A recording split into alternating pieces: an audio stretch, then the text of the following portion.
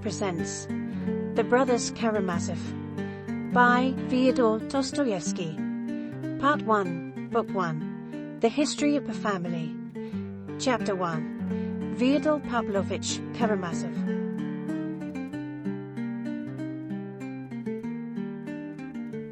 Alexei Fyodorovich Karamazov was the third son of Fyodor Pavlovich Karamazov, a landowner well known in our district in his own day, and still remembered among us owing to his gloomy and tragic death, which happened 13 years ago, and which I shall describe in its proper place.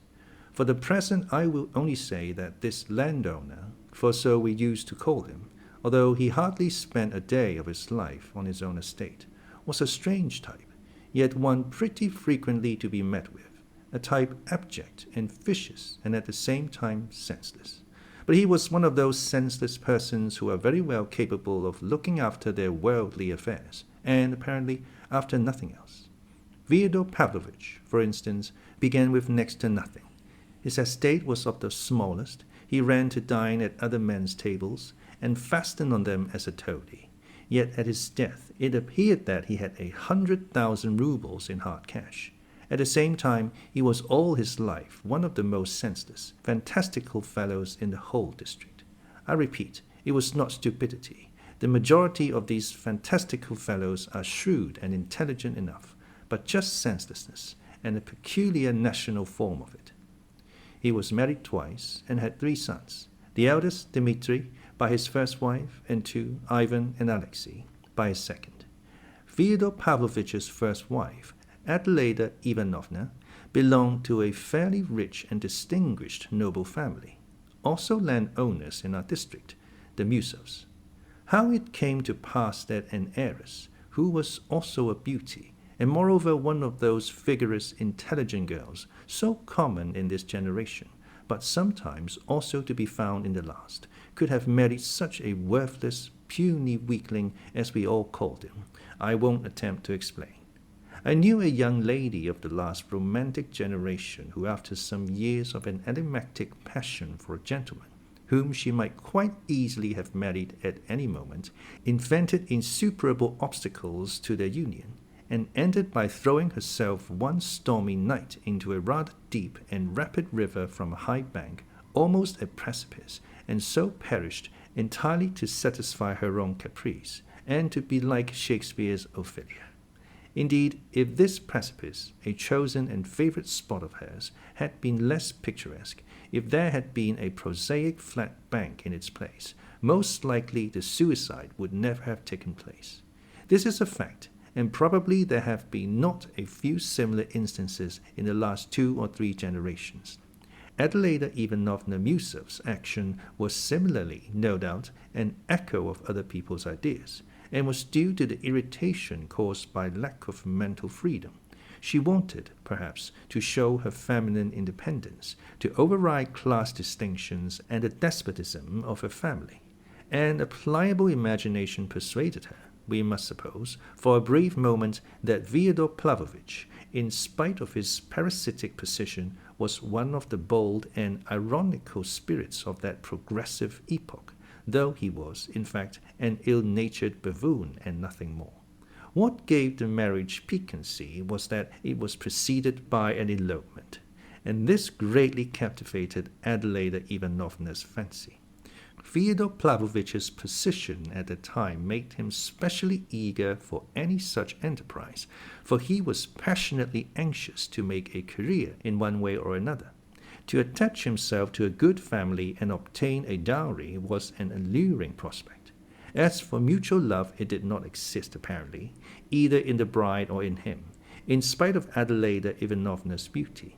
This was, perhaps, a unique case of the kind in the life of Fyodor Pavlovich, who was always of a voluptuous temper, and ready to run after any petticoat on the slightest encouragement. She seems to have been the only woman who made no particular appeal to his senses. Immediately after the elopement, Alyosha Ivanovna discerned in the flesh that she had no feeling for her husband but contempt. The marriage accordingly showed itself in its true colors with extraordinary rapidity. although the family accepted the event pretty quickly and apportioned the runaway bride her dowry. The husband and wife began to lead a most disorderly life, and there were everlasting scenes between them. It was said that the young wife showed incomparably more generosity and dignity than Fyodor Pavlovich, who, as is now known, got hold of all her money up to 25,000 rubles as soon as she received it, so that those thousands were lost to her forever. The little village and the rather fine townhouse, which formed part of her dowry, he did his utmost for a long time to transfer to his name, by means of some deed of conveyance. He would probably have succeeded merely from her moral fatigue and desire to get rid of him, and from the contempt and loathing he aroused by his persistent and shameless importunity. But, fortunately, Adelaida Ivanovna's family intervened and circumvented his greediness. It is known for a fact that frequent fights took place between the husband and wife, but rumor had it that Fyodor Pavlovich did not beat his wife, but was beaten by her, for she was a hot-tempered, bold, dark-browed, impatient woman, possessed of remarkable physical strength. Finally, she left the house and ran away from Fyodor Pavlovich with a destitute divinity student, leaving Mitya, a child of 3 years old, in her husband's hands. Immediately, Fyodor Pavlovich introduced a regular harem into the house and abandoned himself to orgies of drunkenness. In the intervals he used to drive all over the province, complaining tearfully to each and all of Adelaida Ivanovna's having left him, going into details too disgraceful for a husband to mention in regard to his own married life. What seemed to gratify him and flatter his self-love most was to play the ridiculous part of the injured husband and to parade his woes with embellishments. One would think that you've got a promotion, Fyodor Pavlovich. You seem so pleased in spite of your sorrow, scoffers said to him. Many even added that he was glad of a new comic part in which to play the buffoon, and that it was simply to make it funnier that he pretended to be unaware of his ludicrous position. But who knows? It may have been simplicity. At last he succeeded in getting on the track of his runaway wife. The poor woman turned out to be in Petersburg, where she had gone with her divinity student, and where she had thrown herself into a life of complete emancipation. Fyodor Pavlovich at once began bustling about, making preparations to go to Petersburg, with what object he could not himself have said. He would perhaps have really gone, but having determined to do so, he felt at once entitled to fortify himself for the journey by another bout of reckless drinking. And just at that time his wife's family received the news of her death in Petersburg. She had died quite suddenly in a garret, according to one story, of typhus, or as another version had it, of starvation. Fyodor Pavlovich was drunk when he heard of his wife's death, and the story is that he ran out into the street and began shouting with joy, raising his hands to heaven, "Lord, now lettest thou thy servant depart in peace." But others say he wept without restraint like a little child, so much so that people were sorry for him, in spite of the repulsion he inspired. It is quite possible that both versions were true, that he rejoiced at his release and at the same time wept for her who released him. As a general rule, people, even the wicked, are much more naive and simple-hearted than we suppose, and we ourselves are, too.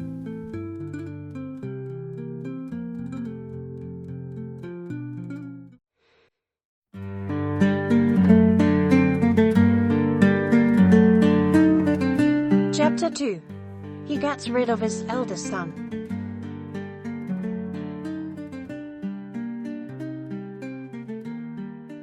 You can easily imagine what a father such a man could be and how he would bring up his children. His behavior as a father was exactly what might be expected. He completely abandoned the child of his marriage with Adelaida Ivanovna, not from malice, nor because of his matrimonial grievances, but simply because he forgot him. While he was wearying everyone with his tears and complaints, and turning his house into a sink of debauchery, a faithful servant of the family, Grigory, took the 3-year-old Mitya into his care. If he hadn't looked after him, there would have been no one even to change the baby's little shirt. It happened, moreover, that the child's relations on his mother's side forgot him too at first. His grandfather was no longer living. His widow, Mitya's grandmother, had moved to Moscow and was seriously ill, while his daughters were married, so that Mitya remained for almost a whole year in old Grigory's charge and lived with him in a servant's cottage. But if his father had remembered him, he would have sent him back to the cottage, as the child would only have been in the way of his debaucheries. But a cousin of Mitya's mother, Pyotr Alexandrovich Musov, happened to return from Paris. He lived for many years afterwards abroad, but was at that time quite a young man, and distinguished among the Musovs as a man of enlightened ideas and of European culture, who had been in the capitals and abroad. Towards the end of his life, he became a liberal of the type common in the 40s and 50s. In the course of his career, he had come into contact with many of the most liberal men of his epoch, both in Russia and abroad. He had known Proudhon and Bakunin personally, and in his declining years was very fond of describing the 3 days of the Paris Revolution of February 1848, hinting that he himself had almost taken part in the fighting on the barricades. This was one of the most grateful recollections of his youth. He had an independent property of about 8,000 souls, to reckon in the old style. His splendid estate lay on the outskirts of our little town and bordered on the lands of our famous monastery, with which Pyotr Alexandrovich began an endless lawsuit, almost as soon as he came into the estate, concerning the rights of fishing in the river or wood-cutting in the forest. I don't know exactly which. He regarded it as his duty as a citizen and a man of culture to open an attack upon the clericals. Hearing all about Adelaida Ivanovna, whom he, of course, remembered, and in whom he had at one time been interested, and learning of the existence of Mitya, he intervened, in spite of all his youthful indignation and contempt for Fyodor Pavlovich. He made the latter's acquaintance for the first time, and told him directly that he wished to undertake the child's education. He used long afterwards to tell, as a characteristic touch, that when he began to speak of Mitya, Fyodor Pavlovich looked for some time as though he did not understand what child he was talking about, and even as though he was surprised to hear that he had a little son in the house. The story may have been exaggerated, yet it must have been something like the truth. Fyodor Pavlovich was all his life fond of acting, of suddenly playing an unexpected part, sometimes without any motive for doing so, and even to his own direct disadvantage, as, for instance, in the present case. This habit, however, is characteristic of a very great number of people, some of them very clever ones, not like Fyodor Pavlovich. Pyotr Alexandrovich carried the business through vigorously, and was appointed, with Fyodor Pavlovich, joint guardian of the child, who had a small property, a house and land, left him by his mother. Mitya did, in fact, pass into this cousin's keeping, but as the latter had no family of his own, and after securing the revenues of his estates was in haste to return at once to Paris, he left the boy in charge of one of his cousins, a lady living in Moscow.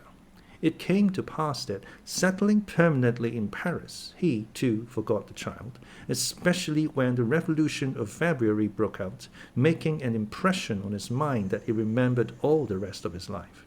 The Moscow lady died. Mitya passed into the care of one of her married daughters. I believe he changed his home a 4th time later on. I won't enlarge upon that now, as I shall have much to tell later of Fyodor Pavlovich's firstborn, and must confine myself now to the most essential facts about him, without which I could not begin my story. In the first place, this Mitya, or rather Dmitri Fyodorovich, was the only one of Fyodor Pavlovich's 3 sons who grew up in the belief that he had property, and that he would be independent on coming of age. He spent an irregular boyhood and youth. He did not finish his studies at the gymnasium. He got into a military school, then went to the Caucasus, was promoted, fought a duel, and was degraded to the ranks, earned promotion again, led a wild life, and spent a good deal of money. He did not begin to receive any income from Fyodor Pavlovich until he came of age, and until then got into debt. He saw and knew his father, Fyodor Pavlovich, for the first time on coming of age, when he visited our neighborhood on purpose to settle with him about his property. He seems not to have liked his father. He did not stay long with him, and made haste to get away. having only succeeded in obtaining a sum of money, and entering into an agreement for future payments from the estate of the revenues and value of which he was unable, upon this occasion, to get a statement from his father. Fyodor Pavlovich remarked for the first time then that Mitya had a vague and exaggerated idea of his property. Fyodor Pavlovich was very well satisfied with this, as in fell in with his own designs. He gathered only that the young man was frivolous, unruly, of violent passions, impatient, and dissipated, and that if he could only obtain ready money he would be satisfied, although only, of course, for a short time. So Fyodor Pavlovich began to take advantage of this fact, sending him from time to time small doses in installments. In the end, when 4 years later, Mitya, losing patience, came a second time to our little town to settle up once for all with his father, it turned out to his amazement that he had nothing, that it was difficult to get an account even, that he had received the whole value of his property in sums of money from Fyodor Pavlovich, and was perhaps even in debt to him, that by various agreements into which he had, of his own desire, entered at various previous dates, he had no right to expect anything more, and so on and so on. The young man was overwhelmed, suspected deceit and cheating, and was almost beside himself. And indeed, this circumstance led to the catastrophe, the account of which forms the subject of my first introductory story, or rather the external side of it. But before I pass to that story, I must say a little of Fyodor Pavlovich's other two sons, and of their origin.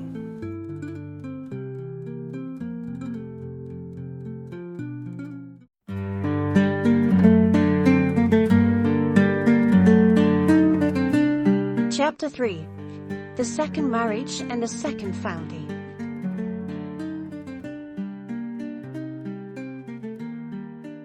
Very shortly after getting his 4-year-old Mitya off his hands, Fyodor Pavlovich married a second time. His second marriage lasted 8 years. He took this second wife, Sofia Ivanovna, also a very young girl, from another province, where he had gone upon some small piece of business in company with a Jew. Though Fyodor Pavlovich was a drunkard and a vicious debauchee, he never neglected investing his capital, and managed his business affairs very successfully, though no doubt not over-scrupulously. Sofia Ivanovna was the daughter of an obscure deacon, and was left from childhood an orphan without relations. She grew up in the house of a general's widow, a wealthy old lady of good position, who was at once her benefactress and tormentor. I do not know the details, but I have only heard that the orphan girl, a meek and gentle creature, was once cut down from a halter in which she was hanging from a nail in the loft. So terrible were her sufferings from the caprice and everlasting nagging of this old woman, who was apparently not bad-hearted, but had become an insufferable tyrant through idleness. Fyodor Pavlovich made her an offer. Inquiries were made about him, and he was refused. But again, as in his first marriage, he proposed an elopement to the orphan girl. There is very little doubt that she would not on any account have married him if she had known a little more about him in time.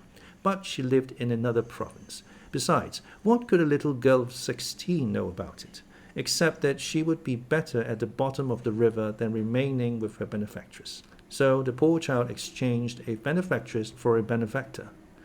Fyodor Pavlovich did not get a penny this time, for the general's widow was furious. She gave them nothing and cursed them both. But he had not reckoned on a dowry. What allured him was the remarkable beauty of the innocent girl, above all her innocent appearance, which had a peculiar attraction for a vicious profligate, who had hitherto admired only the coarser types of feminine beauty.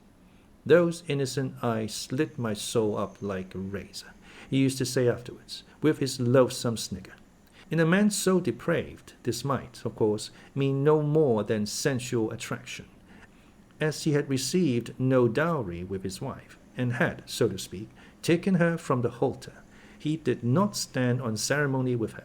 Making her feel that she had wronged him, he took advantage of her phenomenal meekness and submissiveness to trample on the elementary decencies of marriage. He gathered loose women into his house and carried on orgies of debauchery in his wife's presence. To show what a passings had come to, I may mention that Grigory, the gloomy, stupid, obstinate, argumentative servant who had always hated his first mistress, Adelaida Ivanovna, took the side of his new mistress. He championed her cause, abusing Fyodor Pavlovich in a manner little befitting a servant, and on one occasion broke up the revels and drove all the disorderly women out of the house. In the end, this unhappy young woman, kept in terror from her childhood, fell into that kind of nervous disease which is most frequently found in peasant women who are said to be possessed by devils. At times, after terrible fits of hysterics, she even lost her reason. Yet she bore Fyodor Pavlovich 2 sons, Ivan and Alexei, the eldest in the first year of marriage and the second 3 years later. When she died, little Alexei was in his 4th year, and, strange as it seems, I know that he remembered his mother all his life, like a dream, of course. At her death, almost exactly the same thing happened to the 2 little boys as to their elder brother, Mitya. They were completely forgotten and abandoned by their father. They were looked after by the same Grigory and lived in his cottage, where they were found by the tyrannical old lady who had brought up their mother. She was still alive, and had not, all those 8 years, forgotten the insult done her. All that time she was obtaining exact information as to her Sophia's manner of life, and hearing of her illness and hideous surroundings, she declared aloud 2 or 3 times to her retainers, "It serves her right. God has punished her for her ingratitude." Exactly 3 months after Sofia Ivanovna's death, the general's widow suddenly appeared in our town and went straight to Fyodor Pavlovich's house. She spent only half an hour in the town, but she did a great deal. It was evening. Fyodor Pavlovich, whom she had not seen for those 8 years, came in to her drunk. The story is that instantly upon seeing him, without any sort of explanation, she gave him 2 good, resounding slaps on the face, seized him by a tuft of hair, and shook him 3 times up and down. Then, without a word, she went straight to the cottage to the 2 boys. Seeing at the first glance that they were unwashed and in dirty linen, she promptly gave Grigory, too, a box on the ear, and announcing that she would carry off both the children, she wrapped them just as they were in a rug, put them in the carriage, and drove off to her own town. Grigory accepted the blow like a devoted slave, without a word, and when he escorted the old lady to her carriage, he made her a low bow and pronounced impressively that God would repay her for the offense. "You are a blockhead all the same," the old lady shouted to him as she drove away. Fyodor Pavlovich, thinking it over, decided that it was a good thing, and did not refuse the general's widow his formal consent to any proposition in regard to his children's education. As for the slaps she had given him, he drove all over the town telling the story. It happened that the old lady died soon after this, but she left the boys in her will 1,000 rubles each for their instruction, and so that all be spent on them exclusively, with the condition that it be so portioned out as to last till they are 21, for it is more than adequate provision for such children. If other people think fit to throw away their money, let them. I have not read the will myself, but I heard there was something queer of the sort, very whimsically expressed. The principal heir, Yefim Petrovich Polenov, the marshal of nobility of the province, turned out, however, to be an honest man. Writing to Fyodor Pavlovich and discerning at once that he could extract nothing from him for his children's education, Yefim Petrovich took a personal interest in the orphans. He became especially fond of the younger, Alexei, who lived for a long while as one of his family. I beg the reader to note this from the beginning, and to Yefim Petrovich, a man of generosity and humanity rarely to be met with, the young people were more indebted for their education in bringing up than to anyone. He kept the 2,000 rubles left to them by the general's widow intact, so that by the time they came of age, their portions had been doubled by the accumulation of interest. He educated them both at his own expense, and certainly spent far more than 1,000 rubles upon each of them. I won't enter into a detailed account of their boyhood and youth, but will only mention a few of the most important events. Of the elder, Ivan, I will only say that he grew into a somewhat morose and reserved, though far from timid boy. At 10 years old, he had realized that they were living not in their own home, but on other people's charity, and that their father was a man of whom it was disgraceful to speak. This boy began very early, almost in his infancy, to show a brilliant and unusual aptitude for learning. I don't know precisely why, but he left the family of Ivan Petrovich when he was hardly 13, entering a Moscow gymnasium and boarding with an experienced and celebrated teacher, an old friend of Ivan Petrovich. Ivan used to declare afterwards that this was all due to the ardor for good works of Ivan Petrovich, who was captivated by the idea that the boy's genius should be trained by a teacher of genius. But neither Ivan Petrovich nor this teacher was living when the young man finished at the gymnasium and entered the university. As Ivan Petrovich had made no provision for the payment of the tyrannical old lady's legacy, which had grown from 1,000 to 2, it was delayed, owing to formalities inevitable in Russia, and the young man was in great straits for the first 2 years at the university, as he was forced to keep himself all the time he was studying. It must be noted that he did not even attempt to communicate with his father, perhaps from pride, from contempt for him, or perhaps from his cool common sense, which told him that from such a father he would get no real assistance. However that may have been, the young man was by no means despondent and succeeded in getting work, at first giving 6-penny lessons and afterwards getting paragraphs on street incidents into the newspapers under the signature of eyewitness. These paragraphs, it was said, were so interesting and piquant that they were soon taken. This alone showed the young man's practical and intellectual superiority over the masses of needy and unfortunate students of both sexes who hang about the offices of the newspapers and journals, unable to think of anything better than everlasting entreaties for copying and translations from the French. Having once got into touch with the editors, Ivan Fyodorovich always kept up his connection with them, and in his latter years at the university he published brilliant reviews of books upon various special subjects, so that he became well known in literary circles. But only in his last year he suddenly succeeded in attracting the attention of a far wider circle of readers, so that a great many people noticed and remembered him. It was rather a curious instant. When he had just left university and was preparing to go abroad upon his 2,000 rubles, Ivan Fyodorovich published in one of the more important journals a strange article which attracted general notice on a subject of which he might have been supposed to know nothing, as he was a student of natural science. The article dealt with a subject which was being debated everywhere at the time, the position of the ecclesiastical courts. After discussing several opinions on the subject, he went on to explain his own view. What was most striking about the article was its tone and its unexpected conclusion.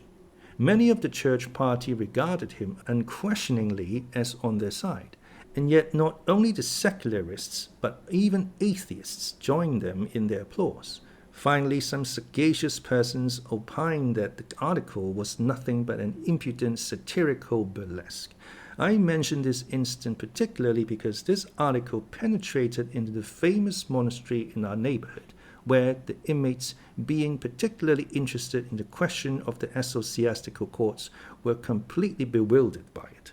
Learning the author's name, they were interested in his being a native of the town and the son of that Fyodor Pavlovich, and just then it was that the author himself made his appearance among us. Why Ivan Fyodorovich had come amongst us, I remember asking myself at the time with a certain uneasiness. This fateful visit, which was the first step leading to so many consequences, I never fully explained to myself. It seemed strange on the face of it that a young man so learned, so proud, and apparently so cautious, should suddenly visit such an infamous house, and the father who had ignored him all his life, hardly knew him, never thought of him, and would not under any circumstances have given him money, though he was always afraid that his sons Ivan and Alexei would also come to ask him for it. And here the young man was staying in the house of such a father, had been living with him for 2 months, and they were on the best possible terms. This last fact was a special cause of wonder to many others as well as to me. Pyotr Alexandrovich Mirsov, of whom we have spoken already, the cousin of Fyodor Pavlovich's first wife, happened to be in the neighborhood again on a visit to his estate. He had come from Paris, which was his permanent home. I remember that he was more surprised than anyone when he made the acquaintance of the young man, who interested him extremely, and with whom he sometimes argued and not without an inner pang compared himself in acquirements. He is proud, he used to say. He will never be in want of pence. He has got money enough to go abroad now. What does he want here? Everyone can see that he hasn't come for money, for his father would never give him any. He has no taste for drink and dissipation, and yet his father can't do without him. They get on so well together. That was the truth. The young man had an unmistakable influence over his father, who positively appeared to be behaving more decently and even seemed at times ready to obey his son, though often extremely and even spitefully perverse. It was only later that we learned that Ivan had come partly at the request of and in the interests of his elder brother Dmitri, whom he saw for the first time on this very visit, though he had before leaving Moscow been in correspondence with him about an important matter of more concern to Dmitri than himself. What that business was, the reader will learn fully in due time. Yet even when I did know of this special circumstance, I still felt Ivan Fyodorovich to be an enigmatic figure, and thought his visit rather mysterious. I may add that Ivan appeared at the time in the light of a mediator between his father and his elder brother Dmitri, who was in open quarrel with his father and even planning to bring an action against him. The family, I repeat, was now united for the first time, and some of its members met for the first time in their lives. The younger brother Alexei had been a year already among us, having been the first of the three to arrive. It is of that brother Alexei I find it most difficult to speak in this introduction, yet I must give some preliminary account of him, if only to explain one queer fact, which is that I have to introduce my hero to the reader wearing the cassock of a novice. Yes, he had been for the last year in our monastery, and seemed willing to be cloistered there for the rest of his life.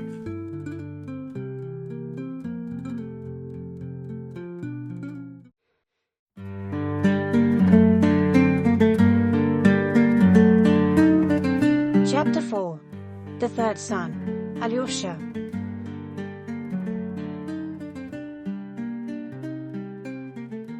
He was only 20. His brother Ivan was in his 24th year at the time, while their elder brother Dmitri was 27. First of all, I must explain that this young man, Alyosha, was not a fanatic, and, in my opinion at least, was not even a mystic. I may as well give my full opinion from the beginning. He was simply an early lover of humanity, and that he adopted the monastic life was simply because at that time it struck him, so to say, as the ideal escape for his soul struggling from the darkness of worldly wickedness to the light of love. And the reason this life struck him in this way was that he found in it at that time, as he thought, an extraordinary being, our celebrated elder Zosima, to whom he became attached with all the warm first love of his ardent heart. But I do not dispute that he was very strange even at that time, and had been so indeed from his cradle. I have mentioned already, by the way, that though he lost his mother in his 4th year, he remembered her all his life, her face, her caresses, as though she stood living before me. Such memories may persist, as everyone knows, from an even earlier age, even from 2 years old, but scarcely standing out through a whole lifetime like spots of light out of darkness, like a corner torn out of a huge picture, which has all faded and disappeared except that fragment. That is how it was with him.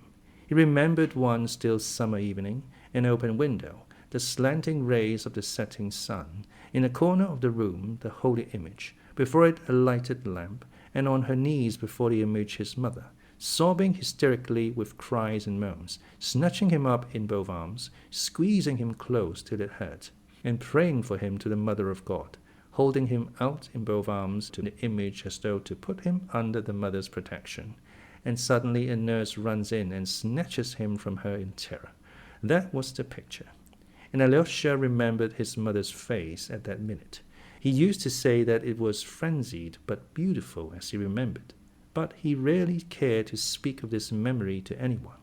In his childhood and youth he was by no means expansive, and talked little indeed, but not from shyness or sullen unsociability.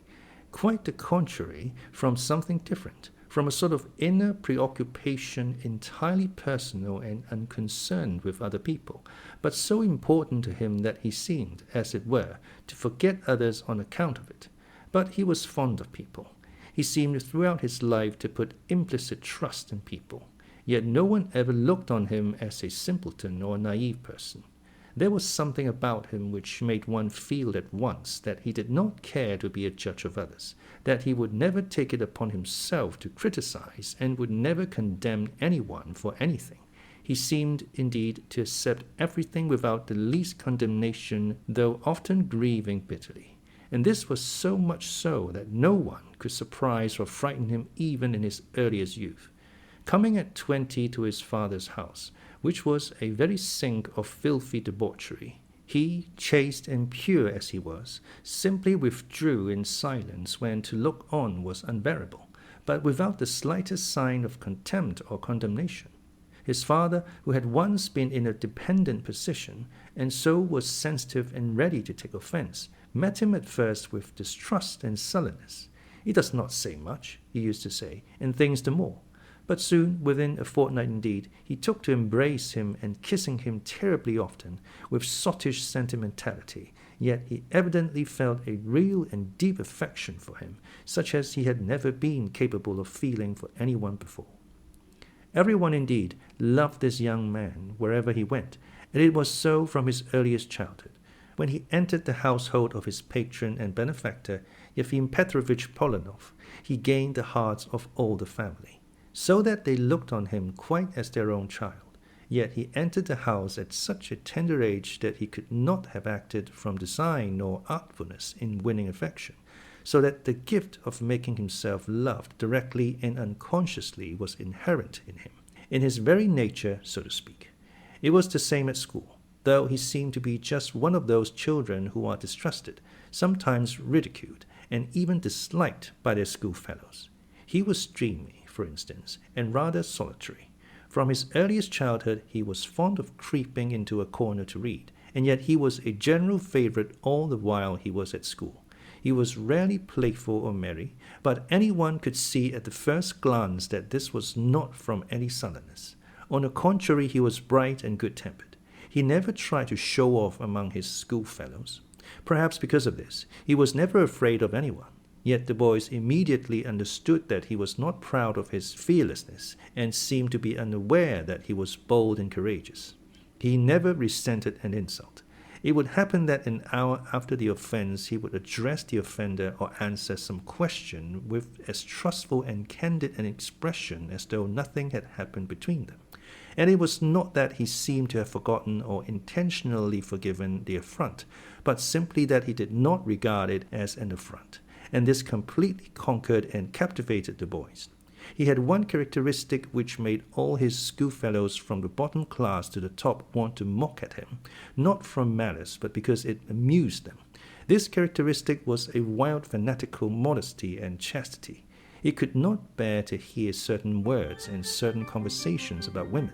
There are certain words and conversations unhappily impossible to eradicate in schools.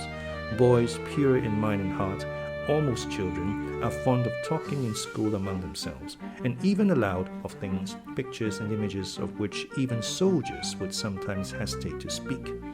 More than that, much that soldiers have no knowledge or conception or is familiar to quite young children of our intellectual and higher classes.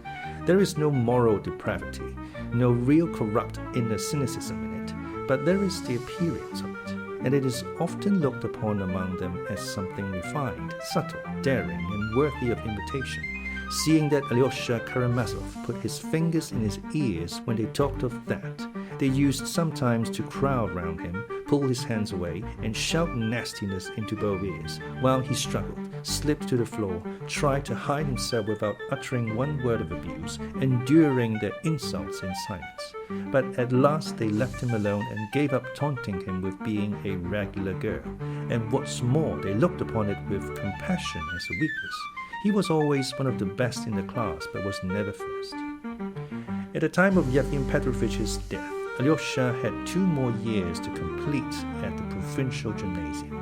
The inconsolable widow went almost immediately after his death for a long visit to Italy with her whole family, which consisted only of women and girls. Alyosha went to live in the house of 2 distant relations of Yefim Petrovich, ladies whom he had never seen before. On what terms he lived with them he did not know himself. It was very characteristic of him, indeed, that he never cared at whose expense he was living. In that respect, he was a striking contrast to his elder brother Ivan, who struggled with poverty for his first 2 years in the university, maintained himself by his own efforts, and had from childhood been bitterly conscious of living at the expense of his benefactor. But this strange trait in Alyosha's character must not, I think, be criticized too severely. For at the slightest acquaintance with him, anyone would have perceived that Alyosha was one of those youths, almost of the type of religious enthusiast, who, if they were suddenly to come into possession of a large fortune, would not hesitate to give it away for the asking, either for good works or perhaps to a clever rogue. In general, he seemed scarcely to know the value of money, not, of course, in the literal sense. When he was given pocket money, which he never asked for, he was either terribly careless of it so that it was gone in a moment, or he kept it for weeks together, not knowing what to do with it. In later years, Pyotr Alexandrovich Miusov, a man very sensitive on the score of money and bourgeois honesty, pronounced the following judgment, after getting to know Alyosha. Here is perhaps the one man in the world whom you might leave alone without a penny, in the center of an unknown town of 1 million inhabitants, and he would not come to harm. He would not die of cold and hunger, for he would be fed and sheltered at once. And if he were not, he would find a shelter for himself, and it would cost him no effort or humiliation.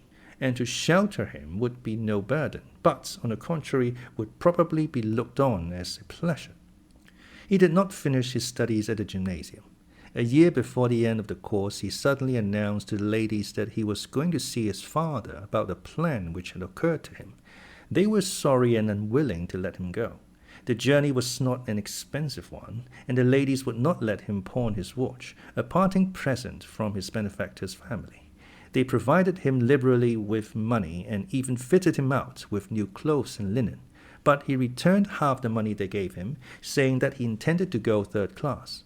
On his arrival in the town, he made no answer to his father's first inquiry why he had come before completing his studies, and seemed, so they say, unusually thoughtful.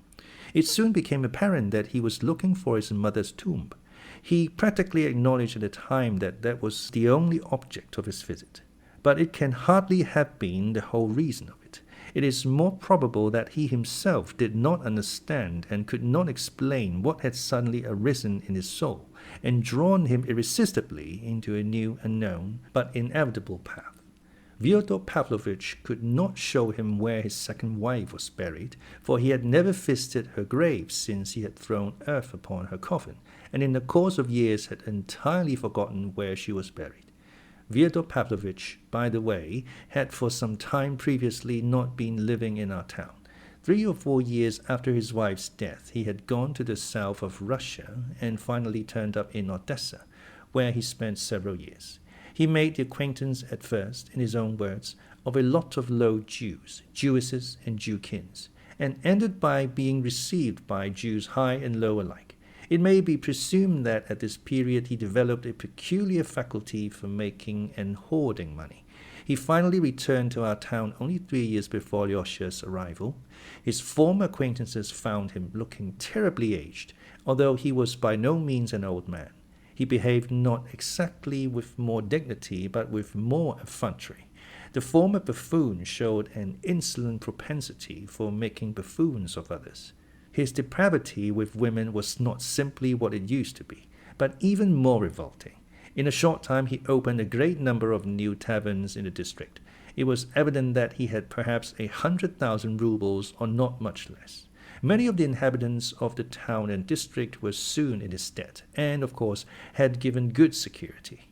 Of late, too, he looked somehow bloated and seemed more irresponsible, more uneven, had sunk into a sort of incoherence. used to begin one thing and go on with another, as though he were letting himself go altogether.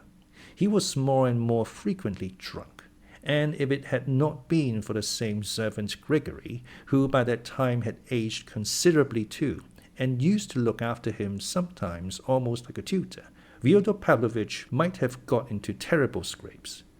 Alyosha's arrival seemed to affect even his moral side, as though something had awakened in this prematurely old man which had long been dead in his soul. "Do you know," he used often to say, looking at Alyosha, "that you are like her, the crazy woman?" That was what he used to call his dead wife, Alyosha's mother. Grigory it was who pointed out the crazy woman's grave to Alyosha. He took him to our town cemetery and showed him in a remote corner a cast-iron tombstone, cheap but decently kept, on which were inscribed the name and age of the deceased and the date of her death, and below a 4-lined verse, such as are commonly used on old-fashioned middle-class tombs. To Alyosha's amazement, this tomb turned out to be Grigory's doing. He had put it up on the poor crazy woman's grave at his own expense, after Fyodor Pavlovich, whom he had often pestered about the grave, had gone to Odessa, abandoning the grave and all his memories. Alyosha showed no particular emotion at the sight of his mother's grave. He only listened to Grigory's minute and solemn account of the erection of the tomb. He stood with bowed head and walked away without uttering a word. It was perhaps a year before he visited the cemetery again. But this little episode was not without an influence upon Fyodor Pavlovich, and a very original one. He suddenly took 1,000 rubles to a monastery to pay for requiems for the soul of his wife, but not for the second, Alyosha's mother, the crazy woman, but for the first, Adelaida Ivanovna, who used to thrash him. In the evening of the same day he got drunk and abused the monks to Alyosha. He himself was far from being religious. He had probably never put a penny candle before the image of a saint. Strange impulses of sudden feeling and sudden thoughts are common in such types. I have mentioned already that he looked bloated. His countenance at this time bore traces of something that testified unmistakably to the life he had led. Besides the long flashy bags under his little, always insolent, suspicious, and ironical eyes, besides the multitude of deep wrinkles in his little fat face, the Adam's apple hung below his sharp chin like a great fleshy goiter, which gave him a peculiar, repulsive, sensual appearance. Add to that a long, rapacious mouth with full lips, between which could be seen little stumps of black decayed teeth. He slobbered every time he began to speak. He was fond indeed of making fun of his own face, though, I believe, he was well satisfied with it. He used particularly to point to his nose, which was not very large, but very delicate and conspicuously aquiline. "A regular Roman nose," he used to say. "With my goiter I've quite the countenance of an ancient Roman patrician of the decadent period." He seemed proud of it. Not long after visiting his mother's grave, Alyosha suddenly announced that he wanted to enter the monastery, and that the monks were willing to receive him as a novice.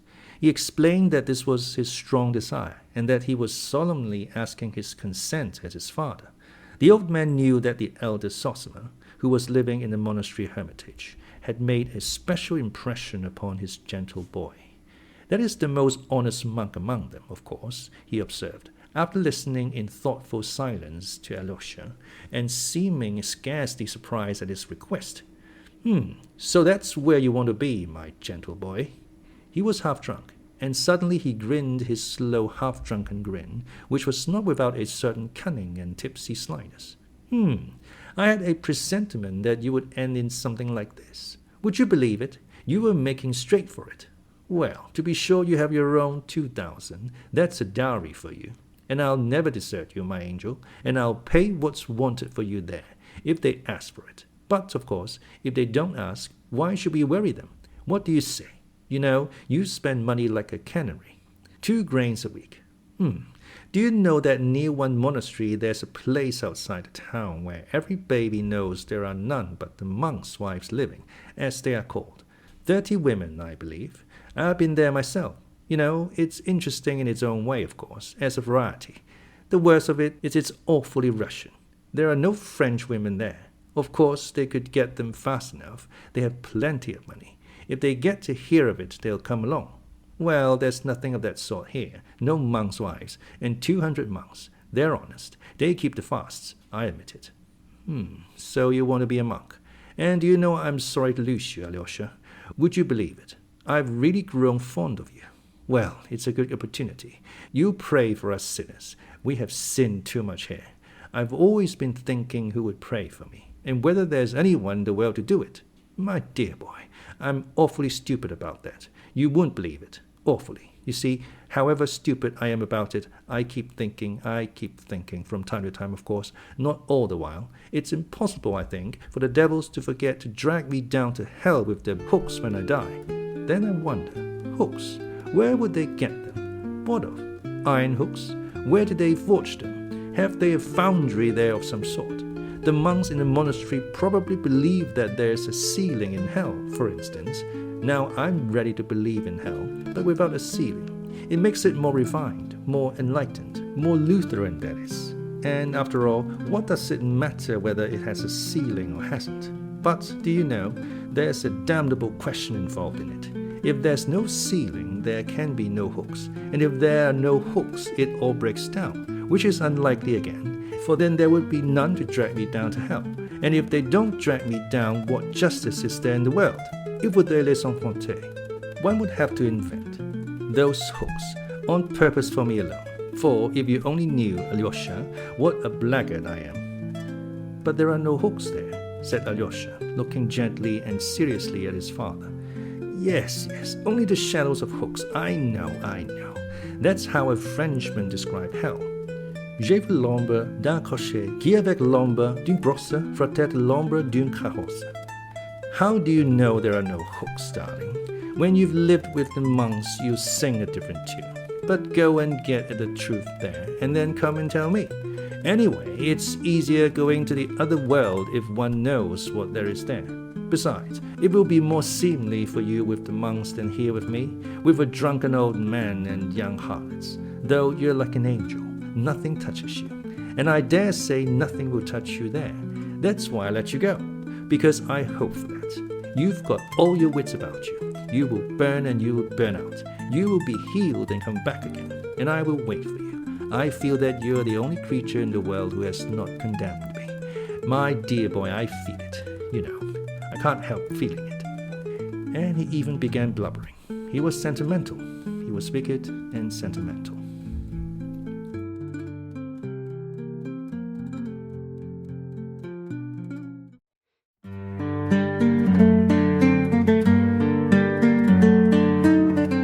Chapter 5. Elders.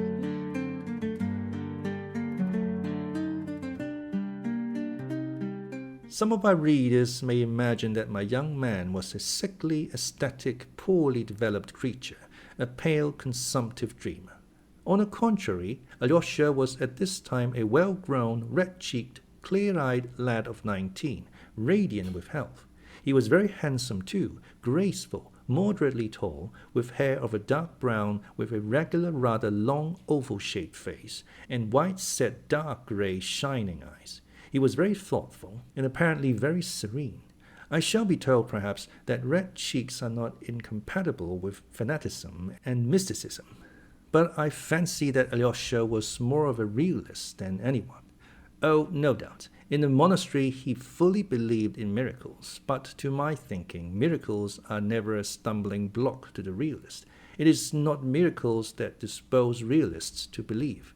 The genuine realist, if he is an unbeliever, will always find strength and ability to disbelieve in the miraculous, and if he is confronted with a miracle as an irrefutable fact, he would rather disbelieve his own senses than admit the fact.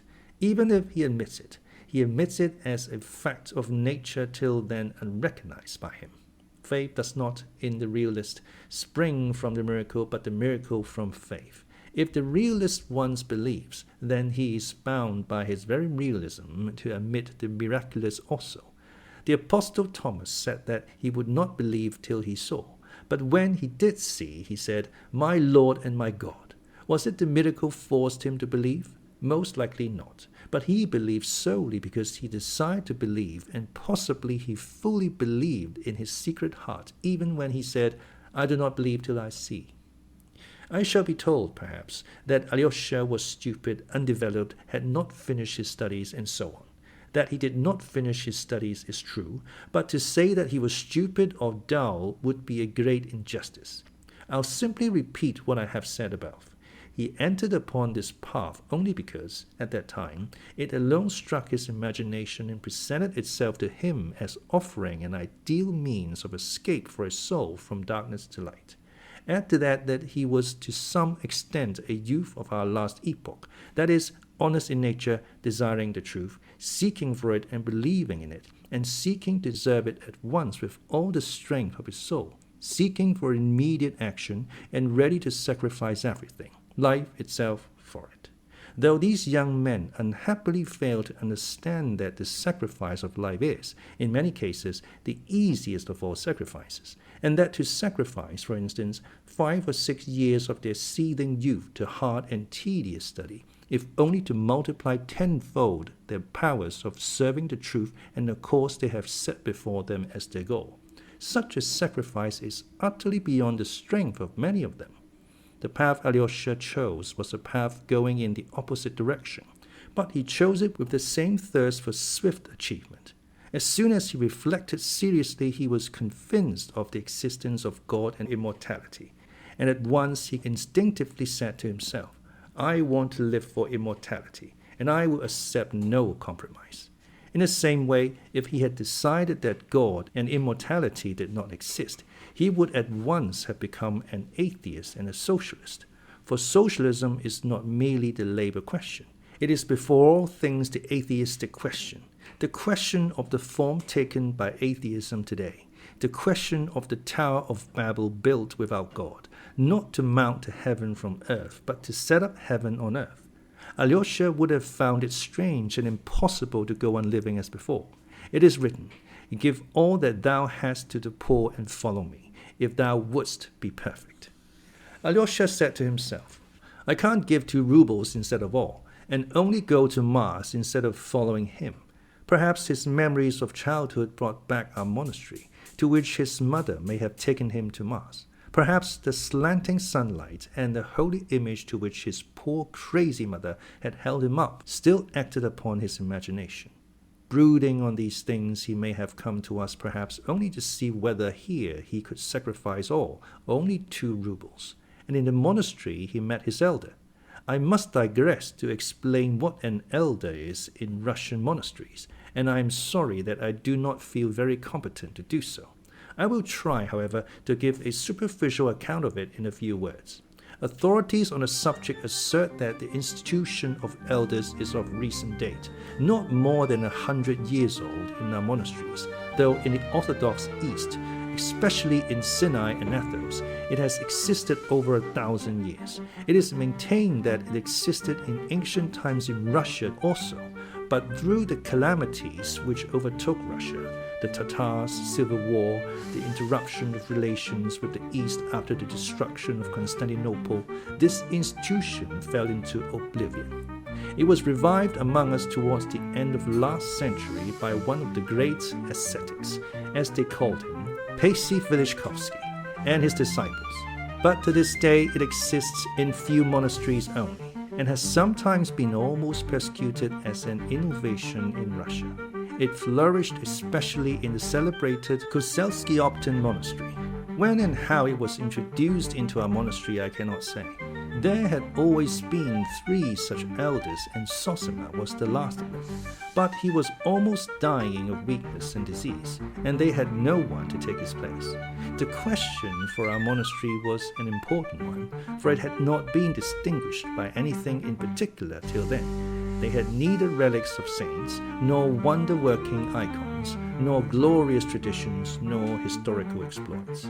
It had flourished and been glorious all over Russia through its elders, to see and hear whom pilgrims had flocked for thousands of miles from all parts. What was such an elder? An elder was one who took your soul, your will, into his soul and his will. When you choose an elder, you renounce your own will and yield it to him in complete submission, complete self-abnegation. This novitiate, this terrible school of abnegation, is undertaken voluntarily in the hope of self-conquest, of self-mastery, in order, after a life of obedience, to attain perfect freedom, that is, from self, to escape the lot of those who have lived their whole life without finding their true selves in themselves. This institution of elders is not founded on theory, but was established in the East from the practice of 1,000 years. The obligations due to an elder are not the ordinary obedience which has always existed in our Russian monasteries. The obligation involves confession to the elder by all who have submitted themselves to him, and to the indissoluble bond between him and them. The story is told, for instance, that in the early days of Christianity, one such novice, failing to fulfill some command laid upon him by his elder, left his monastery in Syria and went to Egypt. There, after great exploits, he was found worthy at last to suffer torture and a martyr's death for the faith. When the church, regarding him as a saint, was burying him, suddenly, at the deacon's exhortation, "Depart all ye unbaptized," the coffin containing the martyr's body left its place and was cast forth from the church, and this took place 3 times.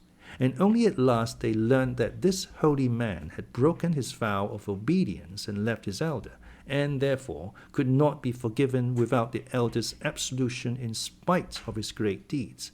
Only after this could the funeral take place. This, of course, is only an old legend, but here is a recent instance. A monk was suddenly commanded by his elder to quit Athos, which he loved as a sacred place and a haven of refuge, and to go first to Jerusalem to do homage to the holy places and then go to the north to Siberia. There is the place for thee and not here. The monk, overwhelmed with sorrow, went to the ecumenical patriarch at Constantinople and besought him to release him from his obedience. But the patriarch replied that not only was he unable to release him, but there was not and could not be on earth a power which could release him except the elder who had himself laid that duty upon him. In this way, the elders are endowed in certain cases with unbounded and inexplicable authority. That is why in many of our monasteries the institution was at first resisted almost to persecution. Meantime, the elders immediately began to be highly esteemed among the people. Masses of the ignorant people as well as men of distinction flocked, for instance, to the elders of our monastery to confess their doubts, their sins, and their sufferings, and ask for counsel and admonition. Seeing this, the opponents of the elders declared that the sacrament of confession was being arbitrarily and frivolously degraded, though the continual opening of the heart to the elder by the monk or the layman had nothing of the character of the sacrament. In the end, however, the institution of elders has been retained and is becoming established in Russian monasteries. It is true, perhaps, that this instrument, which had stood the test of 1,000 years for the moral regeneration of man from slavery to freedom and to moral perfectibility, may be a two-edged weapon, and it may lead some not to humility and complete self-control, but to the most satanic pride, that is, to bondage and not to freedom. The elder Zosima was 65. He came of a family of landowners, had been in the army in early youth, and served in the Caucasus as an officer. He had, no doubt, impressed Alyosha by some peculiar quality of his soul. Alyosha lived in the cell of the elder, who was very fond of him and let him wait upon him. It must be noted that Alyosha was bound by no obligation and could go where he pleased and be absent for whole days. Though he wore the monastic dress, it was voluntarily, not to be different from others. No doubt he liked to do so. Possibly his youthful imagination was deeply stirred by the power and fame of his elder. It was said that so many people had for years past come to confess their sins to Father Zosima and to entreat him for words of advice and healing, that he had acquired the keenest intuition and could tell from an unknown face what a newcomer wanted and what was the suffering on his conscience. He sometimes astounded and almost alarmed his visitors by his knowledge of their secrets before they had spoken a word. Alyosha noticed that many, almost all, went in to the elder for the first time with apprehension and uneasiness, but came out with bright and happy faces. Alyosha was particularly struck by the fact that Father Zosima was not at all stern. On the contrary, he was always almost gay. The monks used to say that he was more drawn to those who were more sinful, and the greater the sinner, the more he loved him. There were, no doubt, up to the end of his life, among the monks some who hated and envied him, but they were few in number and they were silent, though among them were some of great dignity in the monastery. One, for instance, of the older monks distinguished for his strict keeping of fasts and vows of silence.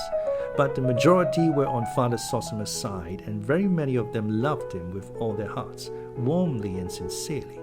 Some were almost fanatically devoted to him, and declared, though not quite aloud, that he was a saint, that there could be no doubt of it, and seeing that his end was near, they anticipated miracles and great glory to the monastery in the immediate future from his relics.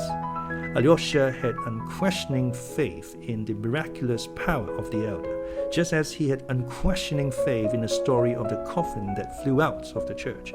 He saw many who came with sick children or relatives and besought the elder to lay hands on them and to pray over them, returned shortly after, some the next day, and, falling in tears at the elder's feet, thanked him for healing their sick. Whether they had really been healed or were simply better in the natural course of the disease was a question which did not exist for Alyosha, for he fully believed in the spiritual power of his teacher and rejoiced in his fame, in his glory, as though it were his own triumph. His heart throbbed, and he beamed, as it were, all over when the elder came out to the gates of the hermitage into the waiting crowd of pilgrims of the humbler class who had flocked from all parts of Russia on purpose to see the elder and obtain his blessing. They fell down before him, wept, kissed his feet, kissed the earth on which he stood, and wailed, while the women held up their children to him and brought him the sick possessed with devils. The elder spoke to them, read a brief prayer over them, blessed them, and dismissed them. Of late he had become so weak through attacks of illness that he was sometimes unable to leave his cell, and the pilgrims waited for him to come out for several days. Alyosha did not wonder why they loved him so, why they fell down before him and wept with emotion merely at seeing his face.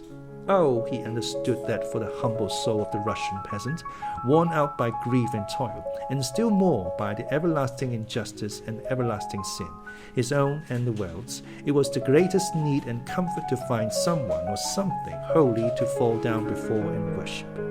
Among us there is sin, injustice, and temptation, but yet somewhere on earth there is someone holy and exalted. He has the truth, he knows the truth, so it is not dead upon the earth, so it will come one day to us too, and rule over all the earth according to the promise. Alyosha knew that this was just how the people felt and even reasoned. He understood it, but that the elder Zosima was the saint and custodian of God's truth. Of that he had no more doubt than the weeping peasants and the sick women who held up their children to the elder. The conviction that after his death the elder would bring extraordinary glory to the monastery was even stronger in Alyosha than in anyone there, and, of late, a kind of deep flame of inner ecstasy burnt more and more strongly in his heart. He was not at all troubled at this elder standing as a solitary example before him. No matter, he is holy. He carries in his heart the secret of renewal for all, that power which will, at last, establish truth on the earth, and all men will be holy and love one another, and there will be no more rich nor poor, no exalted nor humbled, but all will be as the children of God, and the true kingdom of Christ will come. That was the dream in Alyosha's heart. The arrival of his two brothers, whom he had not known till then, seemed to make a great impression on Alyosha. He more quickly made friends with his half-brother Dmitri than with his own brother Ivan. He was extremely interested in his brother Ivan, but when the latter had been 2 months in the town, though they had met fairly often, they were still not intimate. Alyosha was naturally silent, and he seemed to be expecting something, ashamed about something, while his brother Ivan, though Alyosha noticed at first that he looked long and curiously at him, seemed soon to have left off thinking of him.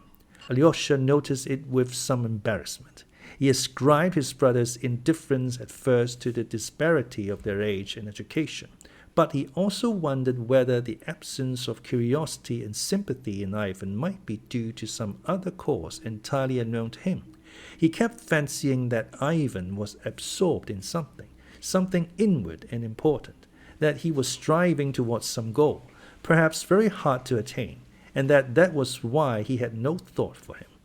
Alyosha wondered too whether there was not some contempt on the part of the learned atheist for him, a foolish novice. He knew for certain that his brother was an atheist. He could not take offense at this contempt, if it existed, yet with an uneasy embarrassment which he did not himself understand, he waited for his brother to come nearer to him.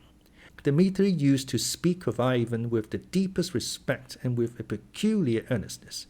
From him Alyosha learned all the details of the important affair which had of late formed such a close and remarkable bond between the two elder brothers. Dmitri's enthusiastic references to Ivan were the more striking in Alyosha's eyes since Dmitri was, compared with Ivan, almost uneducated, and the two brothers were such a contrast in personality and character that it would be difficult to find two men more unlike. It was at this time that the meeting, or rather gathering of the members of this inharmonious family took place in the cell of the elder, who had such an extraordinary influence on Alyosha. The pretext for this gathering was a false one. It was at this time that the discord between Dmitri and his father seemed at its acutest stage, and their relations had become insufferably strained. Fyodor Pavlovich seems to have been the first to suggest, apparently in joke, that they should all meet in Father Zosima's cell, and that, without appealing to his direct intervention, they might more decently come to an understanding under the conciliating influence of the elder's presence. Dmitri, who had never seen the elder, naturally supposed that his father was trying to intimidate him. But as he secretly blamed himself for his outbursts of temper with his father on several recent occasions, he accepted the challenge. It must be noted that he was not, like Ivan, staying with his father, but living apart at the other end of the town. It happened that Pyotr Alexandrovich Musov, who was staying in the district at the time, caught eagerly at the idea. A liberal of the 40s and 50s, a free thinker and atheist, he may have been led on by boredom or the hope of frivolous diversion. He was suddenly seized with the desire to see the monastery and the holy man. As his lawsuit with the monastery still dragged on, he made it the pretext for seeing the superior, in order to attempt to settle it amicably. A visitor coming with such laudable intentions might be received with more attention and consideration than if he came from simple curiosity. Influences from within the monastery were brought to bear on the elder, who of late had scarcely left his cell, and had been forced by illness to deny even his ordinary visitors. In the end, he consented to see them, and the day was fixed. "Who has made me a judge over them?" was all he said, smilingly, to Alyosha. Alyosha was much perturbed when he heard of the proposed visit. Of all the wrangling, quarrelsome party, Dmitri was the only one who could regard the interview seriously. All the others would come from frivolous motives, perhaps insulting to the elder.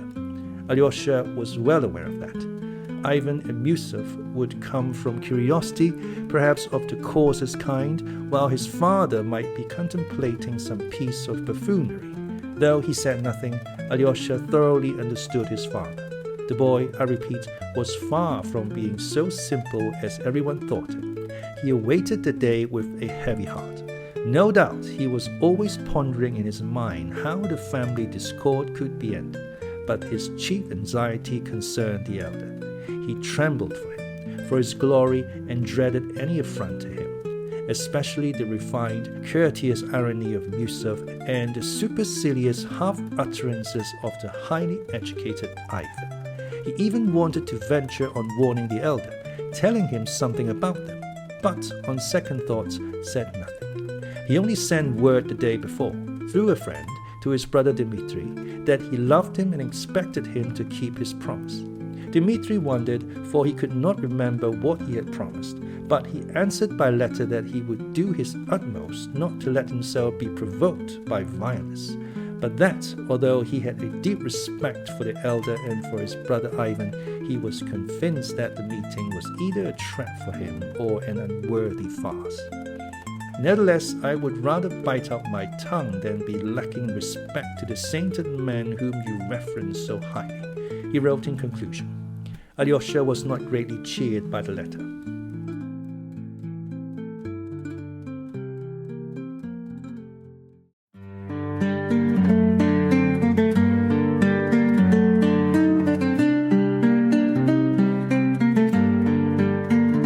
Costa's audiobook presents The Brothers Karamazov by Fyodor Dostoyevsky. Part 1, Book 2, An Unfortunate Gathering. Chapter 1, They Arrive at the Monastery. It was a warm, bright day at the end of August. The interview with the elder had been fixed for 11:30, immediately after late Mass. Our visitors did not take part in the service, but arrived just as it was over.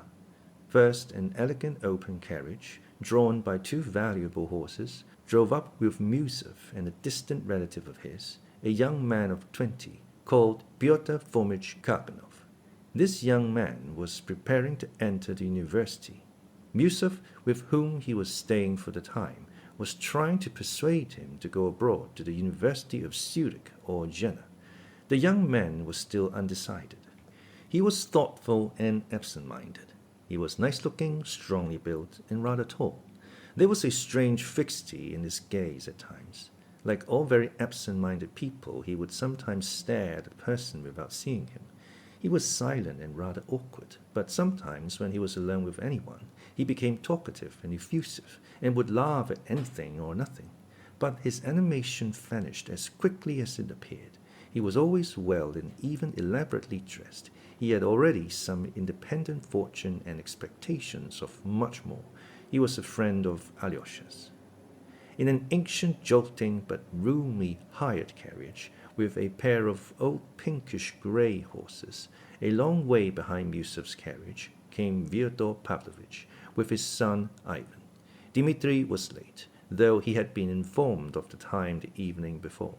The visitors left their carriage at the hotel, outside the precinct, and went to the gates of the monastery on foot. Except Fyodor Pavlovich, none of the party had ever seen the monastery, and Yusuf had probably not even been to church for 30 years. He looked about him with curiosity, together with assumed ease. But except the church and the domestic buildings, though these too were ordinary enough, he found nothing of interest in the interior of the monastery. The last of the worshippers were coming out of the church, bareheaded and crossing themselves. Among the humbler people were a few of higher rank, 2 or 3 ladies and a very old general. They were all staying at the hotel. Our visitors were at once surrounded by beggars, but none of them gave them anything, except young Kalganov, who took a 10-kopeck piece out of his purse, and, nervous and embarrassed, God knows why, hurriedly gave it to an old woman, saying, "Divide it equally."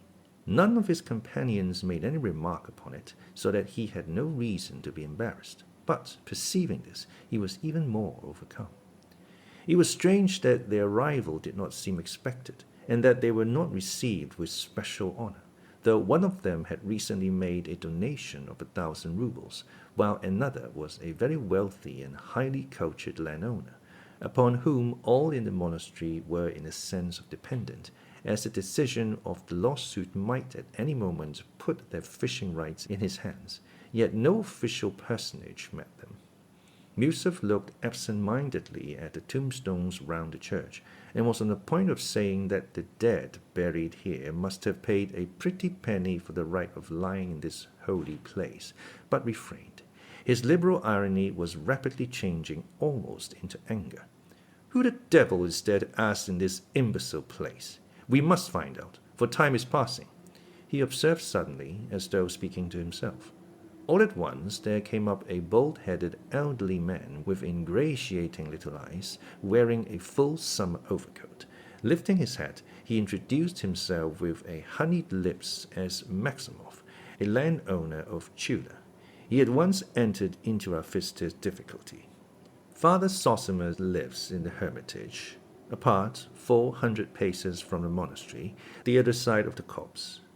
I know it's the other side of the copse, observed Fyodor Pavlovich, but we don't remember the way. It is a long time since we've been here. This way, by this gate, and straight across the copse. The copse. Come with me, won't you? I'll show you. I have to go. I'm going myself. This way, this way. They came up of the gate and turned towards the copse. Maximov, a man of 60, ran rather than walked, turning sideways to stare at them all, with an incredible degree of nervous curiosity. His eyes looked starting out of his head. You see, we have come to the elder upon business of our own, observed Miusov severely. That personage has granted us an audience, so to speak, and so, though we thank you for showing us the way, we cannot ask you to accompany us. I have been there, I have been already. Un chevalier parfait, a perfect knight. And Maximov snapped his fingers in the air. Who is a chevalier? Asked Miusov. The elder, the splendid elder, the honor and glory of the monastery, Zosima, such an elder. But his incoherent talk was cut short by a very pale, wan-looking monk of medium height, wearing a monk's cap, who overtook them. Fyodor Pavlovich and Miusov stopped. The monk, with an extremely courteous, profound bow, announced, "The Father Superior invites all of you gentlemen to dine with him after your visit to the hermitage, at 1 o'clock, not later, and you also," he added, addressing Maximov. "That I certainly will, without fail," cried Fyodor Pavlovich, hugely delighted at the invitation. "And, believe me, we've all given our word to behave properly here. And you, Pyotr Alexandrovich, will you go too?" "Yes, of course. What have I come for but to study all the customs here? The only obstacle to me is your company." "Yes, Dmitri Fyodorovich is non-existent as yet. It would be a capital thing if he didn't turn up. Do you suppose I like all this business, and in your company too? So we will come to dinner. Thank the Father Superior," he said to the monk. "No, it is my duty now to conduct you to the elder," answered the monk. "If so, I'll go straight to the Father Superior, babbled Maximov. "The Father Superior is engaged just now, but as you please." The monk hesitated. "Impertinent old man," Miusov observed aloud, while Maximov ran back to the monastery. "He's like von Sohn," Fyodor Pavlovich said suddenly. "Is that all you can think of? In what way is he like von Sohn? Have you ever seen von Sohn?" "I've seen his portrait. It's not the features, but something indefinable. He's the second von Sohn. I can always tell from the physiognomy." "Ah, I dare say you are a connoisseur in that. But look here, Fyodor Pavlovich, you said just now that we had given our word to behave properly. Remember it. I advise you to control yourself. But if you begin to play the fool, I don't intend to be associated with you here. You see what a man he is." He turned to the monk. "I'm afraid to go among decent people with him."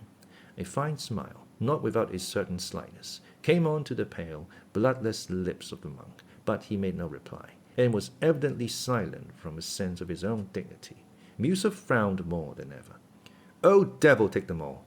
An outer show elaborated through centuries, and nothing but charlatanism and nonsense underneath," flashed through Miusov's mind.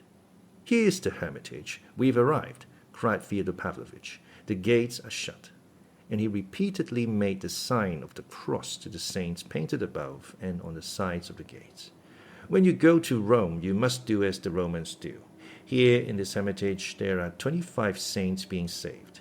They look at one another, they eat cabbages, and not one woman goes in at this gate. That's what is remarkable, and that really is so. But I did hear that the elder receives ladies. He remarked suddenly to the monk, "Women of the people are here too now, lying in the portico there waiting. But for ladies of higher rank, 2 rooms have been built adjoining the portico. But outside the precincts you can see the windows, and the elder goes out to them by an inner passage when he is well enough. They are always outside the precincts. There is a Kharkov lady, Madame Holikov, waiting there now with her sick daughter. Probably he has promised to come out to her, though of late he has been so weak that he has hardly shown himself even to the people. So then there are loopholes, after all, to creep out of the hermitage to the ladies. Don't suppose, Holy Father, that I mean any harm. But do you know that at Athos not only the visitors of women are not allowed, but no creature of the female sex, no hens, nor turkey hens, nor cows? Fyodor Pavlovich, I warn you I shall go back and leave you here. They'll turn you out when I'm gone." "But I'm not interfering with you, Fyodor Alexandrovich. Look," he cried suddenly, stepping within the precincts, "what a vale of roses they live in." Though there were no roses now, there were numbers of rare and beautiful autumn flowers growing wherever there was space for them, and evidently tended by a skillful hand. There were flower beds round the church and between the tombs, and the one-storied wooden house where the elder lived was also surrounded with flowers. And was it like this in the time of the last elder, Philosophy? He didn't care for such elegance. They say he used to jump up and thrash even ladies with a stick, observed Fyodor Pavlovich as he went up the steps. The elder Philosophy did sometimes seem rather strange, but a great deal that's told is foolishness. He never thrashed anyone, answered the monk. Now, gentlemen, if you will wait a minute, I will announce you. Fyodor Pavlovich, for the last time, your compact, do you hear? Behave properly or I will pay you out. Musov had time to mutter again. "I can't think why you're so agitated," Fyodor Pavlovich observed sarcastically. "Are you uneasy about your sins? They say he can tell by one's eyes what one has come about, and what a lot you think of their opinion. You, a Parisian, so advanced. I'm surprised at you." But Musov had no time to reply to this sarcasm. They were asked to come in. He walked in, somewhat irritated. "Now I know myself. I'm annoyed. I shall lose my temper and begin to quarrel, and lower myself in my ideas," he reflected.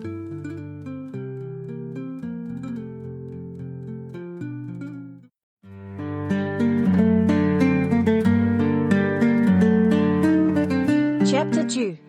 The Old Buffoon.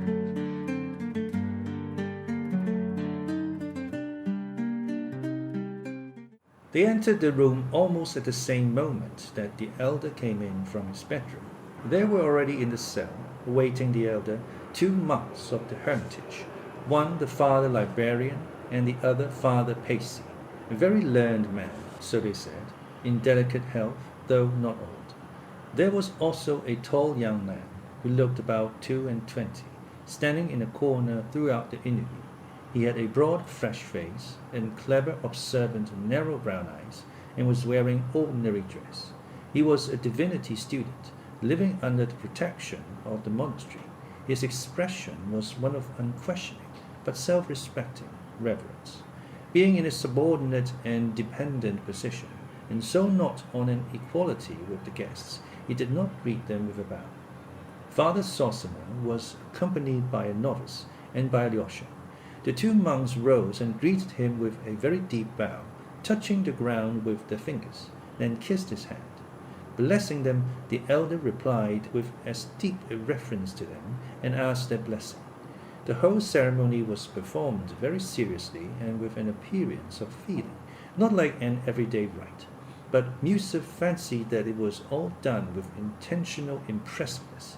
He stood in front of the other visitors. He had reflected upon it the evening before, from simple politeness, since it was the custom here, to have gone up to receive the elder's blessing, even if he did not kiss his hand. But when he saw all this bowing and kissing on the part of the monks, he instantly changed his mind. With dignified gravity, he made a rather deep, conventional bow, and moved away to a chair. Fyodor Pavlovich did the same, mimicking Yusuf like an ape. Ivan bowed with great dignity and courtesy, but he too kept his hands at his sides, while Kalganov was so confused that he did not bow at all. The elder let fall the hand raised to bless them, and bowing to them again, asked them all to sit down. The blood rushed to Alyosha's cheeks. He was ashamed. His forebodings were coming true. Father Zosima sat down on a very old-fashioned mahogany sofa, covered with leather, and made his visitors sit down in a row along the opposite wall on 4 mahogany chairs, covered with shabby black leather. The monks sat, one at the door and the other at the window. The divinity student, the novice, and Alyosha remained standing. The cell was not very large and had a faded look. It contained nothing but the most necessary furniture, of coarse and poor quality. There were 2 pots of flowers in the window, and a number of holy pictures in the corner. Before one huge ancient icon of the Virgin a lamp was burning. Near it were 2 other holy pictures in shining satins, and next them carved cherubims, china eggs, a Catholic cross of ivory with a Mater Dolorosa embracing it, and several foreign engravings from the great Italian artists of past centuries. Next to these costly and artistic engravings were several of the roughest Russian prints of saints and martyrs, such as are sold for a few farthings at all the fairs. On the other walls were portraits of Russian bishops, past and present. Yusuf took a cursory glance at all these conventional surroundings and bent an intent look upon the elder. He had a high opinion of his own insight, a weakness excusable in him as he was 50, an age at which a clever man of the world of established precision can hardly help taking himself rather seriously. At the first moment he did not like Zosima. There was indeed something in the elder's face which many people besides Yusuf might not have liked. He was a short, bent little man, with very weak legs, and though he was only 65, he looked at least 10 years older. His face was very thin and covered with a network of fine wrinkles, particularly numerous about his eyes, which were small, light-colored, quick, and shining like 2 bright points. He had a sprinkling of grey hair about his temples. His pointed beard was small and scanty, and his lips, which smiled frequently, were as thin as 2 threads. His nose was not long, but sharp like a bird's beak. To all appearances a malicious soul, full of petty pride, thought Yusuf. He felt together dissatisfied with his position. A cheap little clock on the wall struck 12 hurriedly, and served to begin the conversation. "Precisely to our time," cried Fyodor Pavlovich, "but no sign of my son Dmitri. I apologize for him, sacred elder. I am always punctual myself, minute for minute, remembering that punctuality is the courtesy of kings." "But you are not a king anyway," Yusuf muttered, losing his self-restraint at once. "Yes, that's true, I'm not a king. And would you believe it, Pyotr Alexandrovich, I was aware of that myself. But there, I always say the wrong thing. Your reference," he cried, with sudden pathos. "You behold before you a buffoon in earnest. I introduce myself as such. It's an old habit, alas. And if I sometimes talk nonsense out of place, it's with the object of amusing people and making myself agreeable. One must be agreeable, mustn't one? I was 7 years ago in a little town where I had business, and I made friends with some merchants there. We went to the captain of police because we had to see him about something, and to ask him to dine with us. He was a tall, fat, fair, sulky man, the most dangerous type in such cases. It's their liver. I went straight up to him, and with the ease of a man of the world, you know. "Mr. Ispravnik," said I, "be a napravnik." "What do you mean by napravnik?" said he. I saw at the first half-second that it had missed fire. He stood there so glum. "I wanted to make a joke," said I, "for the general diversion, as Mr. Napravnik is a well-known Russian orchestra conductor, and what we need for the harmony of our undertaking is someone of that sort." And I explained my comparison very reasonably, didn't I? "Excuse me," said he, "I am an Ispravnik, and I do not allow puns to be made on my calling." He turned and walked away. I followed him, shouting, Yes, you are an Ispravnik, not a Napravnik." "No," he said, "since you called me a Napravnik, I am one. And would you believe it, it ruined our business. And I'm always like that, always injuring myself with my politeness.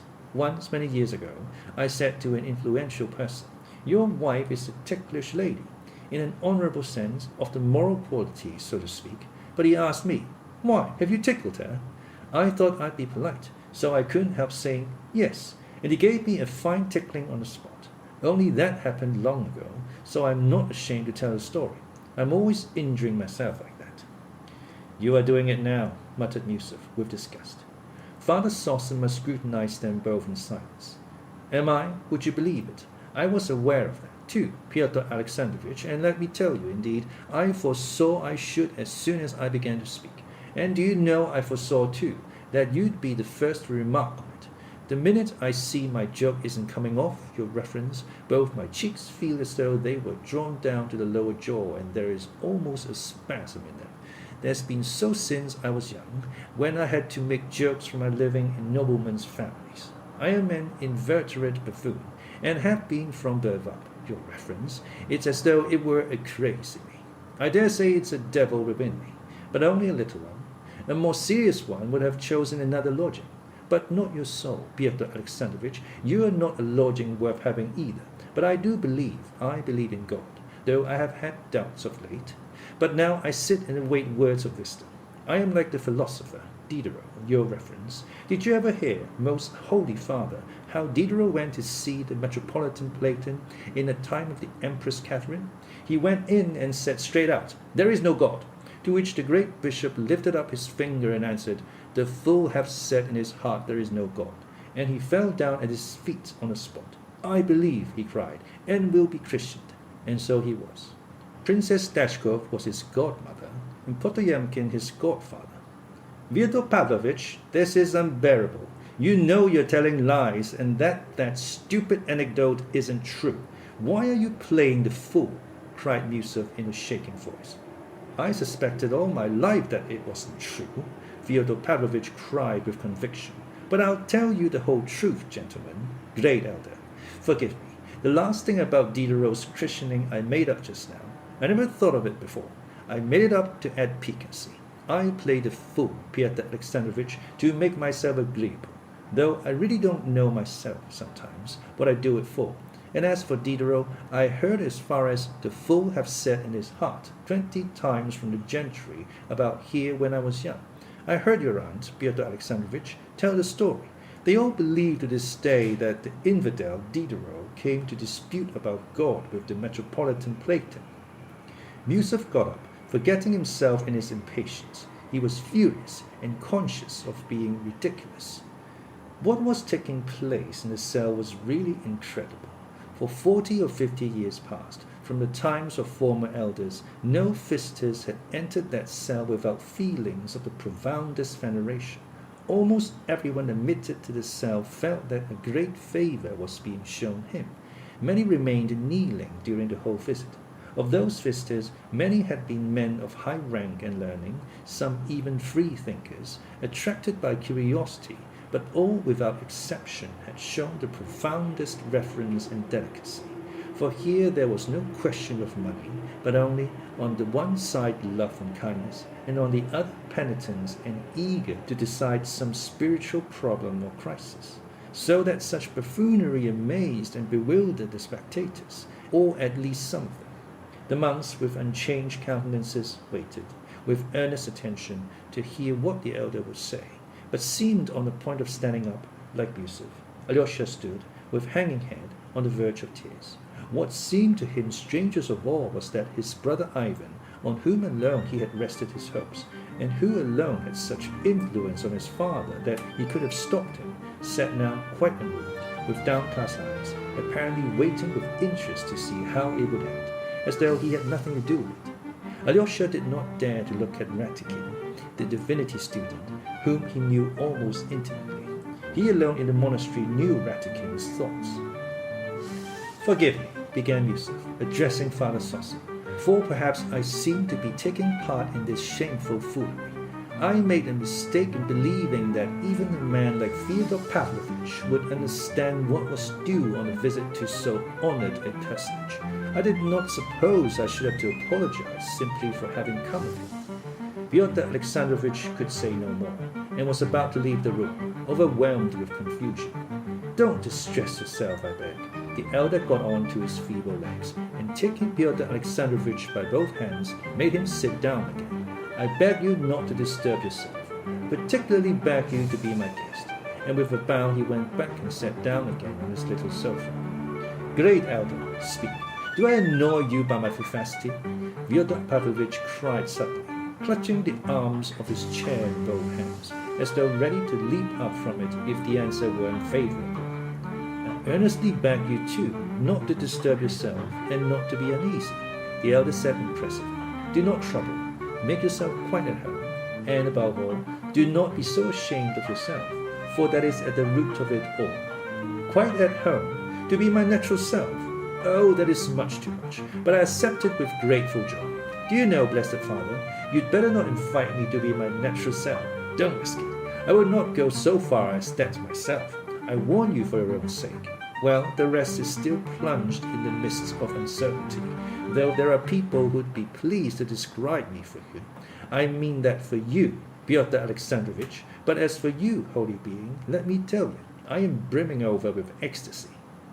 He got up, and throwing up his hands, declaimed, Blessed be the womb that bare thee, and the paps that gave thee suck.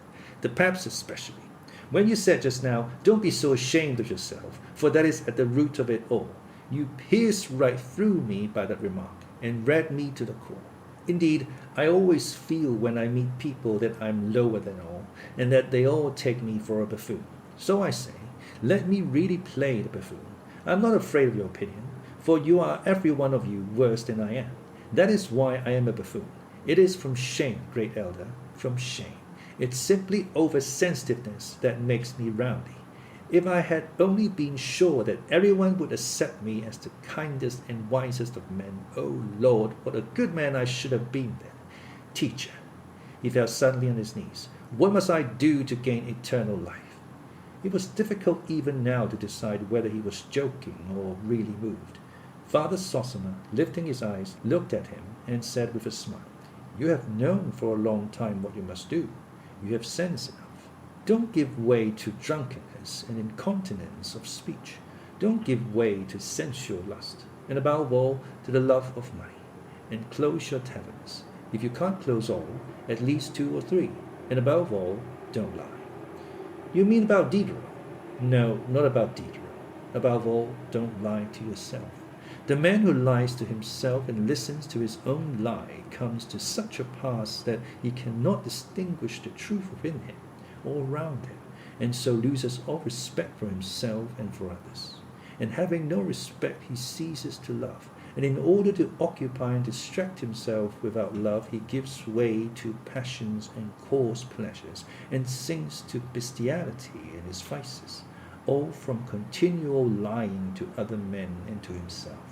The man who lies to himself can be more easily offended than anyone. You know it is sometimes very pleasant to take offense, isn't it? A man may know that nobody has insulted him, but that he has invented the insult for himself, has lied and exaggerated to make it picturesque, has caught at a word and made a mountain out of a molehill. He knows that himself, yet he will be the first to take offense, and will revel in his resentment till he feels great pleasure in it, and so pass to genuine vindictiveness. But get up, sit down, I beg you. All this, too, is deceitful posturing. Blessed man, give me your hand to kiss. Fyodor Pavlovich skipped up and imprinted a rapid kiss on the elder's thin hand. It is pleasure to take offense. You said that so well, as I never heard it before. Yes, I have been all my life taking offense, to please myself, taking offense on aesthetic grounds, for it is not so much pleasant as distinguished sometimes to be insulted.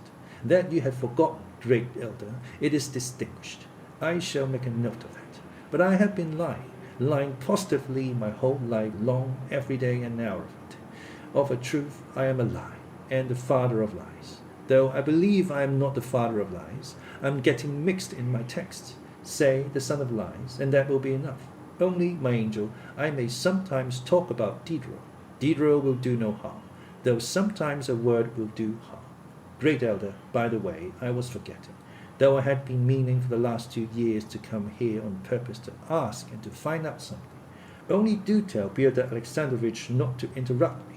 Here is my question. Is it true, great father, that the story is told somewhere in the lives of the saints of a holy saint martyred for his faith who, when his head was cut off at last, stood up, picked up his head and, courteously kissing it, walked a long way, carrying it in his hands?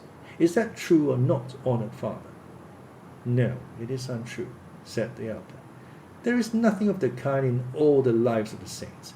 What saint do you say the story is told of? Asked the father librarian. I do not know what saint. I do not know, and can't tell. I was deceived. I was told the story. I had heard it, and do you know who told it? Fyodor Alexandrovich Musov here, who was so angry just now about Diderot.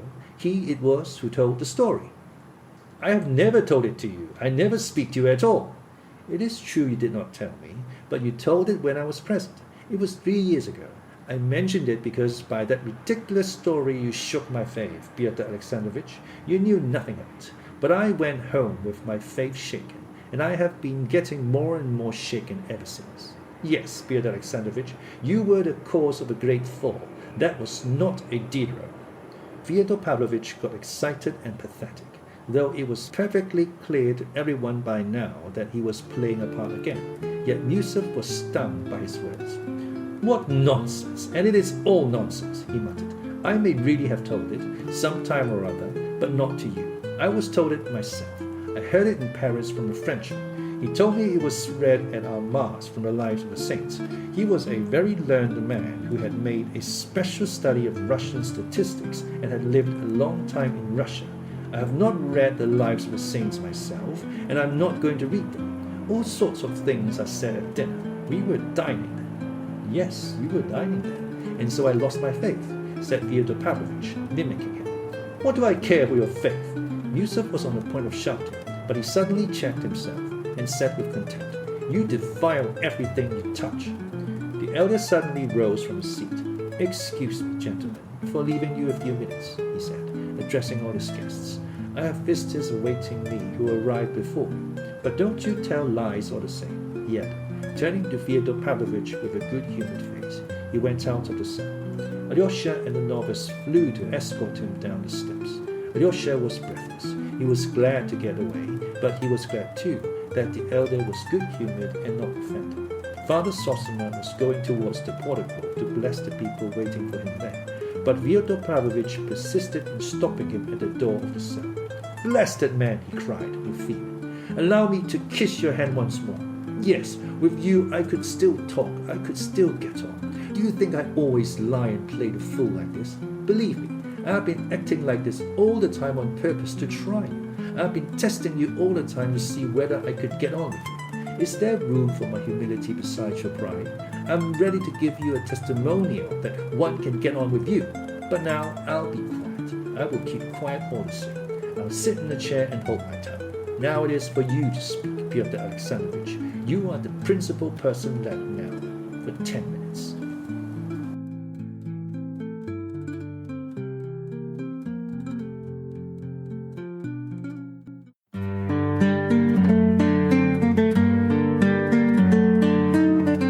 Chapter 3.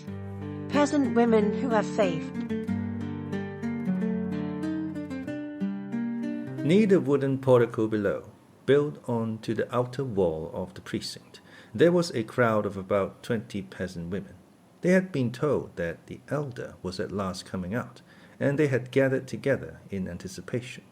2 ladies, Madame Holikov and her daughter, had also come out into the portico to wait for the elder, but in a separate part of it set aside for women of rank. Madame Holikov was a wealthy lady, still young and attractive, and always dressed with taste. She was rather pale, and had lively black eyes. She was not more than 33, and had been 5 years a widow. Her daughter, a girl of 14, was partially paralyzed. The poor child had not been able to walk for the last 6 months, and was wheeled about in a long reclining chair. She had a charming little face, rather thin from illness, but full of gaiety. There was a gleam of mischief in her big dark eyes with their long lashes. Her mother had been intending to take her abroad ever since the spring, but they had been detained all the summer by business connected with their estate.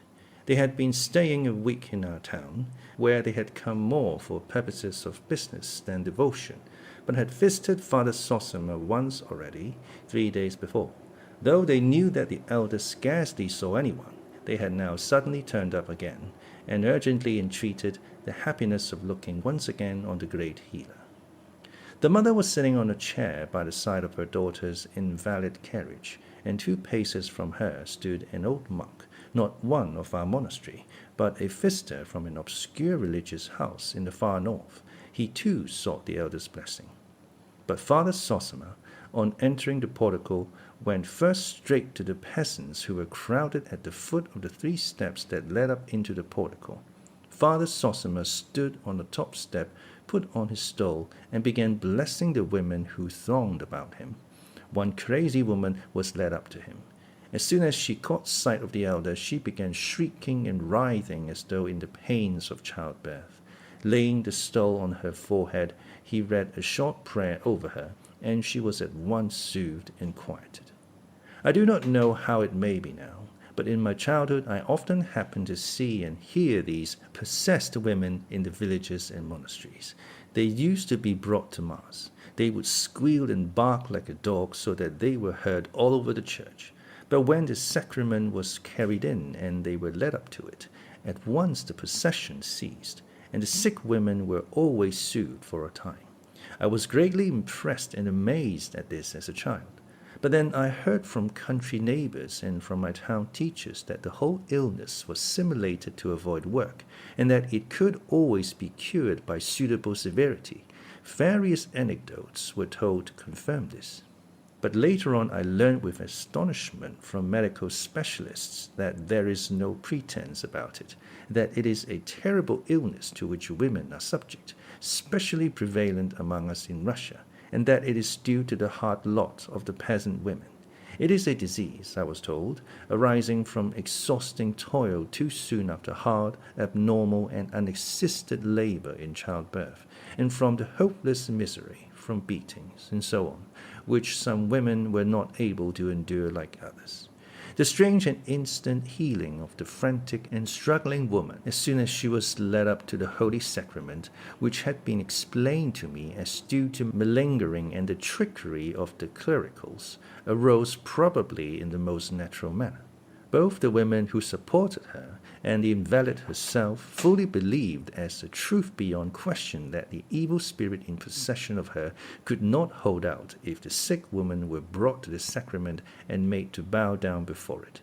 And so, with a nervous and physically deranged woman, a sort of convulsion of the whole organism always took place, and was bound to take place, at the moment of bowing down to the sacrament, aroused by the expectation of the miracle of healing and the implicit belief that it would come to pass. And it did come to pass, though only for a moment. It was exactly the same now as soon as the elder touched the sick woman with the stole. Many of the women in the crowd were moved to tears of ecstasy by the effect of the moment. Some strove to kiss the hem of his garment, others cried out in sing-song voices. He blessed them all and talked with some of them. The possessed woman he knew already. He came from a village only 6 versts from the monastery, and had been brought to him before. But here is one from afar. He pointed to a woman by no means old, but very thin and wasted, with a face not merely sunburned, but almost blackened by exposure. She was kneeling and gazing with a fixed stare at the elder. There was something almost frenzied in her eyes. "From afar off, Father, from afar off. From 200 miles from here, from afar off, Father, from afar off." The woman began in a sing-song voice as though she were chanting a dirge, swaying her head from side to side with her cheek resting in her hand. There is silent and long-suffering sorrow to be met with among the peasantry. It withdraws into itself and is still. But there is a grief that breaks out, and from that minute it bursts into tears and finds vent in wailing. This is particularly common with women, but it is no lighter a grief than the silent. Lamentations comfort only by lacerating the heart still more. Such grief does not desire consolation. It feeds on the sense of its hopelessness. Lamentations spring only from the constant craving to reopen the wound. "You are of the tradesman class," said Father Zosima, looking curiously at her. Townfolk we are, father, townfolk. Yet we are peasants, though we live in the town. I have come to see you, O father. We heard of you, father. We heard of you. I have buried my little son, and I have come on a pilgrimage. I have been in 3 monasteries, but they told me, go, Natasha, go to them. That is to you. I have come. I was yesterday at the service, and today I have come to you. What are you weeping for? It's my little son I'm grieving for, father. He was 3 years old. 3 years old, but 3 months. For my little boy, father. I'm in anguish. For my little boy. He was the last one left. We had 4, my Nikita and I, and now we've no children. Our dear ones have all gone. I buried the first 3 without grieving over much, and now I have buried the last. I can't forget him. He seems always standing before me. He never leaves me. He has withered my heart. I looked at his little clothes, his little shirt, his little boots, and I wail. I lay out all that is left of him, all his little things. I look at them and wail. I say to Nikita, my husband, let me go on the pilgrimage, master. He is a driver. We are not poor people, father, not poor. He drives our own horse. It's all our own, the horse and the carriage. And what good is it all to us now? My Nikita has begun drinking while I'm away. He's sure to. It used to be so before. As soon as I turn my back, he gives way to it. But now I don't think about him. It's 3 months since I left home. I've forgotten him. I've forgotten everything. I don't want to remember. And what would our life be now together? I've done with him. I've done with them all. I don't care to look upon my house and my goods. I don't care to see anything at all. Listen, mother, said the elder. Once in olden times a holy saint saw in the temple a mother like you weeping for her little one, her only one, whom God had taken. Knowest thou not, said the saint to her, how bold these little ones are before the throne of God? Verily there are none bolder than they in the kingdom of heaven. Thou didst give us life, O Lord, they say, and scarcely had we looked upon it when thou didst take it back again. And so boldly they ask and ask again that God gives them at once the rank of angels. Therefore, said the saint, thou too, O mother, rejoice and weep not, for thy little son is with the Lord in the fellowship of the angels. That's what the saint said to the weeping mother of old. He was a great saint, and he could not have spoken falsely. Therefore you too, mother, know that your little one is surely before the throne of God, is rejoicing and happy, and praying to God for you, and therefore weep not, but rejoice. The woman listened to him. Looking down with her cheek in her hand, she sighed deeply. My Nikita tried to comfort me with the same words as you. Foolish one, he said, why weep? Our son is no doubt singing with the angels before God. He says that to me, but he weeps himself. I see that he cries like me. I know, Nikita, said I. Where could he be if not with the Lord God? Only, here with us now, he is not as he used to sit beside us before. And if only I could look upon him one little time, if only I could peep at him one little time, without going up to him, without speaking, if I could be hidden in a corner and only see him for one little minute, hear him playing in the yard, calling in his little voice, Mammy, where are you? If only I could hear him pattering with his little feet about the room just once, only once. For so often I remember how he used to run to me and shout and laugh. If only I could hear his little feet, I should know him. But he's gone, father, he's gone. And I shall never hear him again. Here's his little sash, but him I shall never see or hear now. She drew out of her bosom her boy's little embroidered sash, and as soon as she looked at it, she began shaking with sobs, hiding her eyes with her fingers, through which the tears flowed in a sudden stream. It is Rachel of old, said the elder, weeping for her children, and will not be comforted because they are not. Such is the lot set on earth for you mothers. Be not comforted. Consolation is not what you need. Weep and be not consoled, but weep. Only every time that you weep, be sure to remember that your little son is one of the angels of God, that he looks down from there at you and sees you, and rejoices at your tears, and points at them to the Lord God, and a long while yet will you keep that great mother's grief. But it will turn in the end into quiet joy, and your bitter tears will be only tears of tender sorrow that purifies the heart and delivers it from sin. And I shall pray for the peace of your child's soul. What was his name? Alexei, father. A sweet name, after Alexei, the man of God. Yes, father. What a saint he was. I will remember him, mother, and your grief in my prayers, and I will pray for your husband's health. It is a sin for you to leave him. Your little one will see from heaven that you have forsaken his father, and will weep over you. Why do you trouble his happiness? He is living, for the soul lives forever, and though he is not in the house, he is near you, unseen. How can he go into the house when you say that the house is hateful to you? To whom is he to go if he find you not together, his father and mother? He comes to you in dreams now, and you grieve, but then he will send you gentle dreams. Go to your husband, mother. Go this very day. I will go, father, at your word, I will go. You've gone straight to my heart. My Nikita, you are waiting for me. The woman began in a sing-song voice, but the elder had already turned away to a very old woman, dressed like a dweller in the town, not like a pilgrim. Her eyes showed that she had come with an object, and in order to say something. She said she was the widow of a non-commissioned officer, and lived close by in the town. Her son Vasenka was in the commissariat service, and had gone to Irkutsk in Siberia. He had written twice from there, but now a year had passed since he had written. She did inquire about him, but she did not know the proper place to inquire. Only the other day, Stepanida Ilyinishna, she is a rich merchant's wife, said to me, "You go, Prohorovna, and put your son's name down for a prayer in the church, and pray for the peace of his soul as though he were dead. His soul will be troubled," she said, "and he will write you a letter." And Stepanida Ilyinishna told me it was a certain thing which had been many times tried. Only I am in doubt. Oh, you light of ours, is it true or false, and would it be right? Don't think of it. It's shameful to ask the question.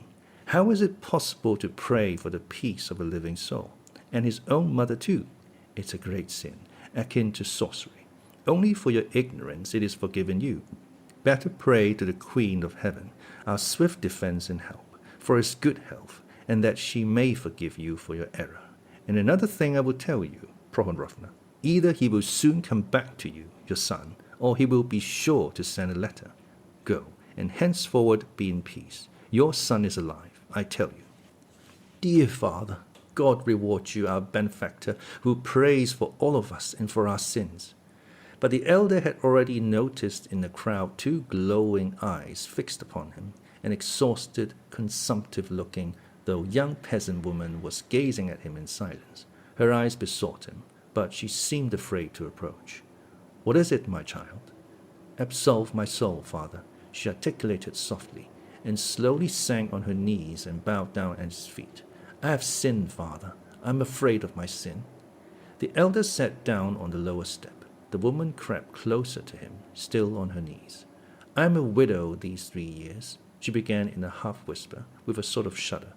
I had a hard life with my husband. He was an old man. He used to beat me cruelly. He lay ill. I thought, looking at him, if he were to get well, if he were to get up again, what then? And then the thought came to me. Stay, said the elder, and he put his ear close to her lips. The woman went on in a low whisper, so that it was almost impossible to catch anything. She had soon done. 3 years ago, asked the elder. 3 years. At first I didn't think about it, but now I've begun to be ill, and the thought never leaves me. Have you come from far? Over 300 miles away. Have you told it in confession? I have confessed it. Twice I have confessed it. Have you been admitted to communion? Yes, I'm afraid. I'm afraid to die. Fear nothing and never be afraid, and don't fret. If only your penitence fail not, God will forgive all. There is no sin, and there can be no sin on all the earth, which the Lord will not forgive to the truly repentant. Man cannot commit a sin so great as to exhaust the infinite love of God. Can there be a sin which could exceed the love of God? Think only of repentance, continual repentance, but dismiss fear altogether. Believe that God loves you as you cannot conceive, that he loves you with your sin in your sin. It has been said of old that over one repentant sinner there is more joy in heaven than over 10 righteous men. Go and fear not. Be not bitter against men. Be not angry if you are wronged. Forgive the dead man in your heart what wrong he did you. Be reconciled with him in truth. If you are penitent, you love. And if you love, you are of God. All things are atoned for. All things are saved by love. If I, a sinner, even as you are, am tender with you and have pity on you, how much more will God? Love is such a priceless treasure that you can redeem the whole world by it, and expiate not only your own sins, but the sins of others. He signed her 3 times with the cross, took from his own neck a little icon and put it upon her. She bowed down to the earth without speaking. He got up and looked cheerfully at a healthy peasant woman with a tiny baby in her arms. From Verzhegorye, dear father. 5 miles you have dragged yourself with the baby. What do you want? I've come to look at you. I have been to you before, or have you forgotten? You've no great memory if you've forgotten me. They told us you were ill. Thinks I'll go and see him for myself. Now I see you, and you're not ill. You'll live another 20 years. God bless you. There are plenty to pray for you. How should you be ill? I thank you for all, daughter. By the way, I have a thing to ask, not a great one. Here are 60 kopecks. Give them, dear father, to someone poorer than me. I thought as I came along, better give through him. He'll know whom to give to. Thanks, my dear, thanks. You're a good woman. I love you. I'll do so certainly. Is that your little girl? My little girl, father, Lizaveta. May the Lord bless you both, you and your babe, Lizaveta. You have gladdened my heart, mother. Farewell, dear children. Farewell, dear ones. He blessed them all and bowed low to them.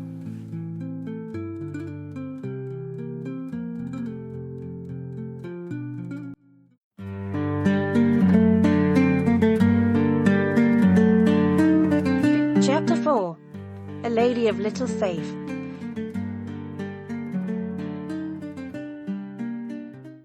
The visitor, looking on the scene of his conversation with the peasants and his blessing them, shed silent tears and wiped them away with her handkerchief. She was a sentimental society lady of genuinely good disposition in many respects. When the elder went up to her at last, she met him enthusiastically. Ah, what I have been feeling, looking on at this touching scene. She could not go on for emotion. Oh, I understand the people's love for you. I love the people myself. I want to love them. And who could help loving them, our splendid Russian people, so simple in their greatness? How is your daughter's health? You wanted to talk to me again? Oh, I have been urgently begging for it. I have prayed for it. I was ready to fall on my knees and kneel for 3 days at your windows until you let me in.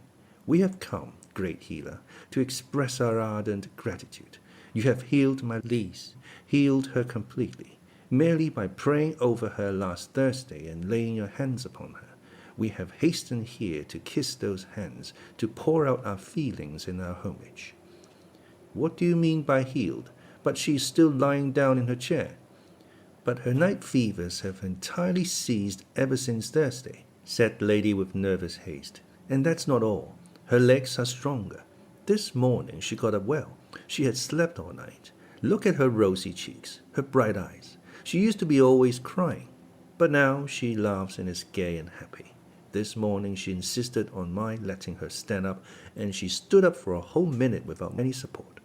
She wagers that in a fortnight she will be dancing in a quadrille. I've called in Dr. Herzenstein.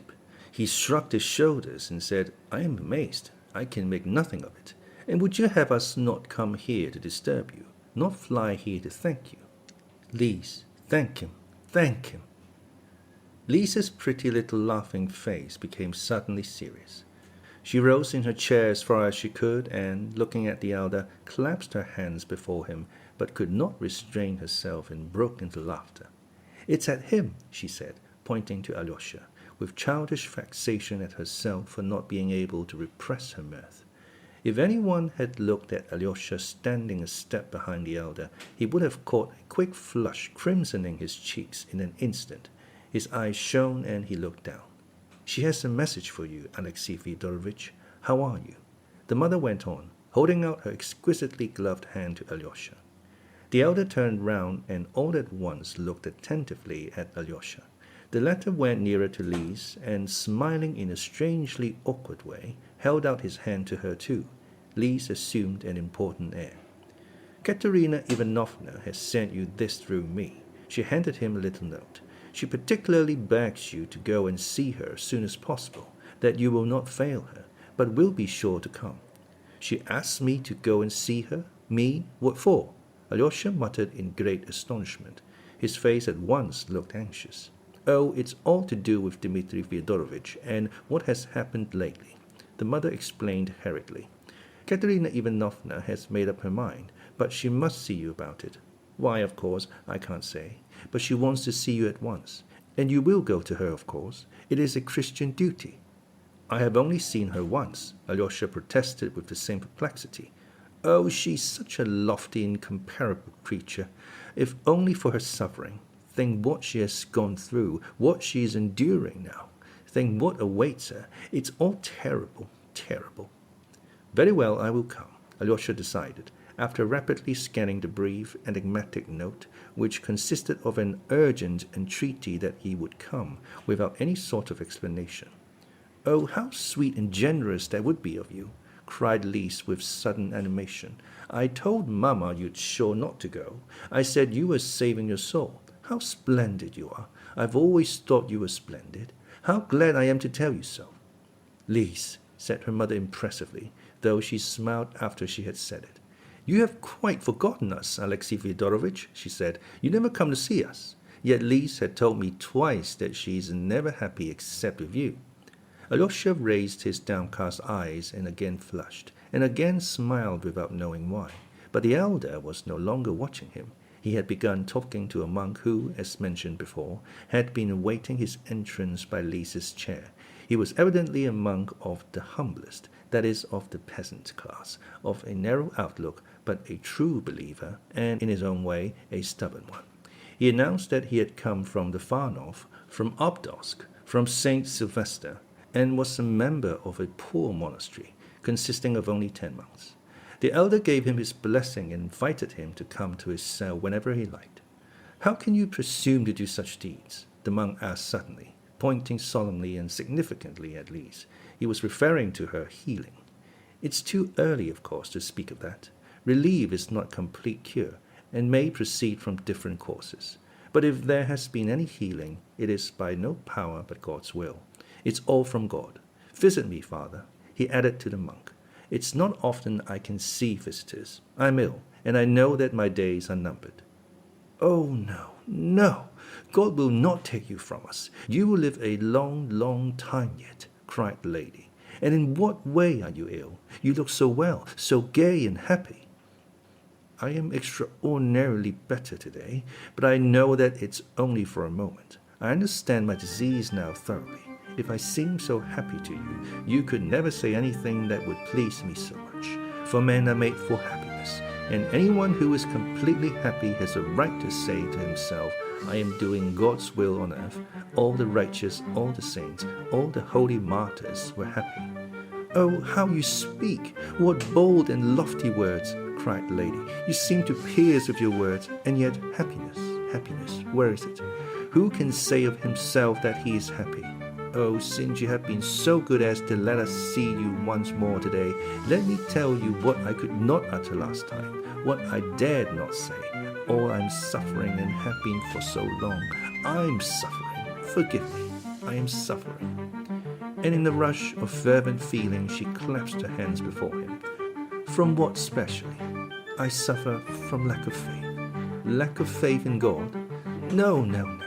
I dare not even think of that. But the future life, it is such an enigma, and no one can solve it. Listen, you are a healer. You are deeply versed in the human soul, and of course I dare not expect you to believe me entirely, but I assure you on my word of honor that I am not speaking lightly now.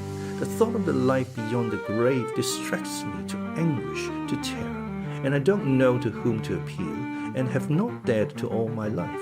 And now I am so bold as to ask you, oh God, what will you think of me now? She clasped her hands.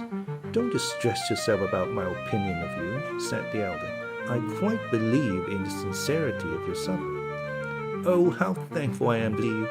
You see, I shut my eyes and ask myself if everyone has faith, Where did it come from? And then they do say that it all comes from terror at the menacing phenomena of nature, and that none of it's real.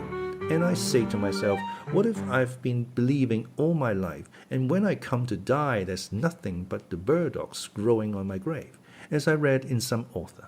It's awful. How can I get back my faith? But I only believed when I was a little child, mechanically, without thinking of anything. How? How is one to prove it? I have come now to lay my soul before you and to ask you about it. If I let this chance slip, no one all my life will answer me. How can I prove it? How can I convince myself? Oh, how unhappy I am. I stand and look about me and see that scarcely anyone else cares. No one troubles his head about it, and I am the only one who can't stand it. It's deadly, deadly. No doubt, but there's no proving it, though you can be convinced of it. How? By the experience of acting love. Strive to love your neighbor actively and indefatigably. In as far as you advance in love, you will grow surer of the reality of God and of the immortality of your soul. If you attain the perfect self-forgetfulness in the love of your neighbor, then you will believe without doubt, and no doubt can possibly enter your soul. This has been tried, this is certain. In acting love, there's another question, and such a question. You see, I so love humanity that, would you believe it, I often dream of forsaking all that I have, leaving Lise, and becoming a sister of mercy. I close my eyes and think and dream, and at that moment I feel full of strength to overcome all obstacles. No wounds, no festering sores could at that moment frighten me. I would bind them up and wash them with my own hands. I would nurse the afflicted. I would be ready to kiss such wounds. It is much, and well that your mind is full of such dreams and not others. Sometimes, unawares, you may do a good deed in reality. Yes, but could I endure such a life for long? The lady went on fervently, almost frantically. That's the chief question. That's my most agonizing question. I shut my eyes and ask myself, would you persevere long on that path? And if the patient whose wounds you are washing did not meet you with gratitude, but worried you with his whims, without valuing or remarking your charitable services, began abusing you and rudely commanding you, and complaining to the superior authorities of you, what then? Would you persevere in your love or not? And do you know, I came with horror to the conclusion that if anything could dissipate my love to humanity, it would be ingratitude. In short, I am a hired servant. I expect my payment at once, that is, praise, and the repayment of love with love. Otherwise, I am incapable of loving anyone. She was in a very paroxysm of self-castigation, and concluding, she looked with defiant resolution at the elder. It's just the same story as a doctor once told me, observed the elder. He was a man getting on in years, and undoubtedly clever. He spoke as frankly as you, though in jest, a bitter jest. I love humanity, he said, but I wonder at myself. The more I love humanity in general, the less I love a man in particular. In my dreams, he said, I have often come to making enthusiastic schemes for the service of humanity, and perhaps I might actually have faced crucifixion if it had been suddenly necessary. And yet I am incapable of living in the same room with anyone for 2 days together, as I know by experience. As soon as anyone is near me, his personality disturbs my self-complacency and restricts my freedom. In 24 hours I begin to hate the best of men, one because he is too long over his dinner, another because he has a cold and keeps on blowing his nose. I become hostile to people the moment they come close to me, but it has always happened that the more I detest men individually, the more ardent becomes my love for humanity. But what's to be done? What can one do in such a case? Must one despair? No, it is enough that you are distressed at it. Do what you can, and it will be reckoned unto you. Much is done already in you, since you can so deeply and sincerely know yourself. If you have been talking to me so sincerely, simply to gain approbation for your frankness, as you did from me just now, then of course you will not attain to anything in the achievement of real love. It will all get no further than dreams, and your whole life will slip away like a phantom. In that case, you will naturally cease to think of the future life too, and will of yourself grow calmer after a fashion in the dead. You have crushed me. Only now, as you speak, I understand that I was really only seeking your approbation for my sincerity when I told you I could not endure ingratitude. You have revealed me to myself. You have seen through me and explained me to myself. Are you speaking the truth? Well, now, after such a confession, I believe that you are sincere and good at heart. If you do not attain happiness, always remember that you are on the right road, and try not to leave it. Above all, avoid falsehood. Every kind of falsehood, especially falseness to yourself. Watch over your own deceitfulness and look into it every hour, every minute. Avoid being scornful, both to others and to yourself. What seems to you bad within you will grow purer from the very fact of your observing it in yourself. Avoid fear too, though fear is only the consequence of every sort of falsehood. Never be frightened at your own faint-heartedness in attaining love. Don't be frightened overmuch even at your evil actions. I'm sorry I can say nothing more console to you, for love in action is a harsh and dreadful thing compared with love in dreams. Love in dreams is greedy for immediate action, rapidly performed and in the sight of all. Men will only give their lives if only the ordeal does not last long but is soon over, with all looking on and applauding as though on the stage. But active love is labor and fortitude, and for some people too, perhaps, a complete science. But I predict that just when you see with horror that in spite of all your efforts, you are getting farther from your goal instead of nearer to it, at that very moment I predict that you will reach it and behold clearly the miraculous power of the Lord, who has been all the time loving and mysteriously guiding you. Forgive me for not being able to stay longer with you. They are waiting for me. Goodbye. The lady was weeping. Lise, bless her, she cried, starting up suddenly. She does not deserve to be loved. I have seen her naughtiness all along. The elder said jestingly, Why have you been laughing at Alexei? Lise had in fact been occupied in mocking at him all the time. She had noticed before that Alyosha was shy and tried not to look at her, and she found this extremely amusing. She waited intently to catch his eye. Alyosha, unable to endure her persistent stare, was irresistibly and suddenly drawn to glance at her, and at once she smiled triumphantly in his face. Alyosha was even more disconcerted and vexed. At last he turned away from her altogether and hid behind the elder's back. After a few minutes, drawn by the same irresistible force, he turned again to see whether he was being looked at or not, and found Lise almost hanging out of her chair to peep sideways at him, eagerly waiting for him to look. Catching his eye, she laughed so that the elder could not help saying, Why do you make fun of him like that, naughty girl? Lise suddenly and quite unexpectedly blushed. Her eyes flashed and her face became quite serious. She began speaking quickly and nervously in a warm and resentful voice. Why has he forgotten everything then? He used to carry me about when I was little. We used to play together. He used to come to teach me to read. Do you know? 2 years ago, when he went away, he said that he would never forget me, that we were friends forever, forever, forever. And now he's afraid of me all at once. Am I going to eat him? Why doesn't he want to come near me? Why doesn't he talk? Why won't he come and see us? It's not that you won't let him. We know that he goes everywhere. It's not good manners for me to invite him. He ought to have thought of it first, if he hasn't forgotten me. No, now he's saving his soul. Why have you put that long gown on him? If he runs, he'll fall. And suddenly she hid her face in her hand and went off into irresistible, prolonged, nervous, inaudible laughter.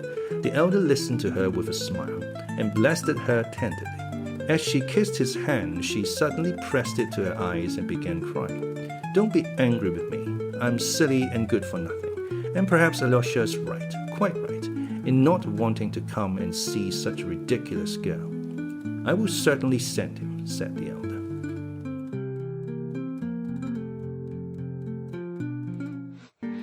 Chapter 5. So be it, so be it.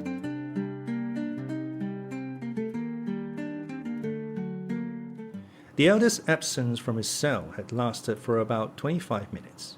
It was more than 12:30, but Dmitri, on whose account they had all met there, had still not appeared. But he seemed almost to be forgotten, and when the elder entered the cell again, he found his guests engaged in eager conversation. Ivan and the two monks took the leading share in it. Miusov, too, was trying to take a part, and apparently very eagerly, in the conversation. But he was unsuccessful in this also. He was evidently in the background, and his remarks were treated with neglect, which increased his irritability. He had had intellectual encounters with Ivan before, and he could not endure a certain carelessness Ivan showed him.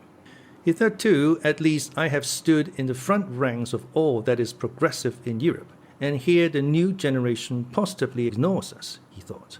Fyodor Pavlovich, who had given his word to sit still and be quiet, had actually been quiet for some time, but he watched his neighbor Miusov with an ironical little smile, obviously enjoying his discomfiture. He had been waiting for some time to pay off old scores, and now he could not let the opportunity slip. Bending over his shoulder, he began teasing him again in a whisper. "Why didn't you go away just now, after the courteously kissing? Why did you consent to remain in such unseemly company? It was because you felt insulted and aggrieved, and you remained to vindicate yourself by showing off your intelligence. Now you won't go till you've displayed your intellect to them." "You again? On the contrary, I'm just going." "You'll be the last of all to go." Fyodor Pavlovich delivered him another thrust, almost at the moment of Father Zosima's return. The discussion died down for a moment, but the elder, seating himself in his former place, looked at them all as though cordially inviting them to go on. Alyosha, who knew every expression of his face, saw that he was fearfully exhausted and making a great effort. Of late he had been liable to fainting fits from exhaustion. His face had the pallor that was common before such attacks, and his lips were white. But he evidently did not want to break up the party. He seemed to have some special object of his own in keeping them. What object? Alyosha watched him intently. "We are discussing this gentleman's most interesting article," said Father Iosif, the librarian, addressing the elder, and indicating Ivan. "He brings forward much that is new, but I think the argument cuts both ways. It is an article written in answer to a book by an ecclesiastical authority on the question of ecclesiastical court and the scope of its jurisdiction." "I'm sorry I have not read your article, but I've heard of it," said the elder, looking keenly and intently at Ivan. "He takes up a most interesting position," continued the father librarian. "As far as church jurisdiction is concerned, he is apparently quite opposed to the separation of church from state." "That's interesting. But in what sense?" Father Zosima asked Ivan. The latter at last answered him, not condescendingly, as Alyosha had feared, but with modesty and reserve, with evident goodwill, and apparently without the slightest arrière-pensée. "I start from a position that this confusion of elements, that is, of the essential principles of church and state, will, of course, go on forever, in spite of the fact that it is impossible for them to mingle, and that the confusion of these elements cannot lead to any consistent or even normal results, for there is falsity at the very foundation of it. Compromise between the church and state in such question as, for instance, jurisdiction, is, to my thinking, impossible to any real sense. My clerical opponent maintains that the church holds a precise and defined position in the state. I maintain, on the contrary, that the church ought to include the whole state, and not simply to occupy a corner in it. And if this is, for some reason, impossible at present, then it ought, in reality, to be set up as the direct and chief aim of the future development of Christian society." "Perfectly true." Father Pacy, the silent and learned monk, assented with fervor and decision. "The purest ultramontanism," cried Miusov impatiently, crossing and recrossing his legs.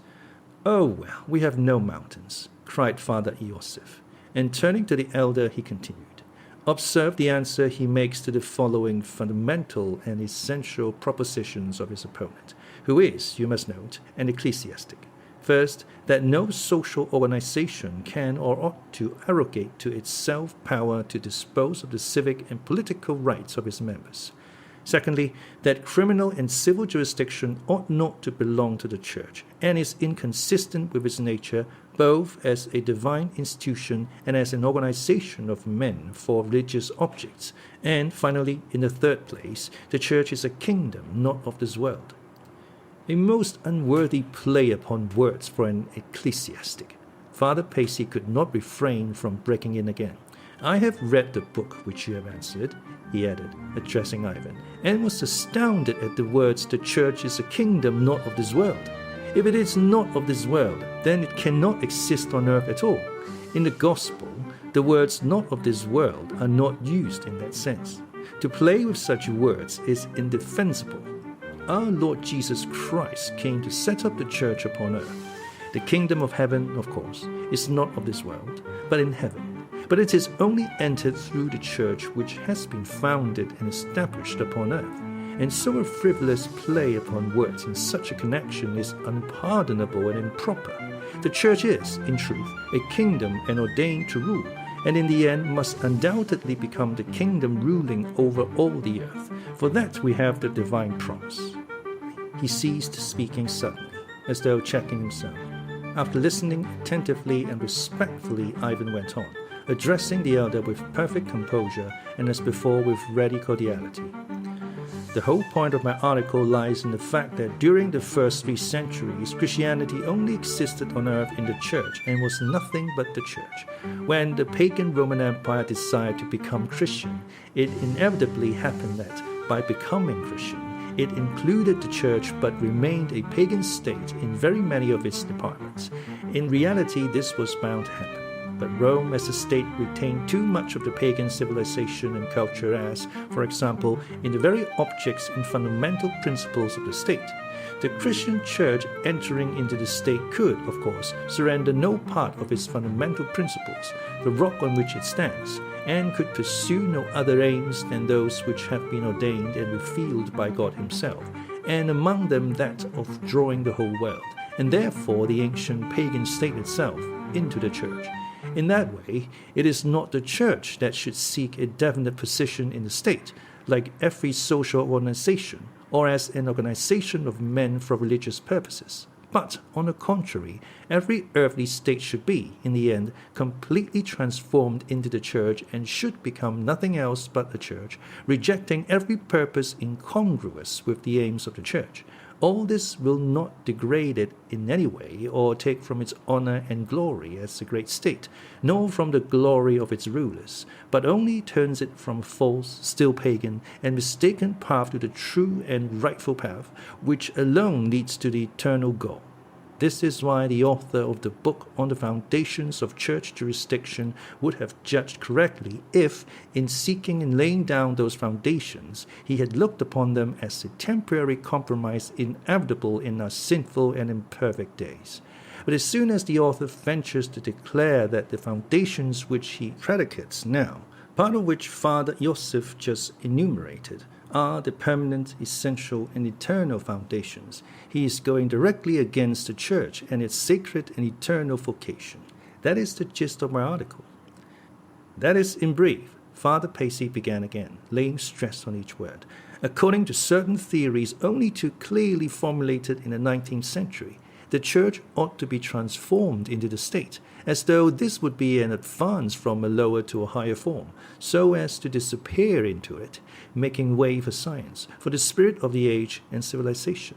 And if the church resists and is unwilling, some corner will be set apart for her in the state, and even that under control, and this will be so everywhere in all modern Europe countries. But Russian hopes and conceptions demand not that the church should pass hence from a lower into a higher type into the state, but, on the contrary, that the state should end by being worthy to become only the church and nothing else. So be it, so be it. Well, I confess you've assured me somewhat, Yusuf said, smiling, again crossing his legs. So far as I understand, then, the realization of such an ideal is infinitely remote. At the second coming of Christ, that's as you please. It's a beautiful utopian dream of the abolition of war, diplomacy, banks, and so on. Something after the fashion of socialism, indeed. But I imagine that it was all meant seriously, and that the church might be now going to try criminals and sentence them to beating, prison, and even death. But if there were none but the ecclesiastical court, the church would not even now sentence a criminal to prison or to death. Crime and the way of regarding it would inevitably change, not all at once, of course, but fairly soon. Ivan replied calmly, without flinching. Are you serious? Yusuf glanced keenly at him. If everything became the church would exclude all the criminal and disobedient, and would not cut off their heads. Ivan went on. I ask you, what would become of the excluded? He would be cut off then not only from men, as now, but from Christ. By his crime he would have transgressed not only against men, but against the Church of Christ. This is so even now, of course, strictly speaking, but it is not clearly enunciated. And very, very often the criminal of today compromises with his conscience.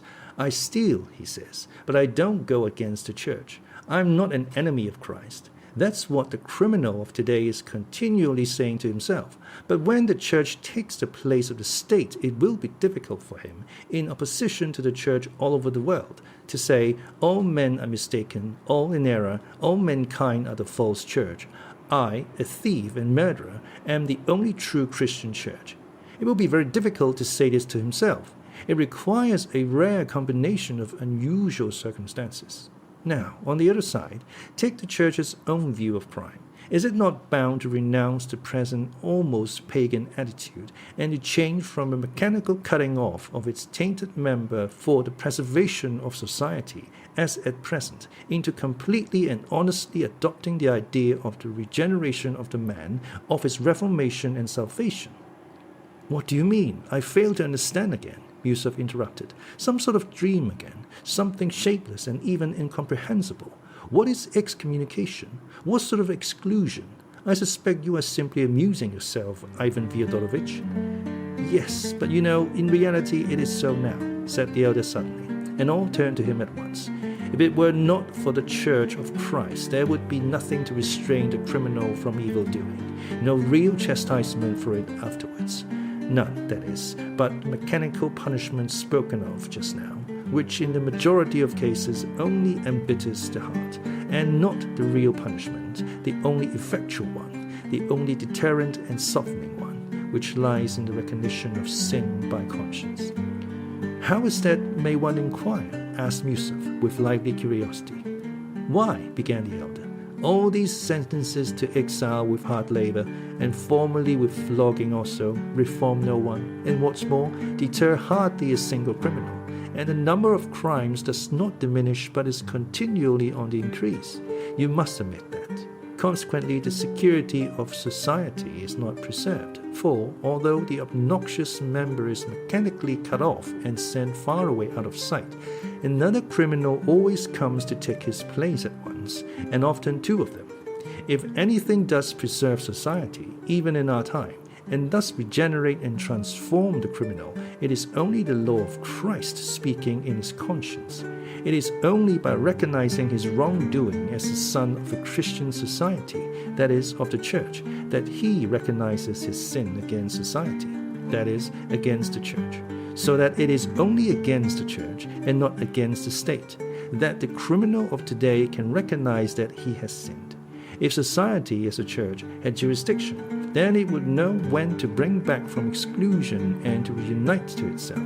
Now the church, having no real jurisdiction, but only the power of moral condemnation, withdraws of her own accord from punishing the criminal actively. She does not excommunicate him, but simply persists in motherly exhortation of him. What is more, the church even tries to preserve all Christian communion with the criminal. She admits him to church services, to the Holy Sacrament, gives him alms, and treats him more as a captive than as a convict. And what would become of the criminal, O Lord, if even the Christian society, that is, the church, were to reject him even as the civil law rejects him and cuts him off? What would become of him if the church punished him with her excommunication as the direct consequence of the secular law? There could be no more terrible despair, at least for a Russian criminal. For Russian criminals still have faith, though, who knows, perhaps then a fearful thing would happen. Perhaps the despairing heart of the criminal would lose its faith, and then what would become of him? But the church, like a tender, loving mother, holds aloof from active punishment herself, as the sinner is too severely punished already by the civil law, and there must be at least someone to have pity on him. the Church holds aloof, above all, because its judgment is the only one that contains the truth, and therefore cannot practically and morally be united to any other judgment, even as a temporary compromise. She can enter into no compact about that. The foreign criminal, they say, rarely repents, for the very doctrines of today confirm him in the idea that his crime is not a crime, but only a reaction against an unjustly oppressive force. Society cuts him off completely by a force that triumphs over him mechanically and accompanies this exclusion with hatred, forgetfulness, and the most profound indifference as to the ultimate fate of the erring brother. In this way, it all takes place without the compassionate intervention of the Church, for in many cases there are no churches there at all. For though ecclesiastics and splendid church buildings remain, the churches themselves have long ago striven to pass from church into state and to disappear in it completely. So it seems, at least in Lutheran countries. As for Rome, it was proclaimed a state instead of a church 1,000 years ago. And so the criminal is no longer conscious of being a member of the church and sinks into despair.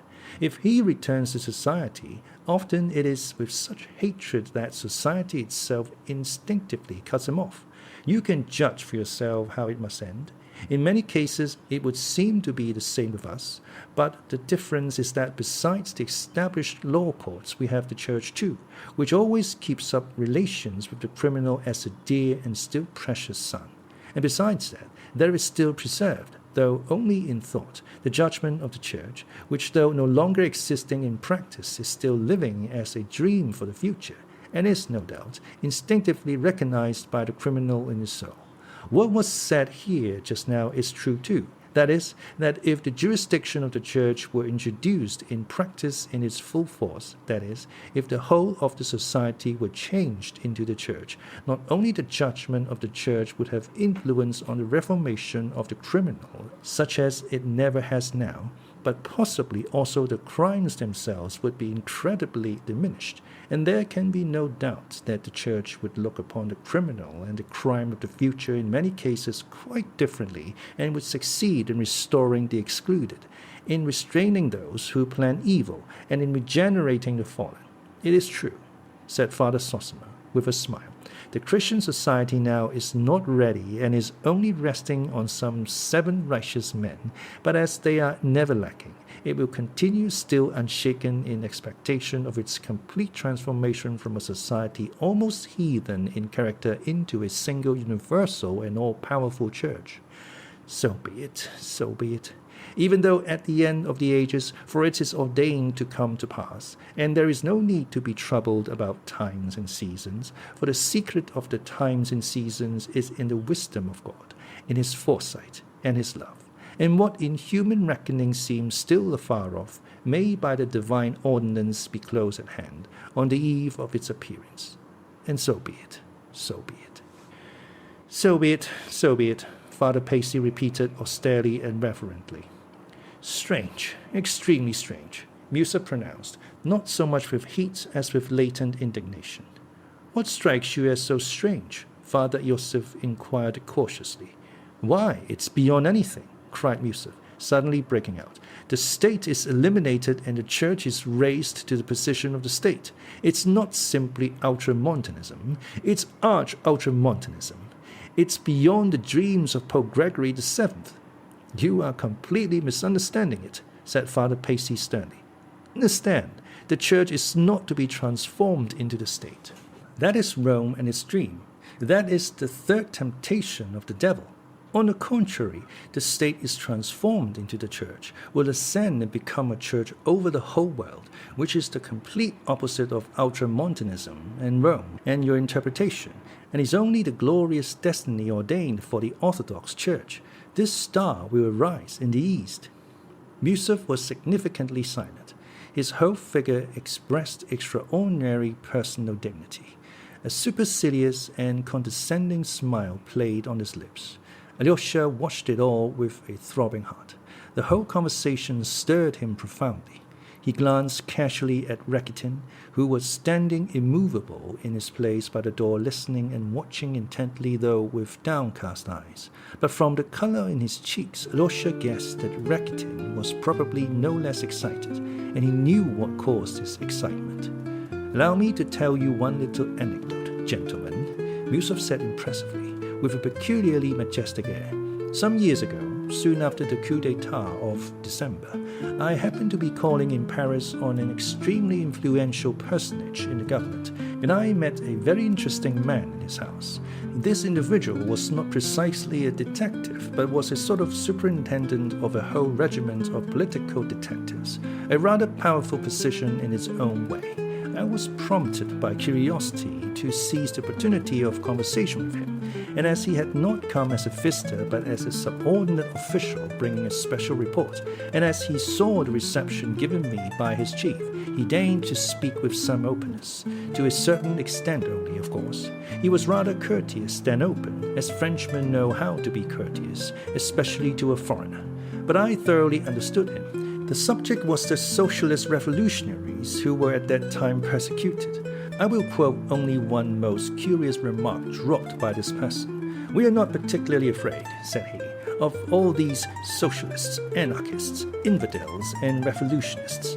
We keep watch on them and know all their goings-on. But there are a few peculiar men among them who believe in God and are Christians, but at the same time are socialists.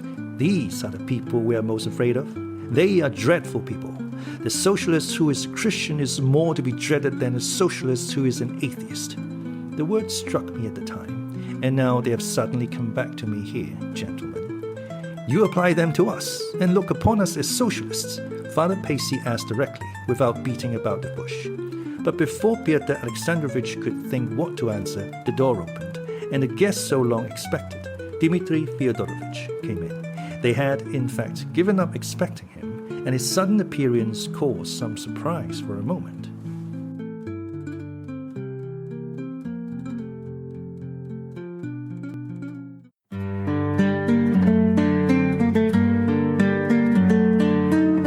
Chapter 6.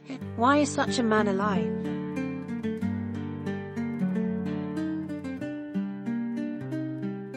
Dmitri Fyodorovich, a young man of 28, of medium height and agreeable countenance, looked older than his years. He was muscular and showed signs of considerable physical strength.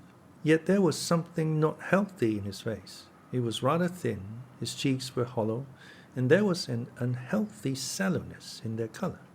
His rather large, prominent dark eyes had an expression of firm determination, and yet there was a fake look in them too. Even when he was excited and talking irritably, his eyes somehow did not follow his mood, but betrayed something else, sometimes quite incongruous with what was passing. It is hard to tell what he's thinking, those who talked to him sometimes declared. People who saw something pensive and sullen in his eyes were startled by his sudden laugh, which bore witness to mirthful and light-hearted thoughts at the very time when his eyes were so gloomy. A certain strained look in his face was easy to understand at this moment. Everyone knew, or had heard of, the extremely restless and dissipated life which he had been leading of late, as well as of the violent anger to which he had been roused in his quarrels with his father. There were several stories current in the town about it. It is true that he was irascible by nature, of an unstable and unbalanced mind, as our Justice of the Peace, Kachalnikov, happily described him. He was stylishly and irreproachably dressed in a carefully buttoned frock coat.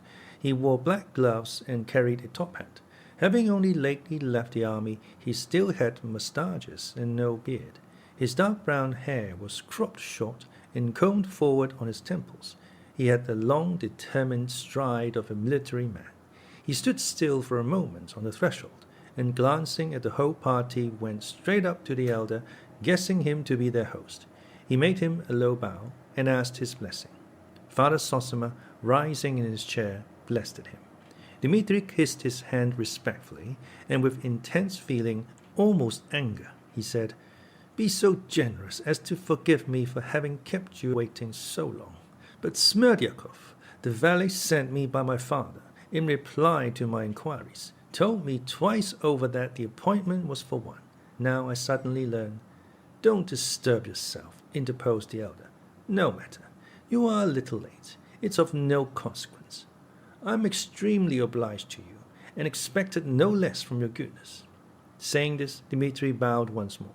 Then, turning suddenly towards his father, made him, too, a similarly low and respectful bow. He had evidently considered it beforehand, and made this bow in all seriousness, thinking it his duty to show his respect and good intentions. Although Fyodor Pavlovich was taken unawares, he was equal to the occasion.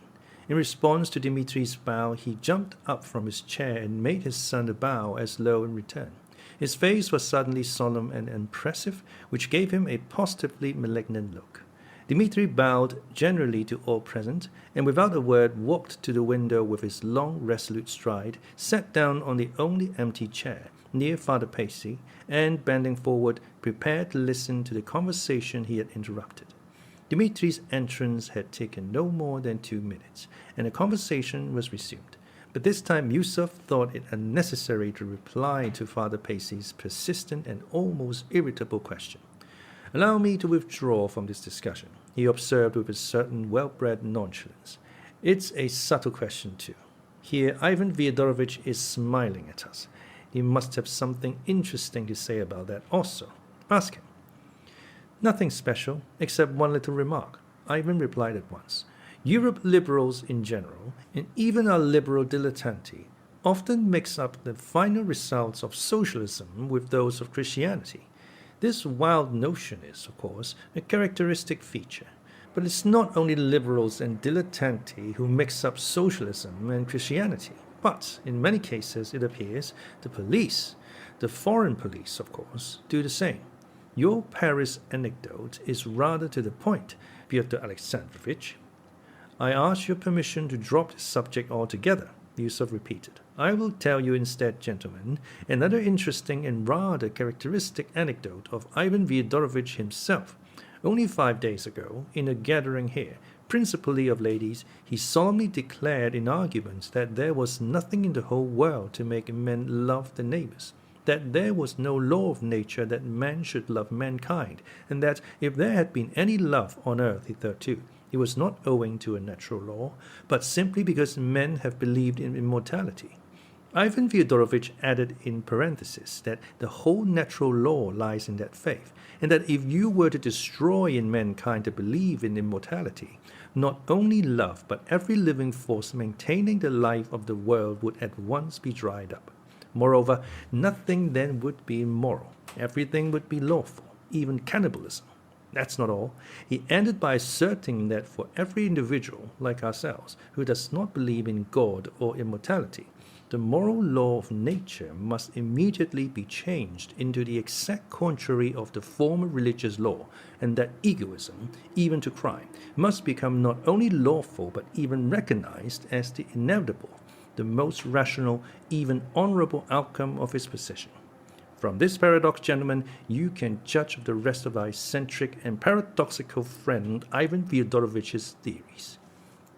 Excuse me, Dmitri cried suddenly. If I've heard aright, crime must not only be permitted but even recognized as the inevitable and the most rational outcome of his position of every infidel. Is that so or not? Quite so, said Father Pacy. I'll remember it. Having uttered these words, Dmitri ceased speaking as suddenly as he had begun. Everyone looked at him with curiosity. Is that really your conviction as to the consequences of the disappearance of the faith in immortality? The elder asked Ivan suddenly.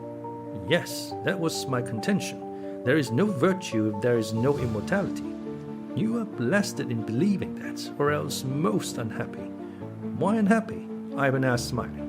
Because, in all probability, you don't believe yourself in the immortality of your soul, nor in what you have written yourself in your article on church jurisdiction. Perhaps you are right, but I wasn't altogether joking.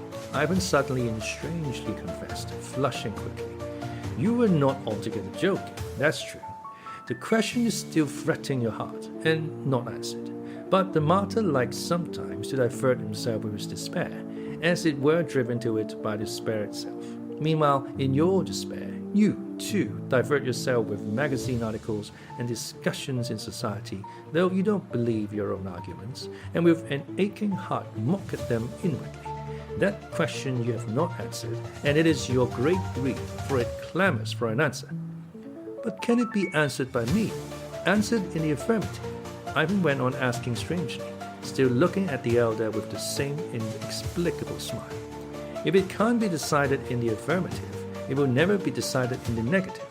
You know that is the peculiarity of your heart, and all its suffering is due to it.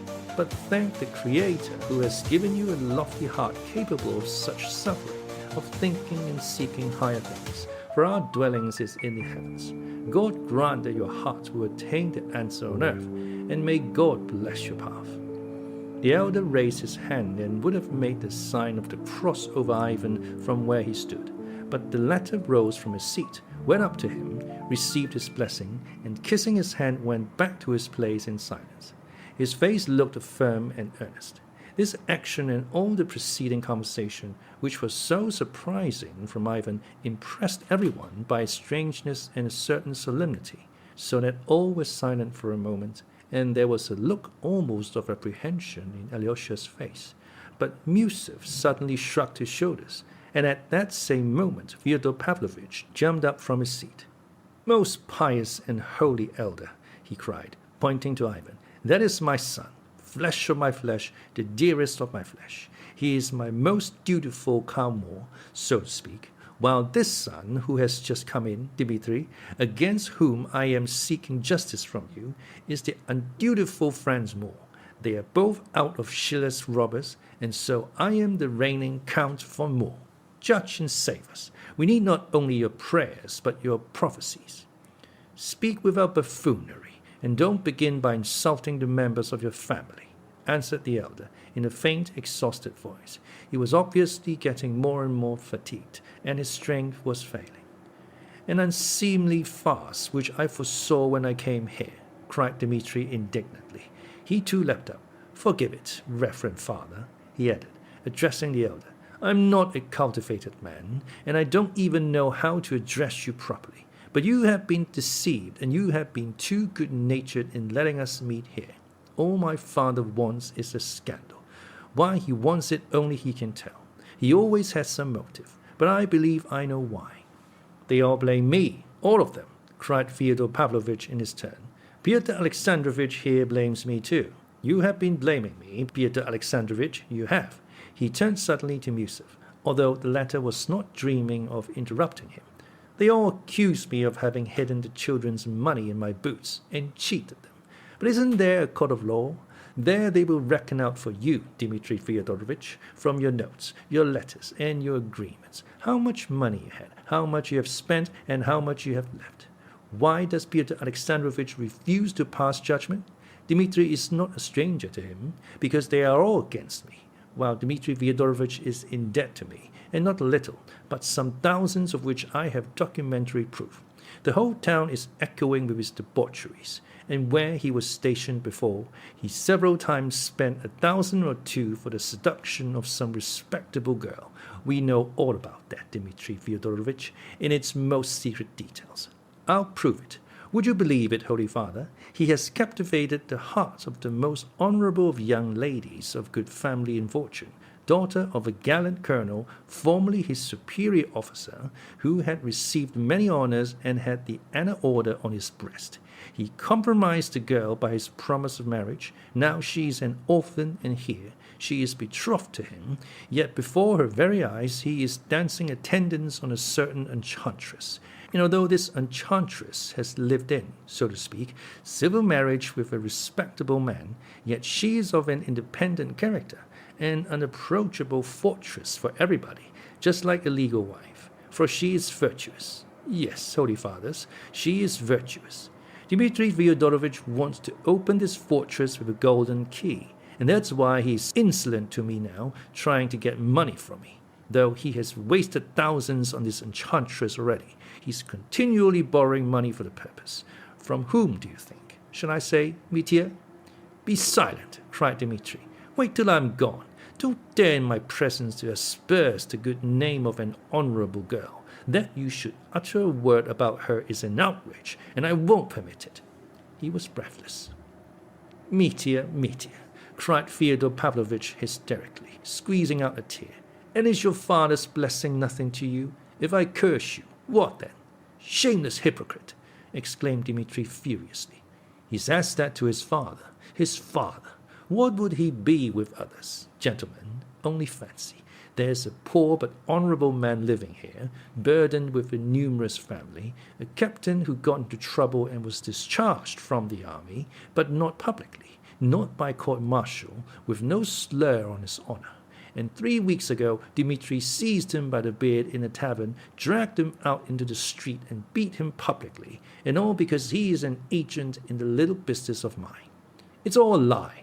Outwardly it is the truth, but inwardly a lie. Dmitri was trembling with rage. "Father, I don't justify my action. Yes, I confess it publicly. I behaved like a brute to that captain, and I regret it now, and I'm disgusted with myself for my brutal rage.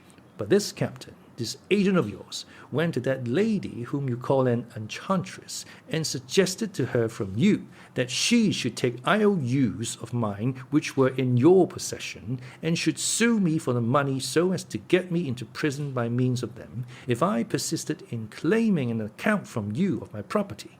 Now you reproach me for having a weakness for that lady when you yourself incited her to captivate me. She told me so to my face. She told me the story and laughed at you. You wanted to put me in prison because you are jealous of me with her, because you'd begun to force your attentions upon her, and I know all about that too. She laughed at you for that as well, you hear. She laughed at you as she described it. So here you have this man, this father who reproaches his profligate son. Gentlemen, forgive my anger, but I foresaw that this crafty old man would only bring you together to create a scandal. I have come to forgive him if he held out his hand, to forgive him and ask forgiveness. But as he has just this minute insulted not only me, but an honorable young lady, for whom I feel such reverence that I dare not take her name in vain, I have made up my mind to show up his game, though he is my father." He could not go on. His eyes were glittering and he breathed with difficulty. But everyone in the cell was stirred. All except Father Zosima got up from their seats uneasily. The monks looked austere but waited for guidance from the elder. He sat still, pale, not from excitement but from the weakness of disease. An imploring smile lighted up his face. From time to time he raised his hands as though to check the storm, and of course a gesture from him would have been enough to end the scene. But he seemed to be waiting for something and watched them intently as though trying to make out something which was not perfectly clear to him. At last Yusuf felt completely humiliated and disgraced. "We are all to blame for this scandalous scene," he said hotly, "but I did not foresee it when I came, though I knew with whom I had to deal. This must be stopped at once. Believe me, Your Reverence, I had no precise knowledge of the details that have just come to light. I was unwilling to believe them, and I learned for the first time. A father is jealous of his son's relations with a woman of loose behavior and intrigues with the creature to get his son into prison. This is the company in which I have been forced to be present. I was deceived. I declare to you all that I was as much deceived as anyone." "Dmitri Fyodorovich," yelled Fyodor Pavlovich suddenly, in an unnatural voice, "if you were not my son, I would challenge you this instant to a duel, with pistols, at 3 paces, across a handkerchief," he ended, stamping with both feet.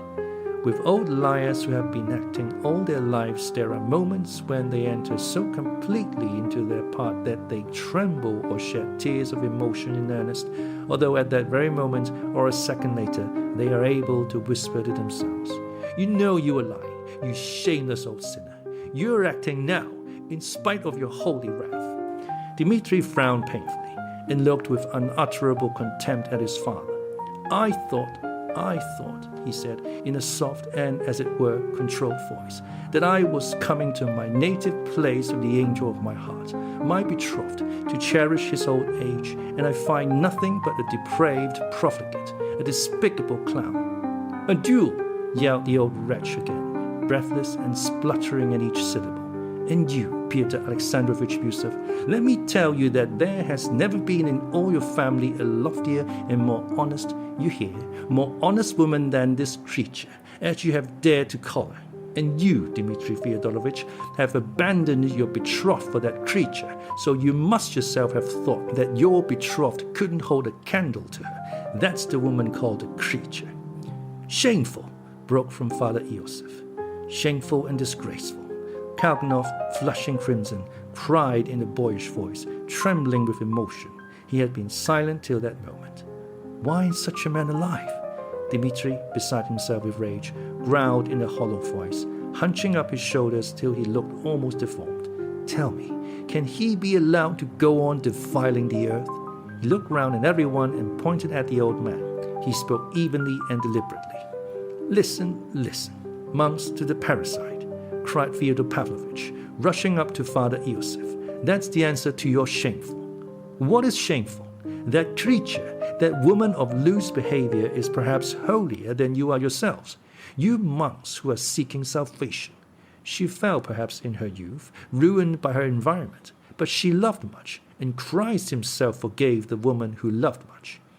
It was not for such love Christ forgave her, broke impatiently from the gentle Father Iosif. Yes, it was for such monks, it was. You save your souls here, eating cabbage, and think you are the righteous. You eat a gudgeon a day, and you think you bribe God with gudgeon. This is unendurable, was heard on all sides in the cell.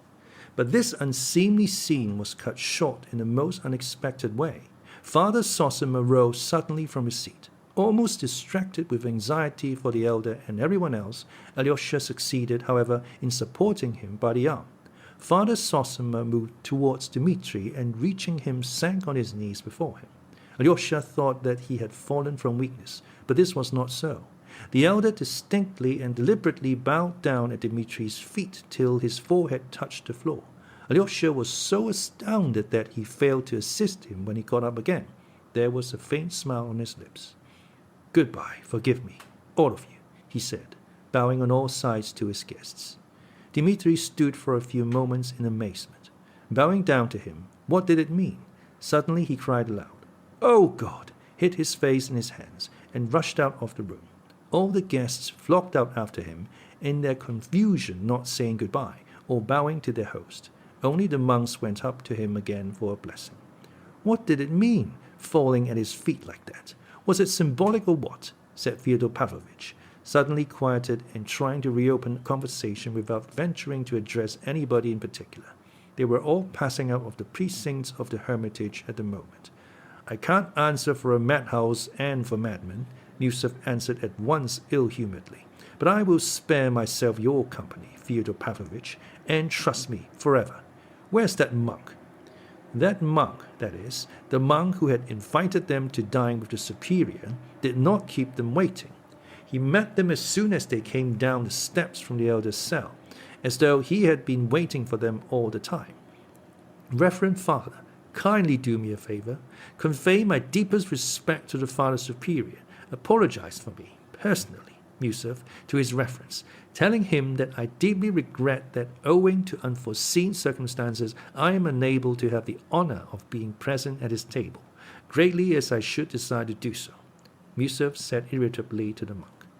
And that unforeseen circumstance, of course, is myself, Fyodor Pavlovich cut in immediately. Do you hear, Father? This gentleman doesn't want to remain in my company, or else he'd come at once. And you shall go, Pyotr Alexandrovich. Pray go to the Father Superior, and good appetite to you. I will decline, and not you. Home, home, I'll eat at home. I don't feel equal to it here, Pyotr Alexandrovich, my amiable relative. I'm not your relative and never have been, you contemptible man.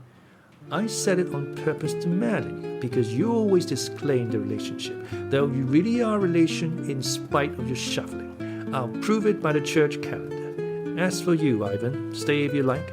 I'll send the horses for you later.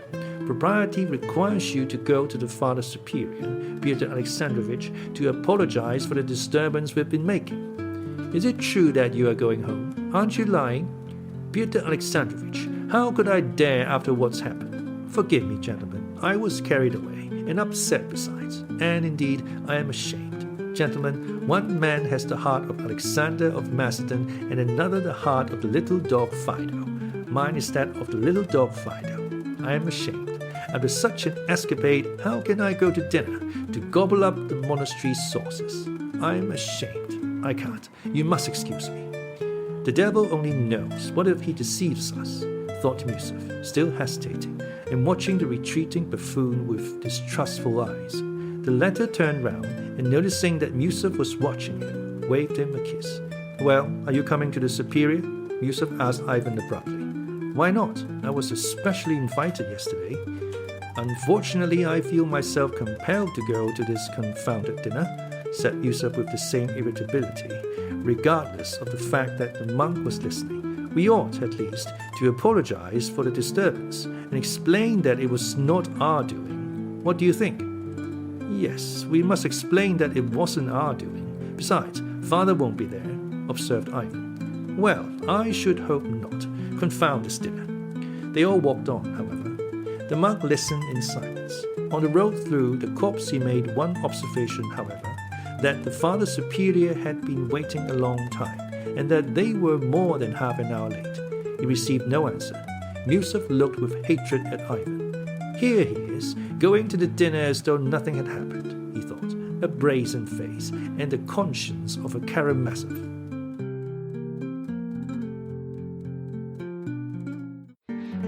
Chapter 7. A young man bent on a career.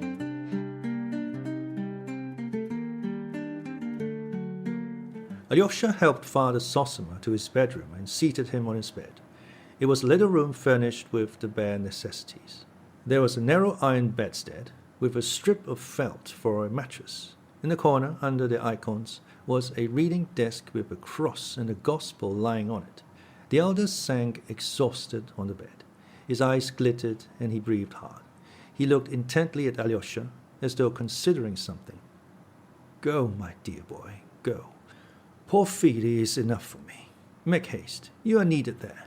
Go and wait at the Father Superior's table. Let me stay here, Alyosha entreated. You are more needed there. There is no peace there. You will wait and be of service. If evil spirits rise up, repeat the prayer. And remember, my son, the elder liked to call him that. That is not the place for you in the future. When it is God's will to call me, leave the monastery. Go away for good. Alyosha started. What is it? This is not your place for the time. I bless you for great service in the world. Yours will be a long pilgrimage, and you will have to take a wife, too. You will have to bear all before you come back. There will be much to do, but I don't doubt of you, and so I send you forth. Christ is with you. Do not abandon him, and he will not abandon you. You will see great sorrow, and in that sorrow you will be happy. This is my last message to you. In sorrow seek happiness. Work, work unceasingly. Remember my words. For although I shall talk with you again, not only my days, but my hours are numbered. Alyosha's face again betrayed strong emotion. The corners of his mouth quivered. What is it again? Father Zosima asked, smiling gently. The worldly may follow the dead with tears, but here we rejoice over the Father who is departing. We rejoice and pray for him. Leave me. I must pray. Go and make haste. Be near your brothers, and not near one only, but near both. Father Zosima raised his hand to bless him. Alyosha could make no protest, though he had a great longing to remain. He longed, moreover, to ask the significance of his bowing to Dmitri. The question was on the tip of his tongue, but he dared not ask it. He knew that the elder would have explained it unasked if he had thought fit, but evidently it was not his will. That action had made a terrible impression on Alyosha. He believed blindly in its mysterious significance, mysterious and perhaps awful. As he hastened out of the hermitage precincts to reach the monastery in time to serve at the Father Superior's dinner, he felt a sudden pang at his heart and stopped short. He seemed to hear again Father Zosima's words, foretelling his approaching end. What he had foretold so exactly must invariably come to pass. Alyosha believed that implicitly. But how could he be left without him? How could he live without seeing and hearing him? Where should he go? He had told him not to weep and to leave the monastery. Good God! It was long since Alyosha had known such anguish. He hurried through the copse that divided the monastery from the hermitage, and unable to bear the burden of his thoughts, he gazed at the ancient pines beside the path. He had not far to go, about 500 paces. He expected to meet no one at that hour, but at the first turn of the path he noticed Rakitin. He was waiting for someone. "Are you waiting for me?" asked Alyosha, overtaking him. "Yes," grinned Rakitin. "You are hurrying to the Father Superior, I know. He has a banquet. There's not been such a banquet since the Superior entertained the Bishop and General Partov. Do you remember? I shan't be there, but you go and hand the saucers. Tell me one thing, Alexei. What does that vision mean? That's what I want to ask you." "What vision?" "That bowing to your brother, Dmitri. And didn't he tap the ground with his forehead too?" "You speak of Father Zosima." "Yes, of Father Zosima. Tap the ground." "Ah, an irrelevant expression. Well, what of it? Anyway, what does that vision mean?" "I don't know what it means, Misha." "I knew he wouldn't explain it to you. There's nothing wonderful about it, of course, only the usual holy mummery. But there was an object in the performance. All the pious people in the town will talk about it and spread the stories through the province, wondering what it meant. To my thinking, the old man really has a keen nose. He sniffed the crime. Your house stinks of it." "What crime?" Rakitin evidently had something he was eager to speak of. "It will be in your family, this crime, between your brothers and your rich old father. So Father Zosima flopped down to be ready for what may turn up. If something happens later on, it will be, the holy man foresaw it, prophesied it. Though it's a poor sort of prophecy, flopping like that. But it was symbolic, they'll say, an allegory, and the devil knows what all. It will be remembered to his glory. He predicted the crime and marked the criminal. That's always the way with these crazy fanatics. They cross themselves at the tavern and throw stones at the temple. Like your elder, he takes a stick to a just man and falls at the feet of a murderer." "What crime? What murderer? What do you mean?" Alyosha stopped dead. Rakitin stopped too. "What murderer? As though you didn't know. I'll bet you've thought of it before. That's interesting too, by the way. Listen, Alyosha, you always speak the truth, though you're always between two stools. Have you thought of it or not? Answer." "I have," answered Alyosha in a low voice. Even Rakitin was taken aback. "What? Have you already?" he cried. I've not exactly thought it," muttered Alyosha. "But directly you began speaking so strangely, I fancied I thought of it myself. You see, looking at your father and your brother Mitya today, you thought of a crime. Then I'm not mistaken." "But wait a minute," Alyosha broke in uneasily. "What has led you to see all this? Why does it interest you? That's the first question." "Two questions, disconnected but natural. I'll deal with them separately. What led me to see it? I shouldn't have seen it if I hadn't suddenly understood your brother Dmitri, seen right into the very heart of him all at once. I caught the whole man from one trait. These very honest but passionate people have a line which mustn't be crossed. If it were, he'd run at your father with a knife. But your father's a drunken and abandoned old sinner who can never draw the line. If they both let themselves go, they'll both come to grief." "No, Misha, no. If that's all, you've reassured me. It won't come to that." "But why are you trembling? Let me tell you, he may be honest, our Mitya, but he's a sensualist. That's the very definition and inner essence of him. It's your father has handed him on his low sensuality. Do you know, I simply wonder at you, Alyosha, how you can have kept your purity. You're a Karamazov too, you know. In your family, sensuality is carried to a disease. But now, these three sensualists are watching one another with their knives in their belts. The three of them are knocking their heads together, and you may be the fourth." "You are mistaken about that woman. Dmitri despises her," said Alyosha with a sort of shudder. "Grushenka? No, brother, he doesn't despise her. Since he has openly abandoned his betrothed for her, he doesn't despise her. There's something here, my dear boy, that you don't understand yet. A man will fall in love with some beauty with a woman's body, or even with a part of a woman's body, and he'll abandon his own children for her, sell his father and mother and his country, Russia too. If he's honest, he'll steal. If he's humane, he'll murder. If he's faithful, he'll deceive. Pushkin, the poet of women's feet, sung of their feet in his verse. Others don't sing their praises, but they can't look at their feet without a thrill. And it's not only their feet. Contempt's no help here, brother, even if he did despise Grushenka. He does, but he can't tear himself away. I understand that, Alyosha jerked out suddenly. Really? Well, I dare say you do understand, since you blurted out at the first word, said Rakitin malignantly. That escaped you unawares, and the confession's the more precious. So it's a familiar subject. You've thought about it already, about sensuality. I mean, oh, you virgin soul. You're a quiet one, Alyosha. You're a saint, I know. But the devil only knows what you've thought about, and what you know already. You are pure, but you've been down into the depths. I've been watching you a long time. You're a Karamazov yourself.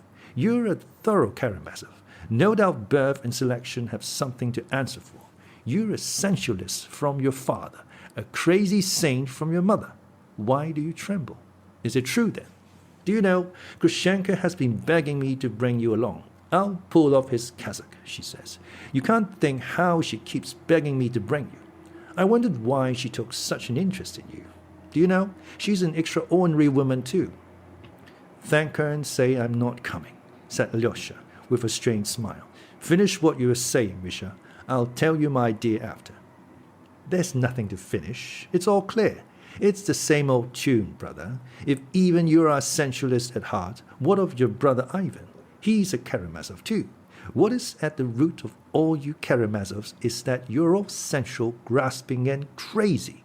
Your brother Ivan writes theological articles in joke for some idiotic, unknown motive of his own, though he's an atheist, and he admits it's a fraud himself. That's your brother Ivan. He's trying to get Mitya's betrothed for himself, and I fancy he'll succeed too. And what's more, it's with Mitya's consent, for Mitya will surrender his betrothed to him to be rid of her and escape to Grushenka. And he's ready to do that in spite of all his nobility and disinterestedness. Observe that. Those are the most fatal people. Who the devil can make you out? He recognizes his vileness and goes on with it. Let me tell you too, the old man, your father, is standing in Mitya's way now. He has suddenly gone crazy over Grushenka. His mouth waters at the sight of her. It's simply on her account he made that scene in the cell just now, simply because the muse have called her an abandoned creature. He's worse than a tomcat in love. At first she was only employed by him in connection with his taverns and some other shady business, but now he has suddenly realized all she is and has gone wild about her. He keeps pestering her with his offers, not honorable ones, of course, and they'll come into collision, the precious father and son, on that path. But Grushenka favors neither of them. She's still playing with them and teasing them both, considering which she can get most out of. For though she could filch a lot of money from the papa, he won't marry her, and maybe he'll turn stingy in the end and keep his purse shut. That's where Mitya's value comes in. He has no money, but he's ready to marry her. Yes, ready to marry her. To abandon his betrothed, a rare beauty, Katerina Ivanovna, who is rich and the daughter of a colonel, and to marry Grushenka, who has been the mistress of a dissolute old merchant, Samsonov, a coarse, uneducated provincial mayor. Some murderous conflict may well come to pass from all this, and that's what your brother Ivan is waiting for.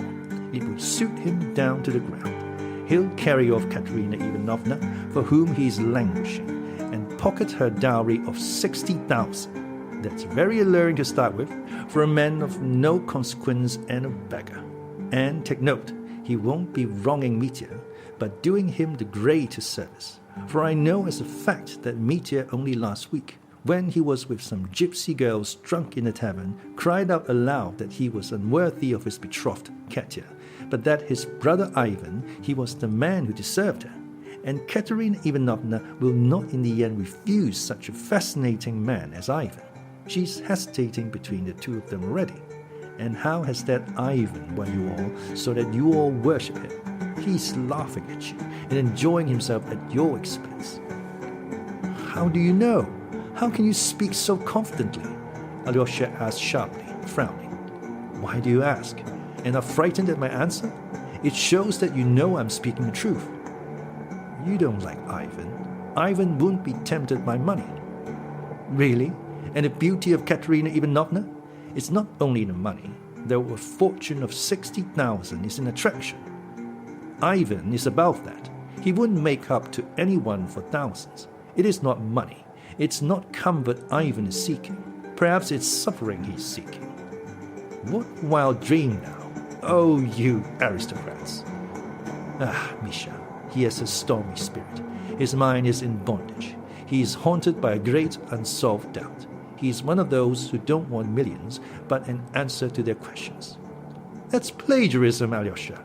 You're quoting your eldest phrases. Ah, Ivan has set you a problem, cried Rakitin, with undisguised malice. His face changed, and his lips twitched. And the problem's a stupid one. It is no good guessing it. Rack your brains. You understand it? His article is absurd and ridiculous. And did you hear his stupid theory just now? If there is no immortality of the soul, then there is no virtue, and everything is lawful. An attractive theory for scoundrels. Not for scoundrels, but for pedantic poseurs, haunted by profound unsolved doubts. He's showing off, and what it all comes to is, on the one hand, we cannot but admit, and on the other, it must be confessed. His whole theory is a fraud. Humanity will find in itself the power to live for virtue even without believing in mortality. It will find it in love for freedom, for equality, for fraternity. Rakitin could hardly restrain himself in his heat, but suddenly, as though remembering something, he stopped short. Well, that's enough, he said, with a still more crooked smile. Why are you laughing? Do you think I'm a vulgar fool? No, I never dreamed of thinking you a vulgar fool. You are clever. But never mind. I was silly to smile. I understand you're getting hot about it, Misha.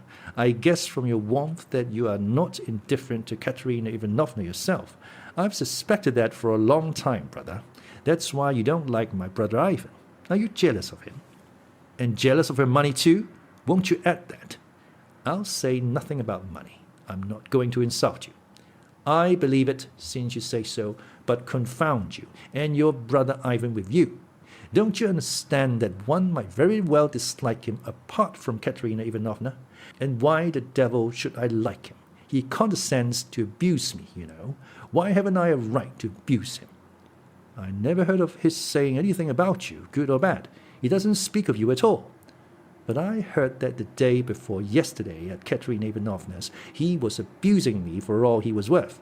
You see what an interest he takes in your humble servant. And which is the jealous one after that? Brother, I can't say. He was so good as to express the opinion that if I don't go in for the career of an Archimandrite in the immediate future and don't become a monk, I shall be sure to go to Petersburg and get on to some solid magazine as a reviewer, that I shall write for the next 10 years, and in the end become the owner of the magazine and bringing out on the liberal and atheist side, with a socialistic tinge, with a tiny gloss of socialism, but keeping a sharp lookout all the time, that is, keeping in with both sides and hoodwinking the fools. According to your brother's account, the tinge of socialism won't hinder me from laying by the proceeds and investing them under the guidance of some Jew, till at the end of my career I build a great house in Petersburg and move my publishing offices to it, and let out the upper stories to lodgers. He has even chosen the place for it, near the new stone bridge across the Neva, which they say is to be built in Petersburg. Ah, Misha, that's just what will really happen, every word of it, cried Alyosha, unable to restrain a good-humored smile. You are pleased to be sarcastic too, Alexey Fyodorovitch. No, I'm joking, forgive me. I have something quite different in my mind, but excuse me.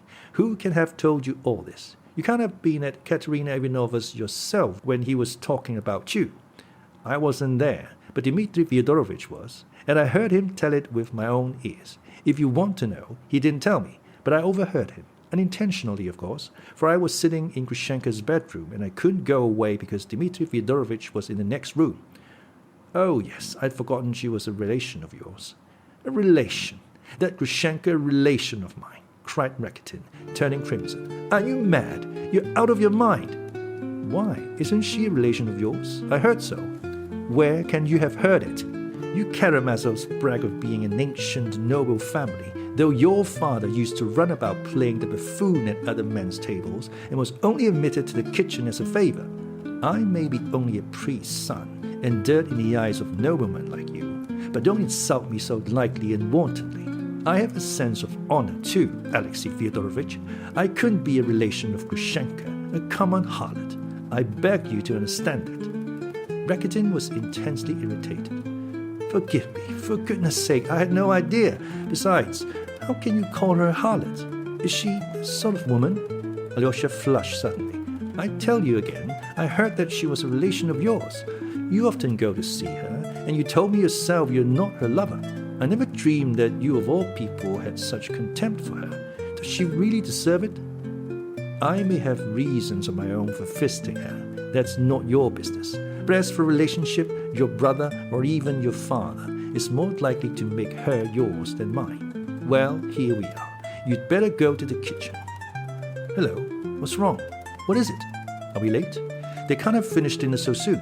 Have the Karamazovs been making trouble again? No doubt they have. Here's your father and your brother Ivan after him. They've broken out from the father superiors. And look, Father Isidor's shouting out something after them from the steps. And your father's shouting and waving his arms.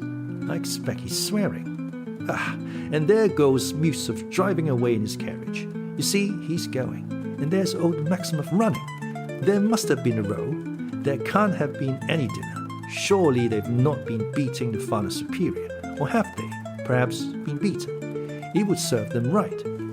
There was reason for Rakitin's exclamations. There had been a scandalous and unprecedented scene. It had all come from the impulse of a moment.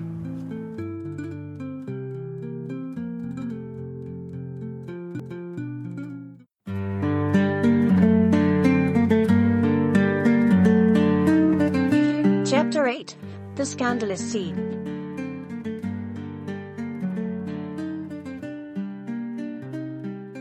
Musov, as a man of breeding and delicacy, could not but feel some inward qualms when he reached the Father Superior's with Ivan.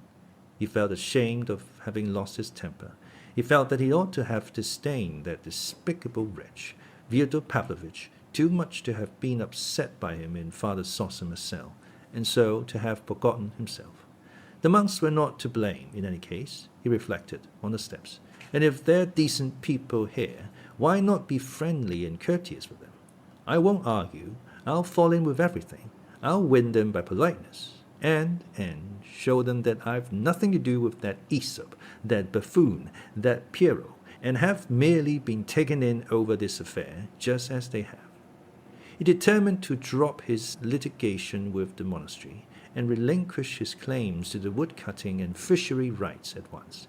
He was the more ready to do this because the rights had become much less valuable, and he had indeed the vaguest idea where the wood and river in question were. These excellent intentions were strengthened when he entered the Father Superior's dining room, though, strictly speaking, it was not a dining room, for the Father Superior had only 2 rooms altogether.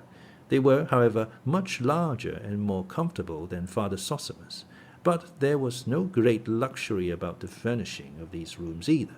The furniture was of mahogany, covered with leather in the old-fashioned style of 1820. The floor was not even stained, but everything was shining with cleanliness, and there were many choice flowers in the windows. The most sumptuous thing in the room at the moment was, of course, the beautifully decorated table. The cloth was clean, the service shone. There were 3 kinds of well-baked bread, 2 bottles of wine, 2 of excellent meat, and a large glass jug of kvass, both the latter made in the monastery, and famous in the neighborhood. There was no vodka. Rakitin related afterwards that there were 5 dishes: fish soup made of sterlets, served with little fish patties, then boiled fish served in a special way, then salmon cutlets, ice pudding and compote, and finally blancmange.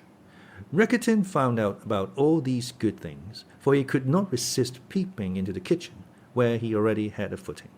He had a footing everywhere and got information about everything. He was of an uneasy and envious temper. He was well aware of his own considerable abilities and nervously exaggerated them in his self-conceit. He knew he would play a prominent part of some sort, but Alyosha, who was attached to him, was distressed to see that his friend the Rakitin was dishonorable and quite unconscious of being so himself, considering, on the contrary, that because he would not steal money left on the table, he was a man of the highest integrity.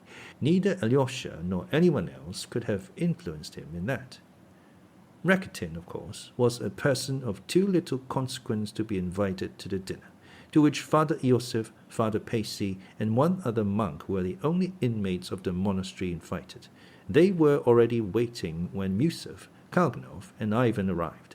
The other guest, Maximov, stood a little aside, waiting also. The Father Superior stepped into the middle of the room to receive his guests. He was a tall, thin, but still vigorous old man, with black hair streaked with grey, and a long, grave, ascetic face. He bowed to his guests in silence. But this time they approached to receive his blessing. Musov even tried to kiss his hand, but the Father Superior drew it back in time to avoid the salute. But Ivan and Kalganov went through the ceremony in the most simple-hearted and complete manner, kissing his hand as peasants do. "We must apologize most humbly, Your Reverence," began Musov, simpering affably and speaking in a dignified and respectful tone. "Pardon us for having come alone without the gentleman you invited, Fyodor Pavlovich. He felt obliged to decline the honor of your hospitality, and not without reason. In the Reverend Father Zosima's cell, he was carried away by the unhappy dissension with his son, and let fall words which were quite out of keeping. In fact, quite unseemly, yes." He glanced at the monks. "Your Reverence is, no doubt, already aware." And therefore, recognizing that he had been to blame, he felt sincere regret and shame, and begged me and his son Ivan Fyodorovich to convey to you his apologies and regrets. In brief, he hopes and desires to make amends later. He asks your blessing and begs you to forget what has taken place. As he uttered the last word of his tirade, Musov completely recovered his self-complacency, and all traces of his former irritation disappeared. He fully and sincerely loved humanity again.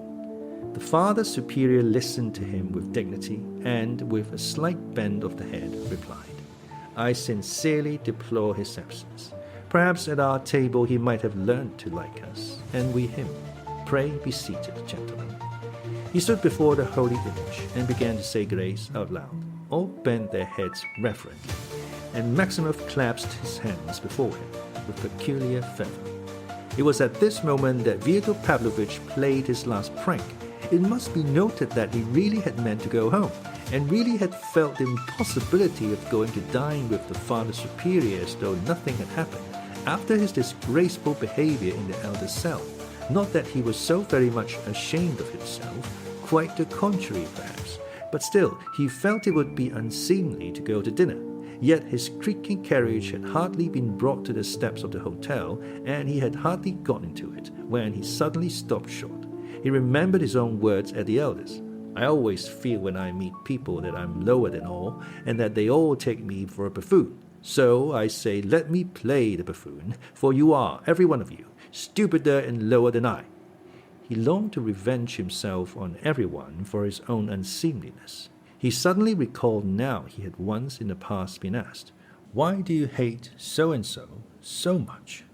And he had answered them with his shameless impudence. "I tell you, he has done me no harm, but I played him a dirty trick, and ever since I have hated him." Remembering that now, he smiled quietly and malignantly, hesitating for a moment. His eyes gleamed, and his lips positively quivered. "Well, since I have begun, I may as well go on," he decided. His prominent sensation at that moment might be expressed in the following words: "Well, there is no rehabilitating myself now, so let me shame them for all I am worth. I will show them I don't care what they think. That's all." He told the coachman to wait, while with rapid steps he returned to the monastery and straight to the Father Superior's. He had no clear idea what he would do, but he knew that he could not control himself, and that a touch might drive him to the utmost limits of obscenity. But only to obscenity. do nothing criminal, nothing for which he could be legally punished. In the last resort, he could always restrain himself, and had marveled indeed at himself. On that score, sometimes. He appeared in the Father Superior's dining room at the moment when the prayer was over, and all were moving to the table. Standing in the doorway, he scanned the company, and laughing his prolonged, impudent, malicious chuckle, looked them all boldly in the face. They thought I had gone, and here I am again, he cried to the whole room. For one moment everyone stared at him without a word, and at once everyone felt that something revolting, grotesque, positively scandalous was about to happen. Miusov passed immediately from the most benevolent frame of mind to the most savage. All the feelings that had subsided and died down in his heart revived instantly. "No, this I cannot endure," he cried. "I absolutely cannot, and I certainly cannot." The blood rushed to his head. He positively stammered, but he was beyond thinking of style, and he seized his hat. "What is it he cannot?" cried Fyodor Pavlovich. "That he absolutely cannot and certainly cannot? Your Reverence, am I to come in or not? Will you receive me as your guest?" "You are welcome with all my heart," answered the superior. "Gentlemen," he added, "I venture to beg you most earnestly to lay aside your dissensions and to be united in love and family harmony, with prayer to the Lord at our humble table." "No, it is impossible," cried Miusov, beside himself. "Well, if it is impossible for Pyotr Alexandrovitch, it is impossible for me, and I won't stop. That is why I came. I will keep with Pyotr Alexandrovitch everywhere now. If you will go away, Pyotr Alexandrovitch, I will go away too. If you remain, I will remain. You stung him by what you said about family harmony, Father Superior. He does not admit he is my relation. That's right, isn't it, von Son? Here's von Son. How are you, von Son?" "Do you mean me?" muttered Maximov, puzzled. "Of course I mean you," cried Fyodor Pavlovich. "Who else? The Father Superior could not be von Son." "But I am not von Son either. I am Maximov." "No, you are von Son. Your Reverence, do you know who von Son was? It was a famous murder case. He was killed in the house of harlotry. I believe that is what such places are called among you. He was killed and robbed, and in spite of his venerable age, he was nailed up in a box and sent from Petersburg to Moscow in the luggage van, and while they were nailing him up, the harlots sang songs and played the harp, that is to say, the piano. So this is that very von Son. He has risen from the dead, hasn't he, von Son?" "What is happening? What's this?" Voices were heard in a group of monks. "Let us go," cried Miusov, addressing Kalganov. "No, excuse me," Fyodor Pavlovich broke in shrilly, taking another step into the room. "Allow me to finish. There in the cell you blamed me for behaving disrespectfully just because I spoke of eating gudgeon, Pyotr Alexandrovitch. Miusov, my relation, prefers to have plus de noblesse que de sincérité in his words, but I prefer in mine plus de sincérité que de noblesse. And damn the noblesse. That's right, isn't it, von Son? Allow me, Father Superior.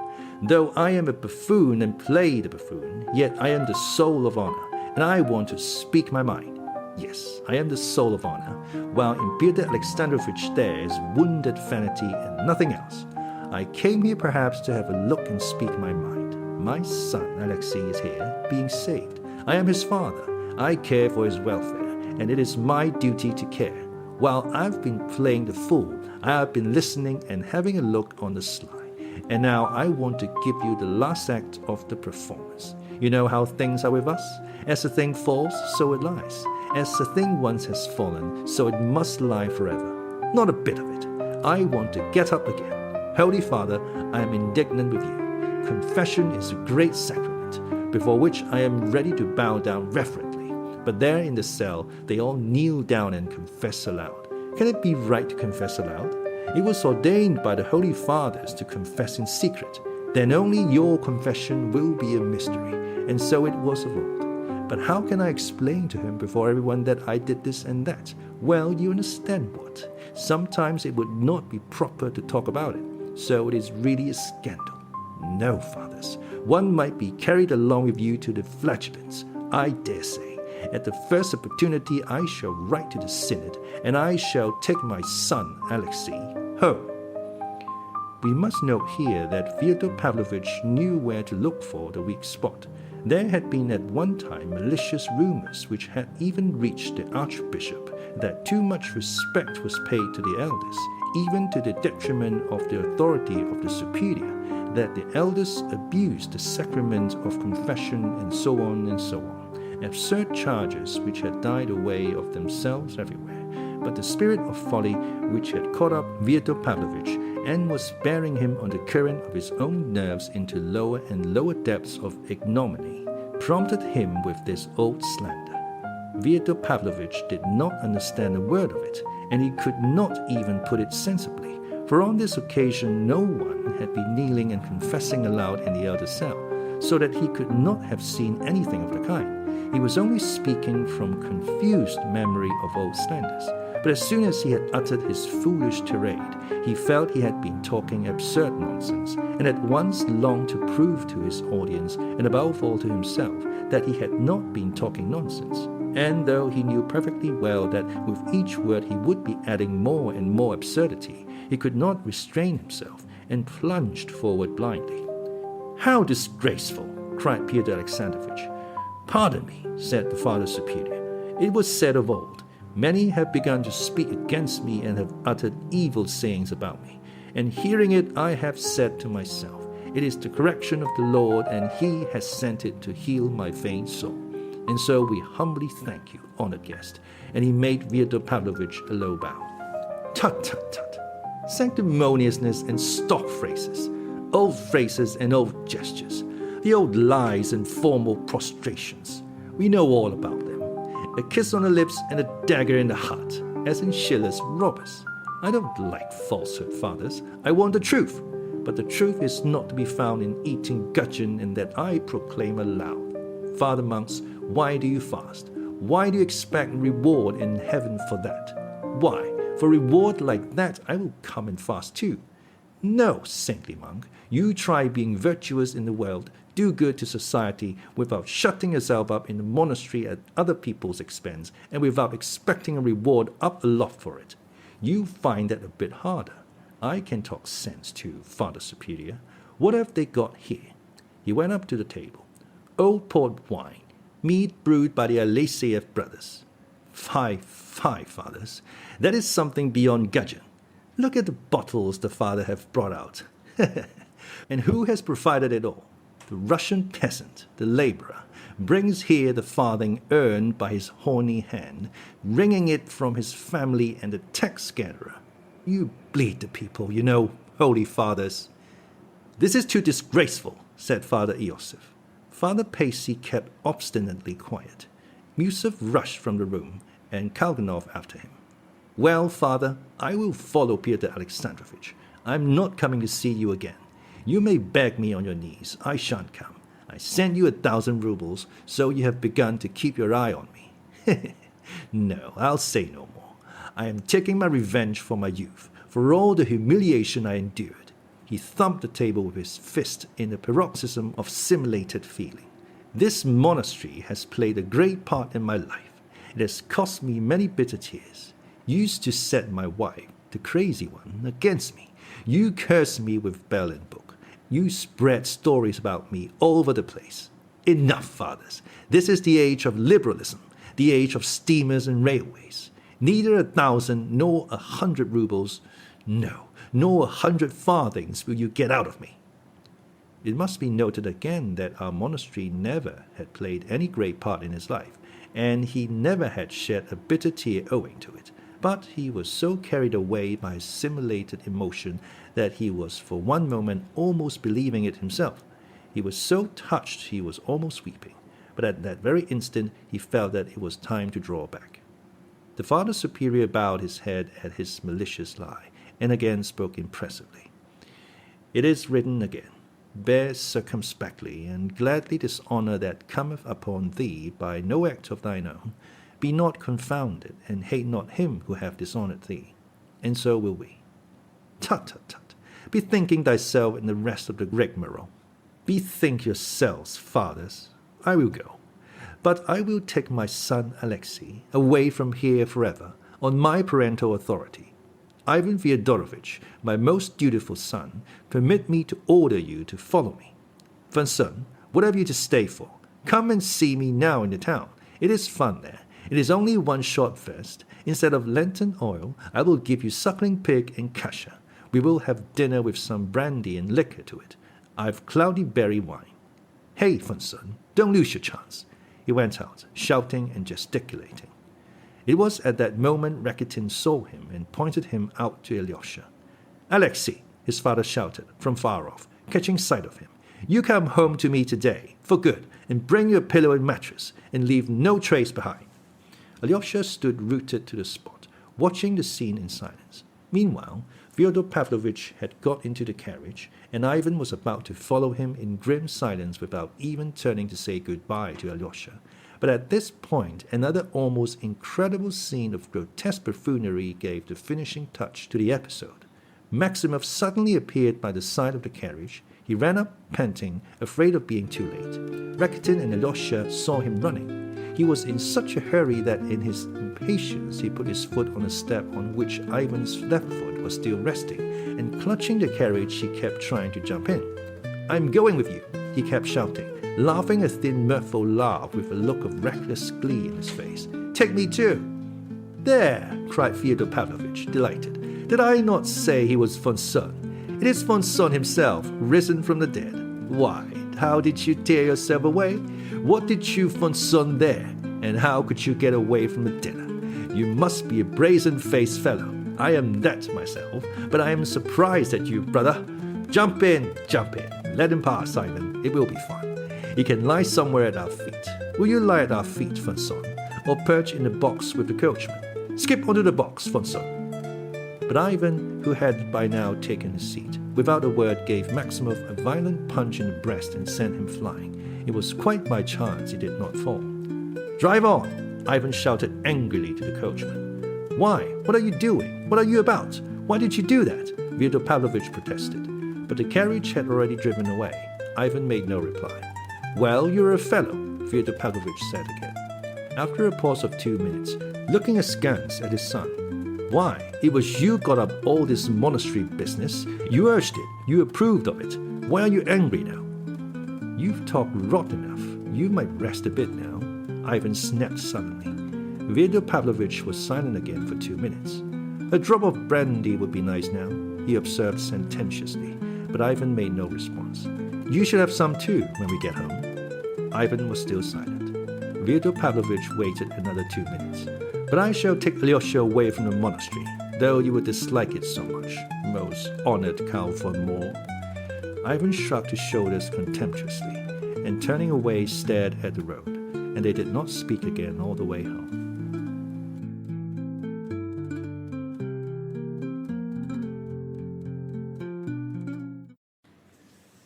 Costa's audiobook presents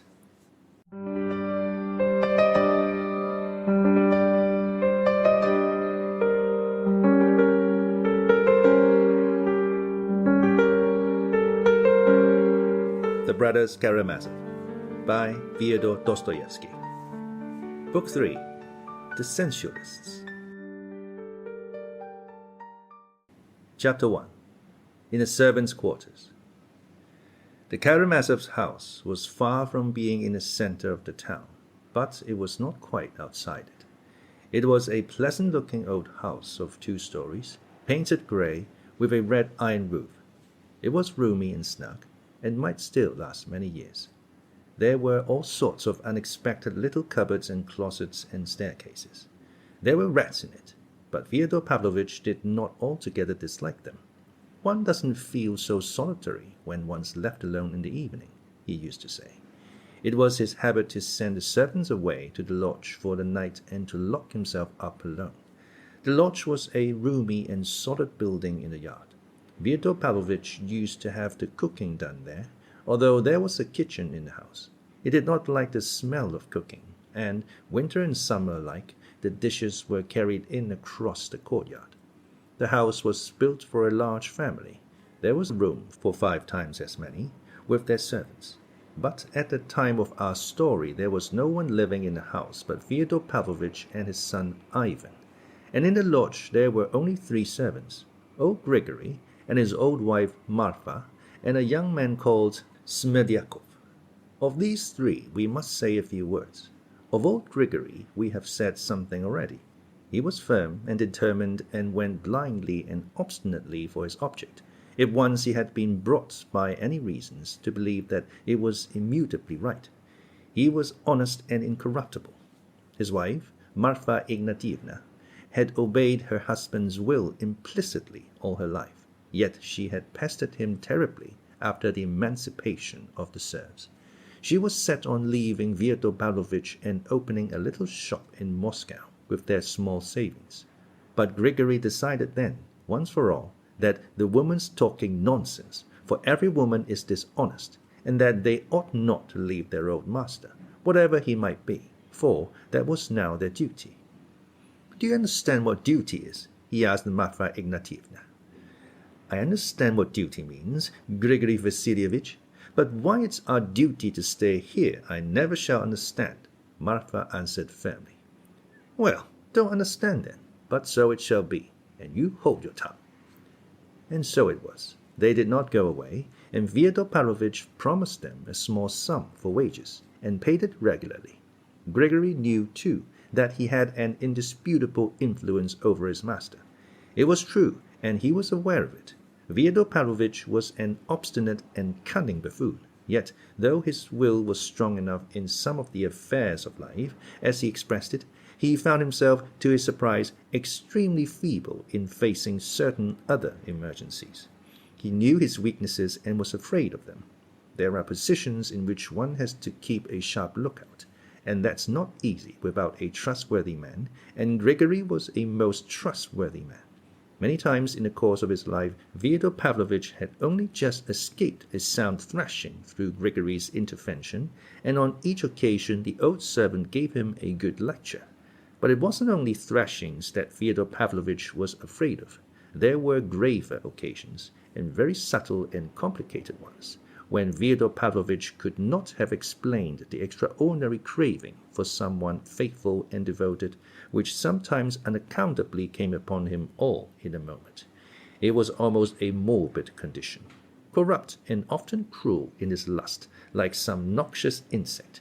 Fyodor Pavlovich was sometimes, in moments of drunkenness, overcome by superstitious terror and a moral convulsion which took an almost physical form.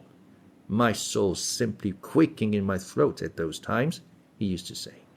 At such moments he liked to feel that there was near at hand, in the lodge if not in the room, a strong, faithful man, virtuous and unlike himself, who had seen all his debauchery and knew all his secrets, but was ready in his devotion to overlook all that, not to oppose him, above all, not to reproach him or threaten him with anything, either in this world or in the next, and, in case of need, to defend him.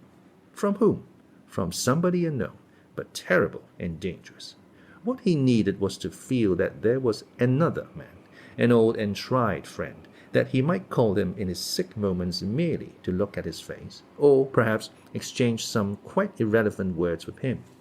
And if the old servant were not angry, he felt comforted, and if he were angry, he was more dejected. It happened even that Fyodor Pavlovich went at night to the lodge to wake Grigory and fetch him for a moment. When the old man came, Fyodor Pavlovich would begin talking about the most trivial matters, and would soon let him go again, sometimes even with a jest. And after he had gone, Fyodor Pavlovich would get into bed with a curse and sleep the sleep of the just. Something of the same sort had happened to Fyodor Pavlovich on Alyosha's arrival. Alyosha pierced his heart by living with him, seeing everything and blaming nothing. Moreover, Alyosha brought with him something his father had never known before, a complete absence of contempt for him and an invariable kindness, a perfectly natural, unaffected devotion to the old man who deserved it so little. All this was a complete surprise to the old profligate, who had dropped all family ties. It was a new and surprising experience for him, who had till then loved nothing but evil. When Alyosha had left him, he confessed to himself that he had learned something he had not till then been willing to learn. I have mentioned already that Grigory had detested Adelaida Ivanovna. the first wife of Fyodor Pavlovich and the mother of Dmitri, and that he had, on the contrary, protected Sofia Ivanovna, the poor crazy woman, against his master and anyone who chanced to speak ill or lightly of her. His sympathy for the unhappy wife had become something sacred to him, so that even now, 20 years after, he could not bear a slighting allusion to her from anyone, and would at once check the offender. Externally, Gregory was called dignified and taciturn, and spoke, weighing his words, without frivolity.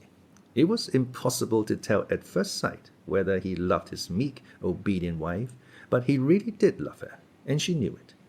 Marfa Ignatievna was by no means foolish. She was probably, indeed, cleverer than her husband, or at least more prudent than he in worldly affairs, and yet she had given in to him in everything without question or complaint ever since her marriage, and respected him for his spiritual superiority. It was remarkable how little they spoke to one another in the course of their lives, and only of the most necessary daily affairs. The grave and dignified Gregory thought over all his cares and duties alone, so that Marfa Ignatievna had long grown used to knowing that he did not need her advice. She felt that her husband respected her silence, and took it as a sign of her good sense. He had never beaten her but once, and then only slightly. Once during the year after Fyodor Pavlovich's marriage with Adelaida Ivanovna, the village girls and women, at that time serfs, were called together before the house to sing and dance. They were beginning in the green meadows, when Marfa, at that time a young woman, skipped forward and danced the Russian dance, not in the village fashion, but as she had danced it when she was a servant in the service of the rich Musov family, in their private theatre, where the actors were taught to dance by a dancing master from Moscow. Gregory saw how his wife danced, and an hour later, at home in their cottage, he gave her a lesson, pulling her hair a little. But there it ended. The beating was never repeated, and Marfa Ignatievna gave up dancing. God had not blessed him with children. One child was born, but it died. Gregory was fond of children, and was not ashamed of showing it. When Adelaida Ivanovna had run away, Gregory took Dmitri, then a child of 3 years old, combed his hair and washed him in a tub with his own hands, and looked after him for almost a year. Afterwards he had looked after Ivan and Alyosha, for which the general's widow had rewarded him with a slap in the face. But I have already related all that. The only happiness his own child had brought him had been in the anticipation of its birth. When it was born, he was overwhelmed with grief and horror. The baby had 6 fingers.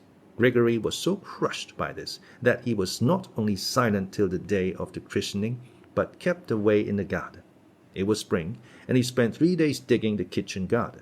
The 3rd day was fixed for christening the baby. Meantime, Gregory had reached a conclusion. Going into the cottage where the clergy were assembled and the visitors had arrived, including Fyodor Pavlovich, who was to stand godfather, he suddenly announced that the baby ought not to be christened at all. He announced this quietly, briefly, forcing out his words and gazing with dull intentness at the priest. "Why not?" asked the priest with good-humored surprise. "Because it's a dragon," muttered Gregory. "A dragon? What dragon?" Gregory did not speak for some time. "It's a confusion of nature," he muttered vaguely, but firmly, and obviously unwilling to say more. They laughed, and of course christened the poor baby. Gregory prayed earnestly at the font, but his opinion of the newborn child remained unchanged. Yet he did not interfere in any way. As long as the sickly infant lived, he scarcely looked at it, tried indeed not to notice it, and for the most part kept out of the cottage. But when, at the end of the fortnight, the baby died of thrush, he himself laid the child in his little coffin, looked at it in profound grief, and when they were filling up the shallow little grave, he fell on his knees and bowed down to the earth. He did not for years afterwards mention his child, nor did Marfa speak of the baby before him, and even if Gregory were not present, she never spoke of it above a whisper. Marfa observed that from the day of the burial he devoted himself to religion, and took to reading the lives of the saints, for the most part sitting alone and in silence, and always putting on his big, round, silver-rimmed spectacles. He rarely read aloud, only perhaps in Lent. He was fond of the book of Job. and had somehow got hold of a copy of the sayings and sermons of the God-fearing Father Isaac the Syrian, which he read persistently for years together, understanding very little of it, but perhaps prizing and loving it the more for that. Of late he had begun to listen to the doctrines of the sect of flagellants settled in the neighborhood. He was evidently shaken by them, but judged it unfitting to go over to the new faith. His habit of theological reading gave him an expression of still greater gravity. He was perhaps predisposed to mysticism, and the birth of his deformed child and its death had, as though by special design, been accompanied by another strange and marvelous event, which, as he said later, had left a stamp upon his soul. It happened that on the very night after the burial of his child, Marfa was awakened by the wail of a newborn baby. She was frightened and waked her husband. He listened and said he thought it was more like someone groaning. It might be a woman. He got up and dressed. It was a rather warm night in May. As he went down the steps, he distinctly heard groans coming from the garden.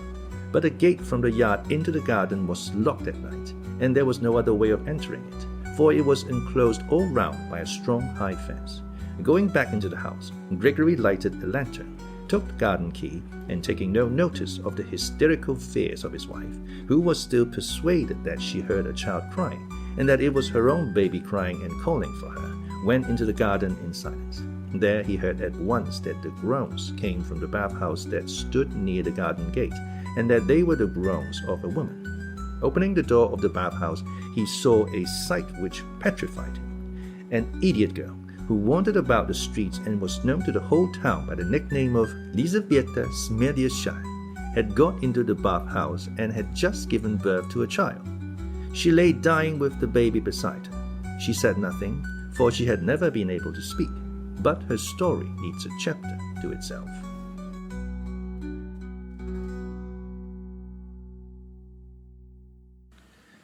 Chapter 2. Lizaveta. There was one circumstance which struck Grigory particularly, and confirmed a very unpleasant and revolting suspicion. This Lizaveta was a dwarfish creature, not 5 foot within a wee bit, as many of the pious old women said pathetically about her after her death. Her broad, healthy, red face had a look of blank idiocy, and the fixed stare in her eyes was unpleasant, in spite of their meek expression.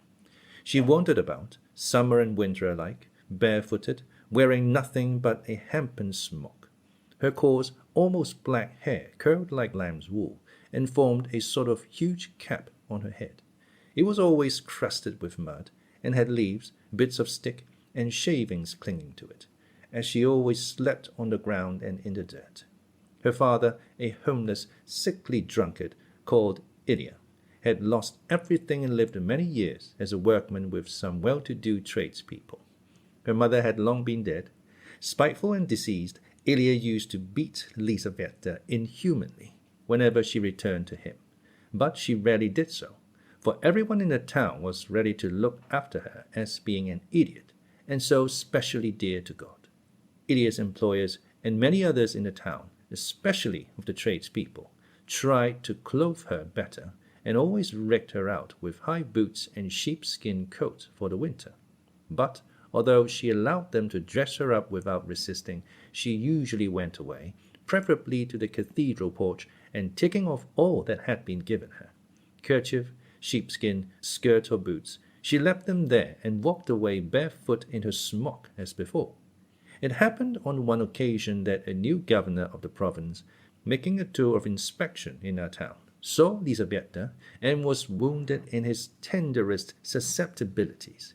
And though he was told she was an idiot, he pronounced that for a young woman of 20 to wander about in nothing but a smock was a breach of the proprieties, and must not occur again. But the governor went his way, and Lizaveta was left as she was. At last her father died, which made her even more acceptable in the eyes of the religious persons of the town, as an orphan. In fact, everyone seemed to like her. Even the boys did not tease her, and the boys of our town, especially the schoolboys, are a mischievous set. She would walk into strange houses, and no one drove her away. Everyone was kind to her and gave her something. If she were given a copper, she would take it, and at once drop it in the alms jug of the church or prison.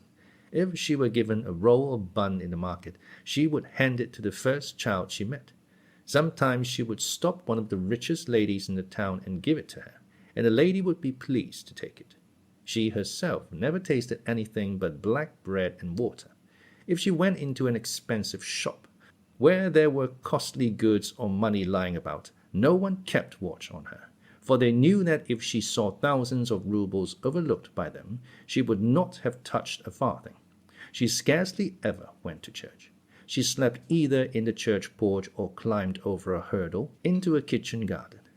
She used at least once a week to turn up at home, that is, at the house of her father's former employers, and in the winter went there every night and slept either in the passage or the cowhouse.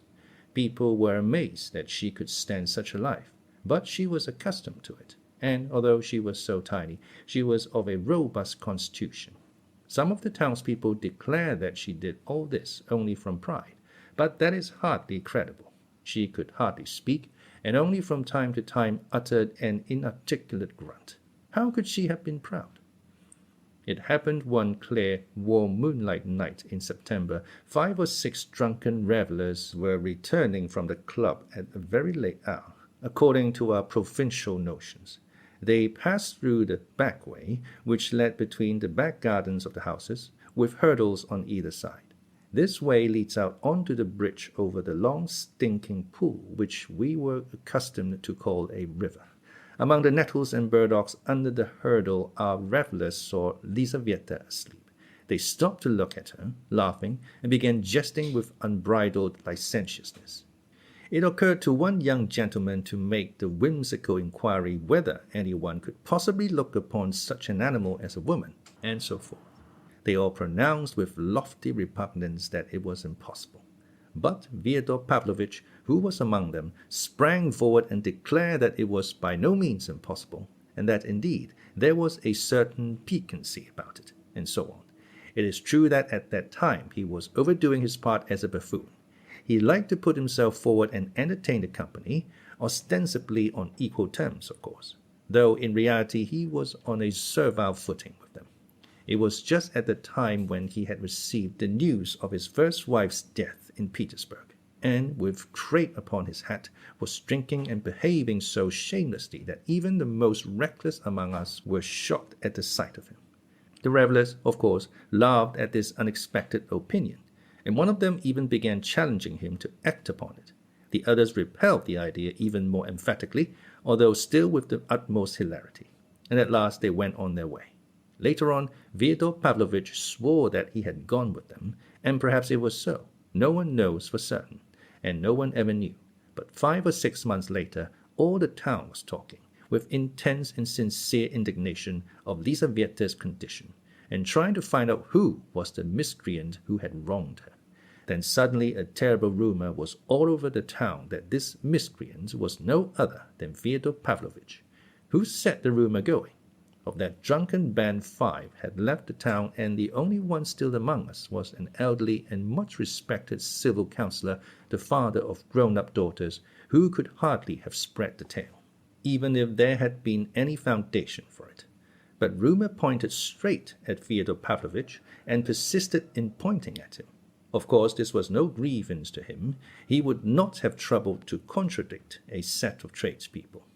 In those days he was proud, and did not condescend to talk except in his own circle of the officials and nobles, whom he entertained so well. At the time, Grigory stood up for his master vigorously. He provoked quarrels and altercations in defense of him, and succeeded in bringing some people round to his side. "It's the wench's own fault," he asserted, and the culprit was Karp, a dangerous convict who had escaped from prison and whose name was well known to us, as he had hidden in our town. This conjecture sounded plausible, for it was remembered that Karp had been in the neighborhood just at that time in the autumn, and had robbed 3 people. But this affair and all the talk about it did not estrange popular sympathy from the poor idiot. She was better looked after than ever. A well-to-do merchant's widow named Kondratiev arranged to take her into her house at the end of April, meaning not to let her go out until after the confinement. They kept a constant watch over her, but in spite of their vigilance, she escaped on the very last day and made her way into Fyodor Pavlovich's garden. How, in her condition, she managed to climb over the high, strong fence remained a mystery. Some maintained that she must have been lifted over by somebody. Others hinted at something more uncanny. The most likely explanation is that it happened naturally, that Lizaveta, accustomed to clambering over hurdles to sleep in gardens, had somehow managed to climb this fence in spite of her condition and had leapt down, injuring herself. Grigory rushed to Marfa and sent her to Lizaveta, while he ran to fetch an old midwife who lived close by. They saved the baby, but Lizaveta died at dawn. Grigory took the baby, brought it home, and making his wife sit down, put it on her lap. A child of God, an orphan, is akin to all, he said, and to us above others. Our little lost one has sent us this, who has come from the devil's son and a holy innocent. Nurse him and weep no more. So Marfa brought up the child. He was christened Pavel, to which people were not slow in adding Fyodorovich. Fyodor Pavlovich did not object to any of this and thought it amusing, though he persisted vigorously in denying his responsibility. The townspeople were pleased at his adopting the foundling. Later on, Fyodor Pavlovich invented a surname for the child, calling him Smirdyakov, after his mother's nickname. So this Smirdyakov became Fyodor Pavlovich's second servant and was living in a lodge with Grigory and Marfa at the time our story begins. He was employed as cook. I ought to say something of this Smirdyakov, but I am ashamed of keeping my readers' attention so long occupied with these common menials, and I will go back to my story, hoping to say more of Smirdyakov in the course of it.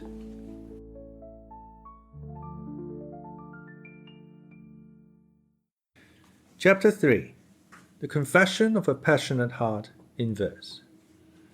Alyosha remained for some time irresolute after hearing the command his father shouted to him from the carriage. But in spite of his uneasiness, he did not stand still. That was not his way. He went at once to the kitchen to find out what his father had been doing above. Then he set off, trusting that on the way he would find some answer to the doubt tormenting him. I hasten to add that his father's shouts, commanding him to return home with his mattress and pillow, did not frighten him in the least. He understood perfectly that those peremptory shouts were merely a flourish to produce an effect.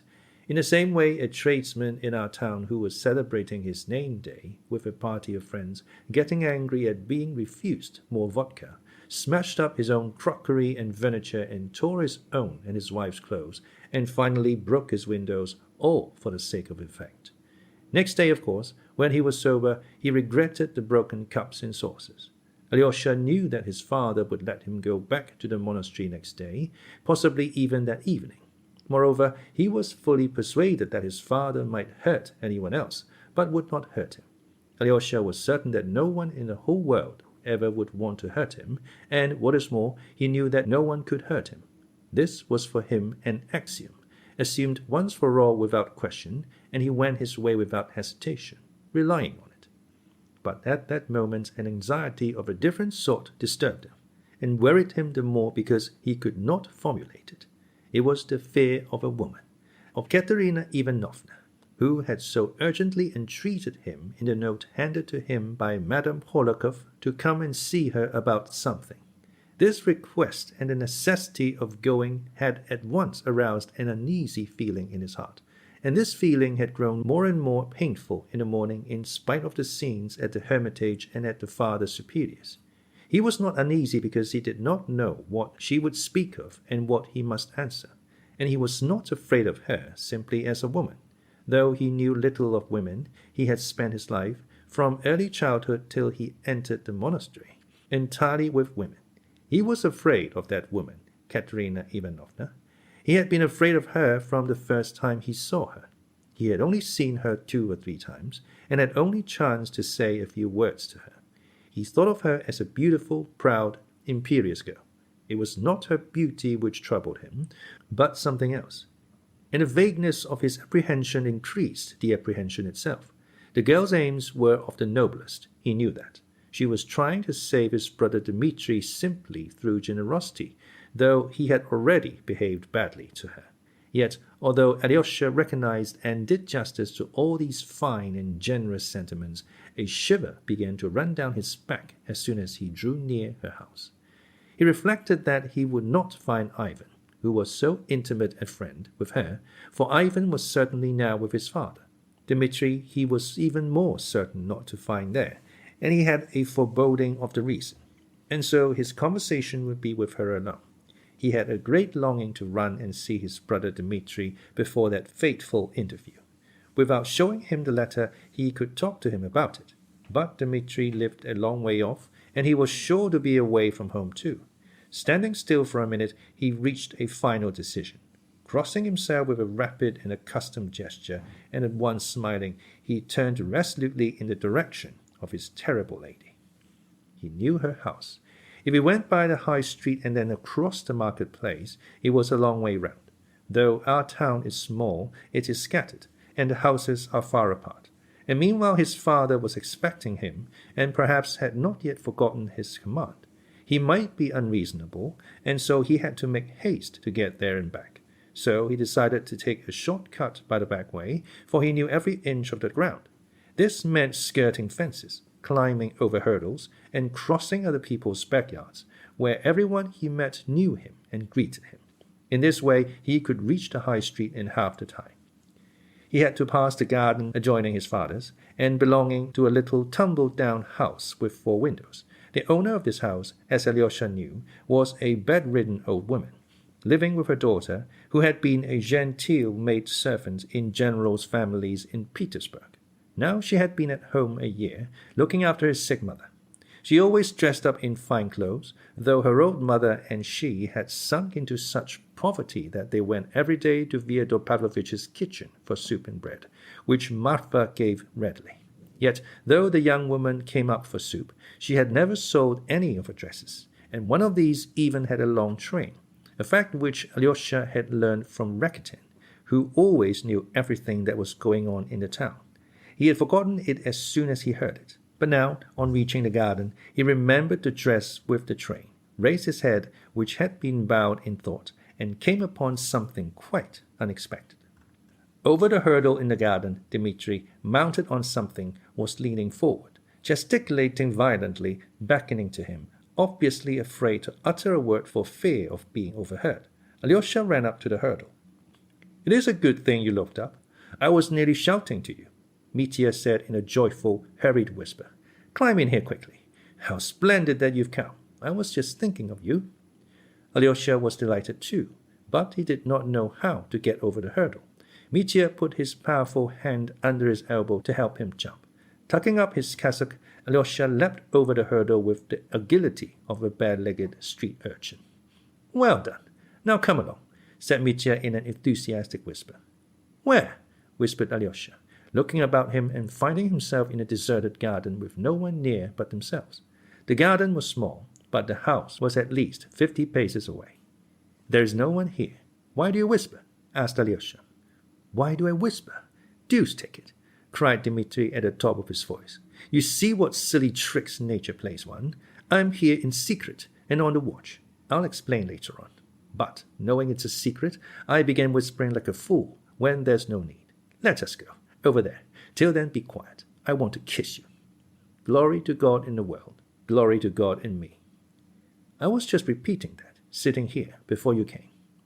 The garden was about 3 acres in extent, and planted with trees only along the fence at the 4 sides. There were apple trees, maples, limes, and birch trees. The middle of the garden was an empty grass space, from which several hundredweight of hay was carried in the summer. The garden was let out for a few rubles for the summer. There were also plantations of raspberries and currants and gooseberries laid out along the sides. A kitchen garden had been planted lately near the house. Dmitri led his brother to the most secluded corner of the garden. There, in a thicket of lime trees and old bushes of blackcurrant, elder, snowball tree, and lilac, there stood a tumble-down green summer house, blackened with age. Its walls were of lattice-work, but there was still a roof which could give shelter. God knows when this summer house was built. There was a tradition that it had been put up some 50 years before by a retired colonel called von Schmidt, who owned the house at that time. It was all in decay. The floor was rotting, the planks were loose, the woodwork smelled musty. In the summer house there was a green wooden table fixed in the ground, and round it were some green benches upon which it was still possible to sit. Alyosha had at once observed his brother's exhilarated condition, and on entering the arbor he saw half a bottle of brandy and a wine-glass on the table. "That's brandy," Mitya laughed. "I see your look. He's drinking again. Distrust the apparition. Distrust the worthless, lying crowd, and lay aside thy doubts. I'm not drinking. I'm only indulging, as that pig, your rectin, says. He'll be a civil councillor one day, but he'll always talk about indulging. Sit down. I could take you in my arms, Alyosha, and press you to my bosom till I crush you. For in the whole world, in reality, I love no one but you." He uttered the last words in a sort of exultation. "No one but you, and one jade I have fallen in love with, to my ruin. But being in love doesn't mean loving. You may be in love with a woman and yet hate her. Remember that. I can talk about it gaily still. Sit down here by the table, and I'll sit beside you and look at you, and go on talking. You shall keep quiet, and I'll go on talking, for the time has come. But on reflection, I'd better speak quietly. For here, you can never tell what ears are listening. I will explain everything. As they say, the story will be continued. Why have I been longing for you? Why have I been thirsting for you all these days, and just now? Because it's only to you I can tell everything. Because I must, because I need you. Because tomorrow I shall fly from the clouds. Because tomorrow life is ending and beginning. Have you ever dreamt of falling down a precipice into a pit? That's just how I'm falling, but not in a dream. And I'm not afraid, and don't you be afraid. At least I'm afraid, but I enjoy it. It's not enjoyment, though, but ecstasy. Damn it all, whatever it is. A strong spirit, a weak spirit, a womanish spirit, whatever it is. Let us praise nature. You see what sunshine, how clear the sky is. The leaves are all green. It's still summer. 4 o'clock in the afternoon and the stillness. Where were you going? I was going to father's, but I meant to go to Katerina Ivanovna's first. To her and to father. Ooh, what a coincidence. Where was I waiting for you? Hungering and thirsting for you in every cranny of my soul and even in my ribs. Why, to send you to father and to her, Katerina Ivanovna, so as to have done with her and with father. To send an angel. I might have sent anyone, but I wanted to send an angel. And here you are on your way to see father and her. Did you really mean to send me? Cried Alyosha with a distressed expression. Stay, you knew it, and I see you understand it all at once. But be quiet for a time. Don't be sorry, and don't cry. Dmitri stood up, thought a moment, and put his finger to his forehead. She's asked you, written to you a letter or something. That's why you're going to her. You wouldn't be going except for that. Here is her note. Alyosha took it out of his pocket. Mitya looked through it quickly. And you were going the back way. Oh, gods, I thank you for sending him by the back way. And he came to me like the golden fish for the silly old fisherman in the fable. Listen, Alyosha, listen, brother. Now I mean to tell you everything, for I must tell someone. An angel in heaven I've told already, but I want to tell an angel on earth. You're an angel on earth. You will hear and judge and forgive. And that's what I need, that someone above me should forgive. Listen, if 2 people break away from everything on earth and fly off into the unknown, or at least one of them, and before flying off or going to ruin he comes to someone else and says, do this for me. Some favor never asked before that could only be asked on one's deathbed. Would that other refuse if he were a friend or a brother? I will do it, but tell me what it is, and make haste, said Alyosha. Make haste? Don't be in a hurry, Alyosha. You hurry and worry yourself. There's no need to hurry now. Now the world has taken a new turning. Ah, Alyosha, what a pity you can't understand ecstasy. But what am I saying to him? As though you didn't understand it. What an ass I am. What am I saying? Be noble. Oh, man, who says that? Alyosha made up his mind to wait. He felt that perhaps, indeed, his work lay here. Mitya sank into thought for a moment, with his elbow on the table and his head in his hand. Both were silent. Alyosha, said Mitya, You're the only one who won't laugh. I should like to begin my confession with Schiller's Hymn to Joy, An die Freude. I don't know German. I only know it's called that. Don't think I'm talking nonsense because I'm drunk. I'm not a bit drunk. Brandy's all very well, but I need 2 bottles to make me drunk. Silenus with his rosy fist upon his stumbling ass. But I've not drunk a quarter of a bottle, and I'm not Silenus. I'm not Silenus, though I'm strong, for I've made a decision once for all. Forgive me the pun. You'll have to forgive me a lot more than puns today. Don't be uneasy. I'm not spinning it out. I'm talking sense, and I'll come to the point in a minute. I won't keep you in a suspense. Stay. How does it go? He raised his head, thought a minute, and began with enthusiasm. Wild and fearful in his cavern hid the naked troglodyte, and the homeless nomad wandered, laying waste the fertile plain. Menacing with spear and arrow, in the woods the hunter strayed. Woe to all poor wretches stranded on those cruel and hostile shores. From the peak of high Olympus came the mother Ceres down, seeking in those savage regions her lost daughter Proserpine. But the goddess found no refuge, found no kindly welcome there, and no temple bearing witness to the worship of the gods. From the fields and from the vineyards came no fruits to deck the feasts, only flesh of blood-stained victims smouldered on the altar fires. And where the grieving goddess turns her melancholy gaze, sunk in vilest degradation, man his loathsomeness displays. Mitya broke into sobs and seized Alyosha's hand. My dear, in degradation now, too. There's a terrible amount of suffering for men on earth, a terrible lot of trouble. Don't think I'm only a brute in an officer's uniform, wallowing in dirt and drink. I hardly think of anything but of that degraded man, if only I'm not lying. I pray God I'm not lying and showing off. I think about that man because I am that man myself. Would he purge his soul from vileness and attain to light and worth, he must turn and cling forever to his ancient Mother Earth. But the difficulty is, how am I to cling forever to Mother Earth? I don't kiss her. I don't cleave to her bosom. Am I to become a peasant or a shepherd? I go on, and I don't know whether I'm going to shame or to lighten joy. That's the trouble.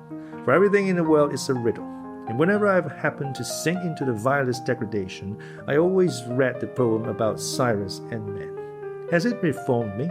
Never, for I am a Karamazov. For when I do leap into the pit, I go headlong with my heels up, and am pleased to be falling in that degrading attitude, and pride myself upon it. And in the very depths of that degradation I begin a hymn of praise. Let me be accursed, let me be vile and base, only let me kiss the hem of the veil in which my God is shrouded. Though I may be following the devil, I am thy son, O Lord, and I love thee, and I feel the joy without which the world cannot stand. Joy everlasting fostereth the soul of all creation. It is her secret ferment fires the cup of life with flame. This at her back the grass have turned, each blade towards the light. And solar system have evolved from chaos and dark night, filling the realms of boundless space beyond the sage's sight. At bounteous nature's kindly breast all things that breathe drink joy. And birds and beasts and creeping things all follow where she leads. Her gifts to man are friends in need, the reef, the foaming mast. To angels, vision of God's throne, to insects, sensual lust. But enough poetry. I am in tears. Let me cry. It may be foolishness that everyone would laugh at, but you won't laugh. Your eyes are shining too. Enough poetry. I want to tell you now about the insects to whom God gave sensual lust. To insects, sensual lust. I am that insect, brother, and it is said of me specially. All we Karamazovs are such insects, and angel as you are, that insect lives in you too, and will stir up a tempest in your blood. Tempests, because sensual lust is a tempest, worse than a tempest. Beauty is a terrible and awful thing. It is terrible because it has not been fathomed and never can be fathomed. For God set us nothing but riddles. Here the boundaries meet and all contradictions exist side by side. I'm not a cultivated man, brother, but I've thought a lot about this. It's terrible what mysteries there are. Too many riddles weigh men down on earth. We must solve them as we can and try to keep a dry skin in the water. Beauty.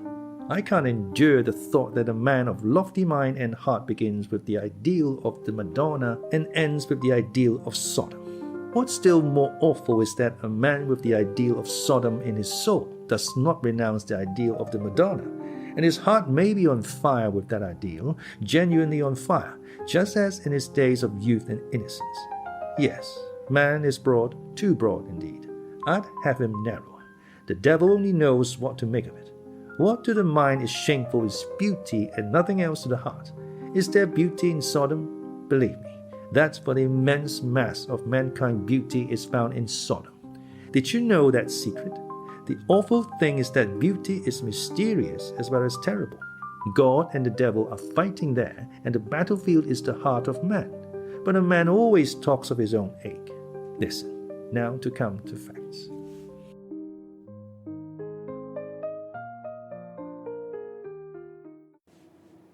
Chapter 4. The Confession of a Passionate Heart in Anecdote. I was leading a wild life then.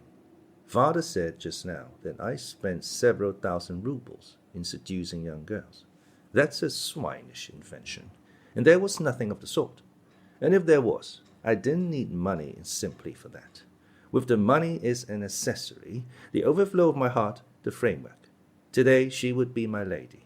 Tomorrow I went out of the streets in her place. I entertained them both. I threw away money by the handful on music, rioting, and gypsies. Sometimes I gave it to the ladies, too, for they'll take it greedily, that must be admitted, and be pleased and thankful for it. Ladies used to be fond of me, not all of them, but it happened.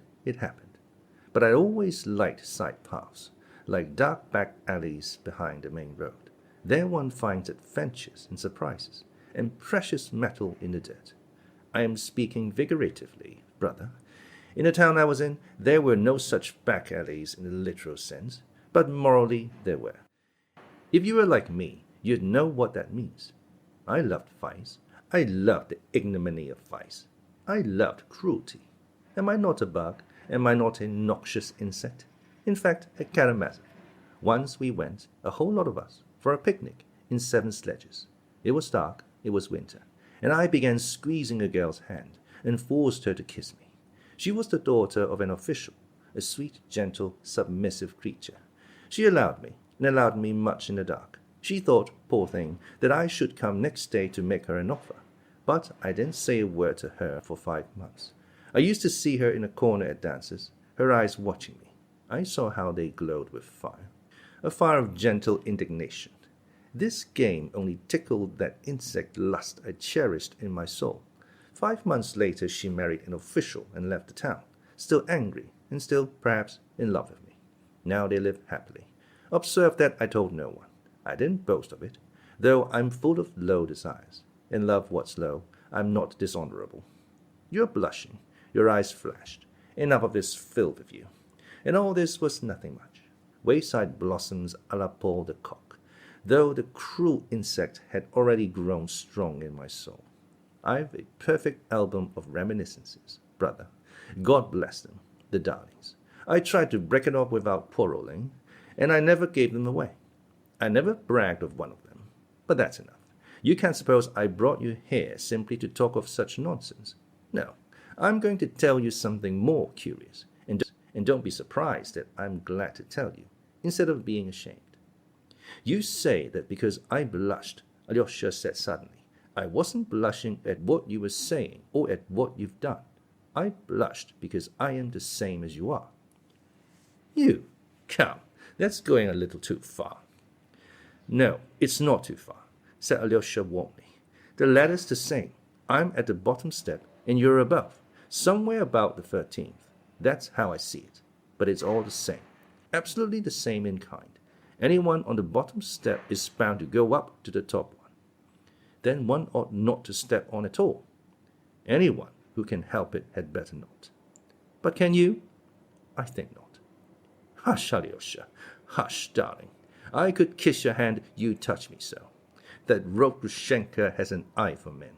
She told me once that she'd devour you one day. There, I won't. From this field of corruption fouled by flies, let's pass to my tragedy, also befouled by flies, that is, by every sort of vileness. Although the old man told lies about my seducing innocence, there really was something of the sort in my tragedy, though it was only once, and then it did not come off. The old man who has reproached me with what never happened does not even know of this fact. I never told anyone about it. You're the first, except Ivan, of course. Ivan knows everything. He knew about it long before you. But Ivan's a tomb. Ivan's a tomb? Yes. Alyosha listened with great attention. I was lieutenant in a line regiment, but still I was under supervision, like a kind of convict. Yet I was awfully well received in the little town. I spent money right and left. I was thought to be rich. I thought so myself, but I must have pleased them in other ways as well. Although they shook their heads over me, they liked me. My colonel, who was an old man, took a sudden dislike to me. He was always down upon me, but I had powerful friends, and moreover, all the town was on my side, so he couldn't do me much harm. I was involved myself for refusing to treat him with proper respect. I was proud. This obstinate old fellow, who was really a very good sort, kind-hearted and hospitable, had 2 wives, both dead. His first wife, who was of a humble family, left a daughter as unpretentious as herself. She was a young woman of 24 when I was there, and was living with her father and an aunt, her mother's sister. The aunt was simple and illiterate. The niece was simple but lively. I like to say nice things about people. I never knew a woman of more charming character than Agafya. Fancy, her name was Agafya Ivanovna, and she wasn't bad-looking either. In the Russian style, tall, stout, with a full figure, and beautiful eyes, though a rather coarse face. She had not married, although she had 2 suitors. She refused them, but was as cheerful as ever. I was intimate with her. Not in that way. It was pure friendship. I have often been friendly with women quite innocently. I used to talk to her with shocking frankness, and she only laughed. Many women like such freedom, and she was a girl too, which made it very amusing. Another thing, one could never think of her as a young lady. She and her aunt lived in her father's house with a sort of voluntary humility, not putting themselves on an equality with other people. She was a general favorite, and of use to everyone, for she was a clever dressmaker. She had a talent for it. She gave her services freely without asking for payment, but if anyone offered her payment, she didn't refuse. The colonel, of course, was a very different matter. He was one of the chief personages in the district. He kept open house, entertained the whole town, and gave suppers and dances. At the time I arrived and joined the battalion, all the town was talking of the expected return of the colonel's second daughter, a great beauty, who had just left the fashionable school in the capital. The second daughter is Katerina Ivanovna, and she was the child of the second wife, who belonged to a distinguished general's family. Although, as I learned on good authority, she too brought the colonel no money. She had connections, and that was all. There may have been expectations, but they had come to nothing. Yet, when the young lady came from boarding school on a visit, the whole town revived. Our most distinguished ladies, 2 excellencies and a colonel's wife, and all the rest following their lead, at once took her up and gave entertainments in her honor. She was the belle of the balls and picnics, and they got up tableaux vivants in aid of distressed governesses. I took no notice. I went on as wildly as before, and one of my exploits at the time set all the town talking. I saw her eyes taking my measure one evening at the battery commander's, but I didn't go up to her, as though I disdained her acquaintance. I did go up and speak to her at an evening party not long after. She scarcely looked at me, and compressed her lips scornfully. Wait a bit, I'll have my revenge, thought I. I behaved like an awful fool on many occasions at that time, and I was conscious of it myself. What made it worse was that I felt that Katenka was not an innocent boarding school miss, but a person of character, proud and really high-principled. Above all, she had education and intellect, and I had neither. You think I meant to make her an offer? No. I simply wanted to revenge myself, because I was such a hero, and she didn't seem to feel it. Meanwhile, I spent my time in drink and riot, till the lieutenant colonel put me under arrest for 3 days. Just at that time, father sent me 6,000 rubles in return for my sending him a deed giving up all claims upon him, settling our accounts, so to speak, and saying that I wouldn't expect anything more. I didn't understand a word of it at the time, until I came here, Alyosha, till the last few days. Indeed, perhaps even now. I haven't been able to make head or tail of my money affairs with father, but never mind that. We'll talk of it later. Just as I received the money, I got a letter from a friend telling me something that interested me immensely. The authorities, I learned, were dissatisfied with our lieutenant colonel. He was suspected of irregularities. In fact, his enemies were preparing a surprise for him. And then the commander of the division arrived and kicked up the devil of a shindy. Shortly afterwards, he was ordered to retire. I won't tell you how it all happened. He had enemies, certainly. Suddenly, there was a marked coolness in the town towards him and all his family. His friends all turned their backs on him. Then I took my first step. I met Agafya Ivanovna, with whom I'd always kept up a friendship, and said, "Do you know there's a deficit of 4,500 rubles of government money in your father's accounts?" "What do you mean? What makes you say so? The general was here not long ago, and everything was all right." Then it was, but now it isn't. She was terribly scared. "Don't frighten me," she said. "Who told you so?" "Don't be uneasy," I said. "I won't tell anyone. You know I'm as silent as the tomb. I only wanted, in view of possibilities, to add that when they demand that 4,500 rubles from your father, and he can't produce it, he'll be tried and made to serve as a common soldier in his old age, unless you'd like to send me your young lady secretly. I've just had money paid me. I'll give her 4,000, if you like, and keep the secret religiously." "Ah, you scoundrel!" That's what she said. "You wicked scoundrel! How dare you!" She went away furiously indignant, while I shouted after her once more that the secret should be kept secret. Those two simple creatures, Agafya and her aunt, I may as well say at once, behaved like perfect angels all through this business. They genuinely adored their Katya, thought her far above them, and waited on her, hand and foot. But Agafya told her of our conversation. I found that out afterwards. She didn't keep it back, and of course that was all I wanted. Suddenly the new major arrived to take command of the battalion. The old lieutenant colonel was taken ill at once, couldn't leave his room for 2 days, and didn't hand over the government money. Dr. Kravchenko declared that he really was ill, but I knew for a fact, and had known for a long time, that for the last 4 years the money had never been in his hands except when the commander made his visits of inspection. He used to lend it to a trustworthy person, a merchant of our town called Trifonov, an old widower with a big beard and gold-rimmed spectacles.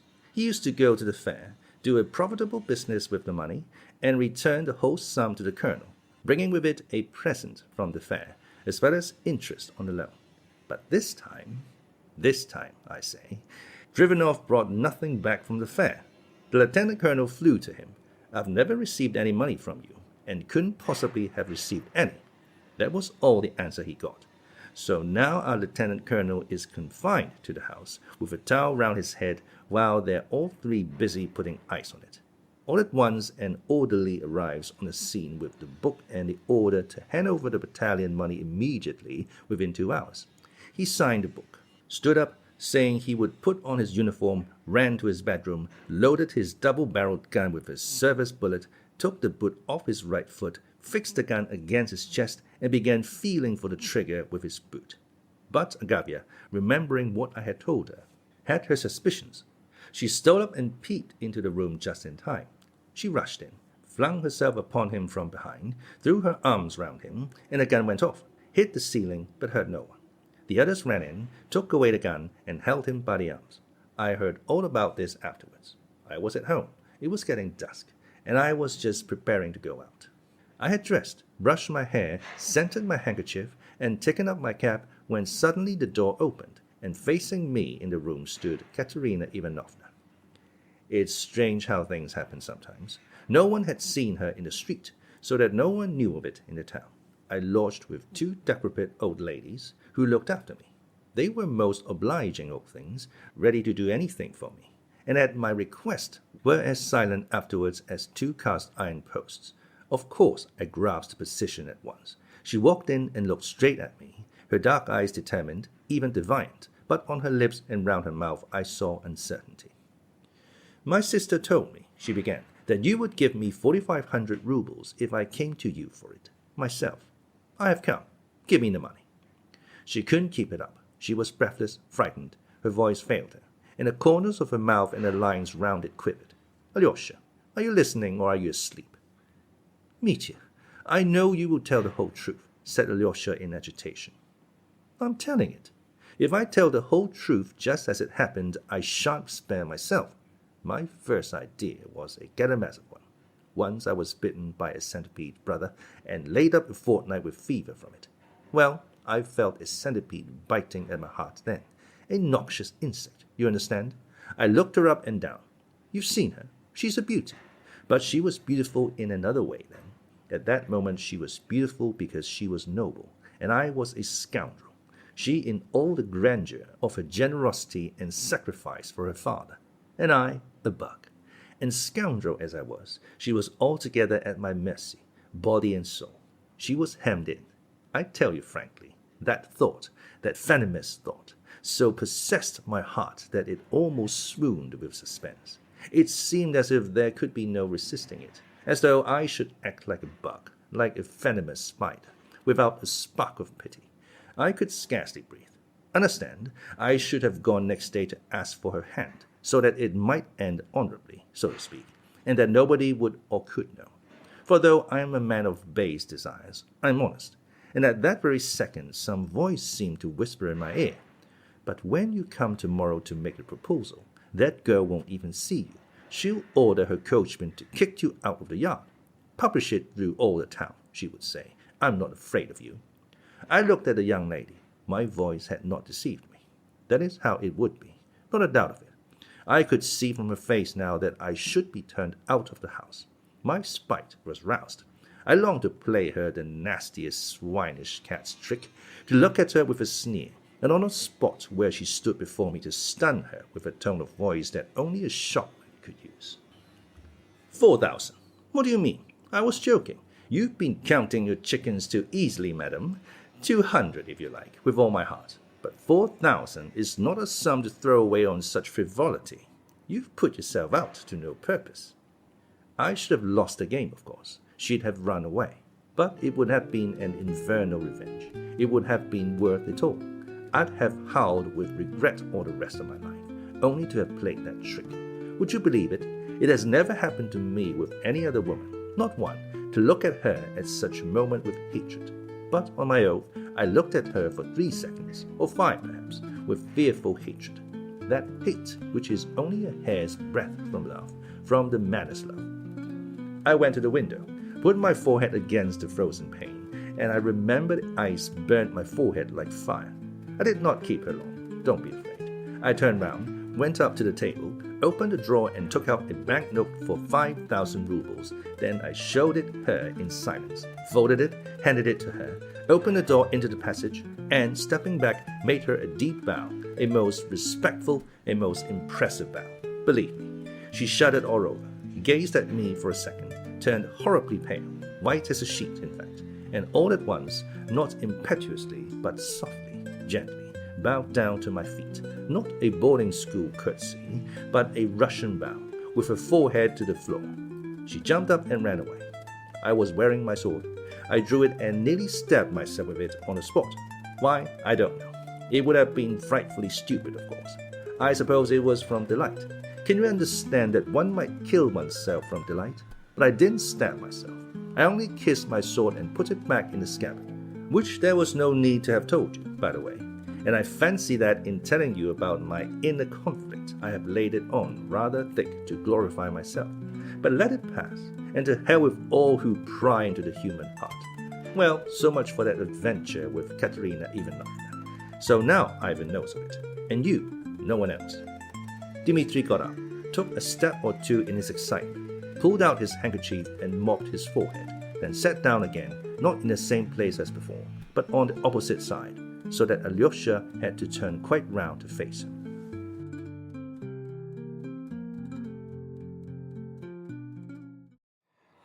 Chapter 5. The Confession of a Passionate Heart Heals Up. "Now," said Alyosha, "I understand the first half." "You understand the first half. That half is a drama, and it was played out there. The second half is a tragedy, and it is being acted here." "And I understand nothing of that second half so far," said Alyosha. "And I?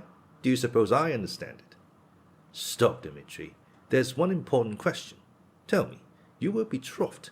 You are betrothed still."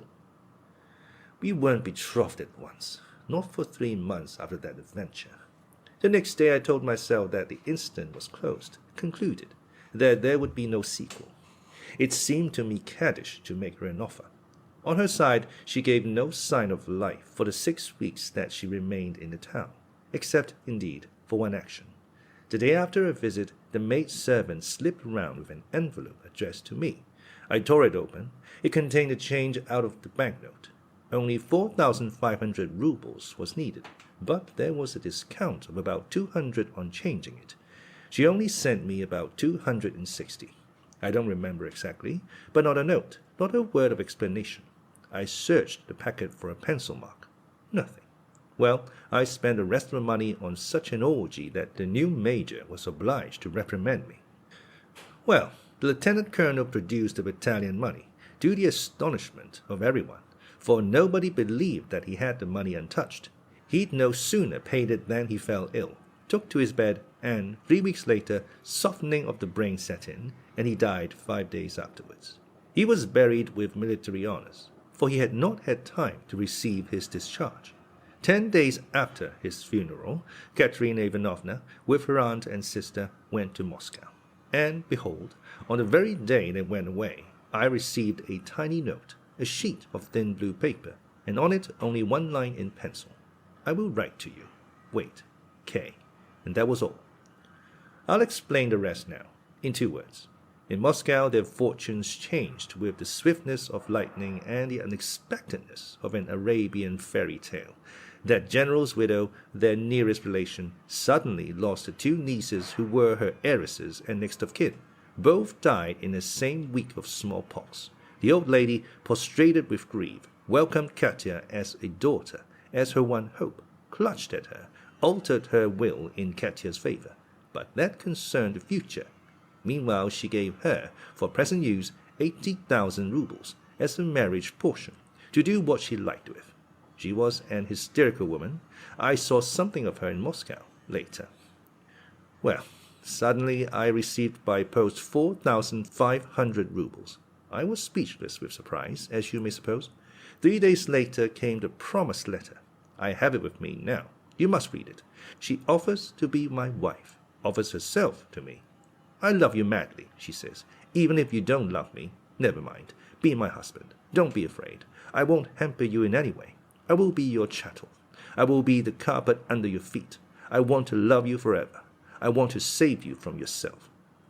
Alyosha, I'm not worthy to repeat those lines in my vulgar words and in my vulgar tone, my everlastingly vulgar tone that I can never cure myself of.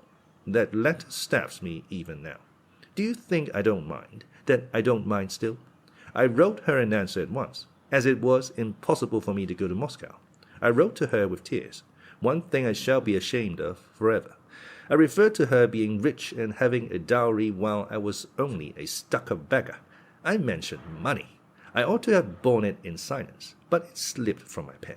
Then I wrote at once to Ivan and told him all I could about it in a letter of 6 pages and sent him to her.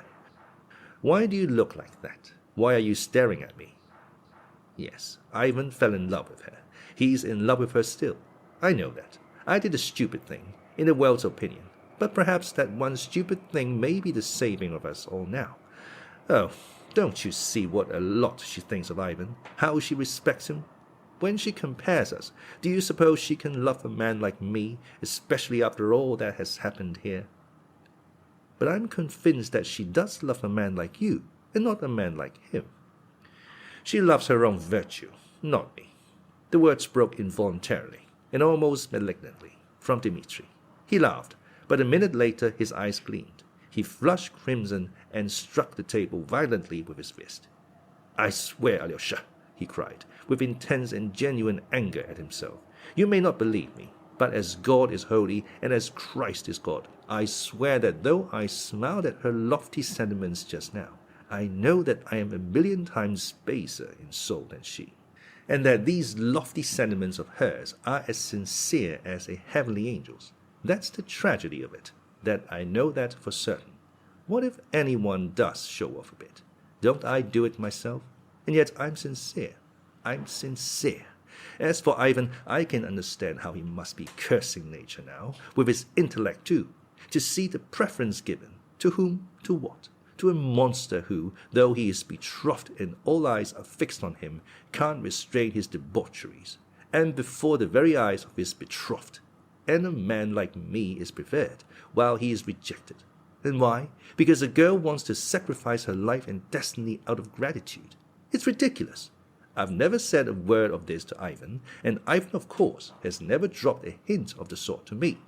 But destiny will be accomplished, and the best man will hold his ground while the undeserving one will vanish into his back alley forever.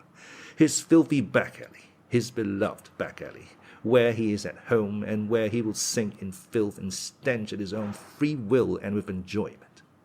I've been talking foolishly. I've no words left. I use them at random, but it will be as I have said. I shall drown in the back alley, and she will marry Ivan. Stop, Dmitri, Alyosha interrupted again with great anxiety. There's one thing you haven't made clear yet. You are still betrothed all the same, aren't you? How can you break off the engagement if she, your betrothed, doesn't want to? Yes, formally and solemnly betrothed. It was all done on my arrival in Moscow, with great ceremony, with icons, all in fine style. The general's wife blessed us, and, would you believe it, congratulated Katya. You've made a good choice, she said. I see right through him. And, would you believe it, she didn't like Ivan, and hardly greeted him. I had a lot of talk with Katya in Moscow. I told her about myself, sincerely, honorably. She listened to everything. There was sweet confusion, there were tender words. Though there were proud words too. She wrung out of me a mighty promise to reform. I gave my promise, and here. What? Why, I called to you and brought you out here today, this very day, remember it, to send you, this very day again, to Katerina Ivanovna, and... What? To tell her that I shall never come to see her again. Say, he sends you his compliments. But is that possible? That's just the reason I'm sending you in my place, because it's impossible. And how could I tell her myself? And where are you going? To the back alley. To Grushenka, then, Alyosha exclaimed mournfully, clasping his hands. Can Rakitin really have told the truth? I thought that you had just visited her, and that was all. Can a betrothed man pay such visits? Is such a thing possible, and with such a betrothed, and before the eyes of all the world? Confound it, I have some honor. As soon as I began visiting Grushenka, I ceased to be betrothed, to be an honest man. I understand that. Why do you look at me? You see, I went in the first place to beat her. I had heard, and I know for a fact now, that captain, father's agent, had given Grushenka an IOU of mine for her to sue me for payment, so as to put an end to me. They wanted to scare me. I went to beat her. I had a glimpse of her before. She doesn't strike one at first sight. I knew about her old merchant, who's lying ill now, paralyzed, but he's leaving her a decent little sum. I knew, too, that she was fond of money, that she hoarded it, and lent it at a wicked rate of interest, that she's a merciless cheat and swindler. I went to beat her, and I stayed. The storm broke. It struck me down like the plague. I'm plague-stricken still, and I know that everything is over, and there will never be anything more for me. The cycle of the ages is accomplished. That's my position. And though I'm a beggar, as fate would have it, I had 3,000 just then in my pocket. I drove with Grushenka to Mokrow, a place 25 versts from here. I got gypsies there and champagne and made all the peasants there drunk on it, and all the women and girls. I sent the thousands flying. In 3 days' time I was stripped bare, but a hero. Do you suppose the hero had gained his end? Not a sign of it from her. I tell you that rogue Grushenka has a supple curve all over her body. You can see it in her little foot, even in her little toe. I saw it and kissed it, but that was all, I swear. I'll marry you if you like, she said. You're a beggar, you know. Say that you won't beat me, and will let me do anything I choose, and perhaps I will marry you. She laughed, and she's laughing still. Dmitri leapt up with a sort of fury. He seemed all at once as though he were drunk. His eyes became suddenly bloodshot. And do you really mean to marry her? At once, if she will, and if she won't, I shall stay all the same. I'll be the porter at her gate. Alyosha, he cried. He stopped short before him, and taking him by the shoulders, began shaking him violently. Do you know, you innocent boy, that this is all delirium, senseless delirium, for there's a tragedy here. Let me tell you, Alexei, that I may be a low man, with low and degraded passions, but a thief and a pickpocket Dmitri Karamazov never can be. Well then, let me tell you that I'm a thief and a pickpocket. That very morning, just before I went to beat Grushenka, Katerina Ivanovna sent for me, and in strict secrecy asked me to go to the chief town of the province and to post 3,000 rubles to Agafya Ivanovna in Moscow, so that nothing should be known of it in the town here. So I had that 3,000 rubles in my pockets when I went to see Grushenka, and it was that money we spent at Mokro. Afterwards I pretended I had been to the town, but did not show her the post office receipt. I said I had sent the money and would bring the receipt, and so far I haven't brought it. I've forgotten it. Now what do you think you're going to her today to say? He sends his compliments, and she'll ask you, what about the money? You might still have said to her, he's a degraded sensualist, and a low creature, with uncontrolled passions. He didn't send your money then, but wasted it, because, like a low brute, he couldn't control himself. But still you might have added, he isn't a thief though. Here is your 3,000. He sends it back. Send it yourself to Agafya Ivanovna. But he told me to say he sends his compliments. But, as it is, she will ask, but where is the money? Mitya, you are unhappy, yes, but not as unhappy as you think. Don't worry yourself to death with despair. What? Do you suppose I'd shoot myself because I can't get 3,000 to pay back? That's just it. I shan't shoot myself. I haven't the strength now. Afterwards, perhaps. But now I'm going to Grushenka. I don't care what happens. And what then? I'll be her husband if she deigns to have me, and when lovers come, I'll go into the next room. I'll clean her friends' galoshes, blow up their semaphore, run their errands. Katerina Ivanovna will understand it all, Alyosha said solemnly. She'll understand how great this trouble is and will forgive. She has a lofty mind, and no one could be more unhappy than you. She'll see that for herself. She won't forgive everything, said Dmitri with a grin. There's something in it, brother, that no woman could forgive. Do you know what would be the best thing to do? What? Pay back the 3,000. Where can we get it from? I say, I have 2,000. Ivan will give you another 1,000. That makes 3. Take it and pay it back. And when would you get it, your 3,000? You're not of age. Besides, and you absolutely must, take my farewell to her today, with the money or without it, for I can't drag on any longer. Things have come to such a pass. Tomorrow is too late. I shall send you to father. To father? Yes, to father first. Ask him for 3,000. But Mitya, he won't give it. As though he would. I know he won't. Do you know the meaning of despair, Alexei? Yes. Listen, legally he owes me nothing. I've had it all from him. I know that. But morally he owes me something, doesn't he? You know he started with 28,000 of my mother's money and made 100,000 with it. Let him give me back only 3 out of the 28,000, and he'll draw my soul out of hell, and it will atone for many of his sins. For that 3,000, I give you my solemn word, I'll make an end of everything, and he shall hear nothing more of me. For the last time I give him the chance to be the father. Tell him God himself sends him this chance. Mitya, he won't give it for anything. I know he won't. I know it perfectly well. Now, especially, that's not all. I know something more.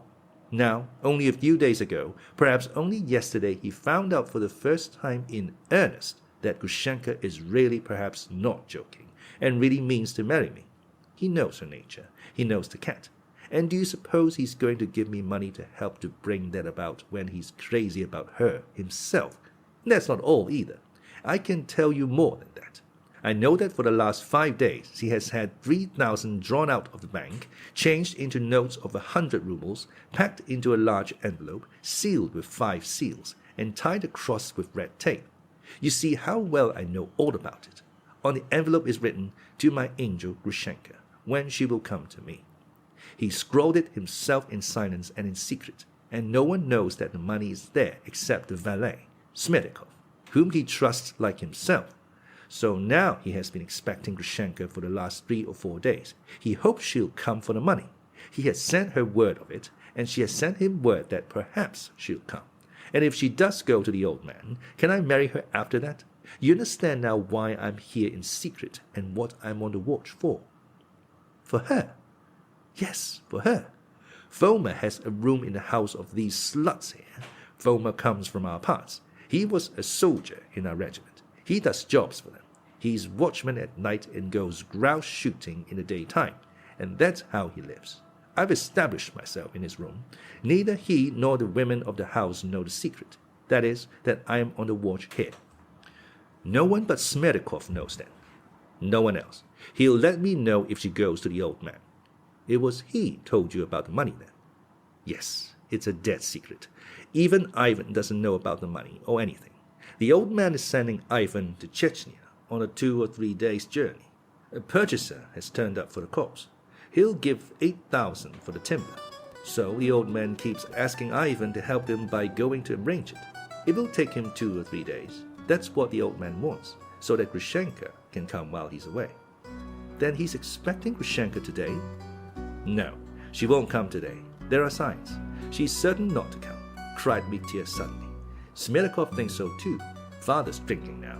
He's sitting at table with Ivan. Go to him, Alyosha, and ask for the 3,000. Mitya, dear, what's the matter with you? Cried Alyosha, jumping up from his place and looking keenly at his brother's frenzied face. For one moment the thought struck him that Dmitri was mad. What is it? I'm not insane, said Dmitri, looking intently and earnestly at him. No fear. I'm sending you to father, and I know what I'm saying. I believe in miracles. In miracles? In the miracle of divine providence. God knows my heart. He sees my despair. He sees the whole picture. Surely he won't let something awful happen. Alyosha, I believe in miracles. Go. I am going. Tell me, will you wait for me here? Yes, I know it will take some time. You can't go at him point blank. He's drunk now. I'll wait 3 hours.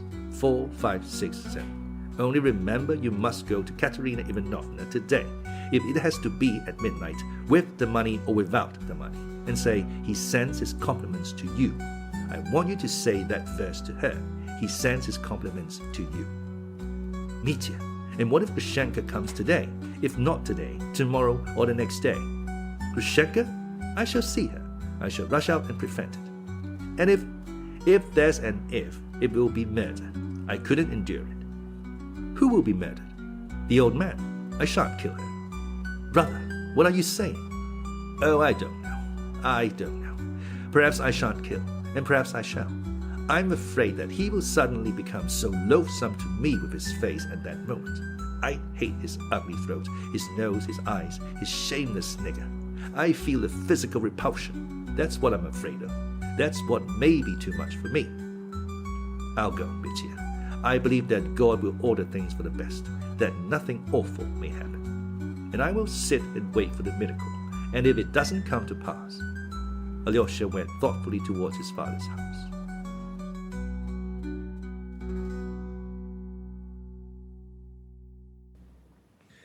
Chapter 6. Smedyakov. He did in fact find his father still at table, though there was a dining room in the house.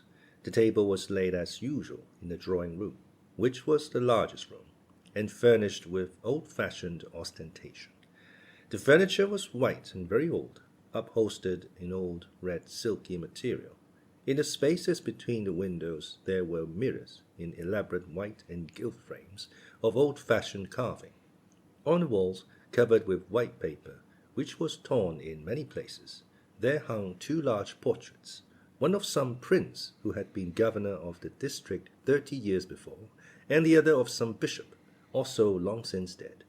In a corner opposite the door there were several icons, before which a lamp was lighted at nightfall, not so much for devotional purposes as to light the room. Fyodor Pavlovich used to go to bed very late, at 3 or 4 o'clock in the morning, and would wander about the room at night or sit in an armchair thinking. This had become a habit with him. He often slept quite alone in the house, sending his servants to the lodge, but usually Smerdyakov remained, sleeping on a bench in the hall.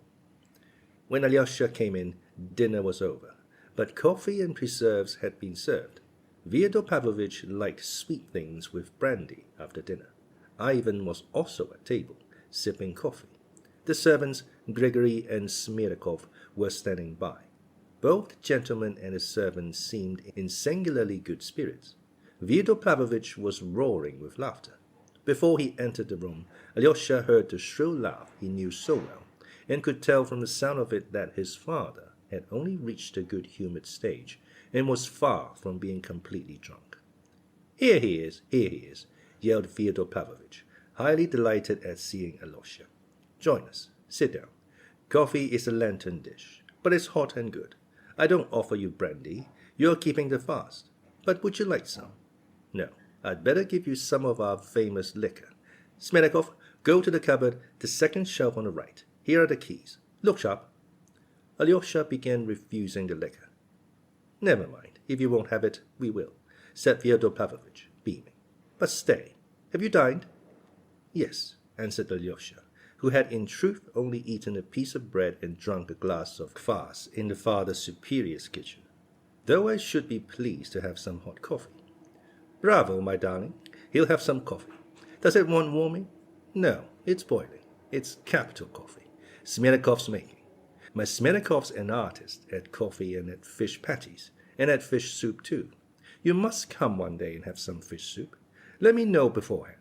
But stay. Didn't I tell you this morning to come home with your mattress and pillow and all? Have you brought your mattress?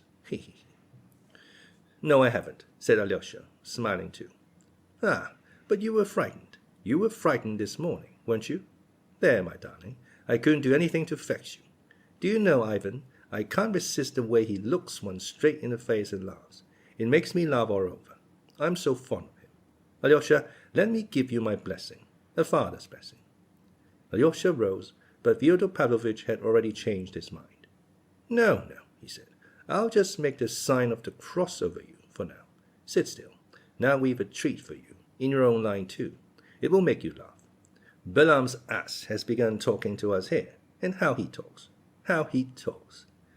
Balaam's ass, it appeared, was the valet, Smerdyakov.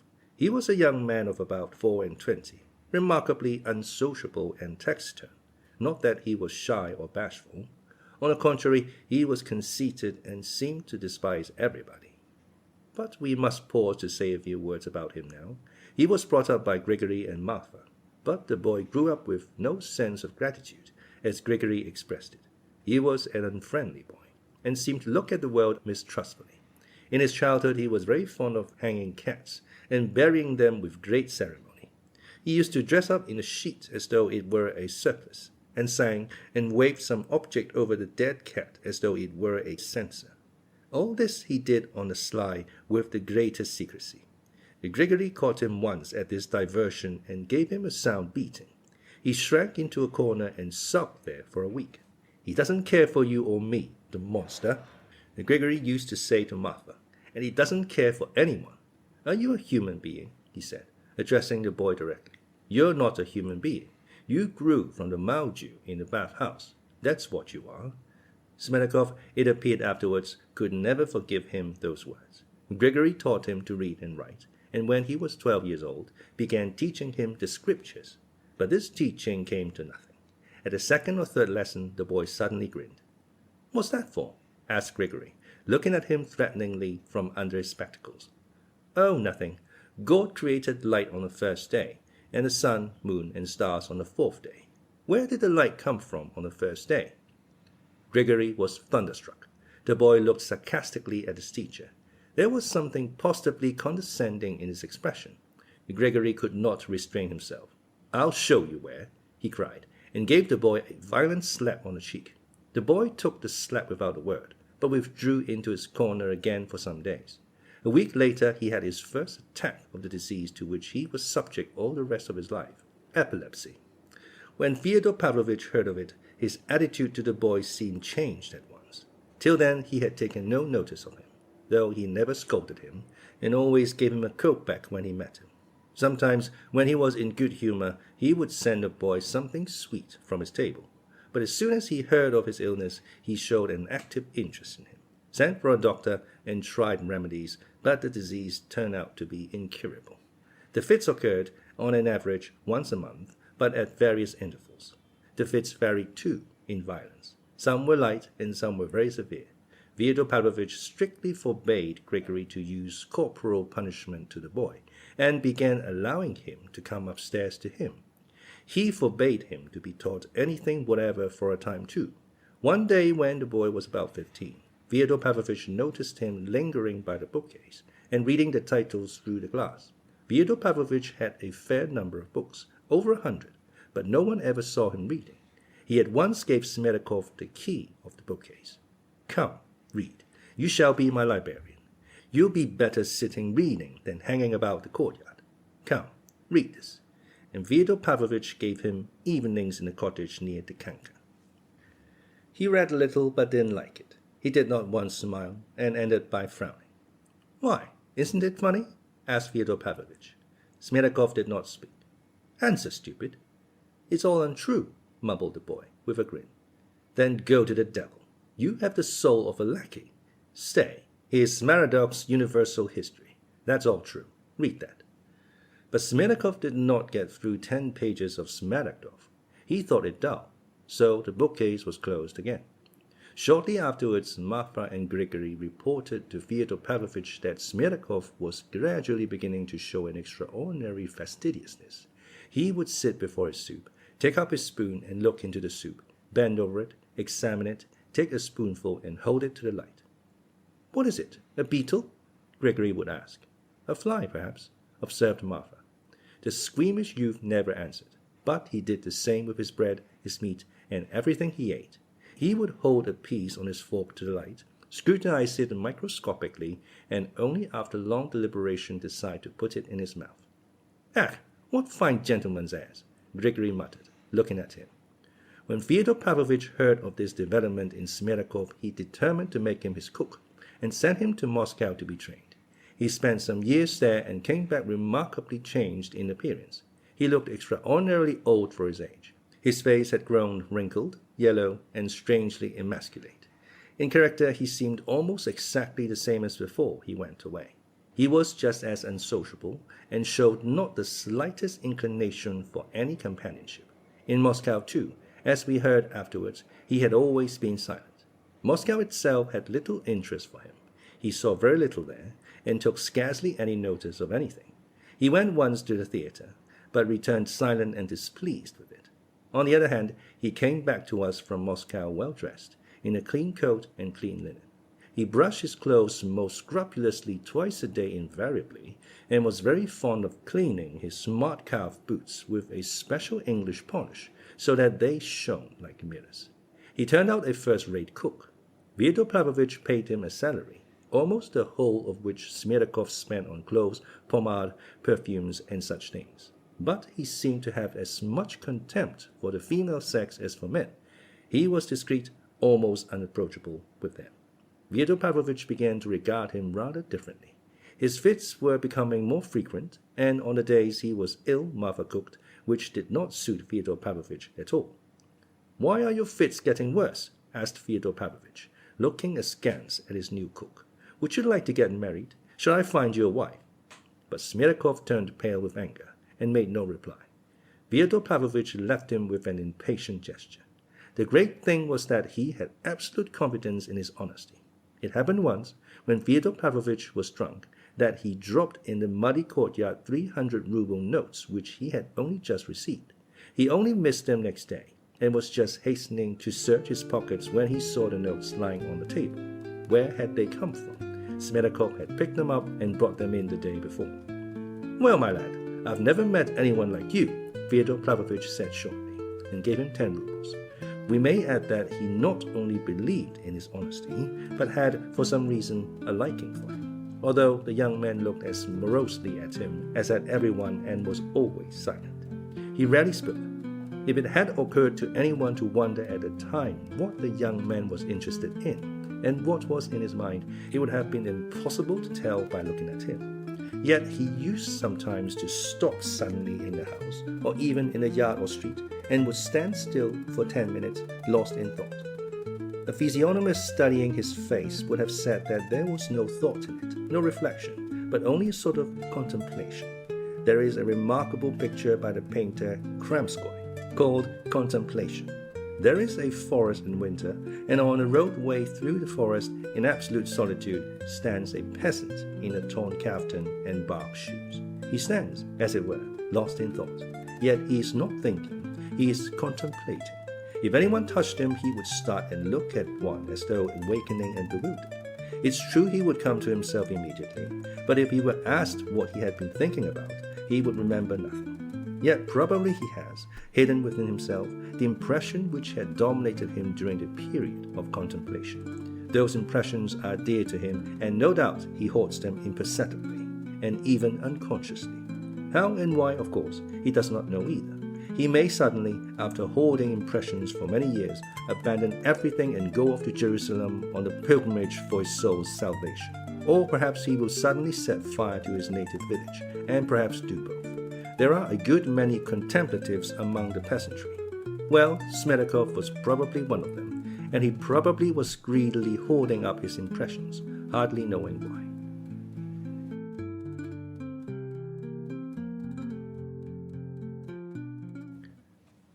Chapter 7.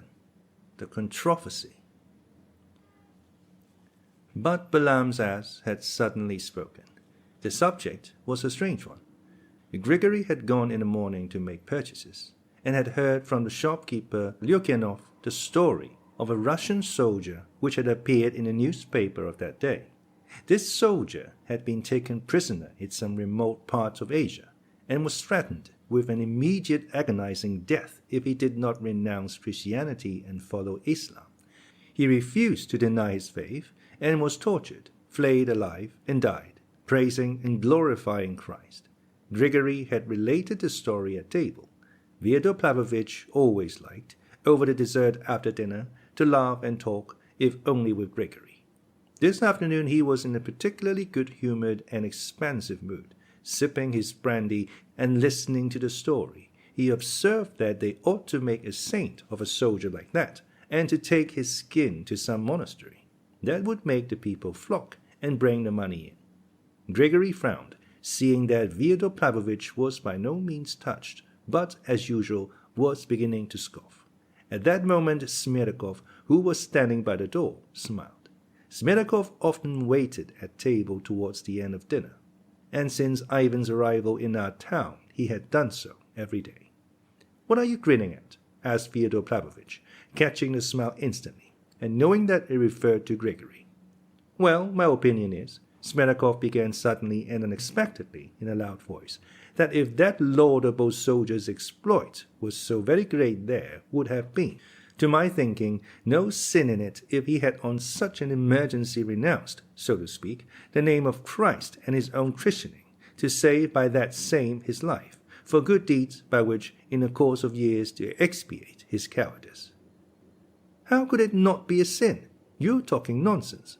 For that you go straight to hell and be roasted there like mutton," put in Fyodor Pavlovich.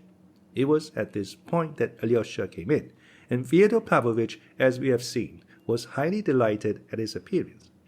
"We're on your subject, he chuckled gleefully, making Alyosha sit down to listen. "As for mutton, that's not so, and there'll be nothing there for this, and there shouldn't be either, if it's according to justice," Smetakov maintained stoutly. "How do you mean according to justice?" Fyodor Pavlovich cried still more gaily, nudging Alyosha with his knee. "He's a rascal, that's what he is," burst from Grigory. He looked Smetakov wrathfully in the face. "As for being a rascal, wait a little, Grigory Vasilievich," answered Smetakov with perfect composure. "You'd better consider yourself that, once I am taken prisoner by the enemies of the Christian race, and they demand from me to curse the name of God and to renounce my holy christening, I am fully entitled to act by my own reason, since there would be no sin in it." "But you've said that before. Don't waste words. Prove it," cried Fyodor Pavlovich. "Soup maker, muttered Grigory contemptuously. As for being a soup maker, wait a bit too, and consider for yourself, Grigory Vassilievich, without abusing me. For as soon as I say to those enemies, no, I'm not a Christian, and I curse my true God, then at once, by God's high judgment, I become immediately and specially anathema accursed, and am cut off from the Holy Church, exactly as though I were a heathen, so that at that very instant, not only when I say it aloud, but when I think of saying it, before a quarter of a second has passed, I am cut off. Is that so or not, Grigory Vassilievich? He addressed Grigory with obvious satisfaction, though he was really answering Fyodor Pavlovich's questions, and was well aware of it, and intentionally pretending that Grigory had asked questions. "Ivan," cried Fyodor Pavlovich suddenly, "stoop down for me to whisper. He's got this all up for your benefit. He wants you to praise him. Praise him." Ivan listened with perfect seriousness to his father's excited whisper. "Stay, Smenikov, be quiet a minute," cried Fyodor Pavlovich once more. "Ivan, your ear again."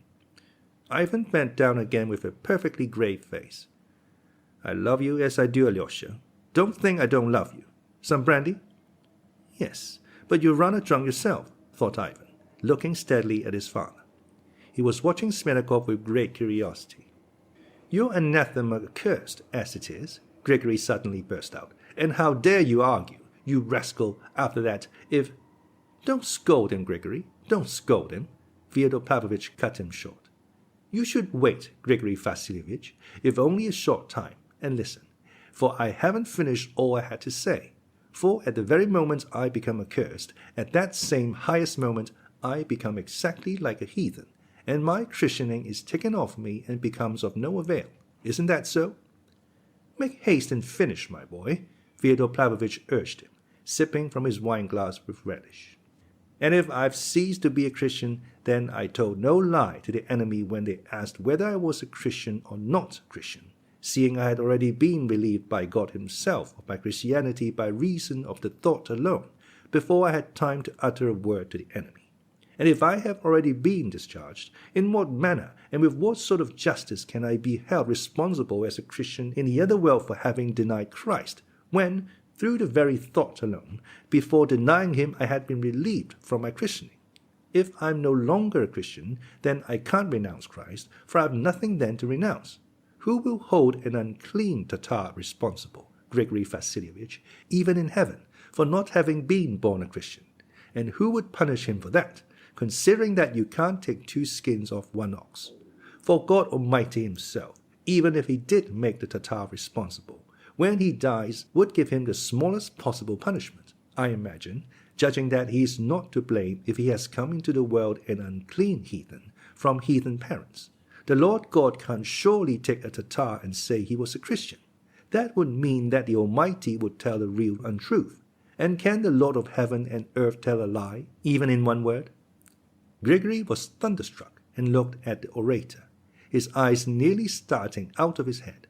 Though he did not clearly understand what was said, he had caught something in this rigmarole, and stood looking like a man who has just hit his head against the wall.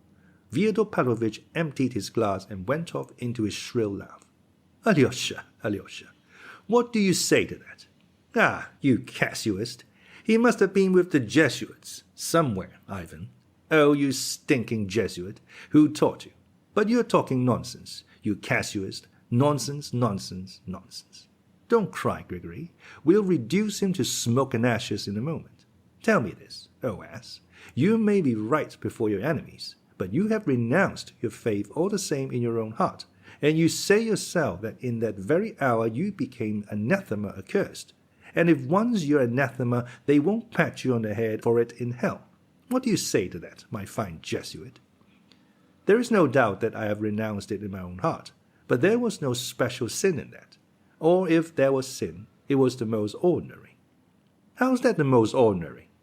"You lie, accursed one," hissed Grigory. "Consider yourself, Grigory Vassilievich," Smenikov went on, staid and unruffled, conscious of his triumph, but, as it were, generous to be vanquished foe. "Consider yourself, Grigory Vassilievich. It is said in the scripture that if you have faith, even as a mustard seed, and bid a mountain move into the sea, It will move without the least delay at your bidding. Well, Grigory Vasilievich, if I am without faith and you have so great a faith that you are continually swearing at me, you try yourself telling this mountain not to move into the sea, for that's a long way off, but even to our stinking little river which runs at the bottom of the garden. You see for yourself that it won't budge, but will remain just where it is however much you shout at it. And that shows, Grigory Vasilievich, that you haven't faith in a proper manner, and only abuse others about it. Again, taking into consideration that no one in our day, not only you, but actually no one, from the highest person to the lowest peasant, can shove mountains into the sea, except perhaps some one man in the world, or at most two, and they most likely are saving their souls in secret somewhere in the Egyptian desert, so you wouldn't find them, if so it be. If all the rest have no faith, will God curse all the rest?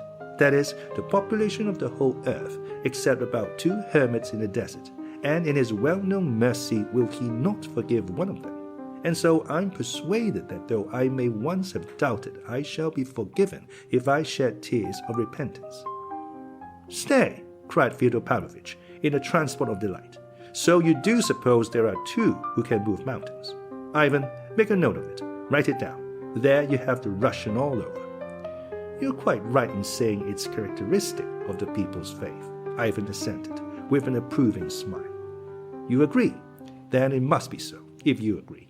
It's true, isn't it, Alyosha? That's the Russian faith all over, isn't it?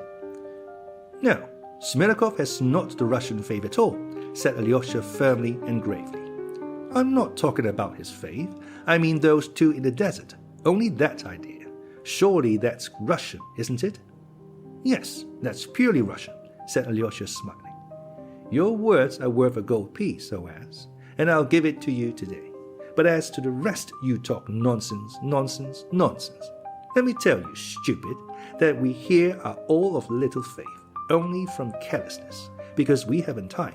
Things are too much for us, and, in the second place, the Lord God has given us so little time, only 24 hours in a day, so that one hasn't even time to get sleep enough, much less to repent of one's sins, while you have denied your faith to your enemies when you'd nothing else to think about but to show your faith. So I consider, brother, that it constitutes a sin. Constitute a sin it may, but consider yourself, Grigory Vasilievich, that it only extenuates it, if it does constitute. If I had believed then in very truth, as I ought to have believed, then it really would have been sinful if I had not faced tortures for my faith, and had gone over to the pagan Mohammedan faith.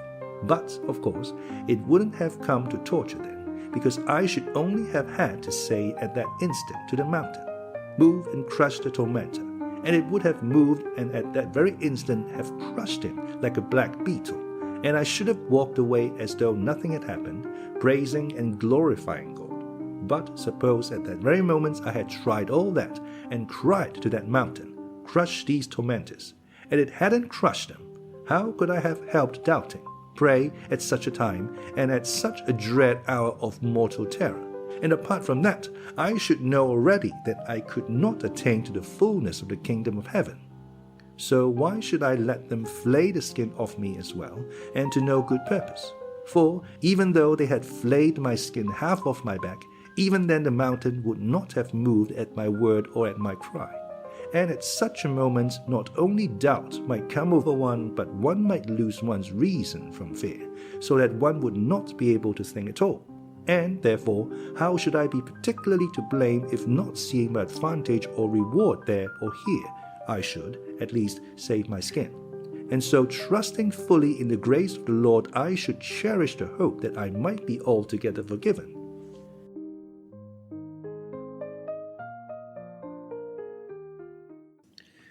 Chapter 8.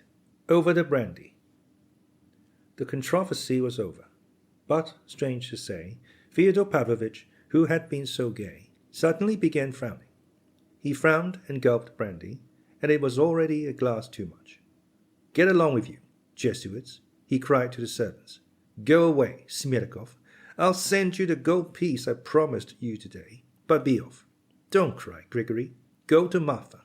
She'll comfort you and put you to bed. The rascals won't let us sit in peace after dinner," he snapped peevishly, as the servants promptly withdrew at his word.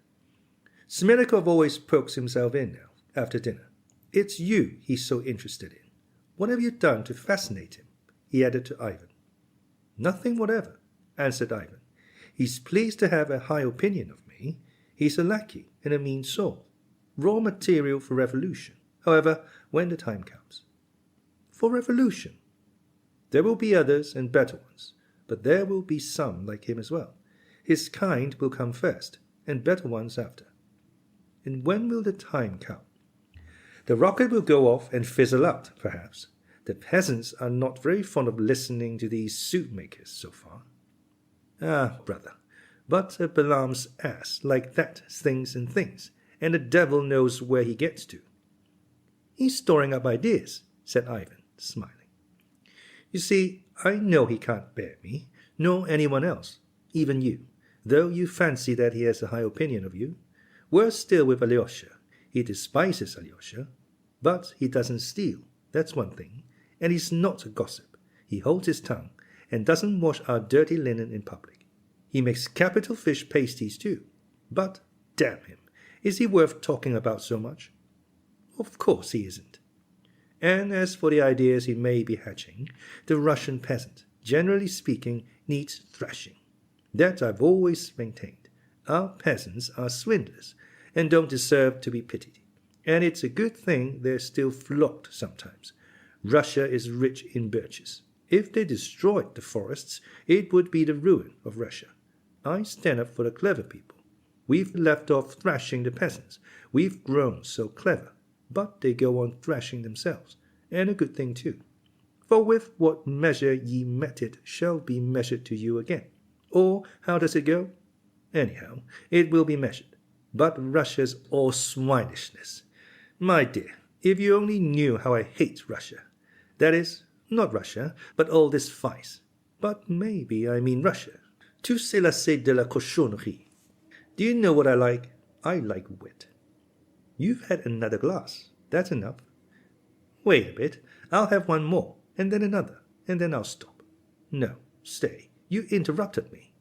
At Mokrow, I was talking to an old man, and he told me, there's nothing we like so much as sentencing girls to be thrashed, and we always give the lads the job of thrashing them. And the girl he has thrashed today, the young man will ask in marriage tomorrow. So it quite suits the girls too, he said. There's a set of dessarts for you.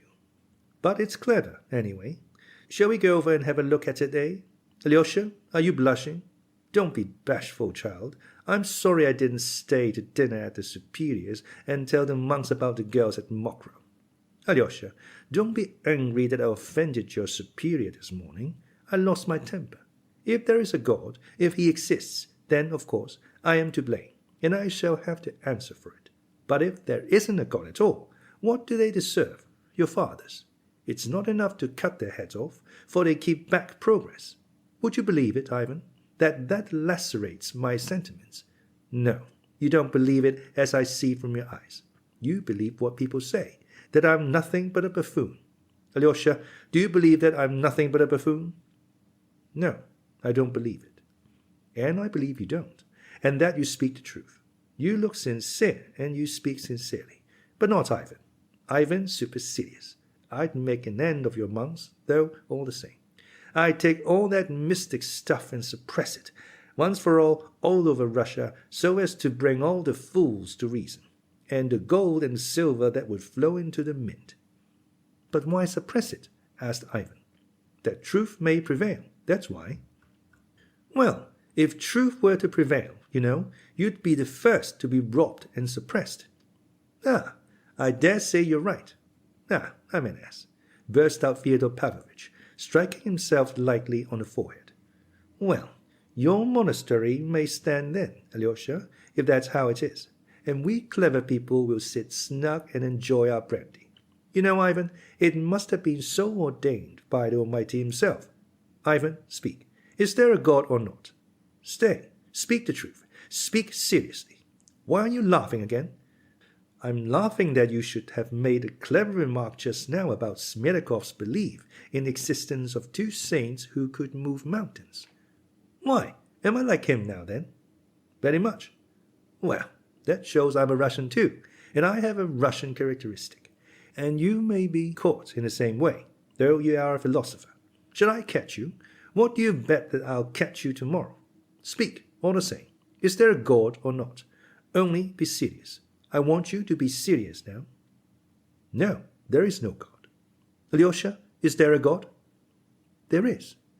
Ivan, and is there immortality of some sort? Just a little, just a tiny bit. There is no immortality either. None at all? None at all. There's absolute nothingness, then. Perhaps there is just something. Anything is better than nothing. Absolute nothingness. Alyosha, is there immortality? There is. God and immortality? God and immortality. In God is immortality. It's more likely Ivan's right. Good Lord, to think what faith, what force of all kinds man has lavished for nothing, on that dream, and for how many thousand years. Who is it laughing at man? Ivan, for the last time, once for all, is there a God or not? I ask for the last time. And for the last time there is not. Who is laughing at mankind, Ivan? It must be the devil, said Ivan, smiling. And the devil, does he exist? No, there's no devil either. It's a pity. Damn it all, what wouldn't I do to the man who first invented God? Hanging on a bitter aspen tree would be too good for him. There would have been no civilization if they hadn't invented God. Wouldn't there have been without God? No, and there would have been no brandy either. But I must take your brandy away from you anyway. Stop, dear boy.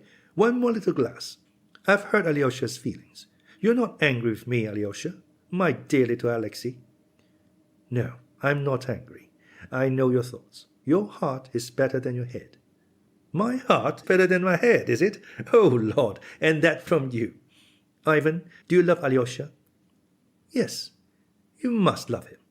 Listen, Alyosha, I was rude to your elder this morning, but I was excited. But there's wit in that elder. Don't you think, Ivan? Very likely. There is. Il y a du piron là-dedans. He's a Jesuit, a Russian one, that is.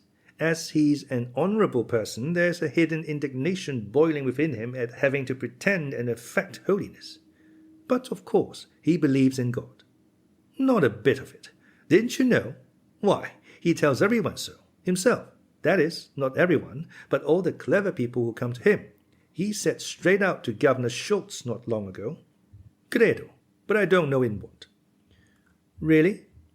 He really did, but I respect him. There is something of Mephistopheles about him, or rather of the hero of our time, Arbanin, or what's his name? You see, he's a sensualist. He's such a sensualist that I should be afraid for my daughter or my wife if she went to confess to him. You know, when he begins telling stories. The year before last, he invited us to tea with liquor, and began telling us about old times till we nearly split our sides, especially how he once cured a paralyzed woman. If my legs were not bad, I know a dance I could dance you, he said. What do you say to that? I have plenty of tricks in my time, said he.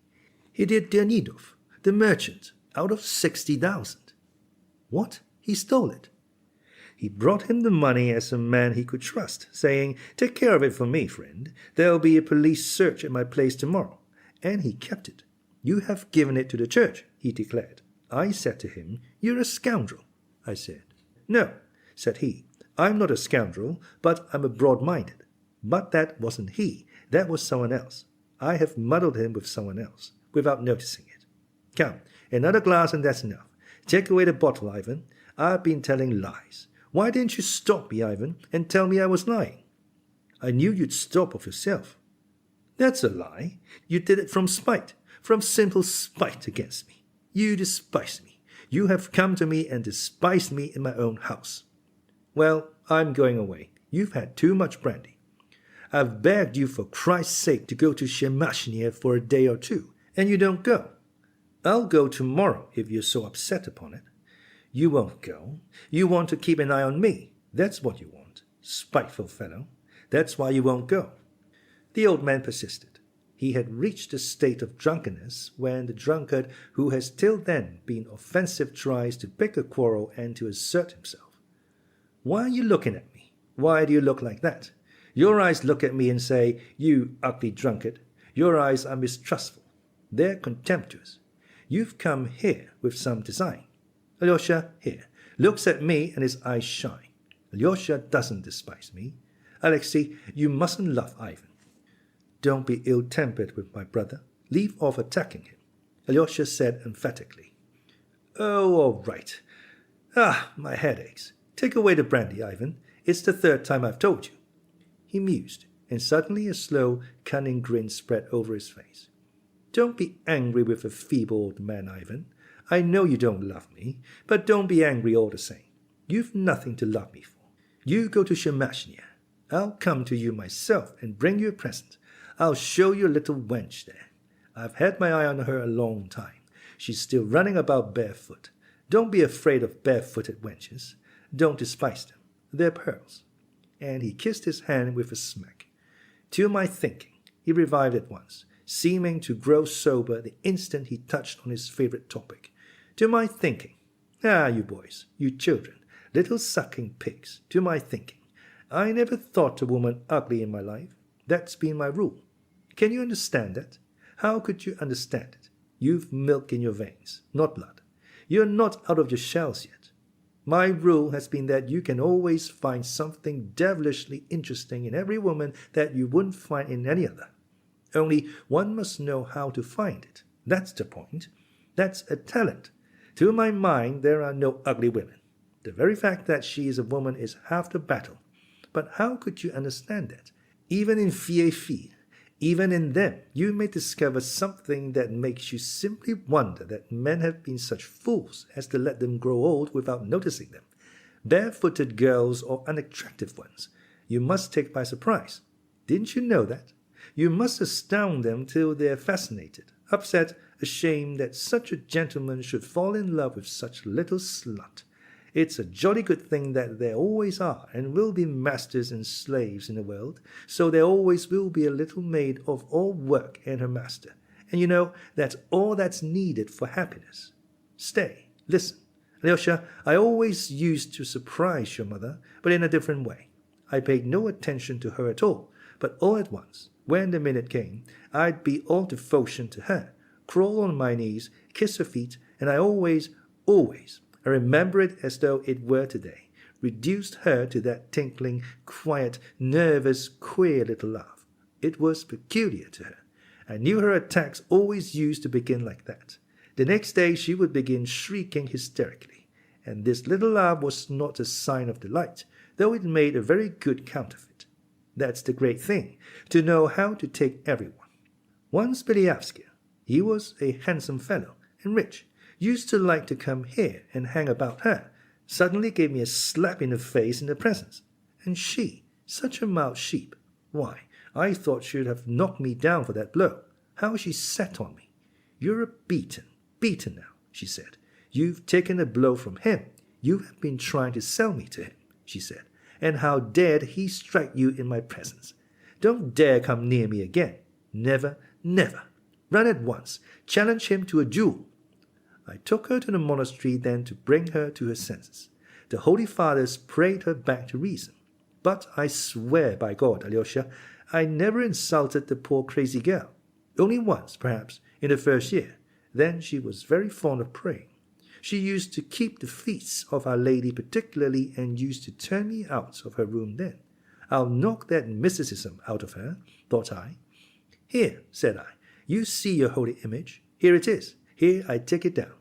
You believe it's miraculous. But here, I'll spit on it directly and nothing will happen to me for it." When she saw it, good Lord, I thought she would kill me. But she only jumped up, wrung her hands, then suddenly hid her face in them, began trembling all over and fell on the floor, fell all of a heap. "Alyosha, Alyosha, what's the matter?" The old man jumped up in alarm. From the time he had begun speaking about his mother, a change had gradually come over Alyosha's face. He flushed crimson, his eyes glowed, his lips quivered. The old salt had gone spluttering on, noticing nothing, till the moment when something very strange happened to Alyosha. Precisely what he was describing in The Crazy Woman was suddenly repeated with Alyosha. He jumped up from his seat exactly as his mother was said to have done, wrung his hands, hid his face in them, and fell back in his chair, shaking all over in an hysterical paroxysm of sudden violent, silent weeping. His extraordinary resemblance to his mother particularly impressed the old man. Ivan, water, quickly. It's like her, exactly as she used to be then, his mother. Spurt some water on him from your mouth. That's what I used to do to her. He's upset about his mother, he muttered to Ivan. But she was my mother too, I believe, his mother. Was she not? Said Ivan, with uncontrolled anger and contempt. The old man shrank before his flashing eyes.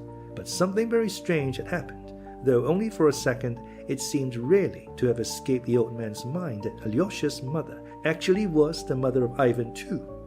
Your mother, he muttered, not understanding. What do you mean?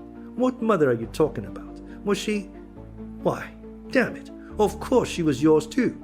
Damn it, my mind has never been so darkened before. Excuse me. Why, I was thinking, Ivan... He stopped. A broad, drunken, half-senseless grin overspread his face. At that moment, a fearful noise and clamor was heard in the hall.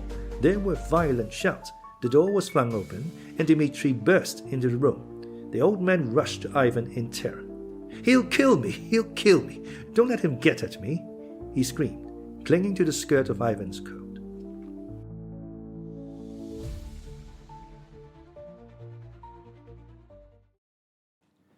Chapter 9. The Sensualists. Grigory and Smerdyakov ran into the room after Dmitri. They had been struggling with him in the passage, refusing to admit him, acting on instructions given them by Fyodor Pavlovich some days before. Taking advantage of the fact that Dmitri stopped a moment on entering the room to look about him, Grigory ran round the table, closed the double doors on the opposite side of the room leading to the inner apartments, and stood before the closed doors, stretching wide his arms, prepared to defend the entrance, so to speak, with the last drop of his blood. Seeing this, Dmitri uttered a scream rather than a shout and rushed at Grigory. Then she's there. She's hidden there. Out of the way, scoundrel. He tried to pull Grigory away, but the old servant pushed him back. Beside himself with fury, Dmitri struck out and hit Grigory with all his might. The old man fell like a log, and Dmitri, leaping over him, broke in the door. Smerdyakov remained pale and trembling at the other end of the room, huddling close to Fyodor Pavlovich. She's here, shouted Dmitri. I saw her turn towards the house just now, but I couldn't catch her. Where is she? Where is she? That shout, she's here, produced an indescribable effect on Fyodor Pavlovich. All his terror left him. Hold him, he cried, and dashed after Dmitri. Meanwhile, Grigory had got up from the floor, but still seemed stunned.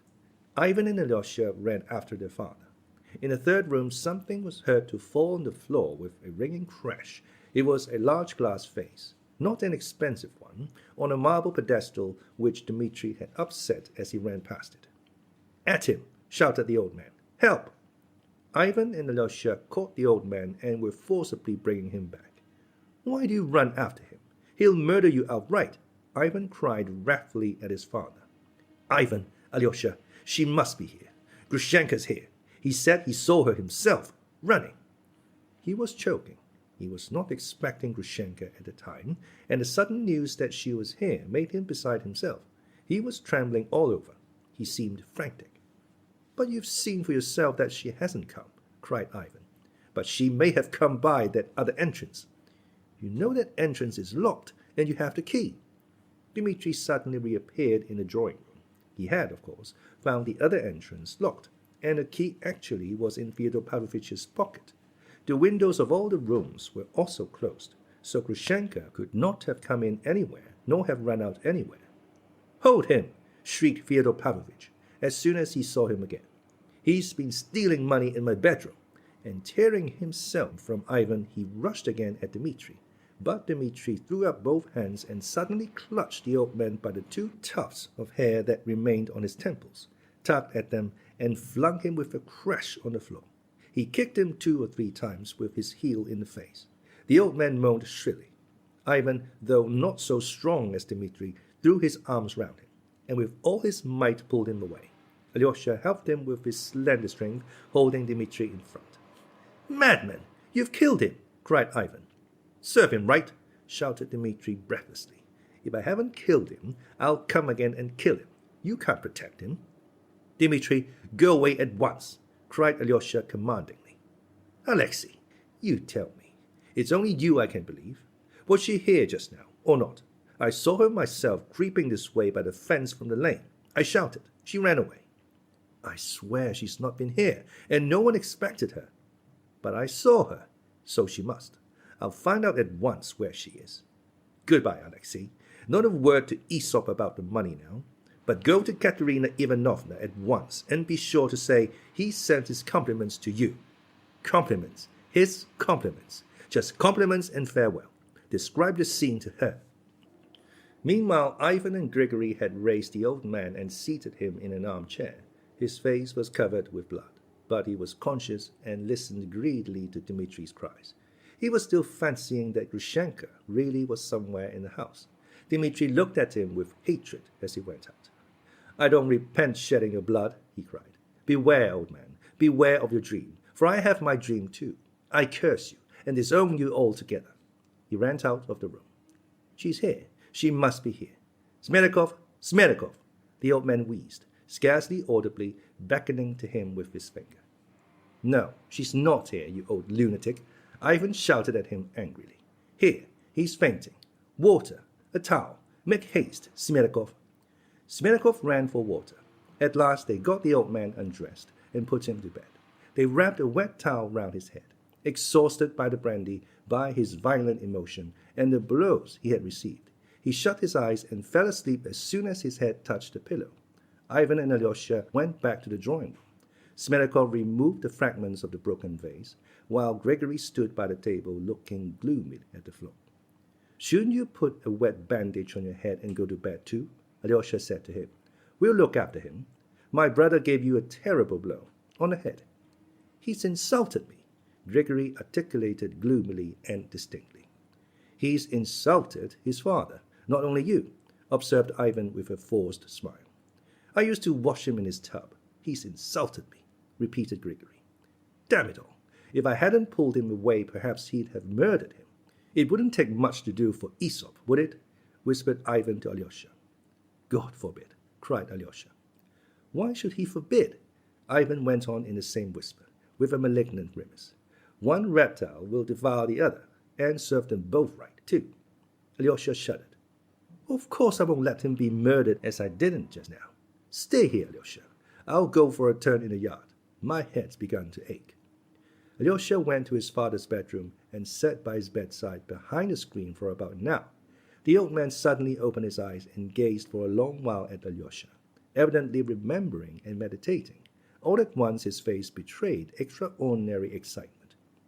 "Alyosha," he whispered apprehensively, "where's Ivan?" "In the yard. He's got a headache. He's on a watch." "Give me that looking-glass. It stands over there. Give it me." Alyosha gave him a little round folding looking-glass which stood on a chest of drawers. The old man looked at himself in it. His nose was considerably swollen, and on the left side of his forehead there was a rather large crimson bruise. "What does Ivan say?" "Alyosha, my dear, my only son, I'm afraid of Ivan. I'm more afraid of Ivan than the other. You're the only one I'm not afraid of." "Don't be afraid of Ivan either. He is angry, but he'll defend you." "Alyosha, and what of the other? He's run to Grushenka. My angel, tell me the truth. Was she here just now or not?" "No one has seen her. It was a mistake. She has not been here. You know Mitya wants to marry her. To marry her. She won't marry him. She won't. She won't on any account." The old man fairly fluttered with joy, as though nothing more comforting could have been said to him. In his delight he seized Alyosha's hand and pressed it warmly to his heart. Tears positively glittered in his eyes. "That image of the Mother of God of which I was telling you just now," he said. "Take it home and keep it for yourself, and I'll let you go back to the monastery. I was joking this morning. Don't be angry with me. My head aches, Alyosha. Alyosha, comfort my heart. Be an angel and tell me the truth." "You're still asking whether she has been here or not," Alyosha said sorrowfully. No, I believe you. I'll tell you what it is. You go to Grushenka yourself, or see her somehow. Make haste and ask her. See for yourself which she means to choose, him or me, eh? What? Can you? If I see her, I'll ask her, Alyosha muttered, embarrassed. No, she won't tell you, the old man interrupted. She's a rogue. She'll begin kissing you and say that it's you she wants. She's a deceitful, shameless hussy. You mustn't go to her. You mustn't. No, father, and it won't be suitable. It won't be right at all. Where was he sending you just now? He shouted, go, as he ran away. To Katerina Ivanovna. For money? To ask her for money? No, not for money. He's no money, not a farthing. I'll settle down for the night and think things over. And you can go. Perhaps you'll meet her. Only be sure to come to me tomorrow in the morning. Be sure to. I have a word to say to you tomorrow. Will you come? Yes. When you come, pretend you've come of your own accord to ask after me. Don't tell anyone I told you to. Don't say a word to Ivan. Very well. Goodbye, my angel. You stood up for me just now. I shall never forget it. I've a word to say to you tomorrow, but I must think about it. And how do you feel now? I shall get up tomorrow and go out. Perfectly well, perfectly well. Crossing the yard, Alyosha found Ivan sitting on the bench at the gateway. He was sitting writing something in pencil in his notebook. Alyosha told Ivan that their father had waked up, was conscious, and had let him go back to sleep at the monastery. Alyosha, I should be very glad to meet you tomorrow morning, said Ivan cordially, standing up. His cordiality was a complete surprise to Alyosha. I shall be at the Holocaust tomorrow, answered Alyosha. I may be at Katerina Ivanovna's too, if I don't find her now. But you're going to her now, anyway, for that compliments and farewell, said Ivan, smiling. Alyosha was disconcerted. I think I quite understand his exclamations just now, and part of what went before. Dmitri has asked you to go to her and say that he, well, in fact, takes his leave of her? Brother, how will all this horror end between father and Dmitri? Exclaimed Alyosha. One can't tell for certain. Perhaps in nothing. It may all fizzle out. That woman is a beast. In any case, we must keep the old man indoors and not let Dmitri in the house. Brother, let me ask one thing more. Has any man a right to look at other men and decide which is worthy to live? Why bring in the question of worth? The matter is most often decided in men's hearts on other grounds much more natural. And as for rights, who has not the right to wish? Not for another man's death. What even if for another man's death? Why lie to oneself since all men live so, and perhaps cannot help living so? Are you referring to what I said just now, that one reptile will devour the other? In that case, let me ask you, do you think me, like Dmitri, capable of shedding Aesop's blood, murdering him, eh? What are you saying, Ivan? Such an idea never crossed my mind. I don't think Dmitri is capable of it either. Thanks, if only for that, smiled Ivan. Be sure, I should always defend him. But in my wishes, I reserve myself full latitude in this case. Goodbye till tomorrow. Don't condemn me, and don't look on me as a villain, he added with a smile. They shook hands warmly as they had never done before. Alyosha felt that his brother had taken the first step towards him, and that he had certainly done this with some definite motive.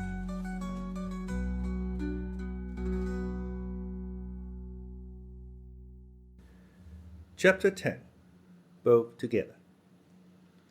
Alyosha left his father's house feeling even more exhausted and dejected in spirit than when he had entered it. His mind too seemed shattered and unhinged, while he felt that he was afraid to put together the disjointed fragments and form a general idea from all the agonizing and conflicting experiences of the day. He felt something bordering upon despair, which he had never known till then. Towering like a mountain above all the rest stood the fatal, insoluble question. How would things end between his father and his brother Dmitri with this terrible woman? Now he had himself been a witness of it. He had been present and seen them face to face. Yet only his brother Dmitri could be made unhappy, terribly, completely unhappy. There was trouble awaiting him. It appeared, too, that there were other people concerned, far more so than Alyosha could have supposed before. There was something positively mysterious in it, too. Ivan had made a step towards him, which was what Alyosha had been long desiring. Yet now he felt for some reason that he was frightened at it, at these women. Strange to say, that morning he had set out for Katerina Ivanovna's in the greatest embarrassment. Now he felt nothing of the kind. On the contrary, he was hastening there as though expecting to find guidance from her. Yet to give her this message was obviously more difficult than before. The matter of the 3,000 was decided irrevocably, and Dmitri, feeling himself dishonored and losing his last hope, might sink to any depth. He had, moreover, told him to describe to Katerina Ivanovna the scene which had just taken place with his father. It was by now 7 o'clock, and it was getting dark as Alyosha entered the very spacious and convenient house in the high street occupied by Katerina Ivanovna. Alyosha knew that she lived with 2 aunts. One of them, a woman of little education, was that aunt of her half-sister, Agafya Ivanovna, who had looked after her in her father's house when she came from boarding school. The other aunt was a Moscow lady of style and consequence, though in straitened circumstances. It was said that they both gave way in everything to Katerina Ivanovna, and that she only kept them with her as chaperons. Katerina Ivanovna herself gave way to no one but her benefactress, the general's widow, who had been kept by illness in Moscow, and to whom she was obliged to write twice a week a full account of all her doings. When Alyosha entered the hall and asked the maid who opened the door to him to take his name up, it was evident that they were already aware of his arrival. Possibly he had been noticed from the window. At least, Alyosha heard a noise, caught the sound of flying footsteps and rustling skirts. 2 or 3 women, perhaps, had run out of the room. Alyosha thought it strange that his arrival should cause such excitement. He was conducted, however, to the drawing-room at once. It was a large room, elegantly and amply furnished, not at all in provincial style. There were many sofas, lounges, settees, big and little tables. There were pictures on the walls, vases and lamps on the tables, masses of flowers, and even an aquarium in the window. It was twilight and rather dark. Alyosha made out a silk mantle thrown down on the sofa, where people had evidently just been sitting, and on a table in front of the sofa were 2 unfinished cups of chocolate, cakes, a glass saucer with blue raisins, and another with sweetmeats. Alyosha saw that he had interrupted Fistis, and frowned. But at that instant the portiere was raised, and with rapid, hurrying footsteps Katerina Ivanovna came in, holding out both hands to Alyosha with a radiant smile of delight. At the same instant a servant brought in 2 lighted candles and set them on a table. "Thank God! At last you have come too. I've been simply praying for you all day. Sit down." Alyosha had been struck by Katerina Ivanovna's beauty when, 3 weeks before, Dmitri had first brought him, at Katerina Ivanovna's special request, to be introduced to her. There had been no conversation between them at that interview, however. Supposing Alyosha to be very shy, Katerina Ivanovna had talked all the time to Dmitri to spare him. Alyosha had been silent, but he had seen a great deal very clearly. He was struck by the imperiousness, proud ease, and self-confidence of the haughty girl, and all that was certain. Alyosha felt that he was not exaggerating it. He thought her great glowing black eyes were very fine, especially with her pale, even rather sallow, longish face. But in those eyes and in the lines of her exquisite lips there was something with which his brother might well be passionately in love, but which perhaps could not be loved for long. He expressed this thought almost plainly to Dmitri when, after the visit, his brother besought and insisted that he should not conceal his impressions on seeing his betrothed. "You'll be happy with her, but perhaps not tranquilly happy."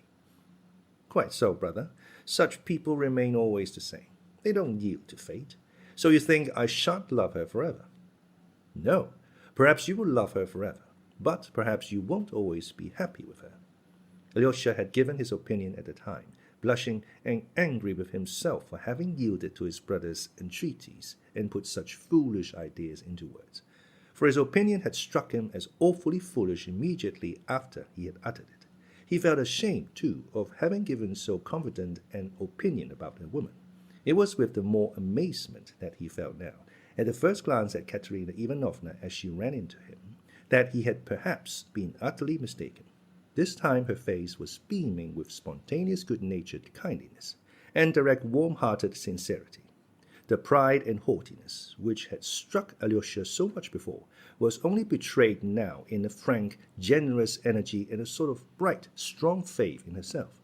Alyosha realized at the first glance, at the first word, that all the tragedy of her position in relation to the man she loved so dearly was no secret to her, that she perhaps already knew everything, positively everything.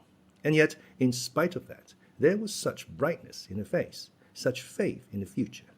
Alyosha felt at once that he had gravely wronged her in his thoughts. He was conquered and captivated immediately. Besides all this, he noticed that her first words that she was in great excitement, an excitement perhaps quite exceptional and almost approaching ecstasy. "I was so eager to see you, because I can learn from you the whole truth, from you and no one else." "I have come," muttered Alyosha confusedly. He sent me."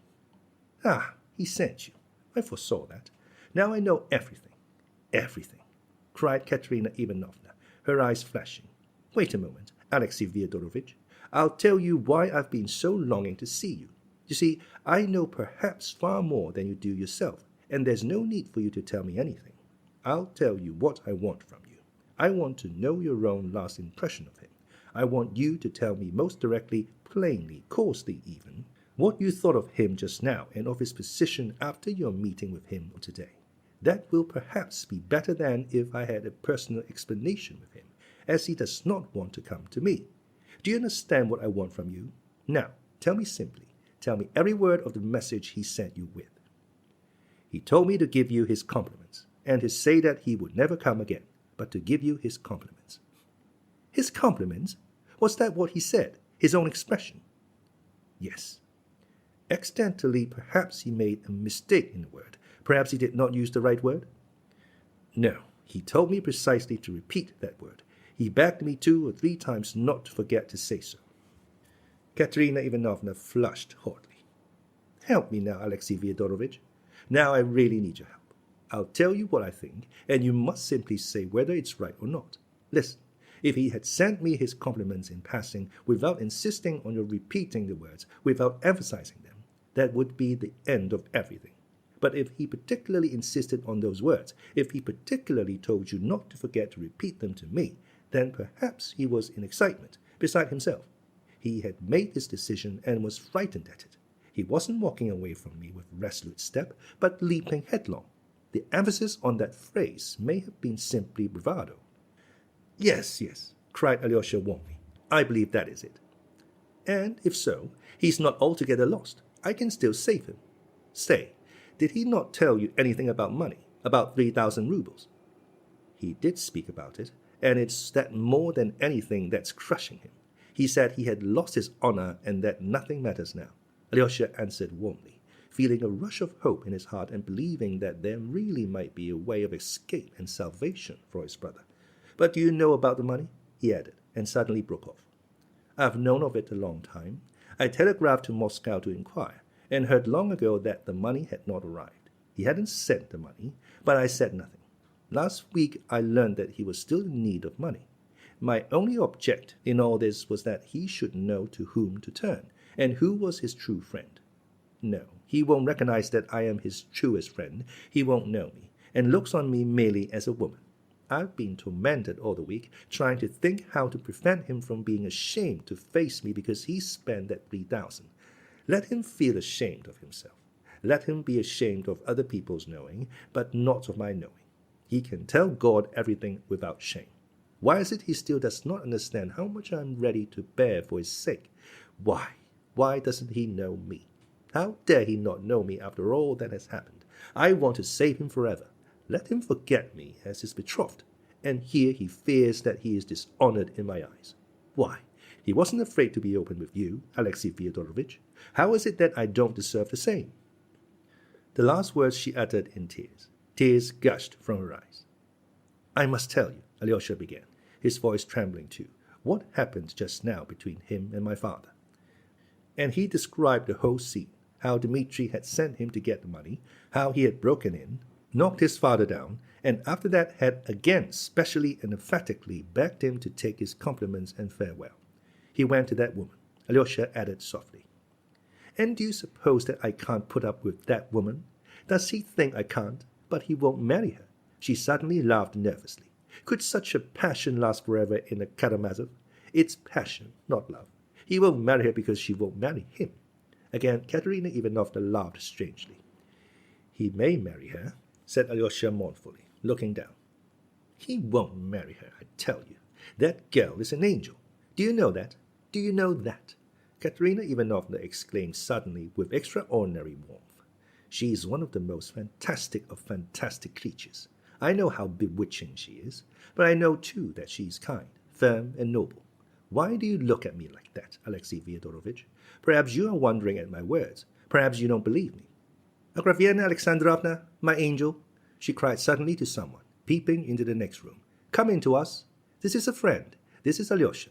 He knows all about our affairs. Show yourself to him."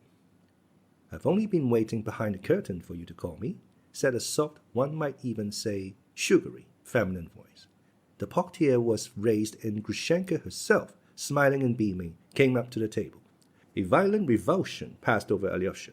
He fixed his eyes on her and could not take them off. Here she was, that awful woman, the beast, as Ivan had called her half an hour before, and yet one would have thought the creature standing before him most simple and ordinary, a good-natured, kind woman, handsome certainly, but so like other handsome, ordinary women.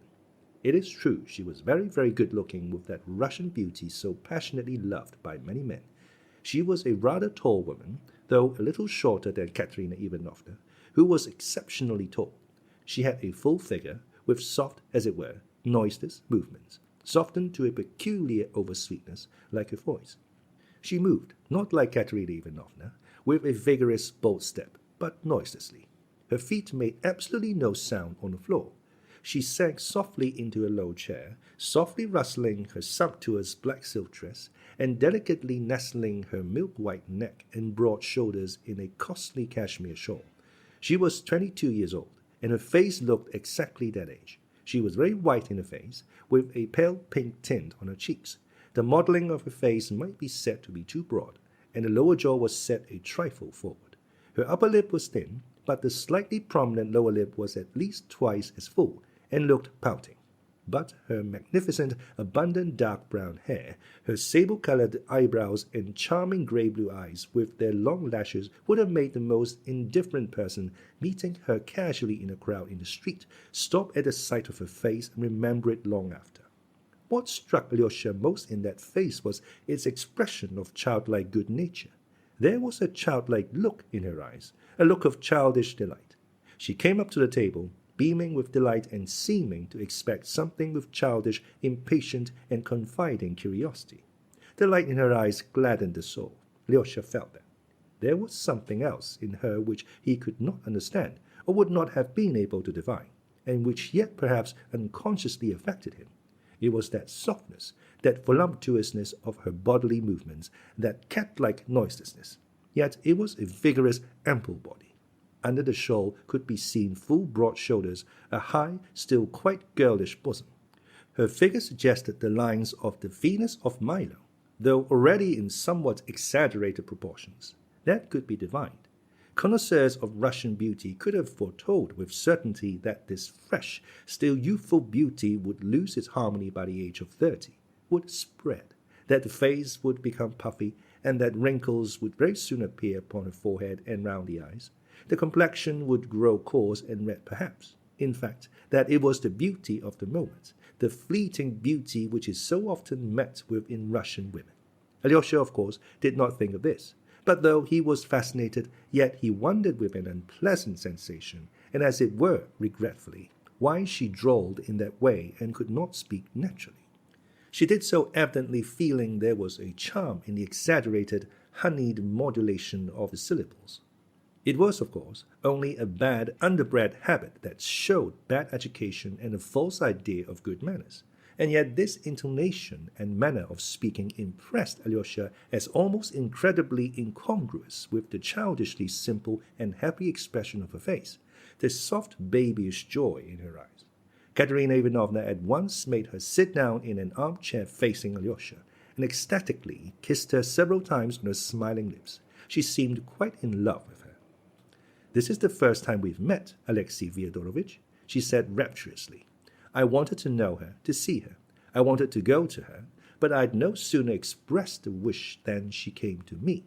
I knew we should settle everything together, everything. My heart told me so. I was begged not to take the step, but I foresaw it would be a way out of the difficulty, and I was not mistaken.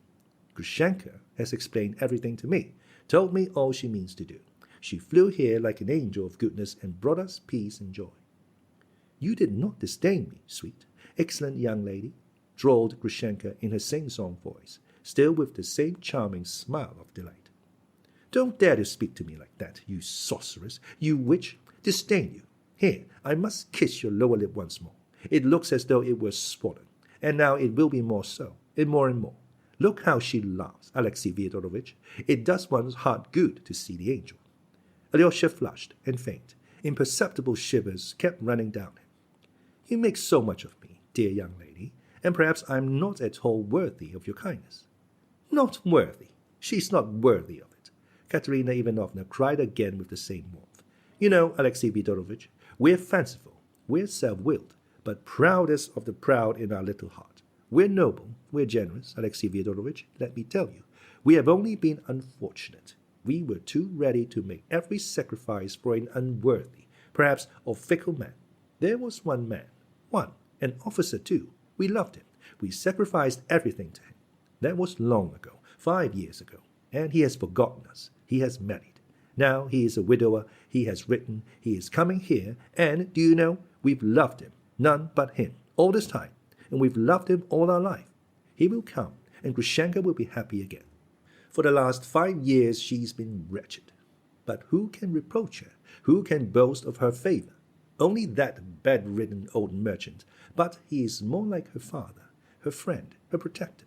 He found her then in despair, in agony, deserted by the man she loved. She was ready to drown herself then, but the old merchant saved her. Saved her. You defend me very kindly, dear young lady.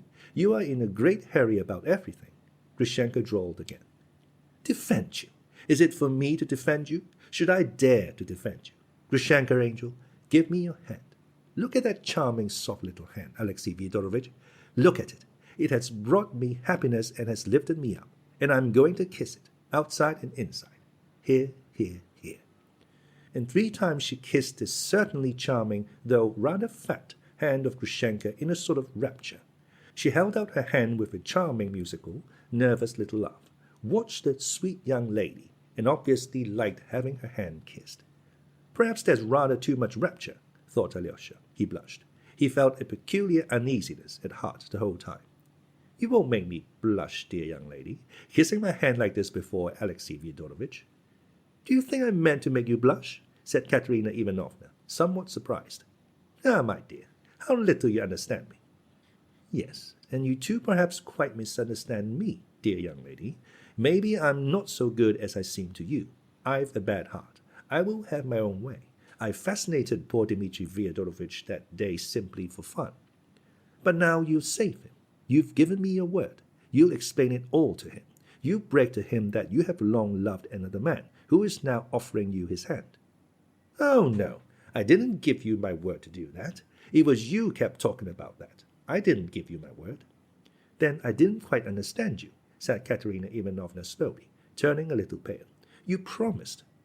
Oh, no, angel lady, I've promised nothing, Grushenka interrupted softly and evenly, still with the same gay and simple expression. You see at once, dear young lady, what a wilful wretch I am compared with you. If I want to do a thing, I do it. I may have made you some promise just now, but now again I'm thinking I may take to Mitya again. I liked him very much once, liked him for almost a whole hour. Now maybe I shall go and tell him to stay with me from this day forward. You see, I'm so changeable. Just now you said something quite different, Katerina Ivanovna whispered faintly. Ah, just now. But, you know, I'm such a soft-hearted, silly creature. Only think what he's gone through on my account. What if when I go home I feel sorry for him? What then? I never expected... Ah, young lady, how good and generous you are compared with me. Now perhaps you won't care for a silly creature like me. Now you know my character. Give me your sweet little hand, angelic lady, she said tenderly, and with a sort of reverence took Katerina Ivanovna's hand. Here, dear young lady, I'll take your hand and kiss it as you did mine. You kissed mine 3 times, but I ought to kiss yours 300 times to be even with you. Well, but let that pass, and then it shall be as God wills. Perhaps I shall be your slave entirely and want to do your bidding like a slave. Let it be as God wills, without any agreements and promises. What a sweet hand, what a sweet hand you have, you sweet young lady, you incredible beauty. She slowly raised her hands to her lips, with the strange object indeed of being even with her in kisses. Katerina Ivanovna did not take her hand away. She listened with timid hope to the last words. Though Grushenka's promise to do her bidding like a slave was very strangely expressed, she looked intently into her eyes. She still saw in those eyes the same simple-hearted, confiding expression, the same bright gaiety. She's perhaps too naive, thought Katerina Ivanovna, with a gleam of hope. Grushenka meanwhile seemed enthusiastic over the sweet hand. She raised it deliberately to her lips, but she held it for 2 or 3 minutes near her lips, as though reconsidering something. Do you know, angel lady, she suddenly drawled in an even more soft and sugary voice, do you know, after all, I think I won't kiss your hand. And she laughed a little merry laugh. As you please. What's the matter with you? Said Katerina Ivanovna, starting suddenly. So that you may be left to remember that you kissed my hand, but I didn't kiss yours. There was a sudden gleam in her eyes. She looked with awful intentness at Katerina Ivanovna. Insolent creature, cried Katerina Ivanovna, as though suddenly grasping something. She flushed all over and leapt up from her seat. Grushenka too got up, but without haste. So I shall tell Mitya how you kissed my hand, but I didn't kiss yours at all, and how he will laugh. Vile slut! Go away! Ah, for shame, young lady. Ah, for shame. That's unbecoming of you, dear young lady. A word like that. Go away! You're a creature for sale! Screamed Katerina Ivanovna. Every feature was working in her utterly distorted face. For sale, indeed. You used to visit gentlemen in the dust for money once. You brought your beauty for sale. You see, I know. Katerina Ivanovna shrieked and would have rushed at her, but Alyosha held her with all his strength. Not a step, not a word. Don't speak, don't answer her. She'll go away. She'll go at once. At that instant, Katerina Ivanovna's 2 aunts ran in at her cry, and with them a maid-servant. All hurried to her. I'll go away, said Grushenka, taking up her mantle from the sofa. Alyosha, darling, see me home. Go away, make haste, cried Alyosha, clasping his hands imploringly. Dear little Alyosha, see me home. I've got a pretty little story to tell you on the way. I got up this scene for your benefit, Alyosha. See me home, dear. You'll be glad of it afterwards. Alyosha turned away, wringing his hands. Grushenka ran out of the house, laughing musically. Katerina Ivanovna went into a fit of hysterics. She sobbed and was shaken with convulsions. Everyone fussed round her. I warned you, said the elder of her aunts. I tried to prevent your doing this. You're too impulsive. How could you do such a thing? You don't know these creatures, and they say she's worse than any of them. You are too self-willed. She's a tigress, yelled Katerina Ivanovna. Why did she hold me, Alexei Fyodorovich? I'd have beaten her. She could not control herself before Alyosha. Perhaps she did not care to, indeed. She ought to be flogged in public on a scaffold. Alyosha withdrew towards the door. But, my God, cried Katerina Ivanovna, clasping her hands.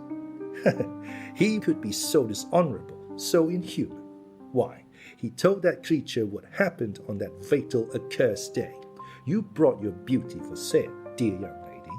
She knows it. Your brother's a scoundrel, Alexei Fyodorovich. Alyosha wanted to say something, but he couldn't find a word. His heart ached. Go away, Alexei Fyodorovich. It's shameful, it's awful for me. Tomorrow I beg you on my knees. Come tomorrow. Don't condemn me. Forgive me. I don't know what I shall do with myself now.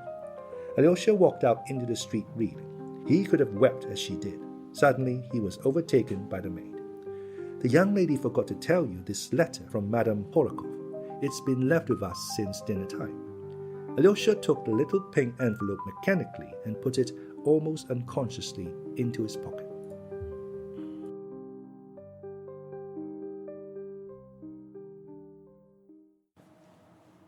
Chapter 11. Another reputation ruined.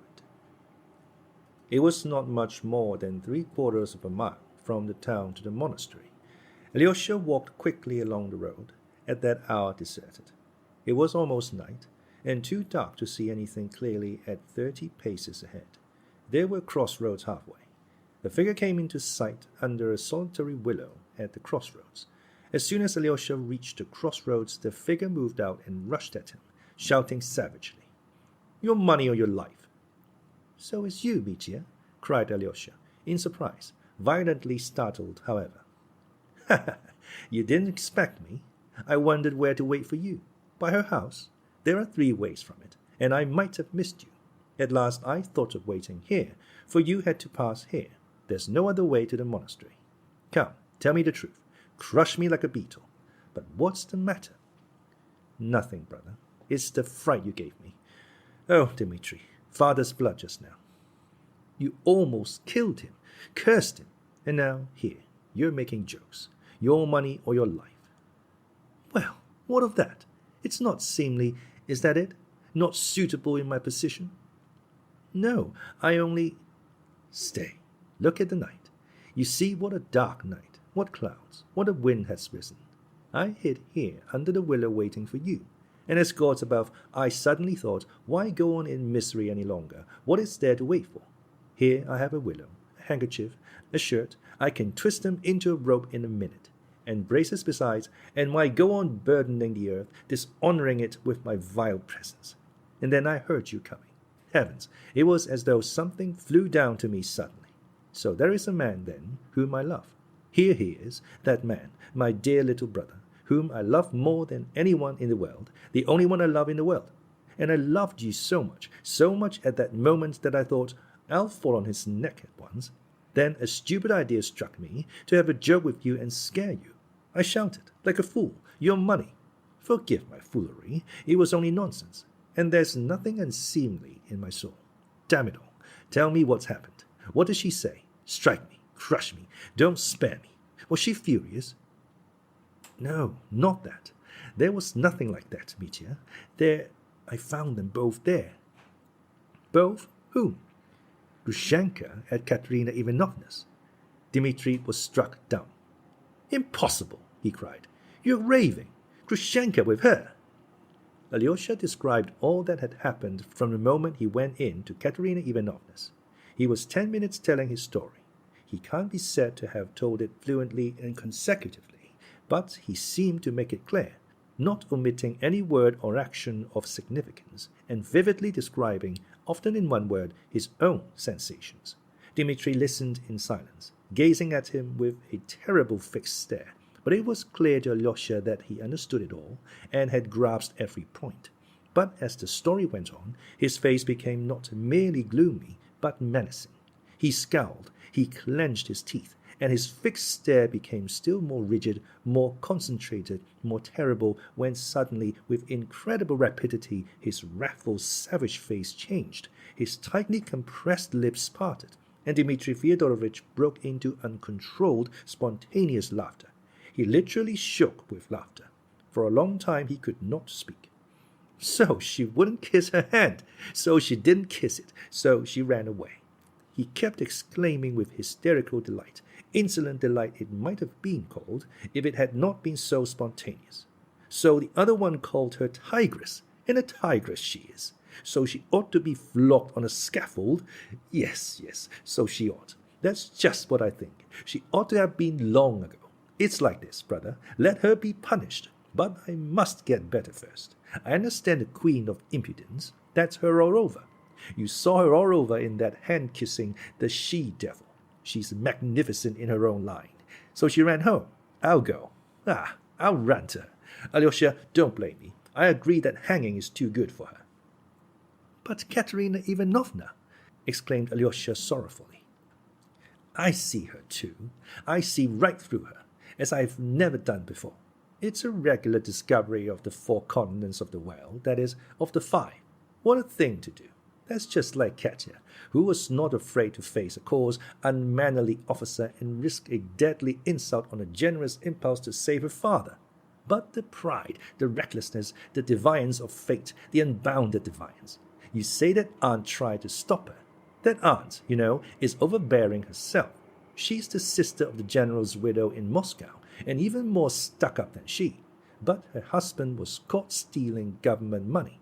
He lost everything, his estate and all, and the proud wife had to lower her colors, and hasn't raised them since. So she tried to prevent Katya, but she wouldn't listen to her. She thinks she can overcome everything, that everything will give way to her. She thought she could bewitch Grushenka if she liked, and she believed it herself. She plays a part to herself. And whose fault is it? Do you think she kissed Grushenka's hand first on purpose with a motive?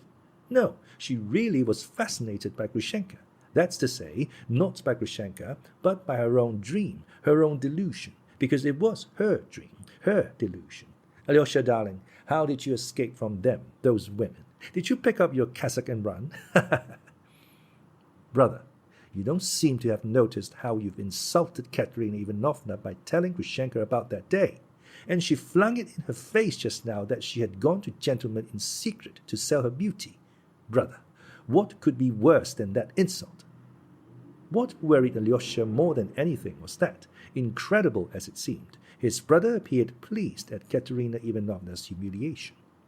Ah! Dmitri frowned fiercely and struck his forehead with his hand. He only now realized it, though Alyosha had just told him of the insult and Katerina Ivanovna's cry. Your brother is a scoundrel. Yes, perhaps. I really did tell Grushenka about that fatal day, as Katya calls it. Yes, I did tell her. I remember. It was that time at Mokro. I was drunk. The gypsies were singing, but I was sobbing.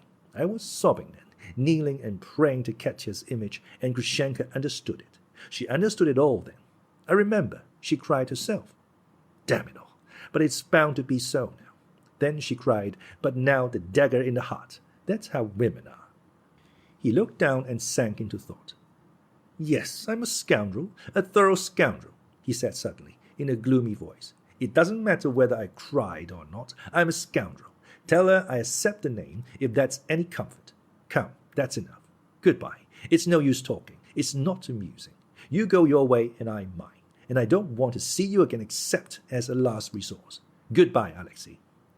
He warmly pressed Alyosha's hand, and still looking down, without raising his head, as though tearing himself away, turned rapidly towards the town.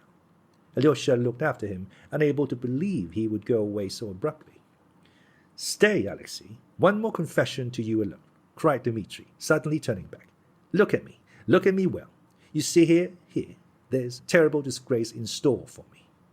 You know me now, a scoundrel, and a vile scoundrel, but let me tell you that I've never done anything before and never shall again, anything that can compare in baseness with the dishonor which I bear now at this very minute on my breast, here, which will come to pass, though I'm perfectly free to stop it.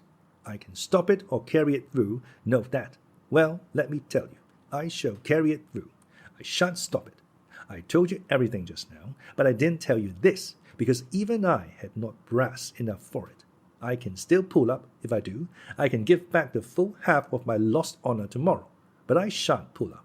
I shall carry out my base plan, and you can bear witness that I told you so beforehand.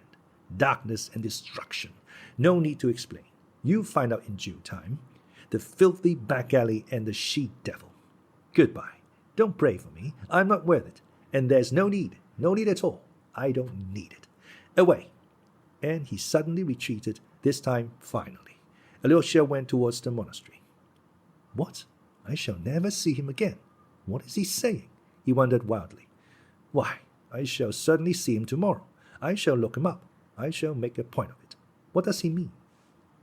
He went round the monastery and crossed the pine wood to the hermitage. The door was open to him, though no one was admitted at that hour. There was a tremor in his heart as he went into Father Zosima's cell. Why, had he gone forth? Why had he sent him into the world? Here was peace, here was holiness, but there was confusion. There was darkness in which one lost one's way and went astray at once. In the cell he found the novice Porphyry and Father Pesia, who came every hour to inquire after Father Zosima. Alyosha learned with alarm that he was getting worse and worse. Even his usual discourse with the brothers could not take place that day. As a rule, every evening after service, the monks flocked into Father Zosima's cell, and all confessed aloud their sins of the day, their sinful thoughts and temptations, even their disputes, if there had been any. Some confessed kneeling. The elder absolved, reconciled, exhorted, imposed penance, blessed, and dismissed them. It was against this general confession that the opponents of elders protested, maintaining that it was a profanation of the sacrament of confession, almost a sacrilege, though this was quite a different thing. They even represented to the diocesan authorities that such confessions attained no good object, but actually to a large extent led to sin and temptation. Many of the brothers disliked going to the elder and went against their own will because everyone went, and for fear they should be accused of pride and rebellious ideas. People said that some of the monks agreed beforehand, saying, "I'll confess I lost my temper with you this morning, and you confirm it," simply in order to have something to say. Alyosha knew that this actually happened sometimes. He knew, too, that there were among the monks some who deeply resented the fact that letters from relations were habitually taken to the elder, to be opened and read by him before those to whom they were addressed. It was assumed, of course, that all this was done freely and in good faith, by way of voluntary submission and salutary guidance. But, in fact, there was sometimes no little insincerity, and much that was false and strained in this practice. Yet the older and more experienced of the monks adhered to their opinion, arguing that for those who have come within these walls sincerely seeking salvation, such obedience and sacrifice will certainly be salutary and of great benefit. Those, on the other hand, who find it irksome and repine, are no true monks, and have made a mistake in entering the monastery. Their proper place is in the world. Even in the temple one cannot be safe from sin and the devil, so it was no good taking it too much into account. He is weaker, a drowsiness has come over him, Father Piercy whispered to Alyosha as he blessed him. It's difficult to rouse him, and he must not be roused. He waked up for 5 minutes, sent his blessing to the brothers, and begged their prayers for him at night. He intends to take the sacrament again in the morning. He remembered you, Alexei. He asked whether you had gone away, and was told that you were in the town. I blessed him for that work, he said. His place is there, not here, for a while. Those were his words about you. He remembered you lovingly, with anxiety. Do you understand how he honored you? But how is it that he has decided that you shall spend some time in the world? He must have foreseen something in your destiny. Understand, Alexei, that if you return to the world, it must be to do the duty laid upon you by your elder, and not for frivolous vanity and worldly pleasures. Father Piercy went out. Alyosha had no doubt that Father Zosima was dying, though he might live another day or two. Alyosha firmly and ardently resolved that in spite of his promises to his father, the Holocaust, and Katerina Ivanovna, he would not leave the monastery next day, but would remain with his elder to the end. His heart glowed with love, and he reproached himself bitterly for having been able for one instant to forget him, whom he had left in the monastery on his deathbed, and whom he honored above everyone in the world. He went into Father Zosima's bedroom, knelt down, and bowed to the ground before the elder, who slept quietly without stirring, with regular, hardly audible breathing and a peaceful face. Alyosha returned to the other room, where Father Zosima had received his guests in the morning. Taking off his boots, he lay down on the hard, narrow, leathern sofa, which he had long used as a bed, bringing nothing but a pillow. The mattress, about which his father had shouted to him that morning, he had long forgotten to lie on. He took off his cassock, which he used as a covering. But before going to bed, he fell on his knees and prayed a long time. In his fervent prayer, he did not beseech God to lighten his darkness, but only thirsted for the joyous emotion, which always visited his soul after the praise and adoration, of which his evening prayer usually consisted. That joy always brought him light, untroubled sleep. As he was praying, he suddenly felt in his pocket the little pink note the servant had handed him as he left Katerina Ivanovna's. He was disturbed, but finished his prayer. Then, after some hesitation, he opened the envelope. In it was a letter to him, signed by Lise, the young daughter of Madame Horakov, who had laughed at him before the elder in the morning. Alexei Fyodorovich, she wrote, I'm writing to you without anyone's knowledge, even Mamma's, and I know how wrong it is. But I cannot live without telling you the feeling that has sprung up in my heart, and this no one but us two must know for a time. But how am I to say what I want so much to tell you? Paper, they say, does not blush. But I assure you it's not true, and that it's blushing just as I am now, all over. Dear Alyosha, I love you. I've loved you from my childhood, since our Moscow days, when you were very different from what you are now, and I shall love you all my life. My heart has chosen you, to unite our lives and pass them together till our old age. Of course, on condition that you will leave the monastery. As for our age, we will wait for the time fixed by the law. By that time, I shall certainly be quite strong. I shall be walking and dancing. There can be no doubt of that. You see how I've thought of everything. There's only one thing I can't imagine. What you think of me when you read this. I'm always laughing and being naughty. I made you angry this morning, but I assure you before I took up my pen, I prayed before the image of the Mother of God, and now I'm praying and almost crying. My secret is in your hands. When you come tomorrow, I don't know how I shall look at you. Now, Alexei Fyodorovich, what if I can't restrain myself like a silly and laugh when I look at you as I did today? You think I'm a nasty girl making fun of you, and you won't believe my letter. And so I beg you, dear one, if you've any pity for me, when you come tomorrow, don't look at me straight in the face. For if I meet your eyes, it will be sure to make me laugh, especially as you'll be in that long gown. I feel cold all over when I think of it, so when you come, don't look at me at all for a time. Look at Mamma or at the window. Here I've written you a love letter. Oh dear, what have I done? Alyosha, don't despise me, and if I've done something very horrid and wounded you, forgive me. Now the secret of my reputation, ruined perhaps forever, is in your hands. I shall certainly cry today. Goodbye till our meeting, our awful meeting. Liz. P.S. Alyosha, you must come. Liz. Alyosha read the note in amazement, read it through twice, thought a little, and suddenly laughed a soft, sweet laugh. He started.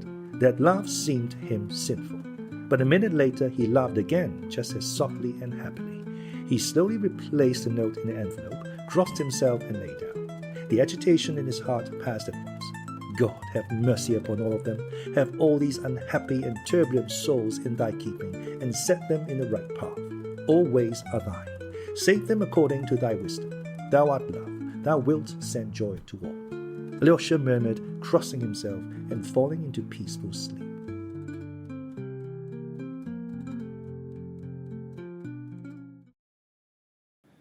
Costa's audiobook presents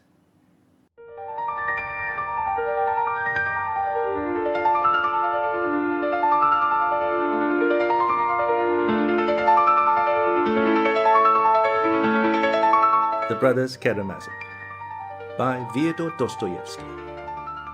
Part 2, Book 4, Lacerations. Chapter 1, Father Fyodor. Alyosha was roused early, before daybreak. Father Zosima woke up feeling very weak, though he wanted to get out of bed and sit up in a chair. His mind was quite clear. His face looked very tired, yet bright and almost joyful. It bore an expression of gaiety, kindness, and cordiality. Maybe I shall not live through the coming day, he said to Alyosha. Then he desired to confess and take the sacrament at once. He always confessed to Father Paisier. After taking the communion, the service of extreme unction followed. The monks assembled, and the cell was gradually filled up by the inmates of the hermitage. Meanwhile, it was daylight. People began coming from the monastery. After the service was over, the elder desired to kiss and take leave of everyone. As the cell was so small, the earlier visitors withdrew to make room for others.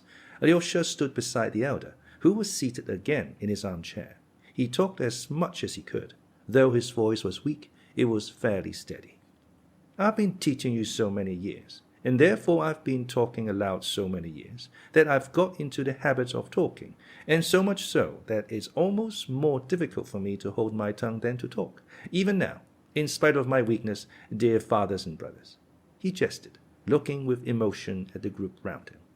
Alyosha remembered afterwards something of what he said to them, but though he spoke out distinctly and his voice was fairly steady, his speech was somewhat disconnected.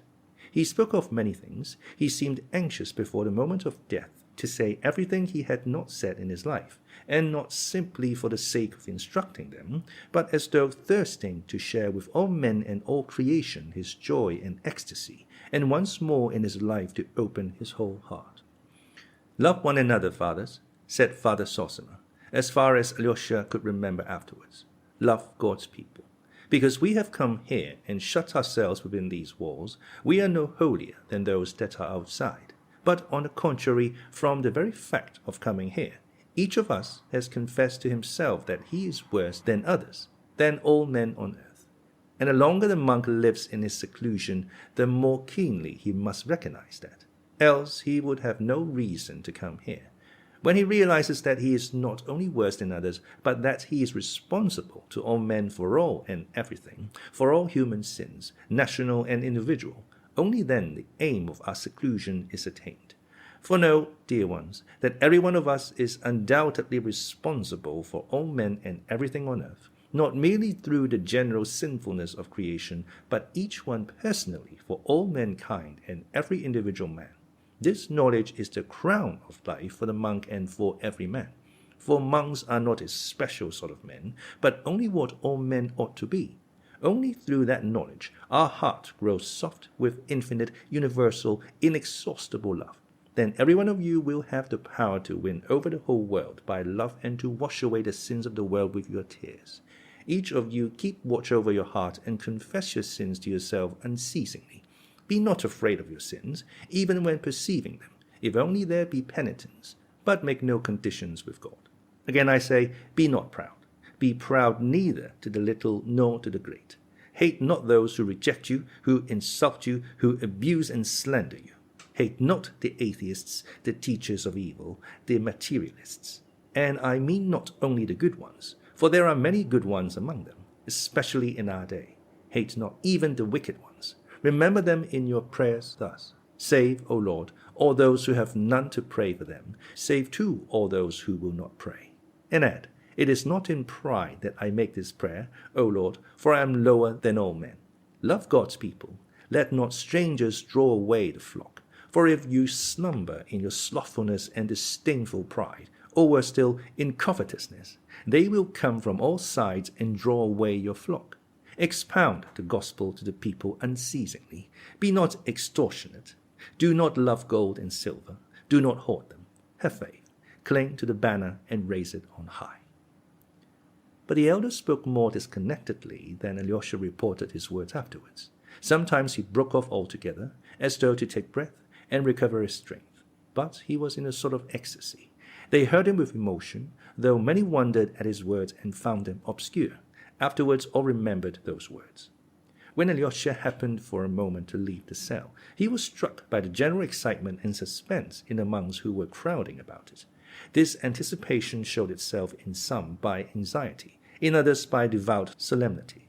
All were expecting that some marvel would happen immediately after the elder's death. Their suspense was, from one point of view, almost frivolous, but even the most austere of the monks were affected by it. Father Percy's face looked the gravest of all.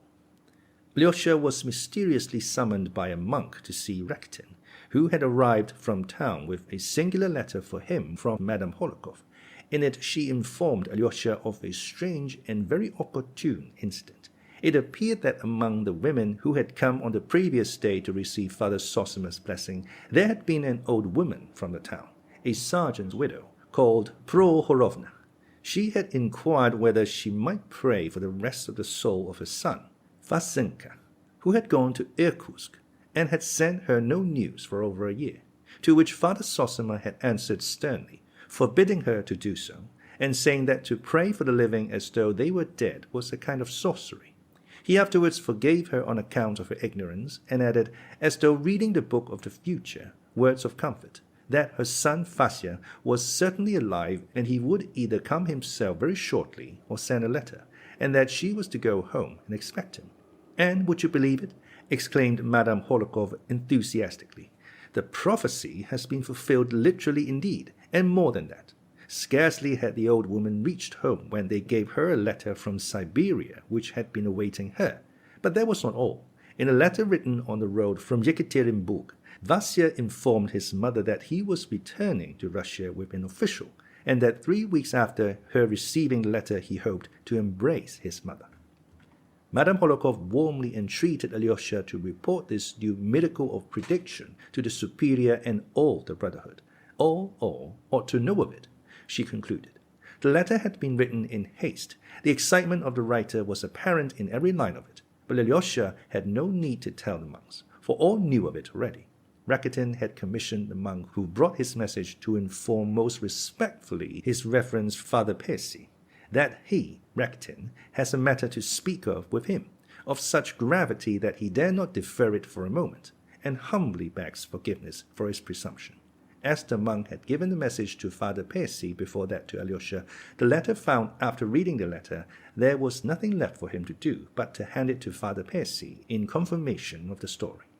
And even that austere and cautious man, though he frowned as he read the news of the miracle, could not completely restrain some inner emotion.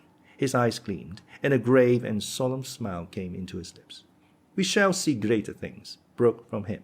"We shall see greater things yet," the monks around repeated. But Father Percy, frowning again, begged all of them, at least for a time, not to speak of the matter till it be more fully confirmed, seeing there is so much credulity among those of this world, and indeed this might well have chanced naturally, he added, prudently, as it were to satisfy his conscience, though scarcely believing his own disavowal, a fact his listeners very clearly perceived. Within the hour the miracle was of course known to the whole monastery, and many visitors who had come for the Mass. No one seemed more impressed by it than the monk who had come the day before from St. Sylvester, from the little monastery of Abdorsk in the far north. It was he who had been standing near Madame Holohkov the previous day and had asked Father Zosima earnestly, referring to the healing of the lady's daughter, "How can you presume to do such things?" He was now somewhat puzzled and did not know whom to believe. The evening before he had visited Father Fyodor in his cell apart, behind the apiary, and had been greatly impressed and overawed by the visit.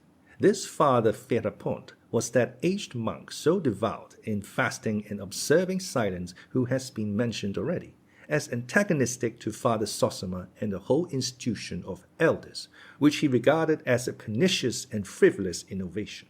He was a very formidable opponent, although from his practice of silence he scarcely spoke a word to anyone. What made him formidable was that a number of monks fully shared his feeling, and many of the visitors looked upon him as a great saint and ascetic, although they had no doubt that he was crazy. But it was just his craziness attracted them. Father Fyodor never went to see the elder. Though he lived in a hermitage, they did not worry him to keep its regulations, and this too because he behaved as though he were crazy. He was 75 or more, and he lived in a corner beyond the apiary in an old decaying wooden cell which had been built long ago for another great ascetic, Father Iona, who had lived to be 105, and of whose saintly doings many curious stories were still extant in the monastery and the neighborhood. Father Fyodor had succeeded in getting himself installed in this same solitary cell 7 years previously. It was simply a peasant's hut, though it looked like a chapel, for it contained an extraordinary number of icons with lamps perpetually burning before them, which men brought to the monastery as offerings to God. Father Fyodor had been appointed to look after them and keep the lamps burning. It was said that he ate only 2 pounds of bread in 3 days. The beekeeper who lived close by the apiary used to bring him the bread every 3 days, and even to this man who waited upon him, Father Fyodor rarely uttered a word. The 4 pounds of bread, together with the sacrament bread, regularly sent him on Sundays after the late Mass by the Father Superior, made up his weekly rations. The water in his jug was changed every day. He rarely appeared at Mass. Visitors who came to do him homage saw him sometimes kneeling all day long at prayer without looking round. If he addressed them, he was brief, abrupt, strange, and almost always rude. On very rare occasions, however, he would talk to visitors, but for the most part he would utter some one strange saying which was a complete riddle, and no entreaties would induce him to pronounce a word in explanation. He was not a priest, but a simple monk. There was a strange belief, chiefly, however, among the most ignorant, that Father Fyodor had communication with heavenly spirits and would only converse with them, and so was silent with men. The monk from Abdorsk, having been directed to the apiary by the beekeeper, who was also a very silent and surely monk, went to the corner where Father Fyodor's cell stood. Maybe he will speak as you are a stranger, and maybe you'll get nothing out of him, the beekeeper had warned him. The monk, as he related afterwards, approached in the utmost apprehension. It was rather late in the evening. Father Fyodor was sitting at the door of his cell on a low bench. A huge old elm was slightly rustling overhead. There was an evening freshness in the air. The monk from Abdorsk bowed down before the saint and asked his blessing. "Do you want me to bow down to you, monk?" said Father Fyodor. "Get up." The monk got up. "Blessing, be blessed. Sit beside me. Where have you come from?" What most struck the poor monk was the fact that in spite of his strict fasting and great age, Father Fyodor still looked a vigorous old man. He was tall, held himself erect, and had a thin but fresh and healthy face. There was no doubt he still had considerable strength. He was of athletic build. In spite of his great age, he was not even quite grey, and still had very thick hair and a full beard, both of which had once been black. His eyes were grey, large and luminous, but strikingly prominent. He spoke with a broad accent. He was dressed in a peasant's long reddish coat of coarse convict cloth, and had a stout rope round his waist. His throat and chest were bare. Beneath his coat, his shirt of the coarsest linen showed almost black with dirt, not having been changed for months. They said that he wore irons weighing 30 pounds under his coat. His stockingless feet were thrust in old slippers almost dropping to pieces. "From the little Abdorsk monastery, from Sylvester," the monk answered humbly, whilst his keen and inquisitive but rather frightened little eyes kept watch on the hermit. "I have been at your Sylvester's. I used to stay there. Is Sylvester well?" The monk hesitated. "You are a senseless lot. How do you keep the fasts?" "Our dietary is according to the ancient conventual rules. During Lent there are no meals provided for Monday, Wednesday, and Friday. For Tuesday and Thursday we have white bread, stewed fruit with honey, wild berries, or salt cabbage and wholemeal stirabout. On Saturday white cabbage soup, noodles with peas, kasha, or with ham oil. On weekdays we have dried fish and kasha with the cabbage soup. From Monday till Saturday evening, 6 whole days in Holy Week, nothing is cooked, and we have only bread and water, and that sparingly. If possible, not taking food every day, just the same as is ordered for first week in Lent. On Good Friday, nothing is eaten. In the same way, on the Saturday we have to fast till 3 o'clock, and then take a little bread and water and drink a single cup of wine. On Holy Thursday we drink wine and have something cooked without oil or not cooked at all, inasmuch as the Laodicean Council lays down for Holy Thursday. It is unseemly but remitting the fast on the Holy Thursday to dishonor the whole of Lent. This is how we keep the fast. But what is that compared with you, Holy Father?" added the monk, growing more confident. "For all the year round, even at Easter, you take nothing but bread and water, and what we should eat in 2 days lasts you full 7. It's truly marvelous, your great abstinence." "And mushrooms?" asked Father Fyodor suddenly. "Mushrooms?" repeated the surprised monk. "Yes, I can give up their bread, not needing it at all, and go away into the forest and live there on the mushrooms or the berries. But they can't give up their bread here, wherefore they are in bondage to the devil. Nowadays the unclean deny that there is need of such fasting. Haughty and unclean is their judgment." "Oh, true," sighed the monk. "And have you seen devils among them?" asked Fyodor. "Among them? Among who?" asked the monk timidly. "I went to the Father Superior on Trinity Sunday last year. I haven't been since. I saw a devil sitting on one man's chest, hiding under his cassock, only his horns poked out. Another had one peeping out of his pocket with such sharp eyes, he was afraid of me. Another settled in the unclean belly of one. Another was hanging round a man's neck, and so he was carrying him about without seeing him." "You can see spirits?" the monk inquired. "I tell you I can see through them. When I was coming out from the superior's, I saw one hiding from me behind the door, and a big one, 1.5 yards or more high, with a thick long grey tail, and the tip of his tail was in the crack of the door, and I was quick and slammed the door, pinching his tail in it. He squealed and began to struggle, and I made the sign of the cross over him 3 times, and he died on the spot like a crushed spider. He must have rotted there in a corner and be stinking. But they don't see, they don't smell it. It's a year since I have been there. I reveal it to you, as you are a stranger. Your words are terrible, but, holy and blessed Father, said the monk, growing bolder and bolder, is it true, as they noise abroad even to distant lands about you, that you are in continual communication with the Holy Ghost? He does fly down at times. How does he fly down? In what form? As a bird. The Holy Ghost in the form of a dove. There's the Holy Ghost, and there's the Holy Spirit. The Holy Spirit can appear as other birds, sometimes as a swallow, sometimes a goldfinch, and sometimes as a blue tit. How do you know him from an ordinary tit? He speaks. How does he speak? In what language? Human language. And what does he tell you? Why, today he told me that a fool would visit me and would ask me unseemly questions. You want to know too much, monk. Terrible are your words, most holy and blessed Father. The monk shook his head, but there was a doubtful look in his frightened little eyes. Do you see this tree? Asked Father Fyodor after a pause. I do, blessed Father.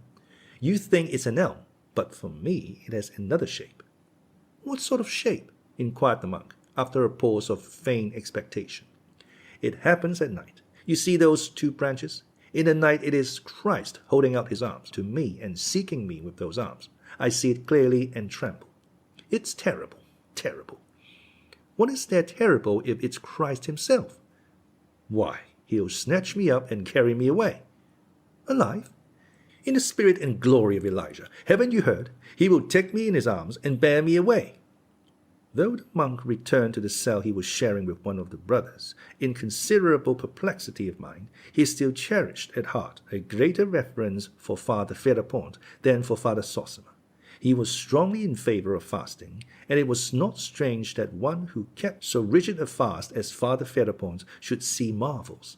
His words seemed certainly queer, but God only could tell what was hidden in those words, and were not words and acts commonly seen in those who have sacrificed their intellects for the glory of God? The pinching of the devil's tail he was ready and eager to believe, and not only in the figurative sense.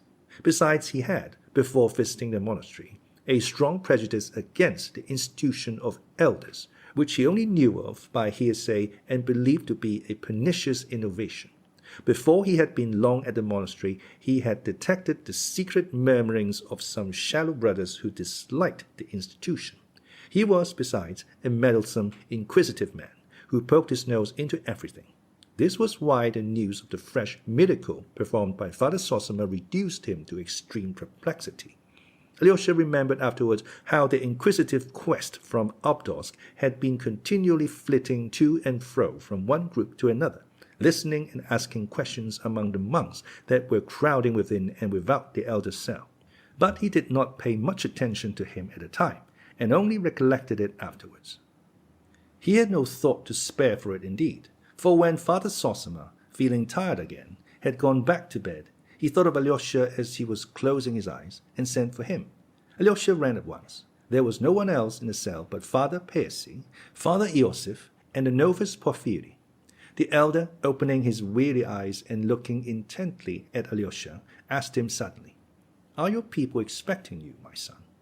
Alyosha hesitated. "Haven't they need of you? Didn't you promise someone yesterday to see them today?" "I did promise. To my father, my brothers, others too." "You see, you must go. Don't grieve. Be sure I shall not die without your being by to hear my last word. To you I will say that word, my son. It will be my last gift to you. To you, dear son, because you love me. But now go to keep your promise." Alyosha immediately obeyed, though it was hard to go. But the promise that he should hear his last word on earth, that it should be the last gift to him, Alyosha, sent a thrill of rapture through his soul. He made haste that he might finish what he had to do in the town and return quickly. Father Percy, too, uttered some words of exhortation which moved and surprised him greatly. He spoke as they left the cell together. Remember, young man, unceasingly, Father Pacey began, without preface, that the science of this world, which has become a great power, has, especially in the last century, analyzed everything divine handed down to us in the holy books. After this cruel analysis, the learned of this world have nothing left of all that was sacred of old. But they have only analyzed the part and overlooked the whole. And indeed their blindness is marvelous. Yet the whole still stands steadfast before their eyes, and the gates of hell shall not prevail against it. Has it not lasted 19 centuries? Is it not still a living, a moving power in the individual soul and in the masses of people?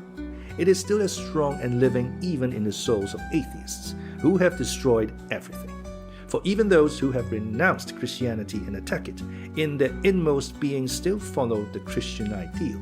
For hitherto, neither their subtlety nor the ardor of their hearts has been able to create a higher ideal of man and of virtue than the ideal given by Christ of old.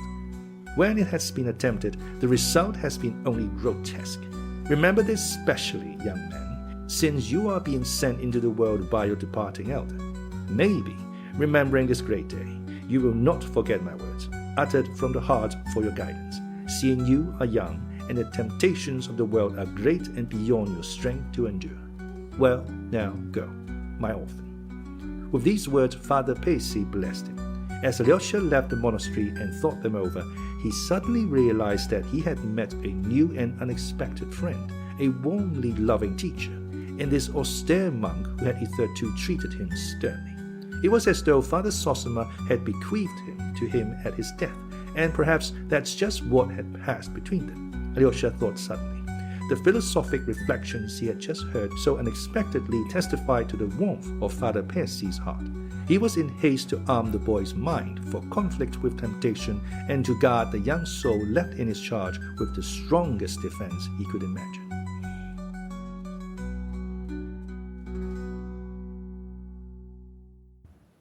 Chapter 2. At his father's. First of all, Alyosha went to his father. On the way he remembered that his father had insisted the day before that he should come without his brother Ivan seeing him. Why so? Alyosha wondered suddenly. Even if my father has something to say to me alone, why should I go in unseen? Most likely, in his excitement yesterday, he meant to say something different, he decided. Yet he was very glad when Marfa Ignatievna, who opened the garden gate to him, told him in answer to his question that Ivan Fyodorovitch had gone out 2 hours ago. And my father? He is up, taking his coffee, Marfa answered somewhat dryly. Alyosha went in. The old man was sitting alone at the table wearing slippers and a little old overcoat. He was amusing himself by looking through some accounts, rather inattentively, however. He was quite alone in the house, for Smelikov too had gone out marketing. Though he had got up early and was trying to put a bold face on it, he looked tired and weak. His forehead, upon which huge purple bruises had come out during the night, was bandaged with a red handkerchief. His nose, too, had swollen terribly in the night, and some smaller bruises covered it in patches, giving his whole face a peculiarly spiteful and irritable look. The old man was aware of this, and turned a hostile glance on Alyosha as he came in. "The coffee is cold," he cried harshly. "I won't offer you any. I've ordered nothing but a lantern fish soup today, and I don't invite anyone to share it. Why have you come?" "To find out how you are," said Alyosha. "Yes. Besides, I told you to come yesterday. It's all of no consequence. You need not have troubled, but I knew you'd come poking in directly." He said this with almost hostile feeling. At the same time he got up and looked anxiously in the looking-glass at his nose. He began, too, binding his red handkerchief more becomingly on his forehead. "Red's better. It's just like the hospital in a white one," he observed sententiously. "Well, how are things over there? How is your elder?" "He is very bad. He may die today," answered Alyosha. But his father had not listened, and had forgotten his own question at once. "Ivan's gone out," he said suddenly. "He is doing his utmost to carry off Mitya's betrothed. That's what he is staying here for," he added maliciously, and twisting his mouth, looked at Alyosha. "Surely he did not tell you so?" asked Alyosha. "Yes, he did, long ago. Would you believe it? He told me 3 weeks ago. You don't suppose he too came to murder me, do you? He must have had some object in coming. What do you mean? Why do you say such things? Said Alyosha, troubled. He doesn't ask for money, it's true, but yet he won't get a farthing from me. I intend living as long as possible, you may as well know, my dear Alexey Fyodorovitch, and so I need every farthing, and the longer I live, the more I shall need it, he continued, pacing from one corner of the room to the other, keeping his hands in the pockets of his loose, greasy overcoat made of yellow cotton material. I can still pass for a man at 55, but I want to pass for one for another 20 years. As I get older, you know, I shan't be a pretty object. The wenches won't come to me of their own accord, so I shall want my money. So I am saving up more and more, simply for myself. My dear son Alexey Fyodorovitch, you may as well know, for I mean to go on in my sins to the end, let me tell you. For sin is sweet, all abuse it, but all men live in it. Only others do it on the sly, and I openly. And so all the other sinners fall upon me for being so simple. And your paradise, Alexey Fyodorovitch, is not to my taste, let me tell you that. And it's not the proper place for a gentleman, your paradise, even if it exists. I believe that I fall asleep and don't wake up again, and that's all. You can pray for my soul if you like, and if you don't want to, don't. Damn you, that's my philosophy. Ivan talked well here yesterday, though we were all drunk. Ivan is a conceited coxcomb, but he has no particular learning, nor education either. He sits silent and smiles at one without speaking. That's what pulls him through. Alyosha listened to him in silence. Why won't he talk to me? If he does speak, he gives himself airs. Your Ivan is a scoundrel, and I'll marry Grushenka in a minute if I want to. For if you've money, Alexey Fyodorovitch, you have only to want a thing, and you can have it. That's what Ivan is afraid of. He is on the watch to prevent me getting married, and that's why he's egging on Mitya to marry Grushenka himself. He hopes to keep me from Grushenka by that. Besides, if Mitya marries Grushenka, Ivan will carry off his rich betrothed. That's what he's reckoning on. He's a scoundrel, your Ivan. How cross you are. It's because of yesterday. You had better lie down, said Alyosha. There, you say that, the old man observed suddenly, as though it had struck him for the first time. And I'm not angry with you. But if Ivan said it, I should be angry with him. It is only with you I have good moments, else you know I am an ill-natured man. You are not ill-natured, but distorted, said Alyosha with a smile. Listen, I meant this morning to get that ruffian Mitya locked up, and I don't know now what I shall decide about it. Of course, in these fashionable days, fathers and mothers are looked upon as a prejudice, but even now the law does not allow you to drag your old father about by the hair, to kick him in the face in his own house, and brag of murdering him outright, all in the presence of witnesses. If I liked, I could crush him and could have him locked up at once for what he did yesterday. Then you don't mean to take proceedings. Ivan has dissuaded me. I shouldn't care about Ivan, but there's another thing. And bending down to Alyosha, he went on in a confidential half-whisper. If I send the ruffian to prison, she'll hear of it and run to see him at once. But if she hears that he has beaten me, a weak-old man, within an inch of my life, she may give him up and come to me. For that's her way, everything by contraries. I know her through and through. Won't you have a drop of brandy? Take some cold coffee and I'll pour a quarter of a glass of brandy into it. It's delicious, my boy. No, thank you. I'll take that roll with me if I may, said Alyosha, and taking a halfpenny French roll, he put it in the pocket of his cassock. And you'd better not have brandy either, he suggested apprehensively, looking into the old man's face. You are quite right. It irritates my nerves instead of soothing them. Only one little glass. I'll get it out of the cupboard. He unlocked the cupboard, poured out a glass, drank it, then locked the cupboard and put the key back in his pocket. That's enough. One glass won't kill me. You see, you're in a better humor now, said Alyosha, smiling. I love you even without the brandy, but with scoundrels I am a scoundrel. Ivan is not going to Chemashnia. Why is that? He wants to spy how much I give Grushenka if she comes. They are all scoundrels. But I don't recognize Ivan. I don't know him at all. Where does he come from? He is not one of us in soul. As though I'd leave him anything. I shan't leave a will at all, you may as well know. And I'll crush Mitya like a beetle. I squash black beetles at night with my slipper. They squelch when you tread on them. And your meteor will squelch too. Your meteor, for you love him. Yes, you love him, and I am not afraid of your loving him. But if Ivan loved him, I should be afraid for myself at his loving him. But Ivan loves nobody. Ivan is not one of us. People like Ivan are not our sort, my boy. They are like a cloud of dust. When the wind blows, the dust will be gone. I had a silly idea in my head when I told you to come today. I wanted to find out from you about Meteor. But if I were to hand him over 1,000 or maybe 2 now, would the beggarly wretch agree to take himself off altogether for 5 years, or, better still, 35, and without Grushenka, and give her up once for all, eh? I'll ask him, muttered Alyosha. If you would give him 3,000, perhaps he... That's nonsense. You needn't ask him now. No need. I've changed my mind. It was a nonsensical idea of mine. I won't give him anything. Not a penny.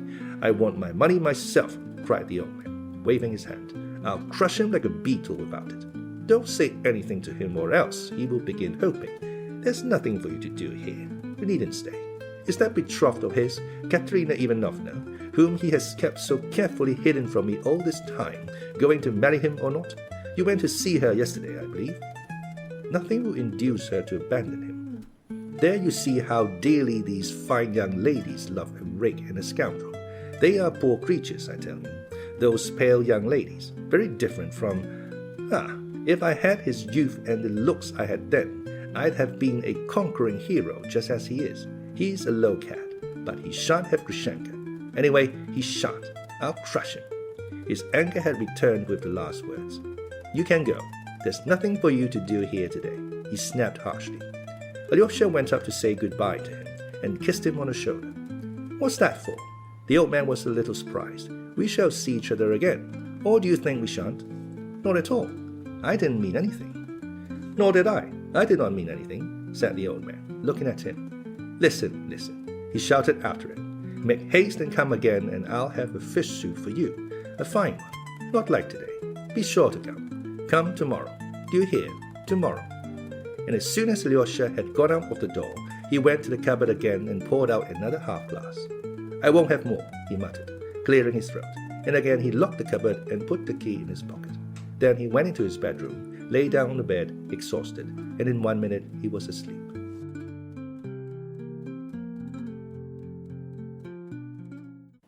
Chapter 3. A Meeting with the Schoolboys.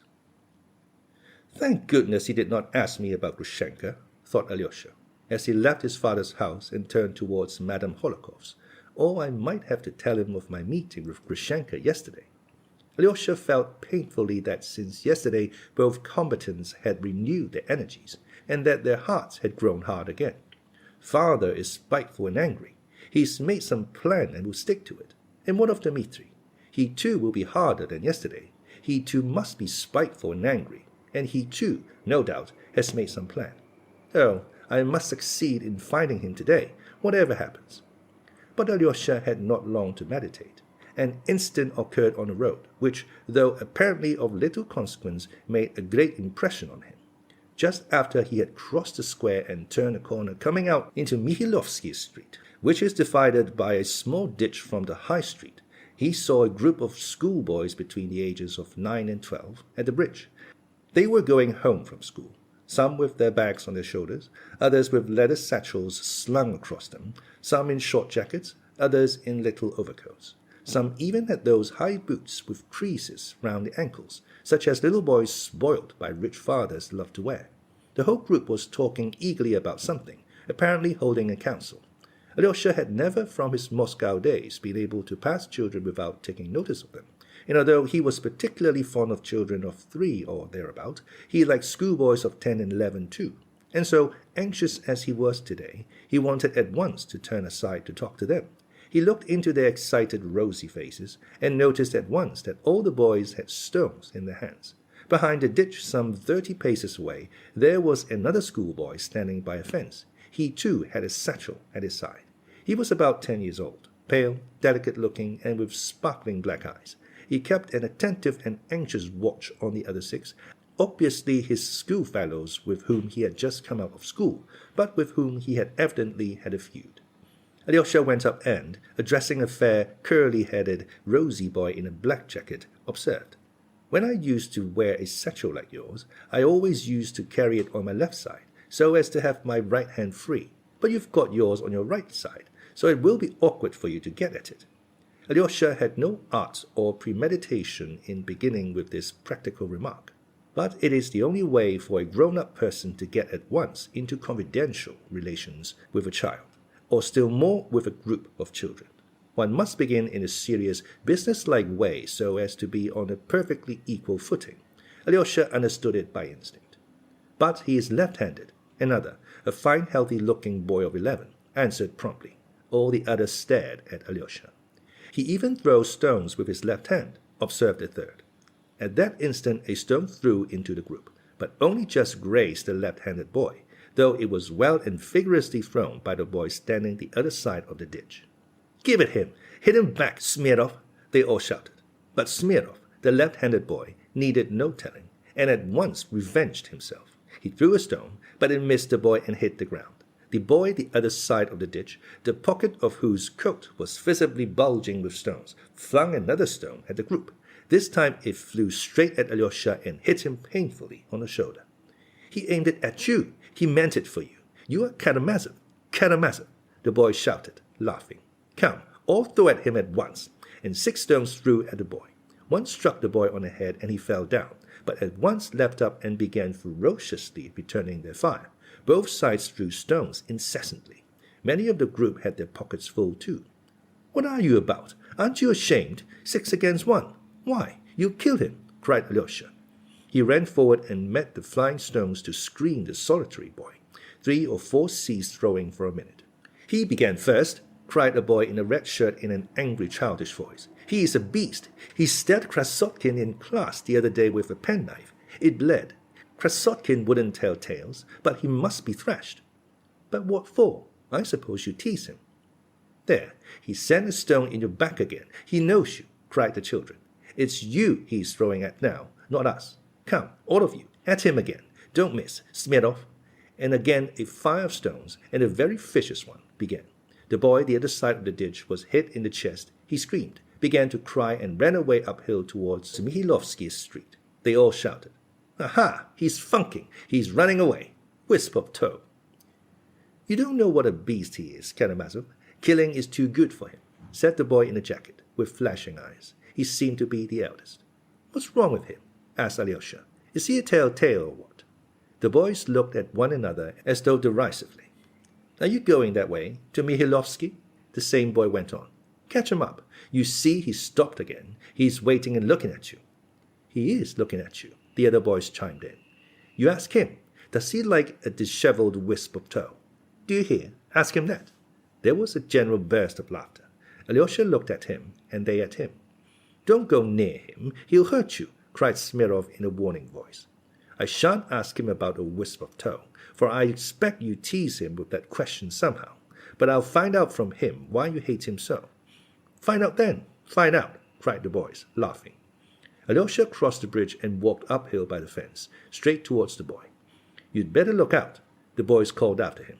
"He won't be afraid of you. He'll stab you in a minute, on the sly, as he did Krasotkin." The boy waited for him without budging. Coming up to him, Alyosha saw facing him a child of about 9 years old. He was an undersized, weakly boy with a thin, pale face, with large dark eyes that gazed at him vindictively. He was dressed in a rather shabby old overcoat, which he had monstrously outgrown. His spare arms struck out beyond his sleeves. There was a large patch on the right knee of his trousers, and in his right boot, just at the toe, there was a big hole in the leather, carefully blackened with ink. Both the pockets of his greatcoats were weighed down with stones. Alyosha stopped 2 steps in front of him, looking inquiringly at him. The boy, seeing at once from Alyosha's eyes that he won't beat him, became less defiant, and addressed him first. "I'm alone, and there are 6 of them. I'll beat them all. Alone," he said suddenly, with flashing eyes. "I think one of the stones must have hurt you badly," observed Alyosha. "But I hit Smirnov on the head," cried the boy. "They told me that you know me, and that you threw a stone at me on purpose," said Alyosha. The boy looked darkly at him. "I don't know you. Do you know me?" Alyosha continued. "Let me alone," the boy cried irritably. but he did not move, as though he were expecting something, and again there was a vindictive light in his eyes. "Very well, I'm going," said Alyosha. "Only I don't know you, and I don't tease you. They told me how they tease you, but I don't want to tease you. Goodbye." "Monk in silk trousers," cried the boy, following Alyosha with the same vindictive and divine expression, and he threw himself into an attitude of defense, feeling sure that now Alyosha would fall upon him. But Alyosha turned, looked at him, and walked away. He had not gone 3 steps before the biggest stone the boy had in his pocket hit him a painful blow in the back. "So you hit a man from behind. They tell the truth, then, when they say that you attack on the sly," said Alyosha, turning round again. This time the boy threw a stone savagely right into Alyosha's face, but Alyosha just had time to guard himself, and the stone struck him on the elbow. "Aren't you ashamed? What have I done to you?" he cried. The boy waited in silent defiance, certain that now Alyosha would attack him. Seeing that even now he would not, his rage was like a little wild beast's. He threw at Alyosha himself, and before Alyosha had time to move, the spiteful child had seized his left hand with both of his and bit his middle finger. He fixed his teeth in it, and it was 10 seconds before he let go. Alyosha cried out with pain and pulled his finger away with all his might. The child let go at last and retreated to his former distance. Alyosha's finger had been badly bitten to the bone, close to the nail. It began to bleed. Alyosha took out his handkerchief and bound it tightly round his injured hand. He was a full minute bandaging it. The boy stood waiting all the time. At last Alyosha raised his gentle eyes and looked at him. "Very well," he said. "You see how badly you've bitten me. That's enough, isn't it? Now tell me, what have I done to you?" The boy stared in amazement. "Though I don't know you, and it's the first time I've seen you," Alyosha went on with the same serenity, "yet I must have done something to you. You wouldn't have hurt me like this for nothing. So, what have I done? How have I wronged you? Tell me." Instead of answering, the boy broke into a loud, tearful wail and ran away. Alyosha walked slowly after him towards Mihailovsky Street, and for a long time he saw the child running in the distance as fast as ever, not turning his head, and no doubt still keeping up his tearful wail. He made up his mind to find him out as soon as he had time, and to solve this mystery. Just now he had not the time.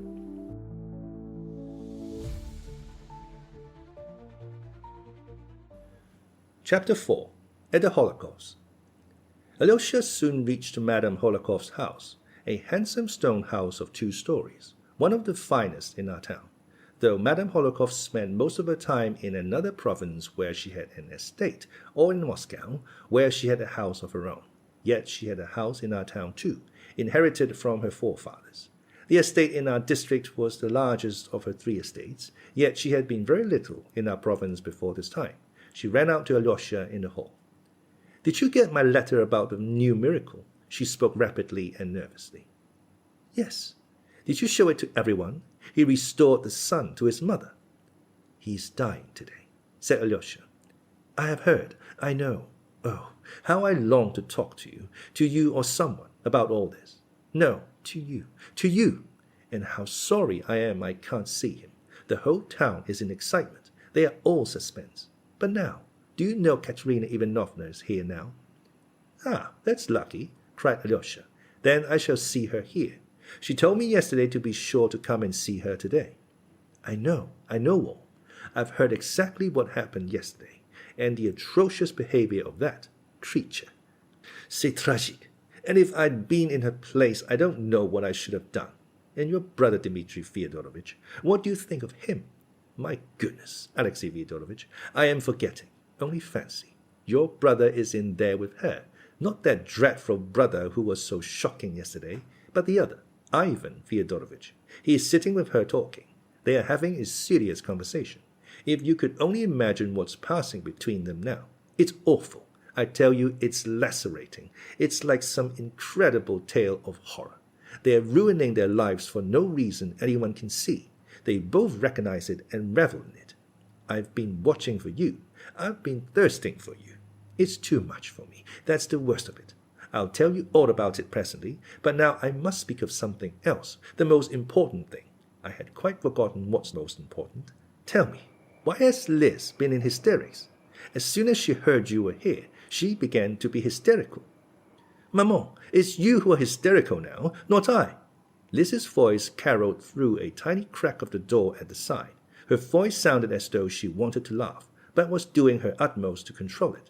Alyosha at once noticed the crack, and no doubt Liz was peeping through it, but that he could not see.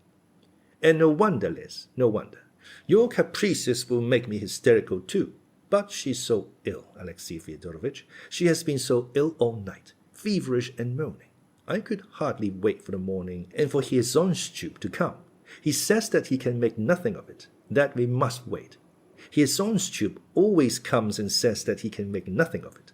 As soon as you approached the house, she screamed, fell into hysterics, and insisted on being wheeled back into this room here. Mamma, I didn't know he had come. It wasn't on his account I wanted to be wheeled into this room. That's not true, Liz. Yulia ran to tell you that Alexey Fyodorovitch was coming. She was on the lookout for you. My darling Mamma, it's not at all clever of you. But if you want to make up for it and say something very clever, dear Mamma, you'd better tell our honored visitor, Alexey Fyodorovitch, that he has shown his want of wit by venturing to us after what happened yesterday, and although everyone is laughing at him. Liz, you go too far. I declare I shall have to be severe. Who laughs at him? I'm so glad he has come. I need him. I can't do without him. Oh, Alexey Fyodorovitch, I'm exceedingly unhappy.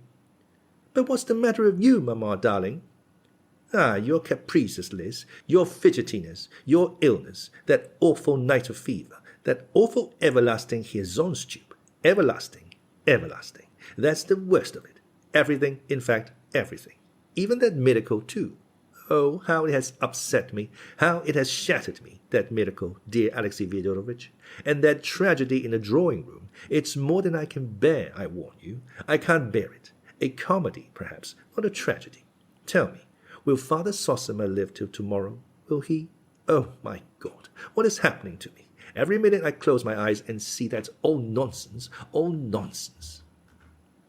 I should be very grateful, Alyosha interrupted suddenly, if you could give me a clean rag to bind up my finger with. I have hurt it, and it's very painful. Alyosha unbound his bitten finger. The handkerchief was soaked with blood. Madame Hohlakov screamed and shut her eyes. Good heavens, what a wound! How awful! But as soon as Liz saw Alyosha's finger through the crack, she flung the door wide open. Come here, she cried imperiously. No nonsense now. Good heavens, why have you stand there saying nothing about it all this time? He might have bled to death, Mamma. How did you do it? Water, water. You must wash it first of all. Simply hold it in cold water and stop the pain, and keep it there. Keep it there. Make haste, Mamma. Some water in the slop basin. But do make haste, she finished nervously. She was quite frightened at the sight of Alyosha's wound. Shouldn't we send for Hyazonstchuk? Cried Madame Hohlakov.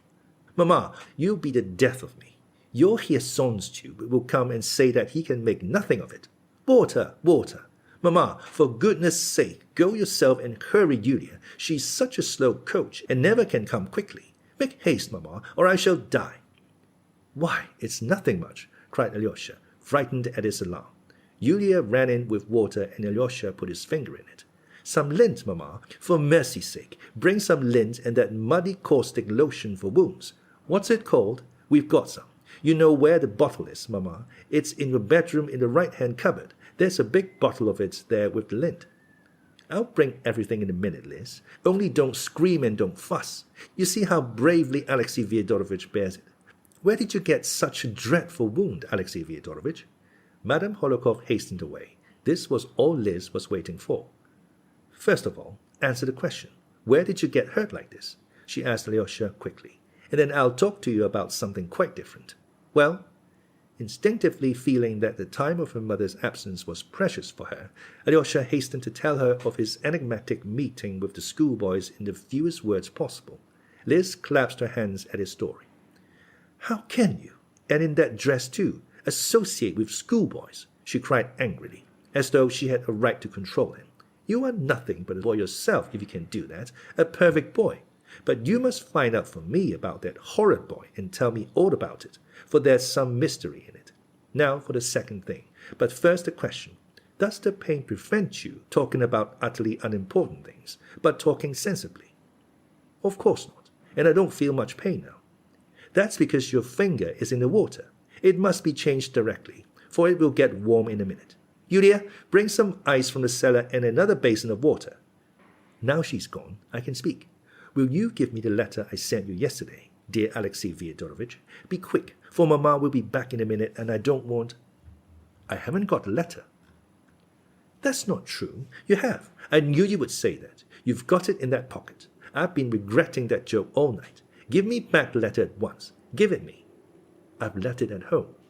But you can't consider me as a child, a little girl, after that silly joke. I beg your pardon for that silliness, but you must bring me the letter. If you really haven't got it, bring it today. You must. You must. Today I can't possibly, for I am going back to the monastery and I shan't come and see you for the next 2 days. 3 or 4, perhaps, for Father Zosima. 4 days? What nonsense! Listen, did you laugh at me very much? I didn't laugh at all. Why not? Because I believed all you said. You were insulting me. Not at all. As soon as I read it, I thought that all that would come to pass, for as soon as Father Zosima dies, I am to leave the monastery. Then I shall go back and finish my studies, and when you reach the legal age, we will be married. I shall love you. Though I haven't had time to think about it, I believe I couldn't find a better wife than you, and Father Zosima tells me I must marry. But I am a cripple, wheeled about in a chair, laughed Liz, flushing crimson. I'll wheel you about myself, but I'm sure you'll get well by then. But you're mad, said Liz, nervously, to make all this nonsense out of a joke. Here's Mamma, very apropos, perhaps. Mamma, how slow you always are. How can you be so long? And here's Yulia with the ice. Oh, Liz, don't scream. Above all things, don't scream. That scream drives me. How can I help it when you put Lynn in another place? I've been hunting and hunting. I do believe you did it on purpose. But I couldn't tell that he would come with a bad finger, or else perhaps I might have done it on purpose. My darling Mamma, you begin to say really witty things.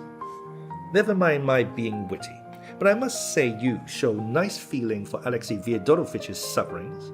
Oh, my dear Alexey Fyodorovich, what's killing me is no one thing in particular, not his own stupid, but everything together.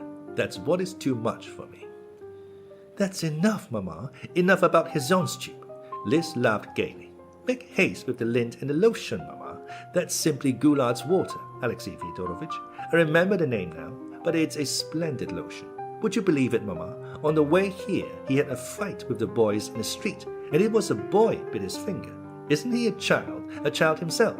Is he fit to be married after that? For only fancy, he wants to be married, Mamma. Just think of him married. Wouldn't it be funny? Wouldn't it be awful?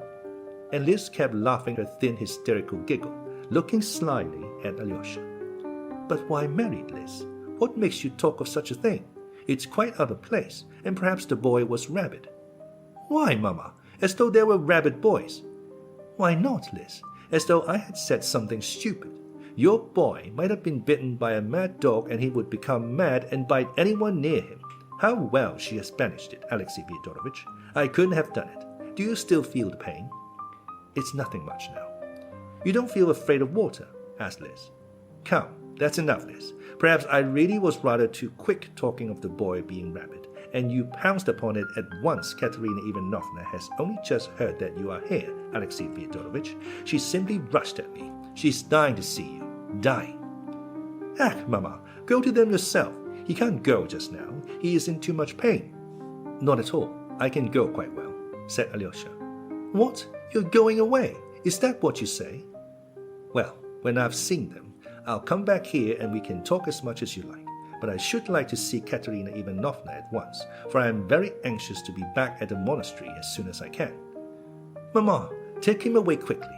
Alexey Fyodorovich, don't trouble to come and see me afterwards, but go straight back to your monastery and a good riddance. I want to sleep. I didn't sleep all night. Alice, you're only making fun, but how I wish you would sleep, cried Madame Horakov. I don't know what I've done. I'll stay another 3 minutes, 5 if you like, muttered Alyosha. Even 5? Do take him away quickly, Mamma. He is a monster. Liz, you are crazy. Let us go, Alexey Fyodorovich. She is too capricious today. I am afraid to cross her. Oh, the trouble one has with nervous girls. Perhaps she really will be able to sleep after seeing you. How quickly you have made her sleepy, and how fortunate it is. Ah, Mamma, how sweetly you talk. I must kiss you for it, Mamma. And I kiss you too, Liz. Listen, Alexei Fyodorovich, Madame Horakov began mysteriously and importantly, speaking in a rapid whisper. I don't want to suggest anything. I don't want to lift the veil. You will see for yourself what's going on. It's appalling. It's the most fantastic farce. She loves your brother, Ivan, and she is doing her utmost to persuade herself she loves your brother, Dmitri. It's appalling. I'll go in with you, and if they don't turn me out, I'll stay to the end.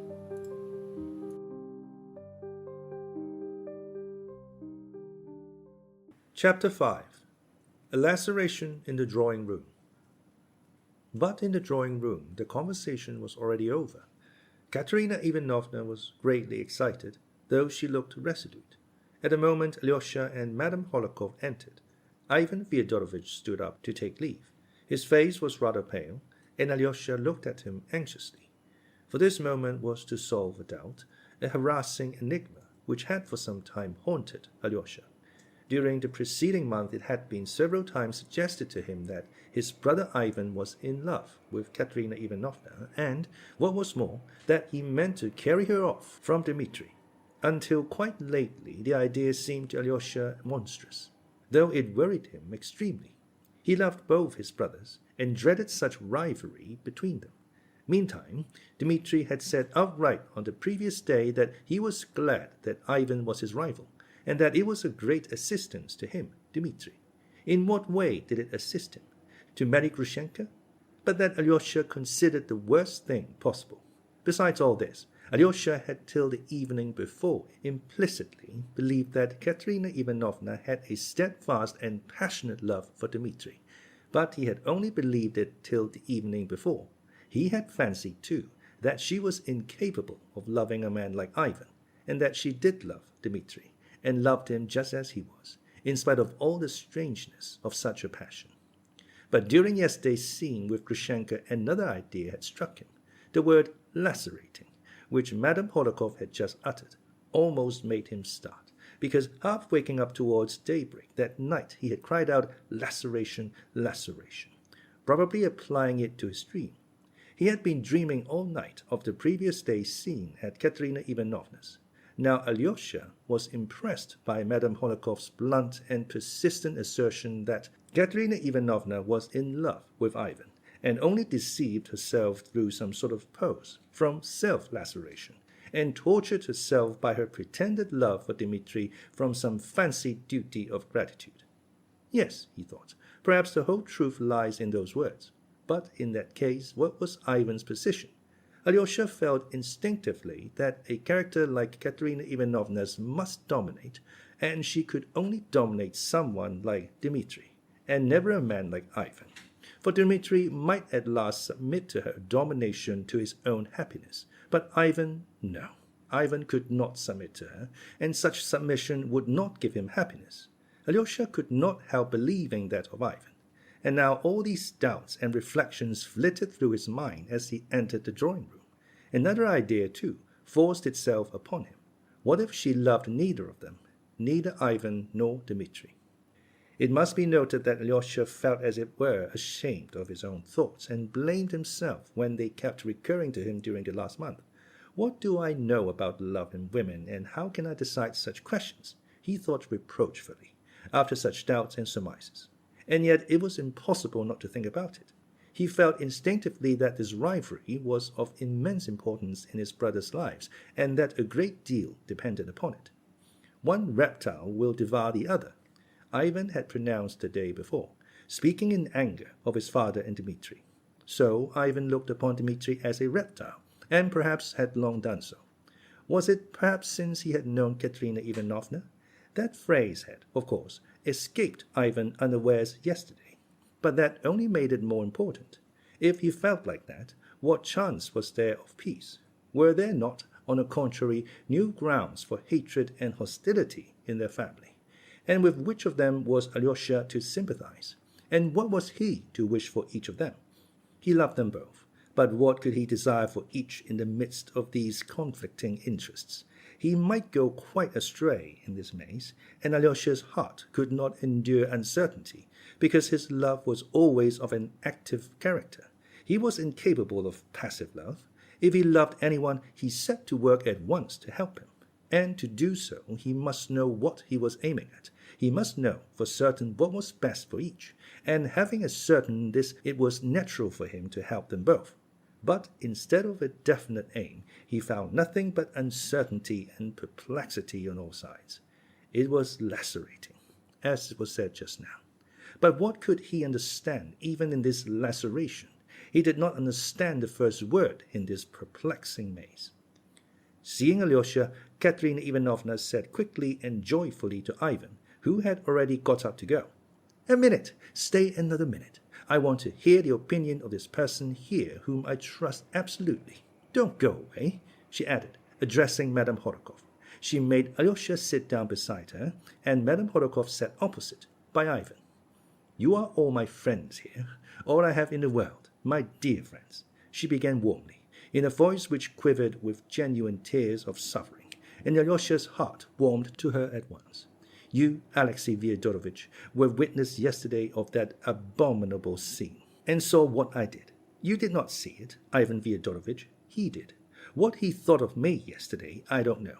I only know one thing, that if it were repeated today, this minute, I should express the same feelings again as yesterday. The same feelings, the same words, the same actions. You remember my actions, Alexey Fyodorovitch. You checked me in one of them. I must tell you that I can't get over it. Listen, Alexey Fyodorovitch, I don't even know whether I still love him. I feel pity for him, and that is a poor sign of love. If I loved him, if I still loved him, perhaps I shouldn't be sorry for him now, but should hate him." Her voice quivered, and tears glittered on her eyelashes. Alyosha shuddered inwardly. "That girl is truthful and sincere," he thought, "and she does not love Dmitri any more." That's true, cried Madame Horodkov. "Wait, dear. I haven't told you the chief, the final decision I came to during the night. I feel that perhaps my decision is a terrible one, for me, but I foresee that nothing will induce me to change it. Nothing. It will be so all my life. My dear, kind, ever faithful and generous adviser, the one friend I have in the world, Ivan Fyodorovitch, with his deep insight into the heart, approves and commends my decision. He knows it." "Yes, I approve of it," Ivan assented, in a subdued but firm voice. "But I should like Alyosha, too. I should like Alexey Fyodorovitch, too, to tell me before my two friends whether I am right.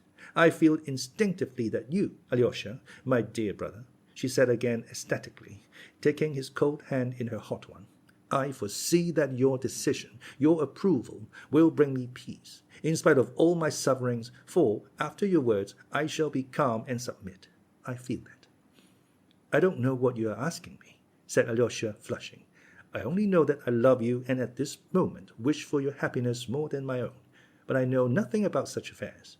Something impelled him to add hurriedly, "In such affairs, Alexey Fyodorovitch, in such affairs, the chief thing is honor and duty and something higher.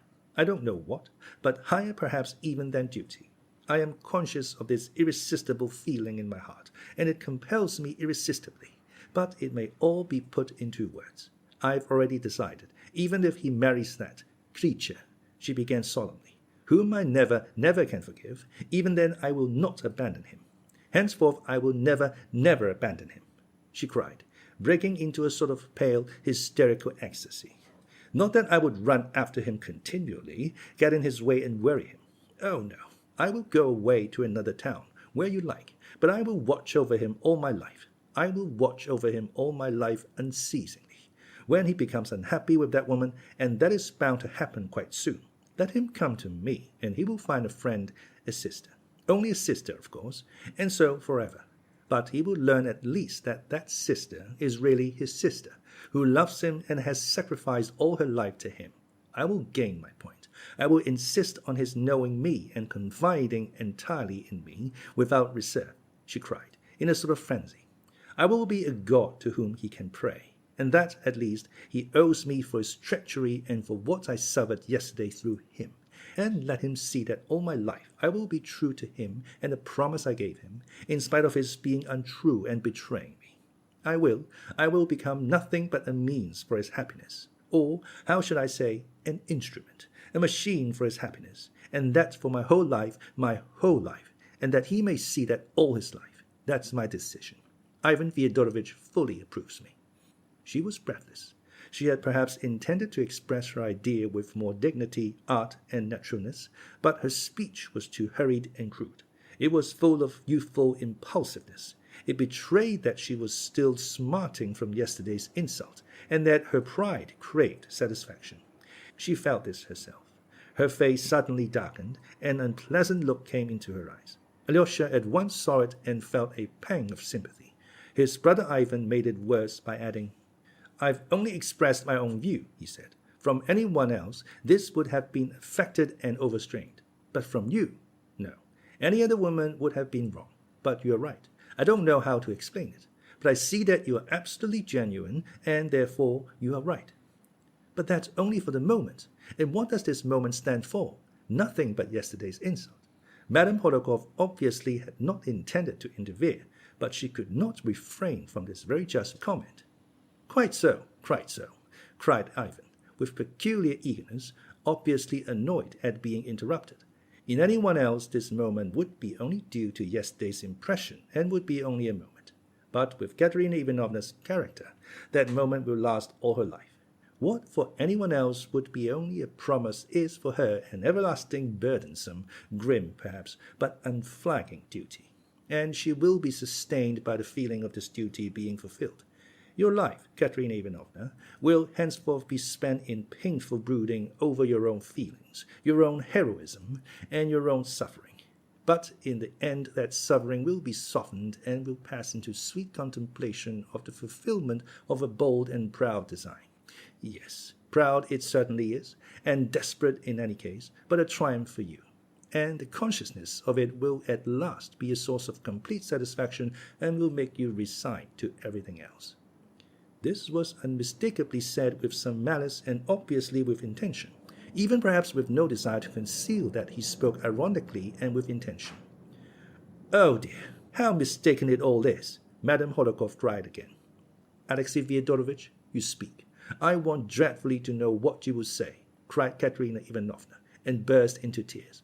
Alyosha got up from the sofa. "It's nothing. She went on through her tears. "I'm upset. I didn't sleep last night. But by the side of two such friends as you and your brother, I still feel strong, for I know you too will never desert me. Unluckily, I am obliged to return to Moscow, perhaps tomorrow, and to leave you for a long time, and unluckily it's unavoidable," Ivan said suddenly. "Tomorrow to Moscow?" Her face was suddenly contorted. But, dear me, how fortunate!" she cried in a voice suddenly changed. In one instant there was no trace left of her tears. She underwent an instantaneous transformation, which amazed Alyosha. Instead of a poor, insulted girl weeping in a sort of laceration, he saw a woman completely self-possessed and even exceedingly pleased, as though something agreeable had just happened. "Oh, not fortunate that I am losing you, of course not," she corrected herself suddenly, with a charming society smile. "Such a friend as you are could not suppose that. I am only too unhappy at losing you." She rushed impulsively at Ivan, and seizing both his hands, pressed them warmly. "But what is fortunate is that you will be able in Moscow to see Auntie and Agafya and to tell them all the horror of my present position. You can speak with complete openness to Agafya, but spare dear Auntie. You will know how to do that. You can't think how wretched I was yesterday and this morning, wondering how I could write them that dreadful letter, for one can never tell such things in a letter. Now it will be easy for me to write, for you will see them and explain everything. Oh, how glad I am! But I am only glad of that, believe me. Of course, no one can take your place. I will run at once to write the letter." She finished suddenly, and took a step as though to go out of the room. "And what about Alyosha and his opinion, which you were so desperately anxious to hear?" cried Madame Horodkov. There was a sarcastic, angry note in her voice. "I had not forgotten that," cried Katerina Ivanovna, coming to a sudden standstill. "And why are you so antagonistic at such a moment?" she added, with warm and bitter reproachfulness. "What I said, I repeat. I must have his opinion. More than that, I must have his decision. As he says, so it shall be. You see how anxious I am for your words, Alexey Fyodorovitch. But what's the matter?" "I couldn't have believed it. I can't understand it," Alyosha cried suddenly in distress. What? "He is going to Moscow, and you cry out that you are glad. You said that on purpose. and you begin explaining that you are not glad of that but sorry to be losing a friend. But that was acting too. You were playing a part, as in a theatre. In a theatre? What? What do you mean? Exclaimed Katerina Ivanovna, profoundly astonished, flushing crimson and frowning. Though you assure him you are sorry to lose a friend in him, you persist in telling him to his face that it's fortunate he is going, said Alyosha breathlessly. He was standing at the table and did not sit down. What are you talking about? I don't understand. I don't understand myself. I seem to see in the flesh. I know I'm not saying it properly, but I'll say it all the same. Alyosha went on in the same shaking and broken voice. What I see is that perhaps you don't love Dmitri at all, and never have, from the beginning. And Dmitri, too, has never loved you, and only esteems you. I really don't know how I dare to say all this, but somebody must tell the truth, for nobody here will tell the truth. What truth? Cried Katerina Ivanovna, and there was an hysterical ring in her voice. I will tell you, Alyosha went on with desperate haste, as though he were jumping from the top of a house. Call Dmitri. I will fetch him, and let him come here and take your hand and take Ivan's and join your hands. For you're torturing Ivan simply because you love him, and torturing him because you love Dmitri through self-laceration, with an unreal love, because you've persuaded yourself. Alyosha broke off and was silent.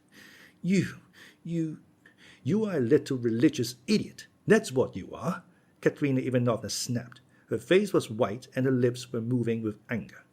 Ivan suddenly laughed and got up. His hat was in his hand. You are mistaken, my good Alyosha, he said, with an expression Alyosha had never seen in his face before, an expression of youthful sincerity and strong, irresistibly frank feeling. Katerina Ivanovna has never cared for me. She has known all the time that I cared for her, though I never said a word of my love to her. She knew, but she didn't care for me. I've never been her friend either, not for one moment. She is too proud to need my friendship. She kept me at her side as a means of revenge. She revenged with me and on me all the insults which she has been continually receiving from Dmitri ever since their first meeting. For even that first meeting has rankled in her heart as an insult. That's what her heart is like. She has talked to me of nothing but her love for him. I'm going now. But believe me, Katerina Ivanovna, you really love him. And the more he insults you, the more you love him. That's your laceration. You love him just as he is. You love him for insulting you. If he reformed, you'd give him up at once and cease to love him. But you need him so as to contemplate continually your heroic fidelity and to reproach him for infidelity. And it all comes from your pride. Oh, there's a great deal of humiliation and self-abasement about it. But it all comes from pride. I'm too young and I've loved you too much. I know that I ought not to say this, that it would be more dignified on my part simply to leave you, and it would be less offensive for you. But I am going far away, and shall never come back. It is forever. I don't want to sit beside a laceration, but I don't know how to speak now. I've said everything. Goodbye, Katerina Ivanovna. You can't be angry with me, for I am 100 times more severely punished than you, if only by the fact that I shall never see you again. Goodbye. I don't want your hand. You have tortured me too deliberately for me to be able to forgive you at this moment. I shall forgive you later, but now I don't want your hand. Den Dank, Dame. Begeer ik niet, he added, with a forced smile, showing, however, that he could read Schiller, and read him till he knew him by heart, which Alyosha would never have believed. He went out of the room without saying goodbye even to his hostess, Madame Holikov. Alyosha clasped his hands. Ivan, he cried desperately after him. Come back, Ivan. No, nothing will induce him to come back now, he cried again, regretfully realizing it. But it's my fault. I began it. Ivan spoke angrily, wrongly, unjustly and angrily. He must come back here. Come back. Alyosha kept exclaiming frantically. Katerina Ivanovna went suddenly into the next room. You have done no harm. You behaved beautifully, like an angel. Madame Holikov whispered rapidly and ecstatically to Alyosha. I will do my utmost to prevent Ivan Fyodorovitch from going. Her face beamed with delight, to the great distress of Alyosha. But Katerina Ivanovna suddenly returned. She had 200-ruble notes in her hand. I have a great favor to ask of you, Alexey Fyodorovitch, she began, addressing Alyosha with an apparently calm and even voice, as though nothing had happened. A week, Yes, I think it was a week ago. Dmitri Fyodorovich was guilty of a hasty and unjust action, a very ugly action. There is a low tavern here, and in it he met that discharged officer, that captain, whom your father used to employ in some business. Dmitri Fyodorovich somehow lost his temper with this captain, seized him by the beard and dragged him out into the street and for some distance along it in that insulting fashion.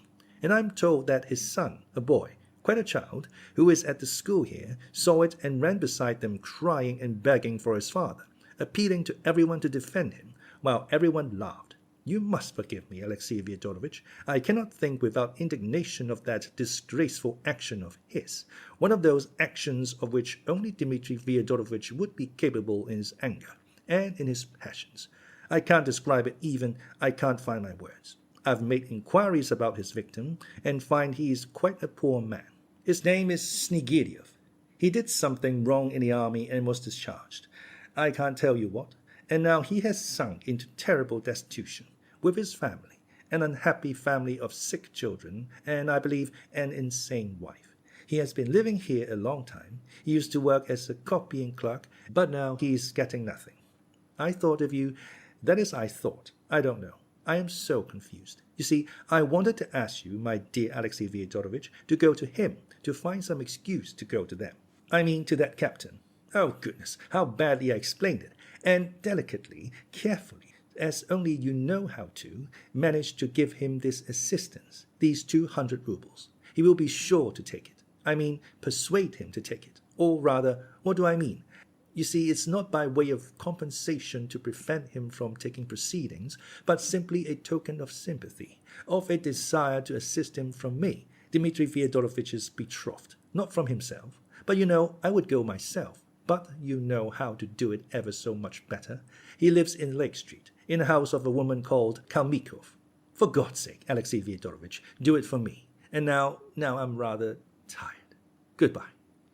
She turned and disappeared behind a portiere so quickly that Alyosha had not time to utter a word, though he wanted to speak.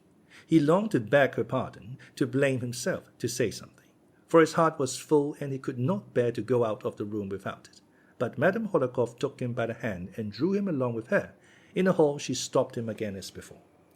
She is proud. She is struggling with herself, but kind, charming, generous, she exclaimed in a half-whisper.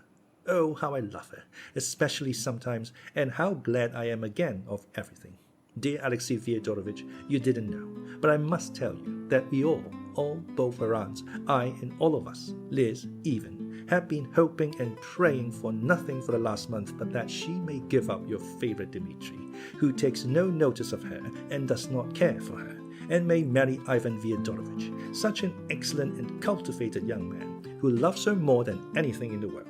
We are in a regular plot to bring it about, and I'm even staying on here, perhaps on that account. But she has been crying. She has been wounded again, cried Alyosha. Never trust a woman's tears, Alexey Fyodorovich. I am never for the women in such cases. I am always on the side of the men. Mamma, you are spoiling him, Liz's little voice cried from behind the door. No, it was all my fault. I am horribly to blame, Alyosha repeated, unconsoled, hiding his face in his hands in an agony of remorse for his indiscretion. Quite the contrary. You behave like an angel, like an angel. I am ready to say so 1,000 times over. Mamma, how has he behaved like an angel? Liz's voice was heard again. I somehow fancied all at once, Alyosha went on as though he had not heard Liz, that she loved Ivan, and so I said that stupid thing. What will happen now? To whom? To whom? Cried Liz. Mamma, you really want to be the death of me? I ask you and you don't answer. At the moment the maid ran in. Katerina Ivanovna is ill. She is crying, struggling, hysterics. What is the matter? Cried Liz, in a tone of real anxiety. Mamma, I shall be having hysterics, and not she. Liz, for mercy's sake, don't scream, don't persecute me. At your age, one can't know everything that grown-up people know. I'll come and tell you everything you ought to know. Oh, mercy on us. I'm coming. Hysterics is a good sign, Alexey Fyodorovich. It's an excellent thing that she is hysterical. That's just as it ought to be. In such cases, I am always against a woman, against all these feminine tears and hysterics. Run and say, Yulia, that I'll fly to her. As for Ivan Fyodorovich's going away like that, it's her own fault, but he won't go away. Liz, for mercy's sake, don't scream. Oh yes, you are not screaming. It's I am screaming. Forgive your mama, but I am delighted, delighted, delighted. Did you notice, Alexei Fyodorovich? How young Ivan Fyodorovich was just now when he went out, when he said all that and went out? I thought he was so learned, such a savant, and all of a sudden he behaved so warmly, openly, and youthfully, with such youthful inexperience, and it was all so fine, like you. And the way he repeated that German verse, it was just like you. But I must fly. Alexei Fyodorovich, make haste to carry out her commission, and then make haste back. Liz, do you want anything now? For mercy's sake, don't keep Alexei Fyodorovich a minute. He will come back to you at once. Madame Holikov at last ran off. Before leaving, Alyosha would have opened the door to see Liz. On no account, cried Liz. On no account now. Speak through the door. How have you come to be an angel? That's the only thing I want to know. For an awful piece of stupidity. Liz, goodbye. Don't dare to go away like that, Liz was beginning. Liz, I have a real sorrow. I'll be back directly, but I have a great, great sorrow. And he ran out of the room.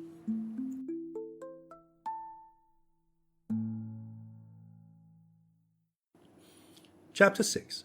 A Laceration in a Cottage. He certainly was really grieved in a way he had seldom been before. He had rushed in like a fool, and meddled in what? In a love affair. But what do I know about it? What can I tell about such things? He repeated to himself for the 100th time, flushing crimson.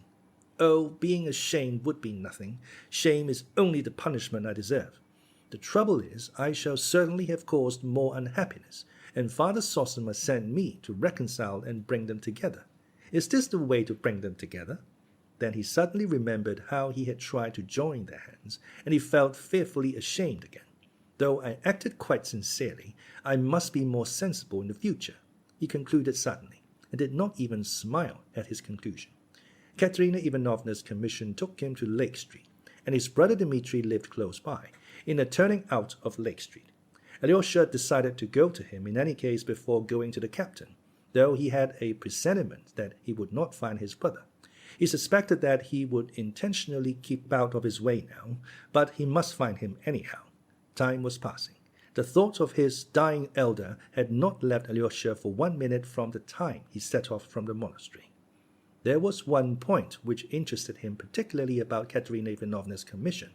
When she had mentioned the captain's son, the little schoolboy who had run beside his father crying, the idea had at once struck Alyosha that this must be the schoolboy who had bitten his finger when he, Alyosha, asked him what he had done to hurt him. Now Alyosha felt practically certain of this, though he could not have said why. Thinking of another subject was a relief, and he resolved to think no more about the mischief he had done, and not to torture himself with remorse, but to do what he had to do, let come what would. At that thought he was completely comforted. Turning to the street where Dmitri lodged, he felt hungry, and taking out of his pocket the roll he had brought from his father's, he ate it. It made him feel stronger. Dmitri was not at home. The people of the house, an old cabinet maker, his son, and his old wife, looked with positive suspicion at Alyosha.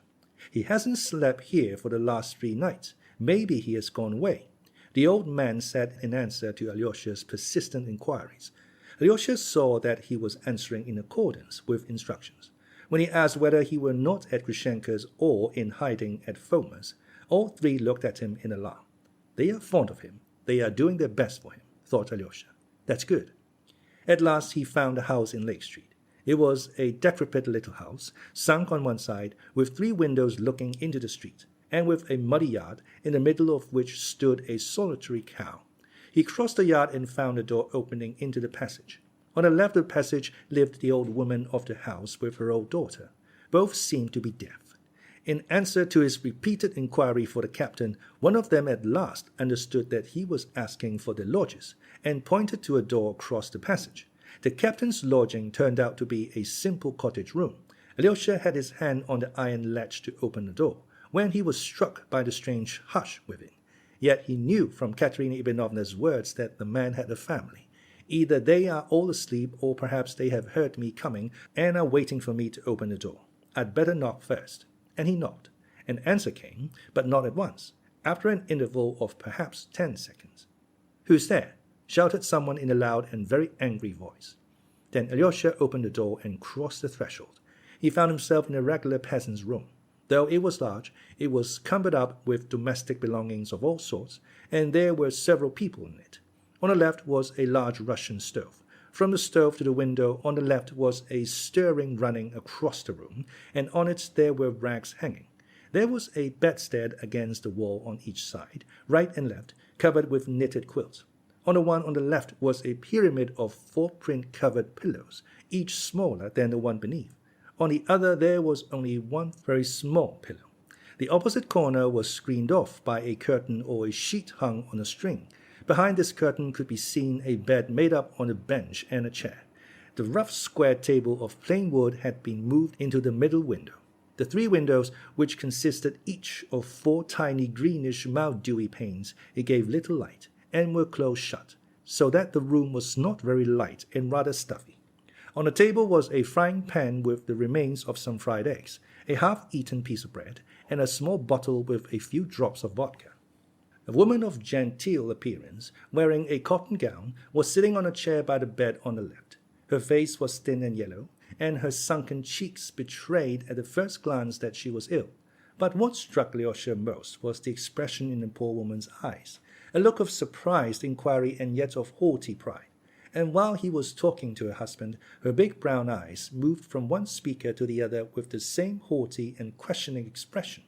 Beside her at the window stood a young girl, rather plain, with scanty reddish hair, poorly but very neatly dressed. She looked disdainfully at Alyosha as he came in. Beside the other bed was sitting another female figure. She was a very sad sight, a young girl of about 20, but hunchbacked and crippled with withered legs, as Alyosha was told afterwards. Her crutches stood in a corner close by.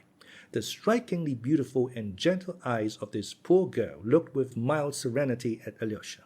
A man of 45 was sitting at the table, finishing the fried eggs. He was spare, small, and weakly built. He had reddish hair and a scanty light-colored beard, very much like a wisp of tow. It was obviously this gentleman who had shouted to him, as there was no other man in the room. But when Alyosha went in, he leapt up from the bench on which he was sitting, and, hastily wiping his mouth with a ragged napkin, darted up to Alyosha. "It's a monk come to beg for the monastery. A nice place to come to," the girl standing in the left corner said aloud. The man spun round instantly towards her and answered her in an excited and breaking voice. "No, Varvara, you are wrong. Allow me to ask." He turned again to Alyosha. "What has brought you to our retreat?" Alyosha looked attentively at him. It was the first time he had seen him. There was something angular, flurried, and irritable about him. Though he had obviously just been drinking, he was not drunk. There was extraordinary impudence in his expression, and yet, strange to say, at the same time there was fear. He looked like a man who had long been kept in subjection and had submitted to it, and now had suddenly turned and was trying to assert himself. Or, better still, like a man who wants dreadfully to hit you, but is horribly afraid you will hit him. In his words and in the intonation of his shrill voice there was a sort of crazy humor, at times spiteful and at times cringing, and continually shifting from one tone to another. The question about our retreat, he had asked, as it were quivering all over, rolling his eyes, and skipping up so close to Alyosha that he instinctively drew back a step. He was dressed in a very shabby dark cotton coat, patched and spotted. He wore checked trousers of an extremely light color, long out of fashion, and of very thin material.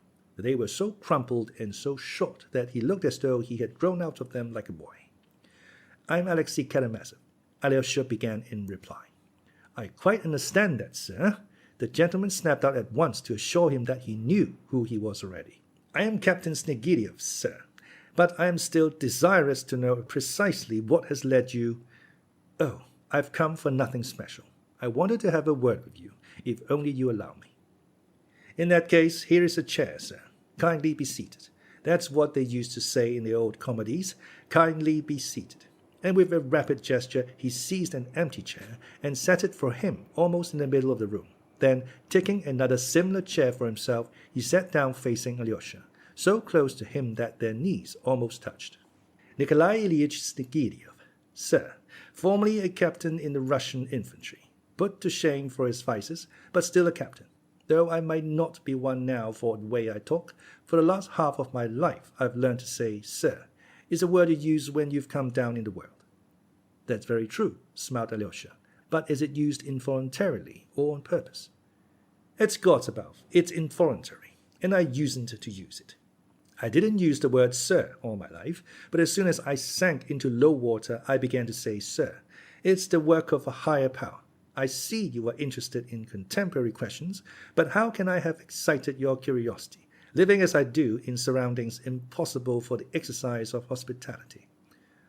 I've come about that business. About what business? The captain interrupted impatiently. About your meeting with my brother Dmitri Fyodorovich. Alyosha blurted out awkwardly. What meeting, sir? You don't mean that meeting? About my wisp of tow, then? He moved closer so that his knees positively knocked against Alyosha. His lips were strangely compressed like a thread. What wisp of tow? Muttered Alyosha. He is come to complain of me, father, cried a voice familiar to Alyosha, the voice of the schoolboy, from behind the curtain. I bit his finger just now. The curtain was pulled, and Alyosha saw his assailant lying on the little bed made up on the bench and a chair in a corner under the icons. The boy lay covered by his coat and an old wadded quilt. He was evidently unwell, and, judging by his glittering eyes, he was in a fever. He looked at Alyosha without fear, as though he felt he was at home and could not be touched. What? Did he bite your finger? The captain jumped up from his chair. Was it your finger he bit? Yes. He was throwing stones with other schoolboys. There were 6 of them against him alone. I went up to him, and he threw a stone at me and then another at my head. I asked him what I had done to him, and then he rushed at me and bit my finger badly. I don't know why. I'll thrash him, sir, at once, this minute. The captain jumped up from his seat. But I'm not complaining at all. I'm simply telling you. I don't want him to be thrashed. Besides, he seemed to be ill. And you suppose I'd thrash him? That I'd take my Alyosha and thrash him before you for a satisfaction? Would you like it done at once, sir? Said the captain, suddenly turning to Alyosha, as though he were going to attack him. I'm sorry about your finger, sir, but instead of thrashing Alyosha, would you like me to chop off my 4 fingers with this knife here before your eyes to satisfy your just wrath? I should think 4 fingers would be enough to satisfy your thirst for vengeance. You wouldn't ask for the 5th one, too. He stopped short with a catch in his throat. Every feature in his face was twitching and working. He looked extremely defiant. He was in a sort of frenzy. I think I understand it all now, said Alyosha gently and sorrowfully, still keeping his seat. So your boy is a good boy. He loves his father, and he attacked me as the brother of your assailant. Now I understand it, he repeated thoughtfully. But my brother Dmitri Fyodorovich regrets his action. I know that. And if only it is possible for him to come to you, or better still, to meet you in the same place, he will ask your forgiveness before everyone, if you wish it. After pulling out my beard, you mean, he will ask my forgiveness. And he thinks that will be a satisfactory finish, doesn't he? Oh no, on the contrary, he will do anything you like and in any way you like. So if I were to ask His Highness to go down on his knees before me in that very tavern, the Metropolis it's called, or in the marketplace, he would do it. Yes, he would even go down on his knees. You've pierced me to the heart, sir, touched me to tears and pierced me to the heart. I am only too sensible of your brother's generosity. Allow me to introduce my family, my 2 daughters and my son, my litter. If I die, who will care for them? And while I live, who but they will care for a wretch like me? That's a great thing the Lord has ordained for every man of my sort, sir, for there must be someone able to love even a man like me. Ah, that's perfectly true, exclaimed Alyosha. Oh, do leave off playing the fool. Some idiot comes in, and you put us to shame, cried the girl by the window, suddenly turning to her father with a disdainful and contemptuous air. Wait a little, Varvara, cried her father, speaking peremptorily but looking at her quite approvingly. That's her character, he said, addressing Alyosha again. And in all nature there was not, that could find favor in his eyes, or rather in the feminine, that could find favor in her eyes. But now let me present you to my wife, Alina Petrovna. She is crippled, she is 43, she can move, but very little. She is of humble origin, Alina Petrovna. Compose your countenance. This is Alexey Fyodorovich Karamazov. Get up, Alexey Fyodorovich.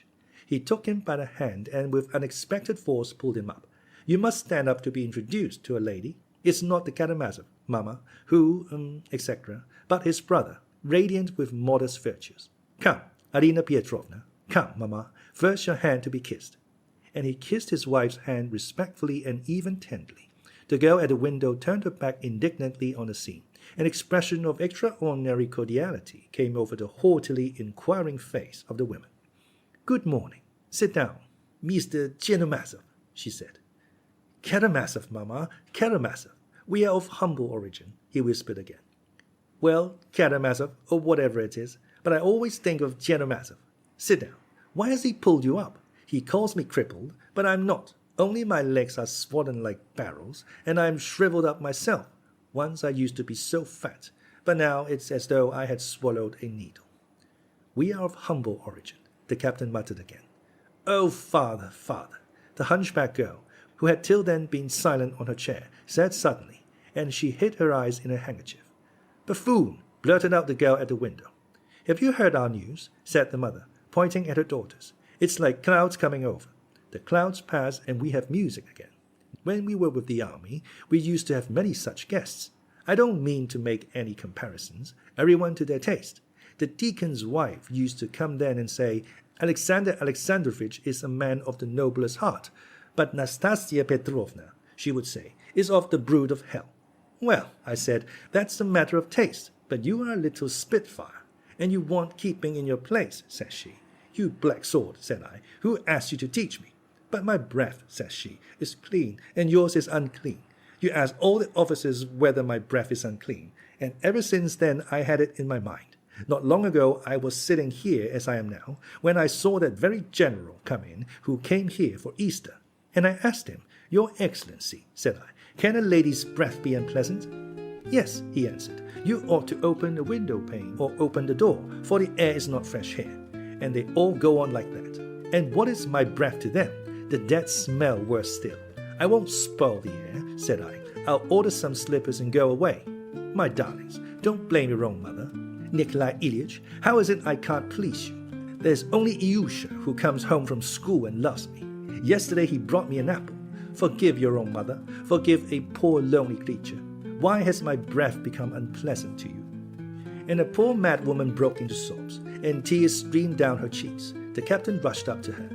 Mamma, Mamma, my dear, give over. You are not lonely. Everyone loves you. Everyone adores you. He began kissing both her hands again and tenderly stroking her face. Taking the dinner napkin, he began wiping away her tears. Alyosha fancied that he too had tears in his eyes. There, you see, you hear? He turned with a sort of fury to Alyosha, pointing to the poor imbecile. I see and hear, muttered Alyosha. Father, father, how can you? With him? Let him alone, cried the boy, sitting up in his bed and gazing at his father with glowing eyes. Do give over fooling, showing off your silly antics which never lead to anything, shouted Varvara, stamping her foot with passion. Your anger is quite just this time, Varvara, and I'll make haste to satisfy you. Come, put on your cap, Alexey Fyodorovich, and I'll put on mine. We will go out. I have a word to say to you in earnest, but not within these walls. This girl sitting here is my daughter Nina. I forgot to introduce her to you. She is a heavenly angel incarnate, who has flown down to us mortals, if you can understand. There he is shaking all over, as though he is in convulsions. Varvara went on indignantly. And she there, stamping her foot at me and calling me a fool just now. She is a heavenly angel incarnate too, and she has good reason to call me so. Come along, Alexey Fyodorovich, we must make an end. And snatching Alyosha's hand, he drew him out of the room into the street.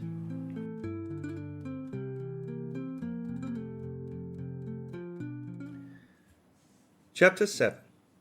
And in the open air. The air is fresh, but in my apartment it is not so in any sense of the word. Let us walk slowly, sir. I should be glad of your kind interest. I too have something important to say to you, observed Alyosha, only I don't know how to begin. To be sure, you must have business with me. You would never have looked in upon me without some object, unless you come simply to complain of the boy, and that's hardly likely. And, by the way, about the boy, I could not explain to you in there, but here I will describe that scene to you. My toe was thicker a week ago. I mean my beard. That's the nickname they give to my beard. The schoolboys most of all. Well, your brother Dmitri Fyodorovich was pulling me by my beard. I'd done nothing. He was in a towering rage and happened to come upon me. He dragged me out of the tavern into the marketplace. At that moment the boys were coming out of school, and with them Alyosha. As soon as he saw me in such a state, he rushed up to me. "Father," he cried, "Father." He caught hold of me, hugged me, tried to pull me away, crying to my assailant, let go, it's my father, forgive him." Yes, he actually cried, "Forgive him." He clutched at that hand, that very hand, in his little hands and kissed it. I remember his little face at that moment. I haven't forgotten it, and I never shall. "I swear," cried Alyosha, "that my brother will express his most deep and sincere regret, even if he has to go down on his knees in that same marketplace. I'll make him, or he is no brother of mine." "Aha, then it's only a suggestion, and it does not come from him, but simply from the generosity of your own warm heart. You should have said so. No, in that case, allow me to tell you of your brother's highly chivalrous soldierly generosity, for he did give expression to it at the time. He left off dragging me by my beard and released me. "You are an officer," he said, "and I am an officer. If you can find a decent man to be your second, send me your challenge. I will give satisfaction, though you are a scoundrel." That's what he said. A chivalrous spirit indeed. I retired with Alyosha, and that scene is a family record imprinted forever on Alyosha's soul. No, it's not for us to claim the privileges of noblemen. Judge for yourself. You've just been in our mansion. What did you see there? 3 ladies, one a cripple and weak-minded, another a cripple and hunchback, and a third not crippled but far too clever. She's a student, dying to get back to Petersburg, to work for the emancipation of the Russian woman on the banks of the Neva. I won't speak of Alyosha. He is only 9. I'm alone in the world, and if I die, what will become of all of them? I simply ask you that.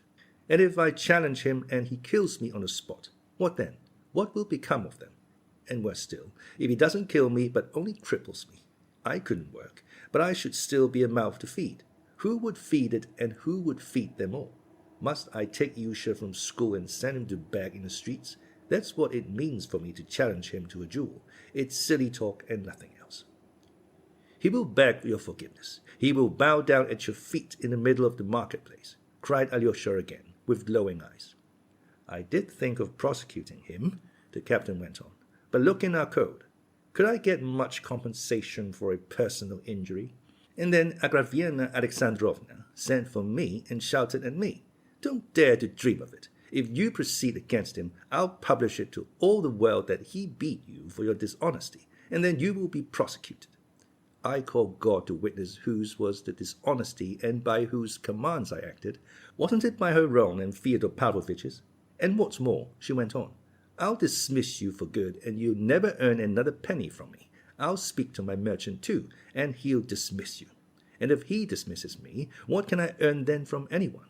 Those two are all I have to look to, for your Fyodor Pavlovich has not only given over employing me for another reason, but he means to make use of papers I've signed to go to law against me. And so I kept quiet, and you have seen our retreat. But now let me ask you, did Alyosha hurt your finger much? I didn't like to go into it in our mansion before him." "Yes, very much, and he was in a great fury. He was avenging you on me as a Karamazov. I see that now. But if only you had seen how he was throwing stones at his schoolfellows. It's very dangerous. They might kill him. They are children and stupid. A stone may be thrown and break somebody's head. That's just what has happened. He has been bruised by a stone today. Not on the head, but on the chest, just above the heart. He came home crying and groaning, and now he's ill. And you know he attacks them first. He is bitter against them on your account. They say he stabbed a boy called Krasotkin with a penknife not long ago." "I've heard about that too. It's dangerous. Krasotkin is an official here. We may hear more about it." "I would advise you," Alyosha went on warmly, "not to send him to school at all for a time till he is calmer, and his anger is past." "Anger," the captain repeated. "That's just what it is. He is a little creature, but it's a mighty anger. You don't know all, sir. Let me tell you more. Since that instant, all the boys have been teasing him about the wisp of tow. Schoolboys are a merciless race. Individually, they are angels, but together, especially in schools, they are often merciless. Their teasing has stirred up a gallant spirit in Alyosha. An ordinary boy, a weak son, would have submitted, have felt ashamed of his father, sir, but he stood up for his father against them all, for his father and for truth and justice. for what he suffered when he kissed your brother's hand and cried to him, 'Forgive, Father, forgive him,' that only God knows, and I, his father. For our children, not your children, but ours, the children of the poor gentleman looked down upon by everyone, know what justice means, sir, even at 9 years old. How should the rich know? They don't explore such depths once in their lives. But at that moment in the square when he kissed his hand, at that moment my Alyosha had grasped all that justice means. That truth entered into him and crushed him forever, sir." The captain said hotly again with a sort of frenzy, and he struck his right fist against his left palm as though he wanted to show how the truth crushed Alyosha. That very day, sir, he fell ill with fever and was delirious all night. All that day he hardly said a word to me, but I noticed he kept watching me from the corner, though he turned to the window and pretended to be learning his lessons. But I could see his mind was not on his lessons. Next day I got drunk to forget my troubles, sinful man as I am, and I don't remember much. Mamma began crying too. I am very fond of Mamma. Well, I spent my last penny drowning my troubles. Don't despise me for that, sir. In Russia, men who drink are the best. The best men among us are the greatest drunkards. I lay down, and I don't remember about Alyosha, though all that day the boys had been jeering at him at school. "Wisp of tow," they shouted. "Your father was pulled out of the tavern by his wisp of tow. You ran by and begged forgiveness." On the third day, when he came back from school, I saw he looked pale and wretched. "What is it?" I asked. He wouldn't answer. Well, there's no talking in our mansion without Mamma and the girls taking part in it. What's more, the girls had heard about it the very first day. Varvara had begun snarling. "You fools and buffoons, can you ever do anything rational?" "Quite so," I said. "Can we ever do anything rational?" For the first time I turned it off like that. So in the evening I took the boy out for a walk, for you must know we go for a walk every evening, always the same way, along which we are going now, from our gate to that great stone which lies alone in the road under the hurdle, which marks the beginning of the town pasture. A beautiful and lonely spot, sir. Alyosha and I walked along hand in hand as usual. He has a little hand, his fingers are thin and cold. He suffers with his chest, you know. "Father," said he, "Father." "Well," said I. I saw his eyes flashing. "Father, how he treated you then." "It can't be helped, Alyosha," I said. "Don't forgive him, Father. Don't forgive him. At school they say that he has paid you 10 rubles for it." "No, Alyosha," said I. "I would not take money from him for anything." Then he began trembling all over, took my hand in both his and kissed it again. "Father," he said, "Father, challenge him to a duel. At school they say you are a coward and won't challenge him, and that you'll accept 10 rubles from him." "I can't challenge him to a duel, Alyosha," I answered, and I told briefly what I've just told you. He listened. "Father," he said, "anyway, don't forgive it. When I grow up, I'll call him out myself and kill him." His eyes shone and glowed. And of course I am his father, and I had to put in a word.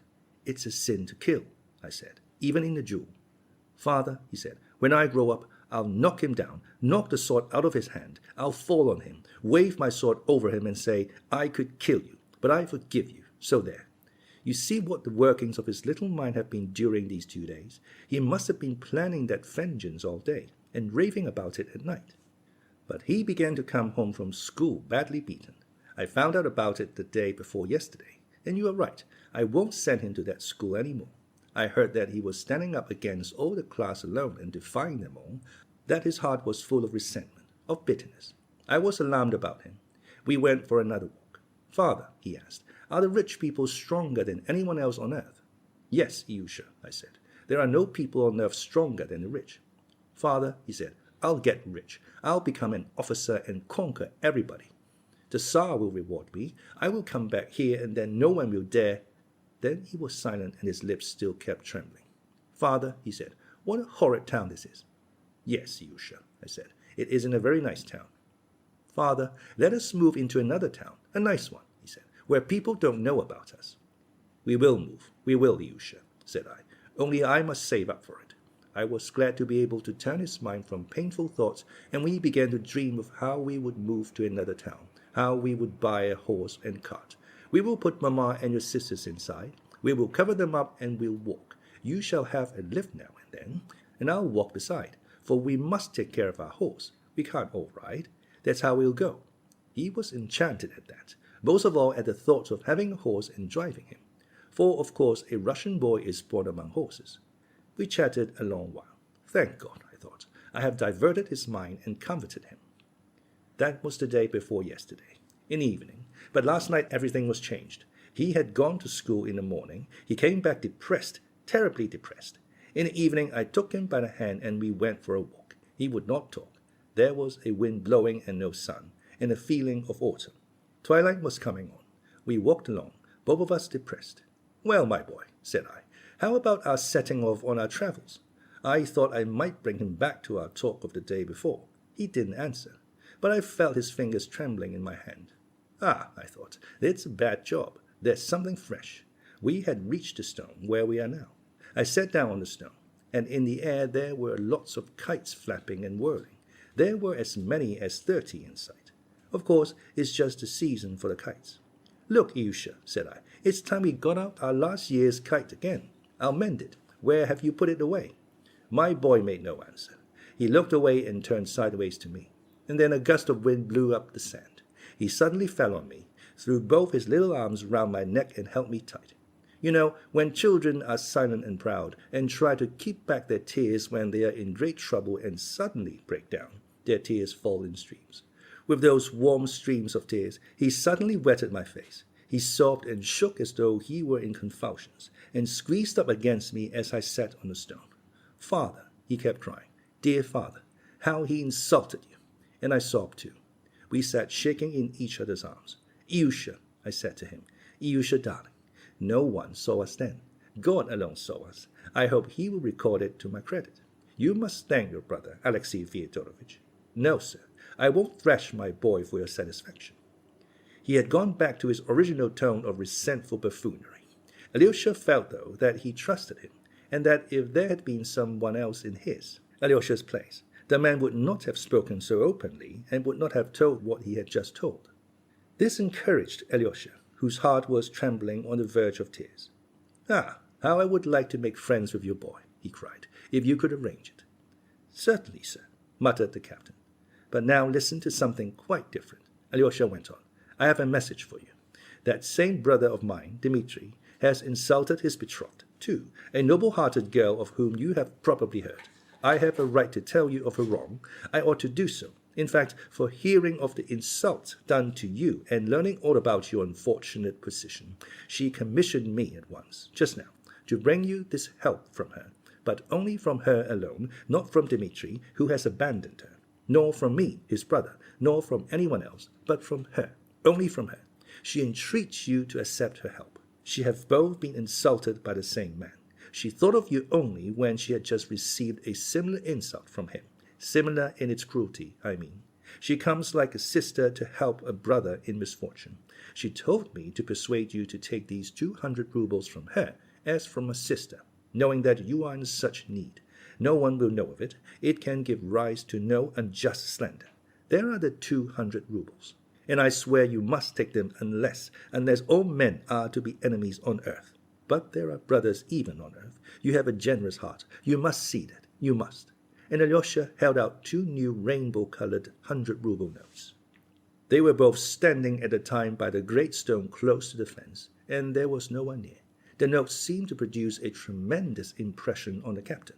He started, but at first only from astonishment. Such an outcome of their conversation was the last thing he expected. Nothing could have been farther from his dreams than help from anyone, and such a sum. He took the notes, and for a minute he was almost unable to answer. Quite a new expression came into his face. That for me? So much money? 200 rubles? Good heavens! Why, I haven't seen so much money for the last 4 years. Mercy on us! And she says she is a sister. And is that the truth? I swear that all I told you is the truth, cried Alyosha. The captain flushed red. Listen, my dear, listen. If I take it, I shan't be behaving like a scoundrel. In your eyes, Alexei Fyodorovich, I shan't be a scoundrel. No, Alexei Fyodorovich, listen, listen. He hurried, touching Alyosha with both his hands. You are persuading me to take it, saying that it's a sister sends it. But inwardly, in your heart, won't you feel contempt for me if I take it, eh? No, no. On my salvation, I swear I shan't, and no one will ever know but me. I, you, and she. and one other lady, her great friend. Never mind the lady. Listen, Alexey Fyodorovich, at a moment like this you must listen, for you can't understand what these 200 rubles mean to me now. The poor fellow went on rising gradually into a sort of incoherent, almost wild enthusiasm. He was thrown off his balance and talked extremely fast, as though afraid he would not be allowed to say all he had to say. Besides its being honestly acquired from a sister, so highly respected and revered, do you know that now I can look after Mamma and Nina, my hunchback angel daughter? Dr. Hezonschuk came to me in the kindness of his heart and was examining them both for a whole hour. I can make nothing of it, said he, but he prescribed a mineral water which is kept at a chemist here. He said it would be sure to do her good, and he ordered baths too, with some medicine in them. The mineral water costs 30 kopecks, and she'd need to drink 40 bottles perhaps. So I took the prescription and laid it on a shelf under the icons, and there it lies. And he ordered hot baths for Nina with something dissolved in them, morning and evening. But how can we carry out such a cure in our mansion, without servants, without help, without a bath, and without water? Nina is rheumatic all over. I don't think I told you that.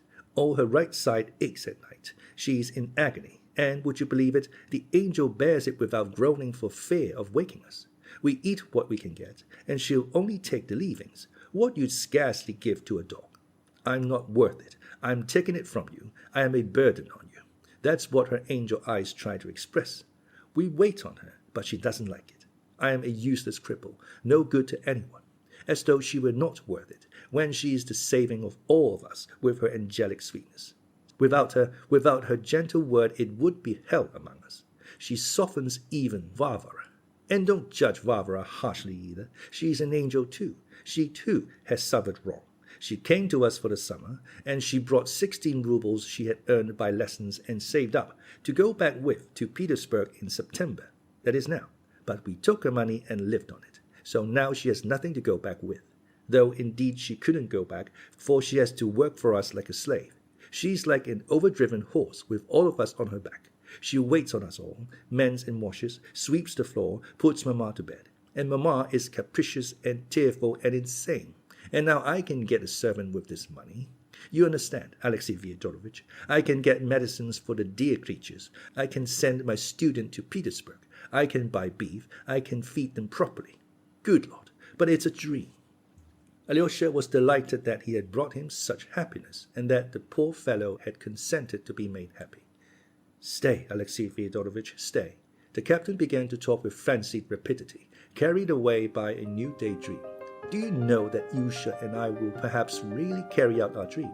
We will buy a horse and cart, a black horse. He insists on its being black, and we will set off as we pretended the other day. I have an old friend, a lawyer in K province, and I heard through a trustworthy man that if I were to go, he'd give me a place as clerk in his office. So, who knows, maybe he would. So I'd just put Mamma and Nina in the cart, and Yusha could drive, and I'd walk. Why, if I only succeed in getting one debt paid that's owing me, I should have perhaps enough for that too. There would be enough, cried Alyosha. Katerina Ivanovna will send you as much more as you need, and you know I have money too. Take what you want, as you would from a brother, from a friend. You can give it back later. And you know you couldn't have a better idea than to move to another province. It would be the saving of you, especially of your boy, and you ought to go quickly, before the winter, before the cold. You must write to us when you are there, and we will always be brothers. No, it's not a dream. Alyosha could have hugged him. He was so pleased. But glancing at him, he stopped short. The man was standing with his neck outstretched and his lips protruding, with a pale and frenzied face. His lips were moving as though trying to articulate something. No sound came, but still his lips moved. It was uncanny. What is it? Asked Alyosha, startled. Alexey Fyodorovich. You, muttered the captain, faltering, looking at him with a strange, wild, fixed stare, and an air of desperate resolution. At the same time there was a sort of grin on his lips. You, sir, wouldn't you like me to show you a little trick I know? He murmured, suddenly, in a firm, rapid whisper, his voice no longer faltering. What trick? A pretty trick, whispered the captain. His mouth was twisted on the left side. His left eye was screwed up. He still stared at Alyosha. What is the matter? What trick? Alyosha cried, now thoroughly alarmed. Why, look, squealed the captain suddenly, and showing him the 2 notes which he had been holding by one corner between his thumb and forefinger during the conversation, he crumpled them up savagely and squeezed them tight in his right hand. "Do you see? Do you see?" he shrieked, pale and infuriated. And suddenly flinging up his hand, he threw the crumpled notes on the sand. "Do you see?" he shrieked again, pointing to them. "Look there." And with wild fury he began trampling them under his heel, gasping and exclaiming as he did so, "So much for your money, so much for your money, so much for your money, so much for your money." Suddenly he darted back and drew himself up before Alyosha, and his whole figure expressed unutterable pride. "Tell those who send you that the wisp of tow does not sell his honor," he cried, raising his arm in the air. Then he turned quickly and began to run. But he had not run 5 steps before he turned completely round and kissed his hand to Alyosha. He ran another 5 paces and then turned round for the last time. This time his face was not contorted with laughter, but quivering all over with tears. In a tearful, faltering, sobbing voice he cried, "What should I say to my boy if I took money from you for our shame?" And then he ran on without turning. Alyosha looked after him, inexpressibly grieved. Oh, he saw that till the very last moment the man had not known he would crumple up and fling away the notes. He did not turn back. Alyosha knew he would not. He would not follow him and call him back. He knew why. When he was out of sight, Alyosha picked up the 2 notes. They were very much crushed and crumpled, and had been pressed into the sand, but were uninjured and even rustled like new ones when Alyosha unfolded them and smoothed them out. After smoothing them out, he folded them up, put them in his pocket, and went to Katerina Ivanovna to report on the success of her commission.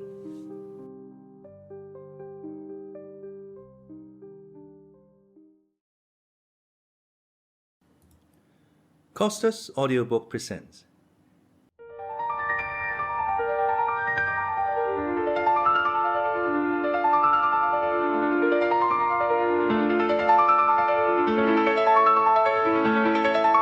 The Brothers Karamazov by Fyodor Dostoyevsky.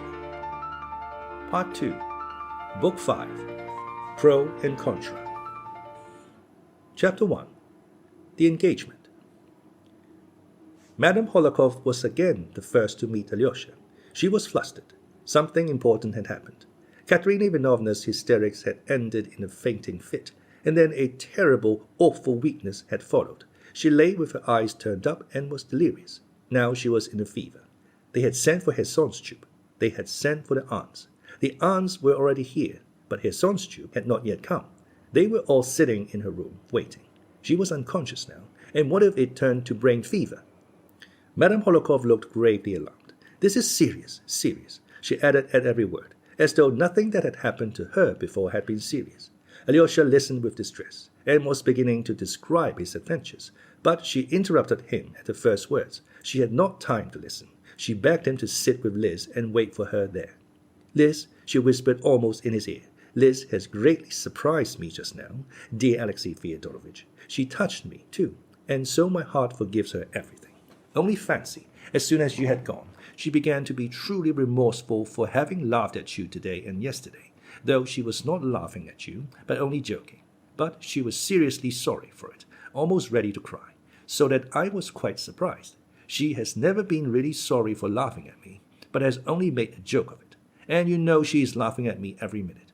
But this time she was in earnest. She thinks a great deal of your opinion, Alexey Fyodorovitch, and don't take offense or be wounded by her if you can help it. I'm never hard upon her, for she's such a clever little thing. Would you believe it? She said just now that you were a friend of her childhood, the greatest friend of her childhood. Just think of that, greatest friend. And what about me? She has very strong feelings and memories, and what's more, she uses these phrases, most unexpected words, which come out all of a sudden when you least expect them. She spoke lately about a pine tree, for instance. There used to be a pine tree standing in our garden in her early childhood. Very likely it's standing there still, so there's no need to speak in the past tense. Pine trees are not like people, Alexey Fyodorovitch. They don't change quickly. "Mamma," she said, "I remember this pine tree as in a dream. Only she said something so original about it that I can't repeat it. Besides, I've forgotten it. Well, goodbye. I'm so worried I feel I shall go out of my mind. Ah, Alexey Fyodorovitch, I've been out of my mind twice in my life. Go to Liz. Cheer her up, as you always can so charmingly." "Liz," she cried, going to her door, "here I've brought you Alexey Fyodorovitch, whom you insulted so. He is not at all angry, I assure you. On the contrary, he is surprised that you could suppose so. Merci, maman. Come in, Alexey Fyodorovitch. Alyosha went in. Liz looked rather embarrassed, and at once flushed crimson. She was evidently ashamed of something, and, as people always do in such cases, she began immediately talking of other things, as though they were of absorbing interest to her at the moment. Mama has just told me all about the 200 rubles, Alexey Fyodorovitch, and you're taking them to that poor officer. And she told me all the awful story of how he had been insulted. And you know, although Mama muddles things, she always rushes from one thing to another. I cried when I heard. Well, did you give him the money, and how is that poor man getting on? The fact is, I didn't give it to him, and it's a long story, answered Alyosha, as though he too could think of nothing but his regret at having failed. Yet Liz saw perfectly well that he too looked away, and that he too was trying to talk of other things. Alyosha sat down to the table and began to tell his story, but at the first words he lost his embarrassment and gained the whole of Liz's attention as well. He spoke with deep feeling, under the influence of the strong impression he had just received, and he succeeded in telling his story well and circumstantially. In old days in Moscow he had been fond of coming to Liz and describing to her what had just happened to him, what he had read, or what he remembered of his childhood. Sometimes they had made daydreams and woven whole romances together, generally cheerful and amusing ones. Now they both felt suddenly transported to the old days in Moscow, 2 years before. Liz was extremely touched by his story. Alyosha described Iusha with warm feeling. When he finished describing how the luckless man trampled on the money, Liz could not help clasping her hands and crying out, "So you didn't give him the money? So you let him run away? Oh dear, you ought to have run after him." "No, Liz, it's better I didn't run after him," said Alyosha, getting up from his chair and walking thoughtfully across the room. "How so? How is it better? Now they are without food and their case is hopeless." "Not hopeless, for the 200 rubles will still come to them. He'll take the money tomorrow. Tomorrow he will be sure to take it," said Alyosha, pacing up and down, pondering. "You see, Liz," he went on, stopping suddenly before her, "I made one blunder, but even that is all for the best." "What blunder? And why is it for the best?" "I'll tell you. He is a man of weak and timorous character. He has suffered so much and is very good-natured. I keep wondering why he took offense so suddenly, for I assure you, up to the last minute, he did not know that he was going to trample on the notes, and I think now that there was a great deal to offend him, and it could not have been otherwise in his position. To begin with, he was sore at having been so glad of the money in my presence and not having concealed it from me. If he had been pleased, but not so much, if he had not shown it, if he had begun affecting scruples and difficulties as other people do when they take money, he might still endure to take it. But he was too genuinely delighted, and that was mortifying. Ah, Liz, he is a good and truthful man. That's the worst of the whole business. All the while he talked, his voice was so weak, so broken, he talked so fast, he kept laughing such a laugh, or perhaps he was crying. Yes, I'm sure he was crying. He was so delighted, and he talked about his daughters, and about the situation he could get in another town. And when he had poured out his heart, he felt ashamed at having shown me his inmost soul like that. So he began to hate me at once. He is one of those awfully sensitive poor people. What had made him feel most ashamed was that he had given in too soon and accepted me as a friend, you see. At first he almost flew at me and tried to intimidate me. But as soon as he saw the money, he had begun embracing me. He kept touching me with his hands. This must have been how he came to feel it all so humiliating. And then I made that blunder, a very important one. I suddenly said to him that if he had not money enough to move to another town, we would give it to him. And indeed, I myself would give him as much as he wanted out of my own money. That struck him all at once. Why, he thought, did I put myself forward to help him? You know, Liz, it's awfully hard for a man who has been injured when other people look at him as though they were his benefactors. I've heard that. Father Zosima told me so. I don't know how to put it, but I've often seen it myself, and I feel like that myself too. And the worst of it was that though he did not know, up to the very last minute, that he would trample on the notes, he had a kind of presentiment of it. I'm sure of that. That's just what made him so ecstatic, that he had that presentiment, and though it's so dreadful, it's all for the best. In fact, I believe nothing better could have happened. Why? Why could nothing better have happened? Cried Liz, looking with great surprise at Alyosha. Because if he had taken the money in an hour after getting home, he would be crying with mortification. That's just what would have happened. And most likely he would have come to me early tomorrow, and perhaps have flung the notes at me and trampled upon them as he did just now. But now he has gone home awfully proud and triumphant, though he knows he has ruined himself. So now nothing could be easier than to make him accept the 200 rubles by tomorrow, for he has already vindicated his honor, tossed away the money, and trampled it underfoot. He couldn't know when he did it that I should bring it to him again tomorrow, and yet he is in terrible need of that money. Though he is proud of himself now, yet even today he'll be thinking what a help he has lost. He will think of it more than ever at night, will dream of it, and by tomorrow morning he may be ready to run to me to ask forgiveness. It's just then that I'll appear. Here, you are a proud man, I shall say. You have showed it. But now take the money and forgive us. And then he will take it. Alyosha was carried away with joy as he uttered his last words. And then he'll take it. Liz clapped her hands. Ah, that's true. I understand that perfectly now. Ah, Alyosha, how do you know all this? So young, and yet he knows what's in the heart. I should never have worked it out. The great thing now is to persuade him that he is on an equal footing with us, in spite of his taking money from us. Alyosha went on in his excitement. And not only on an equal, but even on a higher footing. On a higher footing. It's charming, Alexey Fyodorovitch, but go on, go on. You mean there isn't such an expression as on a higher footing? But that doesn't matter, because... Oh, no, of course it doesn't matter. Forgive me, Alyosha, dear. You know, I scarcely respected you till now. That is, I respected you, but on an equal footing. But now I shall begin to respect you on a higher footing. Don't be angry, dear, at my joking, she put in at once, with strong feeling. I'm absurd and small, but you... Listen, Alexey Fyodorovitch, isn't there in all our analysis, I mean your analysis? No, better call it ours. Aren't we showing contempt for him, for that poor man, in analyzing his soul like this, as it were, from above, eh? In deciding so certainly that he will take the money? No, Liz, it's not contempt, Alyosha answered, as though he had prepared himself for the question. I was thinking of that on the way here. How can it be contempt when we are all like him, when we are all just the same as he is? For you know we are just the same, no better. If we are better, we should have been just the same in his place. I don't know about you, Liz, but I consider that I have a sordid soul in many ways, and his soul is not sordid. On the contrary, full of fine feeling.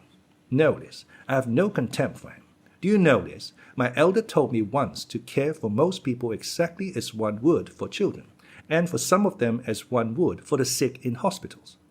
Ah, Alexey Fyodorovitch, dear, let us care for people as we would for the sick.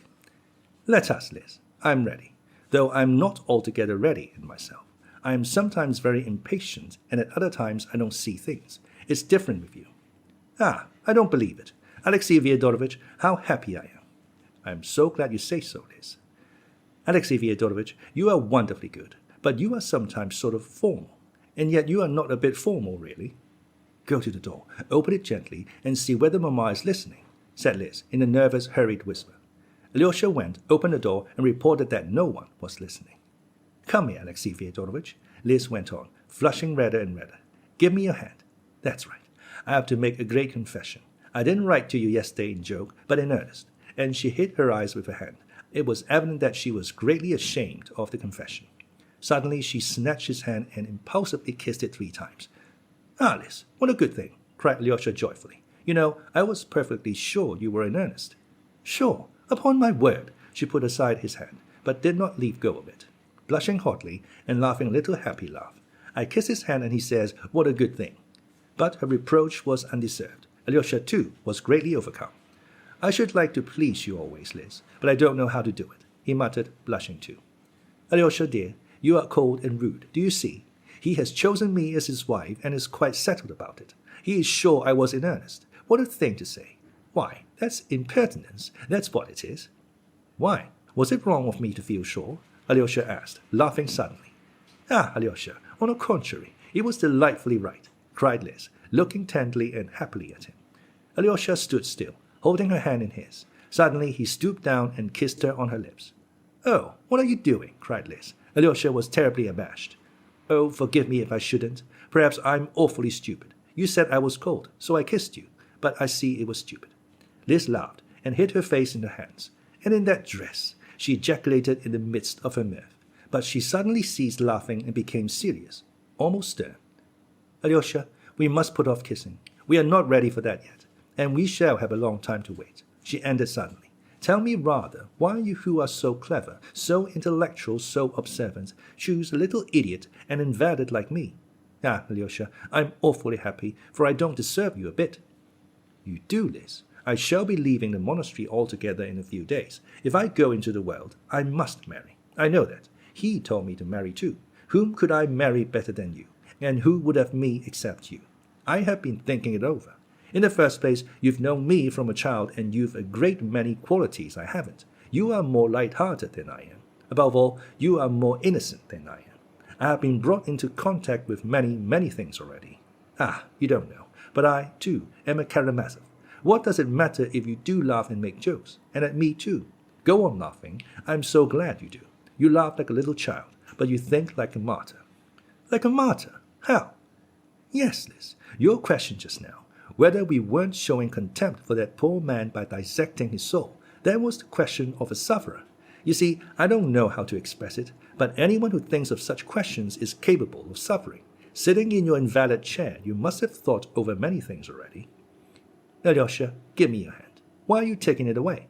Murmured Liz in a veiling voice, weak with happiness.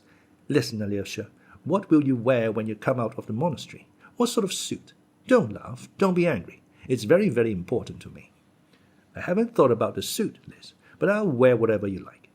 I should like you to have a dark blue velvet coat, a white pique waistcoat, and a soft grey felt hat. Tell me, did you believe that I didn't care for you when I said I didn't mean what I wrote? No, I didn't believe it. Oh, you insupportable person, you are incorrigible. You see, I knew that you seemed to care for me, but I pretended to believe that you didn't care for me to make it easier for you. That makes it worse and better than all. Alyosha, I'm awfully fond of you. Just before you came this morning, I tried my fortune. I decided I would ask you for my letter, and if you brought it out calmly and gave it to me, it would mean that you did not love me at all, that you felt nothing, and were simply a stupid boy, good for nothing, and that I am ruined. But you left the letter at home, and that cheered me. You left it behind on purpose, so as not to give it back, because you knew I would ask for it. That was it, wasn't it? Ah, Liz, it was not so a bit. The letter is with me now, and it was this morning, in this pocket. Here it is. Alyosha pulled the letter out laughing, and showed it to her at a distance. But I'm not going to give it to you. Look at it from here. Why, then you told a lie. You, a monk, told a lie. I told a lie if you like. Alyosha laughed too. I told a lie so as not to give you back the letter. It's very precious to me, he added suddenly, with strong feeling, and again he flushed. It always will be, and I won't give it up to anyone. Liz looked at him joyfully. Alyosha, she murmured again, look at the door. Isn't Mamma listening? Very well, Liz, I'll look. But wouldn't it be better not to look? Why suspect your mother of such meanness? What meanness? As for her spying on her daughter, it's her right. It's not meanness, cried Liz, firing up. You may be sure, Alexey Fyodorovitch, that when I'm a mother, if I have a daughter like myself, I shall certainly spy on her. Really, Liz, that's not right. Oh, my goodness, what has meanness to do with it? If she were listening to some ordinary worldly conversation, it would be meanness. But when her own daughter is shut up with a young man, listen, Alyosha, do you know I shall spy upon you as soon as we are married? And let me tell you, I shall open all your letters and read them, so you may as well be prepared. Yes, of course. If so, muttered Alyosha, only it's not right. Ah, how contemptuous. Alyosha, dear, we won't quarrel the very first day. I'd better tell you the whole truth. Of course, it's very wrong to spy on people, and of course, I'm not right and you are, only I shall spy on you all the same. Do, then. You won't find out anything, laughed Alyosha. And, Alyosha, will you give in to me? We must decide that too. I shall be delighted too, Liz, and certain too, only not in the most important things. Even if you don't agree with me, I shall do my duty in the most important things. That's right. But let me tell you, I'm ready to give in to you, not only in the most important matters, but in everything. And I'm ready to vow to do so now. In everything. For all my life, cried Liz fervently. And I'll do it gladly. Gladly. What's more, I'll swear never to spy on you, never once, never to read one of your letters. For you are right and I'm not. And though I shall be awfully tempted to spy, I know that I won't do it since you consider it dishonorable. You are my conscience now. Listen, Alexei Fyodorovich, why have you been so sad lately, both yesterday and today? I know you have a lot of anxiety and trouble, but I see you have some special grief besides, some secret one, perhaps. Yes, Liz, I have a secret one too, answered Alyosha mournfully. I see you love me, since you guessed that. What grief? What about? Can you tell me? Asked Liz with timid entreaty. I'll tell you later. Liz, afterwards, said Alyosha, confused. Now you won't understand it perhaps, and perhaps I couldn't explain it. I know your brothers and your father are worrying you too. Yes, my brothers too, murmured Alyosha, pondering. I don't like your brother Ivan, Alyosha, said Liz suddenly. He noticed this remark with some surprise, but did not answer it. My brothers are destroying themselves, he went on. My father too, and they are destroying others with them. It's the primitive force of the Karamazov, as Father PSC said the other day, a crude, unbridled, earthly force. Does the Spirit of God move about that force? Even that I don't know. I only know that I, too, am a Karamazov. Me, a monk. A monk. Am I a monk, Liz? You said just now that I was. Yes, I did. And perhaps I don't even believe in God. You don't believe? What is the matter? Said Liz quietly and gently. But Alyosha did not answer. There was something too mysterious, too subjective in these last words of his, perhaps obscure to himself, but yet torturing him. And now on the top of it all, my friend, the best man in the world is leaving the earth. If you knew, Liz, how bound up in soul I am with him, and then I shall be left alone. I shall come to you, Liz. For the future we will be together. Yes, together. Henceforth we shall be always together, all our lives. Listen, kiss me, I allow you. Alyosha kissed her. Come, now go. Christ be with you. And she made the sign of the cross over him. Make haste back to him while he is alive.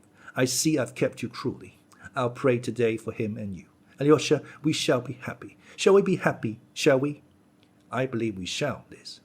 Alyosha thought it better not to go into Madame Hohlakov and was going out of the house without saying goodbye to her.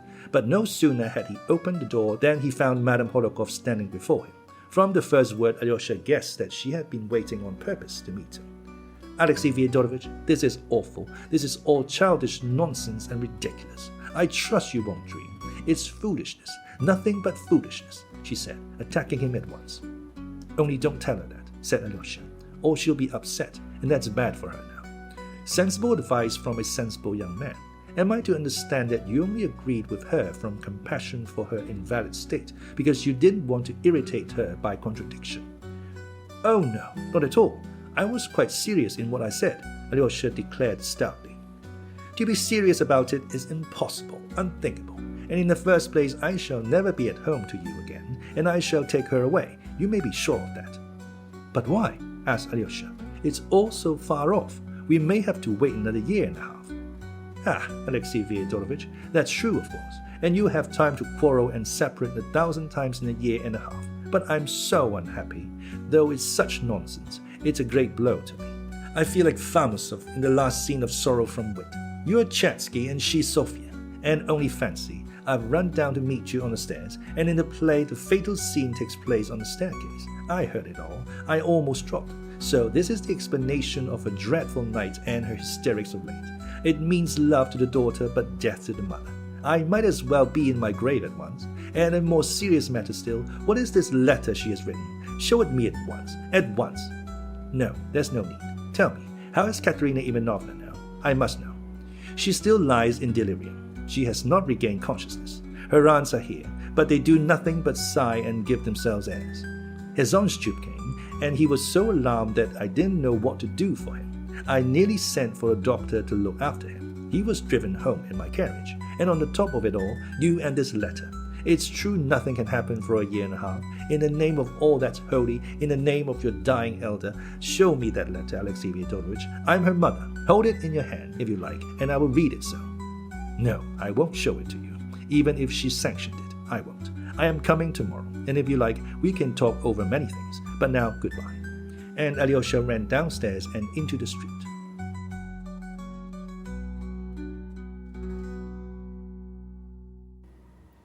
Chapter 2.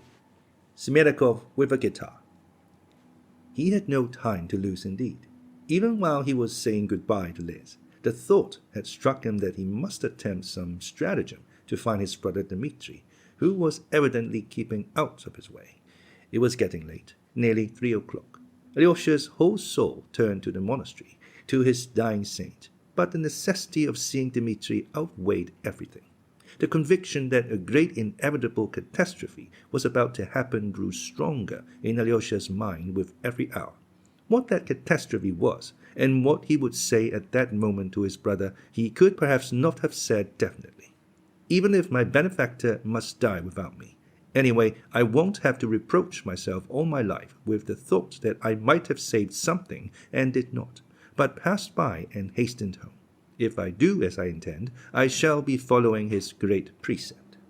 His plan was to catch his brother Dmitri unawares, to climb over the fence, as he had the day before, get into the garden and sit in the summer-house. If Dmitri were not there, thought Alyosha, he would not announce himself to Foma or the women of the house, but would remain hidden in the summer-house, even if he had to wait there till evening. If, as before, Dmitri were lying in wait for Grushenka to come, he would be very likely to come to the summer-house. Alyosha did not, however, give much thought to the details of his plan, but resolved to act upon it, even if it meant not getting back to the monastery that day. Everything happened without hindrance. He climbed over the hurdle almost at the same spot as the day before, and stole into the summer-house unseen. He did not want to be noticed. The woman of the house and Foma too, if he were here, might be loyal to his brother and obey his instructions, and so refuse to let Alyosha come into the garden, or might warn Dmitri that he was being sought and inquired for. There was no one in the summer-house. Alyosha sat down and began to wait. He looked round the summer-house, which somehow struck him as a great deal more ancient than before. Though the day was just as fine as yesterday, it seemed a wretched little place this time. There was a circle on the table, left no doubt from the glass of brandy having been spilt the day before. Foolish and irrelevant ideas strayed about his mind, as they always do in a time of tedious waiting. He wondered, for instance, why he had sat down precisely in the same place as before, why not in the other seat. At last he felt very depressed by suspense and uncertainty. But he had not sat there more than a quarter of an hour, when he suddenly heard the thrum of a guitar somewhere quite close. People were sitting, or had only just sat down, somewhere in the bushes not more than 20 paces away. Alyosha suddenly recollected that on coming out of the summer-house the day before, he had caught a glimpse of an old green low garden seat among the bushes on the left by the fence. The people must be sitting on it now. Who were they? A man's voice suddenly began singing in a sugary falsetto, accompanying himself on a guitar. With invincible force, I am bound to my dear. O Lord, have mercy on her and on me, on her and on me, on her and on me. The voice ceased. It was a lackey's tenor and a lackey's song. Another voice, a woman's, suddenly asked insinuatingly and bashfully, though with mincing affectation, "Why haven't you been to see us for so long, Pavel Fyodorovitch? Why do you always look down upon us?" "Not at all," answered a man's voice politely, but with emphatic dignity. It was clear that the man had the best of the position, and that the woman was making advances. "I believe the man must be Smerdyakov," thought Alyosha, from his voice, "and the lady must be the daughter of the house here, who has come from Moscow, the one who wears the dress with a tail and goes to Marfa for soup." "I'm awfully fond of verses of all kinds, if they rhyme," the woman's voice continued. "Why don't you go on?" The man sang again. "What do I care for royal wealth, if but my dear one be in health? Lord have mercy on her and on me, on her and on me, on her and on me." "It was even better last time," observed the woman's voice. "You sang 'if my darling be in health.' It sounded more tender. I suppose you've forgotten today." "Poetry is rubbish," said Smerdyakov curtly. "Oh no, I'm very fond of poetry." "So far as it's poetry, it's essential rubbish. Consider yourself. Whoever talks in rhyme, and if we were all to talk in rhyme, even though it were decreed by government, we shouldn't say much, should we? Poetry is no good. Maria Kondratyevna." "How clever you are. How is it you've gone so deep into everything?" The woman's voice was more and more insinuating. "I could have done better than that. I could have known more than that. If it had not been for my destiny from my childhood up, I would have shot a man in a duel if he called me names because I am descended from a filthy beggar and have no father. And they used to throw it in my teeth in Moscow. It had reached them from here, thanks to Grigory Vasilievich. Grigory Vasilievich blames me for rebelling against my birth, but I would have sanctioned their killing me before I was born that I might not have come into the world at all. They used to say in the market, and your mamma too, with great lack of delicacy, set off telling me that her hair was like a mat on her head, and that she was short of 5 foot by a wee bit. Why talk of a wee bit while she might have said a little bit, like everyone else? She wanted to make it touching, a regular peasant's feeling. Can a Russian peasant be said to feel, in comparison with an educated man? He can't be said to have feeling at all, in his ignorance. From my childhood up, when I hear a wee bit, I'm ready to burst with rage. I hate all Russia. Maria Kondratyevna. If you'd been a cadet in the army, or a young hussar, you won't have talked like that, but would have drawn your saber and defend all Russia. I don't want to be a hussar, Maria Kondratyevna, and what's more, I should like to abolish all soldiers. And when an enemy comes, who is going to defend us? There's no need of defense. In 1812, there was a great invasion of Russia by Napoleon, first Emperor of the French, father of the present one, and it would have been a good thing if they had conquered us. A clever nation would have conquered a very stupid one and annexed it. We should have had quite different institutions. Are they so much better in their own country than we are? I won't change a dandy I know of for 3 young Englishmen, observed Maria Kondratyevna tenderly, doubtless accompanying her words with a most languishing glance. That's as one prefers. But you are just like a foreigner, just like a most gentlemanly foreigner. I tell you that, though it makes me bashful. If you care to know, the folks there and ours here are just alike in their fights. They are swindlers. Only there the scoundrel wears polished boots, and here he grovels in filth and sees no harm in it. The Russian people want thrashing, as Fyodor Pavlovich said very truly yesterday, though he is mad, and all his children. You said yourself you had such a respect for Ivan Fyodorovich. But he said I was a stinking lackey. He thinks that I might be unruly. He is a mistake. He is mistaken there. If I had a certain sum in my pocket, I would have left here long ago. Dmitri Fyodorovich is lower than any lackey in his behavior, in his mind, and in his poverty. He doesn't know how to do anything, and yet he is respected by everyone. I may be only a suit maker, but with luck I could open a cafe restaurant in Petrovka, in Moscow. For my cookery, it's something special, and there's no one in Moscow, except the foreigners, whose cookery is anything special. Dmitri Fyodorovich is a beggar, but if he were to challenge the son of the first count in the country, he'd fight him. Though in what way is he better than I am? For he is ever so much stupider than I am. Look at the money he has wasted without any need. It must be lovely, a duel, Maria Kondratyevna observed suddenly. How so? It must be so dreadful and so brave, especially when young officers with pistols in their hands pop at one another for the sake of some lady. A perfect picture. Ah, if only girls were allowed to look on, I'd give anything to see one. It's all very well when you are firing at someone, but when he is firing straight in your mug, you must feel pretty silly. You'd be glad to run away, Maria Kondratyevna. You don't mean you would run away? But Smerdyakov did not deign to reply.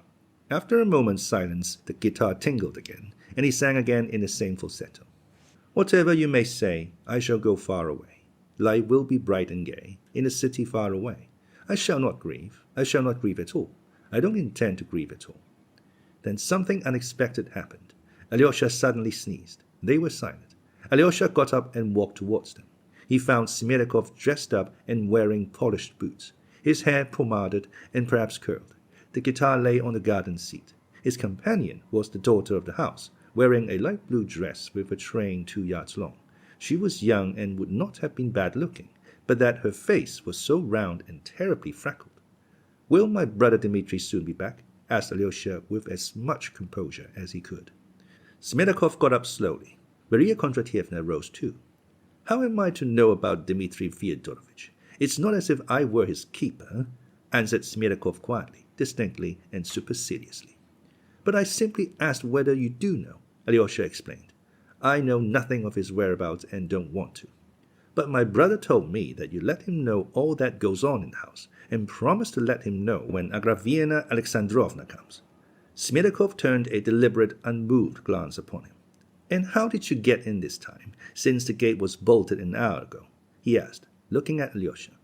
"I came in from the back alley, over the fence, and went straight to the summer house. I hope you forgive me," he added, addressing Maria Kondratyevna. "I was in a hurry to find my brother." "Ah, as though we could take it amiss in you," drawled Maria Kondratyevna, flattered by Alyosha's apology. "For Dmitri Fyodorovich often goes to the summer house in that way. We don't know he is here and he is sitting in the summer house. I am very anxious to find him, or to learn from you where he is now. Believe me, it's on business of great importance to him." "He never tells us," lisped Maria Kondratyevna.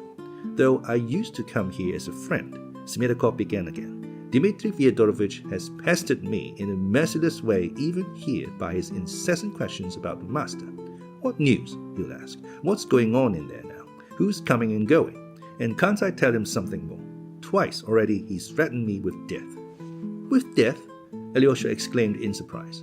"Do you suppose he'd think much of that, with his temper, which you had a chance of observing yourself yesterday? He says if I let Agrafiena Alexandrovna in and she passes the night there, I'll be the first to suffer from it. I'm terribly afraid of him, and if I were not even more afraid of doing so, I ought to let the police know. God only knows what he might not do. His honor said to him the other day, 'I'll pound you in the mortar,'" added Maria Kondratyevna. "Oh, if it's pounding in a mortar, it may be only talk," observed Alyosha. "If I could meet him, I might speak to him about that too." "Well, the only thing I can tell you is this," said Smetakov, as though thinking better of it. "I am here as an old friend and neighbor, and it would be odd if I didn't count. On the other hand, Ivan Fyodorovich sent me first thing this morning to your brother's lodging in Lake Street without a letter, but with a message to Dmitri Fyodorovich to go to dine with him at a restaurant here, in the marketplace. I went, but didn't find Dmitri Fyodorovich at home, though it was 8 o'clock. He's been here, but he's quite gone. Those were the very words of his landlady. It's as though there was an understanding between them. Perhaps at this moment he is in the restaurant with Ivan Fyodorovich, for Ivan Fyodorovich has not been home to dinner, and Fyodor Pavlovich dined alone an hour ago, and is gone to lie down. But I beg you most particularly not to speak of me and of what I have told you, for he'd kill me for nothing at all." "Brother Ivan invited Dmitri to the restaurant today," repeated Alyosha quickly. "That's so. The Metropolis Tavern in the marketplace?" "The very same." "That's quite likely," cried Alyosha, much excited. "Thank you, Smetakov. That's important. I'll go there at once." "Don't betray me," Smetakov called after him. "Oh, no. I'll go to the tavern as though by chance. Don't be anxious." "But wait a minute. I'll open the gate to you," cried Maria Kondratyevna. "No, it's a shortcut. I'll get over the fence again." What he had heard threw Alyosha into great agitation. He ran to the tavern. It was impossible for him to go into the tavern in his monastic dress, but he could inquire at the entrance for his brothers and call them down. But just as he reached the tavern, a window was flung open, and his brother Ivan called down to him from it. "Alyosha, can't you come up here to me? I shall be awfully grateful." "To be sure I can, only I don't quite know whether in this dress. But I am in a room apart. Come up the steps. I'll run down to meet you." A minute later, Alyosha was sitting beside his brother. Ivan was alone dining.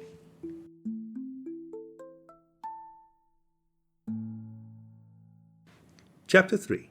The Brothers Make Friends. Ivan was not, however, in a separate room, but only in a place shut off by a screen, so that it was unseen by other people in the room. It was the first room from the entrance with a buffet along the wall.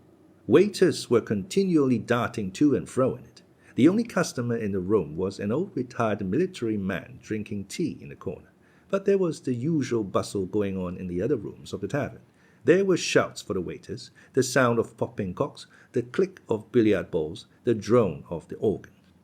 Alyosha knew that Ivan did not usually visit this tavern and disliked taverns in general, so he must have come here, he reflected, simply to meet Dmitri by arrangement. Yet Dmitri was not there. "Should I order you fish, soup, or anything?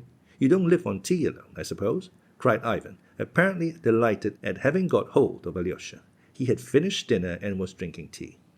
"Let me have soup, and tea afterwards. I'm hungry," said Alyosha gaily. "And cherry jam? They have it here. You remember how you used to love cherry jam when you were little? You remember that? Let me have jam too. I like it still. Ivan rang for the waiter and ordered soup, jam, and tea. I remember everything, Alyosha. I remember you till you were 11. I was nearly 15. There's such a difference between 15 and 11 that brothers are never companions at those ages. I don't know whether I was fond of you even. When I went away to Moscow for the first few years, I never thought of you at all.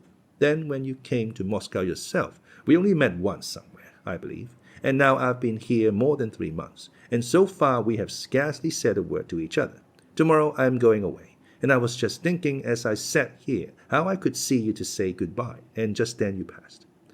Were you very anxious to see me then? Very. I want to get to know you once for all, and I want you to know me, and then to say goodbye. I believe it's always best to get to know people just before leaving them. I've noticed how you've been looking at me these 3 months. There has been a continual look of expectation in your eyes, and I can't endure that. That's how it is I've kept away from you. But in the end, I have learned to respect you. The little man stands firm, I thought. Though I'm laughing, I'm serious. You do stand firm, do you? I like people who are firm like that, whatever it is they stand by, even if they are such little fellows as you. Your expectant eyes ceased to annoy me. I grew fond of them in the end, those expectant eyes. You seem to love me for some reason, Alyosha. I do love you, Ivan. Dmitri says of you, Ivan is a tomb. I say of you, Ivan is a riddle. You are a riddle to me even now, but I understand something in you, and I did not understand it till this morning. What's that? Laughed Ivan. You won't be angry. Alyosha laughed too. Well, that you are just as young as other young men of 23, that you are just a young and fresh and nice boy, green in fact. Now have I insulted you dreadfully? On the contrary, I'm struck by a coincidence, cried Ivan, warmly and good-humouredly. Would you believe it that ever since that scene with her, I have thought of nothing else but my youthful greenness, and just as though you guessed that, you begin about it. Do you know I've been sitting here thinking to myself that if I didn't believe in life, if I lost faith in the woman I love, lost faith in the order of things, were convinced in fact that everything is disorderly, damnable, and perhaps devil-ridden chaos, if I were struck by every horror of man's disillusionment, still I should want to live, and having once tasted of the cup, I would not turn away from it till I had drained it. At 30, though, I shall be sure to leave the cup, even if I've not emptied it, and turn away. Where I don't know, but till I'm 30, I know that my youth will triumph over everything, every disillusionment, every disgust with life. I've asked myself many times whether there is in the world any despair that would overcome this frantic and perhaps unseemly thirst for life in me, and I've come to the conclusion that there isn't. That is till I'm 30, and then I shall lose it of myself, I fancy. Some drivelling consumptive moralists, and poets especially, often call that thirst for life base. It's a feature of the Karamazov, it's true, that thirst for life regardless of everything. You have it no doubt too, but why is it base? The centripetal force on our planet is still fearfully strong, Alyosha. I have a longing for life, and I go on living in spite of logic. Though I may not believe in the order of the universe, yet I love the sticky little leaves as they open in spring. I love the blue sky. I love some people, whom one loves sometimes without knowing why. I love some great deeds done by men, though I've long ceased perhaps to have faith in them. Yet from old habit one's heart prizes them.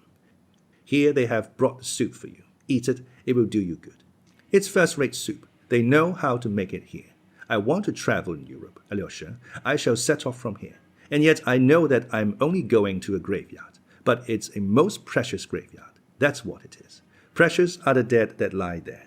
Every stone over them speaks of such burning life in the past, of such passionate faith in their work, their truth, their struggle, and their science, that I know I shall fall on the ground and kiss those stones and weep over them, though I'm convinced in my heart that it's long been nothing but a graveyard. And I shall not weep from despair, but simply because I shall be happy in my tears. I shall steep my soul in my emotion. I love the sticky leaves in spring, the blue sky, that's all it is. It's not a matter of intellect or logic. It's loving with one's inside, with one's stomach. One loves the first strength of one's youth. Do you understand anything of my tirade, Alyosha? Ivan laughed suddenly. I understand too well, Ivan. One longs to love with one's inside, with one's stomach. You said that so well, and I'm awfully glad that you have such a longing for life, cried Alyosha. I think everyone should love life above everything in the world. Love life more than the meaning of it. Certainly, love it. Regardless of logic, as you say, it must be regardless of logic, and it's only then one will understand the meaning of it. I've thought so a long time. Half your work is done, Ivan. You love life. Now you've only to try to do the second half, and you are saved. You are trying to save me, but perhaps I'm not lost. And what does your second half mean? Why, one has to raise up your dead, who perhaps have not died after all. Come, let me have tea. I'm so glad of our talk, Ivan. I see you are feeling inspired. I'm awfully fond of such profession de foi from such novices. You are a steadfast person, Alexei. Is it true that you mean to leave the monastery? Yes, my elder sends me out into the world. We shall see each other then in the world. We shall meet before I'm 30, when I shall begin to turn aside from the cup. Father doesn't want to turn aside from his cup till he is 70. He dreams of hanging on to 80, in fact, so he says. He means it only too seriously, though he is a buffoon. He stands on a firm rock too. He stands on his sensuality. Though after we are 30, indeed, there may be nothing else to stand on. But to hang on to 70 is nasty. Better only to 30. One might retain a shadow of nobility by deceiving oneself. Have you seen Dmitri today? No, but I saw Smirkov, and Alyosha rapidly, though minutely, described his meeting with Smirkov. Ivan began listening anxiously and questioned him. But he begged me not to tell Dmitri that he had told me about him, added Alyosha. Ivan frowned and pondered. Are you frowning on Smirkov's account? Asked Alyosha. Yes, on his account. Damn him. I certainly did want to see Dmitri, but now there's no need, said Ivan reluctantly. But are you really going so soon, brother? Yes. What of Dmitri and father? How would it end? Asked Alyosha anxiously. You are always harping upon it. What have I to do with it? Am I my brother Dmitri's keeper? Ivan snapped irritably, but then he suddenly smiled bitterly. Cain's answer about his murdered brother, wasn't it? Perhaps that's what you are thinking at this moment? Well, damn it all. I can't stay here to be their keeper, can I? I've finished what I had to do, and I'm going. Do you imagine I'm jealous of Dmitri, that I've been trying to steal his beautiful Katerina Ivanovna for the last 3 months? Nonsense. I had business of my own. I finished it. I'm going. I finished it just now. You were witness. At Katerina Ivanovna's? Yes, and I've released myself once for all. And after all, what have I to do with Dmitri? Dmitri doesn't come in. I had my own business to settle with Katerina Ivanovna. You know, on the contrary, that Dmitri behaved as though there was an understanding between us. I didn't ask him to do it, but he solemnly handed her over to me and gave us his blessing. It's all too funny. Ah, Alyosha, if you only knew how light my heart is now. Would you believe it? I sat here eating my dinner and was nearly ordering champagne to celebrate my first hour of freedom. Tfu, it's been going on nearly 6 months, and all at once I've thrown it off. I could never have guessed, even yesterday, how easy it would be to put an end to it if I wanted. You are speaking of your love, Ivan. Of my love, if you like. I fell in love with the young lady. I worried myself over her, and she worried me. I sat watching over her, and all at once it's collapsed. I spoke this morning with inspiration, but I went away and roared with laughter. Would you believe it? Yes, it's the literal truth. You seem very merry about it now, observed Alyosha, looking into his face, which had suddenly grown brighter. But how could I tell that I didn't care for her a bit? It appears after all I didn't. And yet how she attracted me. How attractive she was just now when I made my speech. And do you know she attracts me awfully even now, yet how easy it is to leave her. Do you think I'm boasting? No, only perhaps it wasn't love. Alyosha, laughed Ivan, don't make reflections about love. It's unseemly for you. How you rushed into the discussion this morning. I've forgotten to kiss you for it, but how she tormented me. It certainly was sitting by a laceration. Ah, she knew how I loved her. She loved me and not Dmitri. Ivan insisted gaily. Her feeling for Dmitri was simply a self-laceration. All I told her just now was perfectly true, but the worst of it is, it may take her 15 or 20 years to find out that she doesn't care for Dmitri and loves me whom she torments, and perhaps she may never find it out at all, in spite of her lesson today. Well, it's better so. I can simply go away for good. By the way, how is she now? What happened after I departed? Alyosha told him she had been hysterical, and that she was now, he heard, unconscious and delirious. Isn't Madame Holdakov laying it on? I think not. I must find out. Nobody dies of hysterics, though. They don't matter. God gave women hysterics as a relief. I won't go to her at all. Why push myself forward again? But you told her that she had never cared for you. I did that on purpose. Alyosha, shall I call for some champagne? Let us drink to my freedom. Ah, if only you knew how glad I am. No, brother, we had better not drink, said Alyosha suddenly. Besides, I feel somehow depressed. Yes, you've been depressed a long time. I've noticed it. Have you settled to go tomorrow morning, then? Morning? I didn't say I should go in the morning, but perhaps it may be in the morning. Would you believe it? I dined here today only to avoid dining with the old man. I loathe him so. I should have left long ago, so far as he is concerned. But why are you so worried about my going away? We've plenty of time before I go. An eternity. If you are going away tomorrow, what do you mean by an eternity? But what does it matter to us? Laughed Ivan. We've time enough for our talk, for what brought us here. Why do you look so surprised? Answer, why have we met here? To talk of my love for Katerina Ivanovna, of the old man and Dmitri, of foreign travel, of the fatal position of Russia, of the Emperor Napoleon. Is that it? No. Then you know what for. It's different for other people, but we in our green youth have to settle the eternal questions first of all. That's what we care about. Young Russia is talking about nothing but the eternal questions now. Just when the old folks are all taken up with practical questions.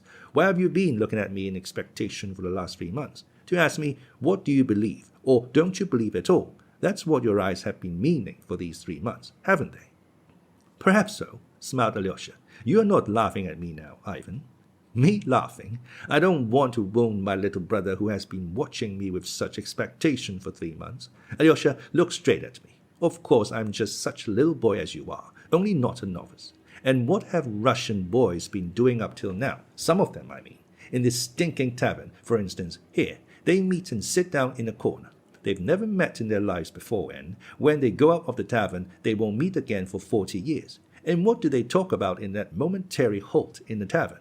Of the eternal questions, of the existence of God and immortality. And those who do not believe in God talk of socialism or anarchism, of the transformation of all humanity on a new pattern, so that it all comes to the same, they're the same questions turned inside out.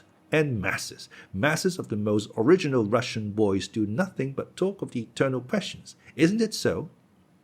Yes, for real Russians the questions of God's existence and of immortality, or, as you say, the same questions turned inside out, come first and foremost, of course, and so they should, said Alyosha, still watching his brother with the same gentle and inquiring smile. Well, Alyosha, it's sometimes very unwise to be a Russian at all, but anything stupider than the way Russian boys spend their time one can hardly imagine. But there's one Russian boy called Alyosha I'm awfully fond of. How nicely you put that in, Alyosha laughed suddenly. Well, tell me where to begin. Give your orders. The existence of God, eh? Begin where you like. You declared yesterday at Father's that there was no God. Alyosha looked searchingly at his brother. I said that yesterday at dinner on purpose to tease you, and I saw your eyes glow.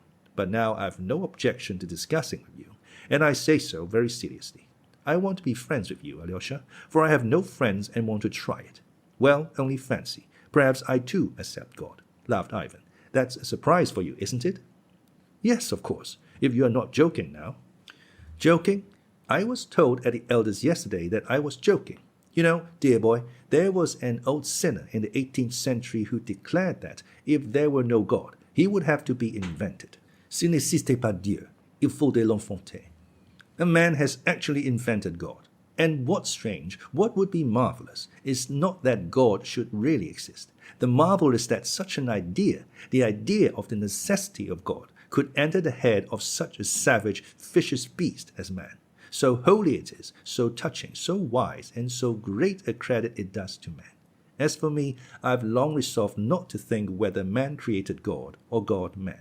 And I won't go through all the axioms laid down by Russian boys on that subject, all derived from European hypothesis. For what's a hypothesis there is an axiom with the Russian boy, and not only with the boys, but with the teachers too. For our Russian professors are often just the same boys themselves, and so I omit all the hypotheses. For what are we aiming at now? I am trying to explain as quickly as possible my essential nature, that is, what manner of man I am, what I believe in, and for what I hope. That's it, isn't it? And therefore I tell you that I accept God simply. But you must note this. If God exists, and if he really did create the world, then, as we all know, he created it according to the geometry of Euclid and a human mind with the conception of only 3 dimensions in space. Yet there have been and still are geometricians and philosophers, and even some of the most distinguished, who doubt whether the whole universe, or to speak more widely, the whole of being, was only created in Euclid's geometry. They even dare to dream that 2 parallel lines, which according to Euclid can never meet on Earth, may meet somewhere in infinity. I have come to the conclusion that, since I can't understand even that, I can't expect to understand about God.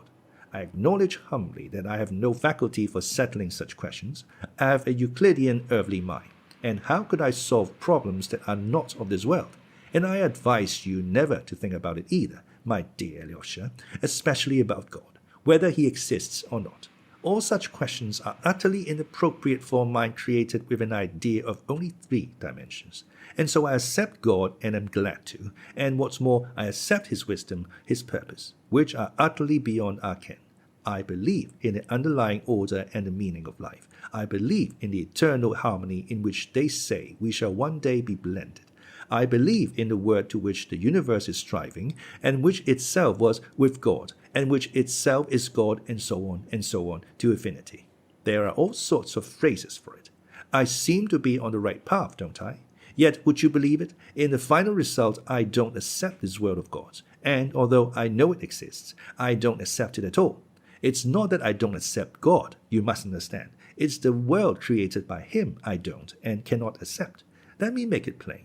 I believe like a child that suffering will be healed and made up for, that all the humiliating absurdity of human contradictions will vanish like a pitiful mirage, like the despicable fabrication of the impotent and infinitely small Euclidean mind of man, that in the world's finale, at the moment of eternal harmony, something so precious will come to pass that it will suffice for all hearts, for the comforting of all resentments, for the atonement of all the crimes of humanity, of all the blood they've shed, that it will make it not only possible to forgive but to justify all that has happened with men. But though all that may come to pass, I don't accept it. I won't accept it. Even if parallel lines do meet and I see it myself, I see it and say that they've met. But still I won't accept it.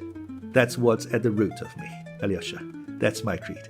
I am in earnest in what I say. I began our talk as stupidly as I could on purpose, but I've led up to my confession, for that's all you want. You didn't want to hear about God, but only to know what the brother you love lives by, and so I've told you. Ivan concluded his long tirade with marked and unexpected feeling. And why did you begin as stupidly as you could?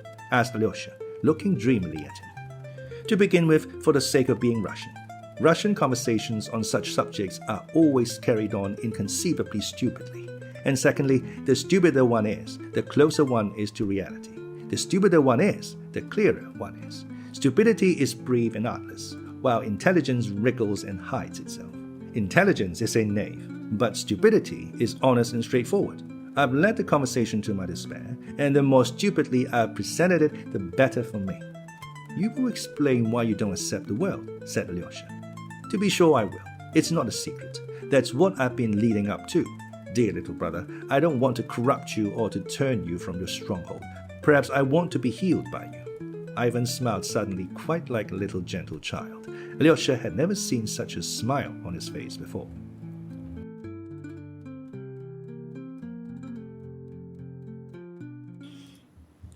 Chapter 4.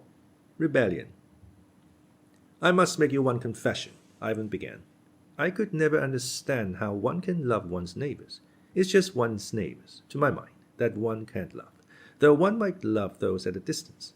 I once read somewhere of John the Merciful, a saint, that when a hungry, frozen beggar came to him, he took him into his bed, held him in his arms, and began breathing into his mouth, which was putrid and loathsome from some awful disease. I am convinced that he did that from self-laceration, from the self-laceration of falsity, for the sake of the charity imposed by duty, as a penance laid on him. For anyone to love a man, he must be hidden, for as soon as he shows his face, love is gone. Father Zosima has talked of that more than once, observed Alyosha. He, too, said that the face of a man often hinders many people not practiced in love from loving him. But yet there's a great deal of love in mankind, and almost Christ-like love. I know that myself, Ivan. Well, I know nothing of it so far, and can't understand it, and the innumerable mass of mankind are with me there. The question is whether that's due to men's bad qualities or whether it's inherent in their nature. In my thinking, Christ-like love for men is a miracle impossible on earth. He was God, but we are not gods. Suppose I, for instance, suffer intensely. Another can never know how much I suffer, because he is another and not I. And what's more, a man is rarely ready to admit another's suffering. Why won't he admit it, do you think? Because I smell unpleasant, because I have a stupid face, because I once trod on his foot.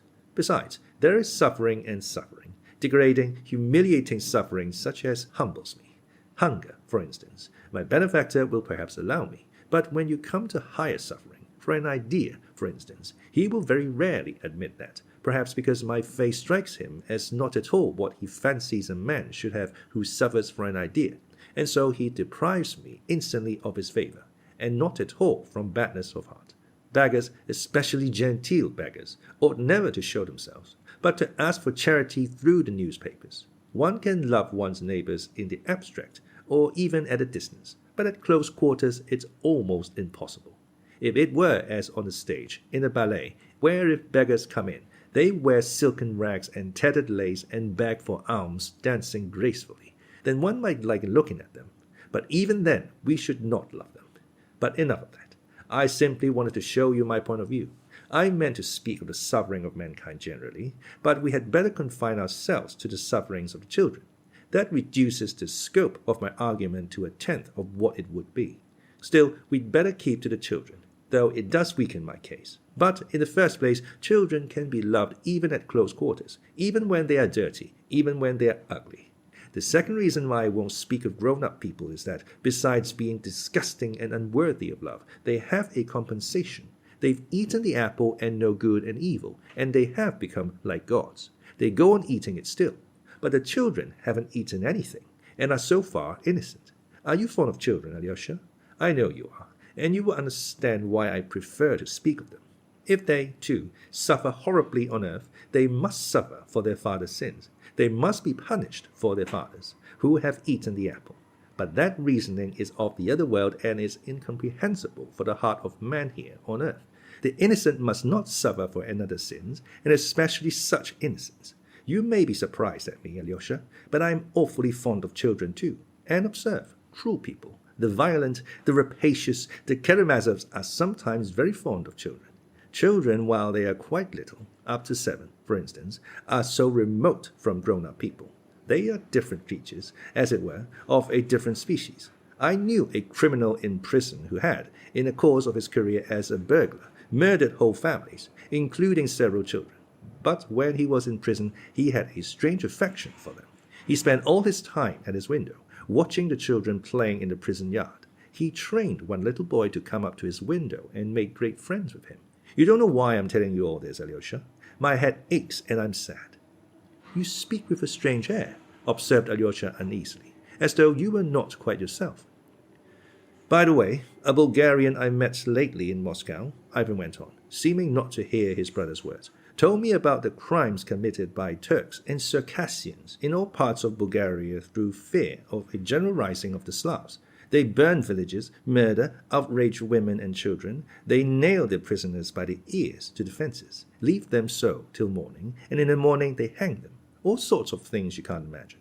People talk sometimes of bestial cruelty, but that's great injustice and insult to the beasts. A beast can never be so cruel as a man, so artistically cruel. The tiger only tears and gnaws, that's all he can do. He would never think of nailing people by the ears, even if he were able to do it. These Turks took a pleasure in torturing children too, cutting the unborn child from the mother's womb, and tossing babies up in the air and catching them on the points of their bayonets before their mother's eyes. Doing it before the mother's eyes was what gave zest to the amusement. Here is another scene that I thought very interesting. Imagine a trembling mother with her baby in her arms, a circle of invading Turks around her. They plan the diversion. They pet the baby, laugh to make it laugh. They succeed. The baby laughs. At that moment, a Turk points a pistol 4 inches from the baby's face. The baby laughs with glee, holds out his little hands to the pistol, and he pulls the trigger in the baby's face and blows out its brains. Artistic, wasn't it? By the way, Turks are particularly fond of sweet things, they say. "Brother, what are you driving at?" asked Alyosha. "I think if the devil doesn't exist, but man has created him, he has created him in his own image and likeness." "Just as he did God, then," observed Alyosha.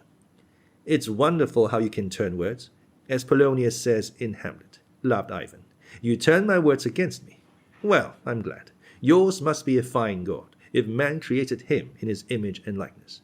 You asked just now what I was driving at. You see, I am fond of collecting certain facts, and, would you believe, I even copy anecdotes of a certain sort from newspapers and books, and I've already got a fine collection. The Turks, of course, have gone into it, but they are foreigners. I have specimens from home that are even better than the Turks. You know, we prefer beating, rods and scourges. That's our national institution. Nailing ears is unthinkable for us, for we are, after all, Europeans. But the rod and the scourge we have always with us, and they cannot be taken from us. Abroad now they scarcely do any beating. Manners are more humane, or laws have been passed, so that they don't dare to flog men now. But they make up for it in another way, just as national as ours, and so national that it would be practically impossible among us, though I believe we are being inoculated with it, since the religious movement began in our aristocracy. I have a charming pamphlet, translated from the French, describing how, quite recently, 5 years ago, a murderer, Richard, was executed, a young man, I believe, of 23, who repented and was converted to the Christian faith at the very scaffold. This Richard was an illegitimate child who was given as a child of 6 by his parents to some shepherds on the Swiss mountains. They brought him up to work for them. He grew up like a little wild beast among them. The shepherds taught him nothing, and scarcely fed or clothed him, but sent him out at 7 to herd the flock in cold and wet, and no one hesitated or scrupled to treat him so. Quite the contrary, they thought they had every right, for Richard had been given to them as a chattel, and they did not even see the necessity of feeding him. Richard himself describes how in those years, like the prodigal son in the Gospel, he longed to eat of the mash given to the pigs, which were fattened for sale. But they wouldn't even give him that, and beat him when he stole from the pigs. And that was how he spent all his childhood and his youth, till he grew up and was strong enough to go away and be a thief. The savage began to earn his living as a day laborer in Geneva. He drank what he earned, he lived like a brute, and finished by killing and robbing an old man. He was caught, tried, and condemned to death. They are not sentimentalists there. And in prison he was immediately surrounded by pastors, members of Christian brotherhoods, philanthropic ladies, and the like. They taught him to read and write in prison, and expounded the gospel to him. They exhorted him, worked upon him, drummed at him incessantly, till at last he solemnly confessed his crime. He was converted. He wrote to the court himself that he was a monster, but that in the end God had vouchsafed him light and shown grace. All Geneva was in excitement about him. All philanthropic and religious Geneva, all the aristocratic and well-bred society of the town rushed to the prison, kissed Richard, and embraced him. "You are our brother. You have found grace." And Richard does nothing but weep with emotion. "Yes, I found grace. All my youth and childhood I was glad of pig's food, but now even I have found grace. I am dying in the Lord." "Yes, Richard, die in the Lord. You have shed blood and must die. Though it's not your fault that you knew not the Lord when you coveted the pig's food and were beaten for stealing it. But you've shed blood and you must die." And on the last day, Richard, perfectly limp, did nothing but cry and repeat every minute, "This is my happiest day. I am going to the Lord." "Yes," cried the pastors and the judges and philanthropic ladies, "this is the happiest day of your life, for you are going to the Lord." They all walk or drive to the scaffold in procession behind the prison van. At the scaffold they call to Richard, "Die, brother, die in the Lord, for even thou hast found grace." And so, covered with his brother's kisses, Richard is dragged on to the scaffold and led to the guillotine. And they chopped off his head in brotherly fashion, because he had found grace. Yes, that's characteristic. The pamphlet is translated into Russian by some Russian philanthropists of aristocratic rank and evangelical aspirations and has been distributed gratis for the enlightenment of the people. The case of Richard is interesting because it's national, though to us it's absurd to cut off a man's head because he has become our brother and has found grace. Yet we have our own speciality, which is all but worse. Our historical pastime is the direct satisfaction of inflicting pain. There are lines in Nekrasov describing how a peasant lashes a horse on the eyes, on its meek eyes. Everyone must have seen it. It's peculiarly Russian. It describes how a feeble little nag has foundered under too heavy a load and cannot move. The peasant beats it savagely, beats it at last not knowing what he is doing in the intoxication of cruelty, thrashes it mercilessly over and over again. However weak you are, you must pull, if you die for it. The nag strains, and then he begins lashing the poor defenseless creature on its weeping, on its meek eyes. The frantic beast tugs and draws the load, trembling all over, gasping for breath, moving sideways with a sort of unnatural spasmodic action. It's awful in Nekrasov. But that's only a horse, and God has given horses to be beaten. So the Tatars have taught us, and they left us the knout as a remembrance of it. But men, too, can be beaten. A well-educated, cultured gentleman and his wife beat their own child with a birch rod, a girl of 7. I have an exact account of it. The papa was glad that the birch was covered with twigs. It stings more, said he, and so he began stinging his daughter. I know for a fact there are people who at every blow are worked up to sensuality, to literal sensuality, which increases progressively at every blow they inflict. They beat for a minute, for 5 minutes, for 10 minutes, more often and more savagely. The child screams. At last the child cannot scream. It gasps. Daddy, Daddy. By some diabolical, unseemly chance the case was brought into court. A counsel is engaged. The Russian people have long called a barrister a conscience for hire. The counsel protests in his client's defense. It's such a simple thing, he says, an everyday domestic event. A father corrects his child. To our shame be it said, it is brought into court. The jury, convinced by him, give a favorable verdict. The public roars with delight that the torturer is acquitted. Ah, pity I wasn't there. I would have proposed to raise a subscription in his honor. Charming pictures. But I've still better things about children. I've collected a great deal about Russian children, Alyosha. There was a little girl of 5 who was hated by her father and mother, most worthy and respectable people, of good education and breeding. You see, I must repeat again, it is a peculiar characteristic of many people, this love of torturing children, and children only.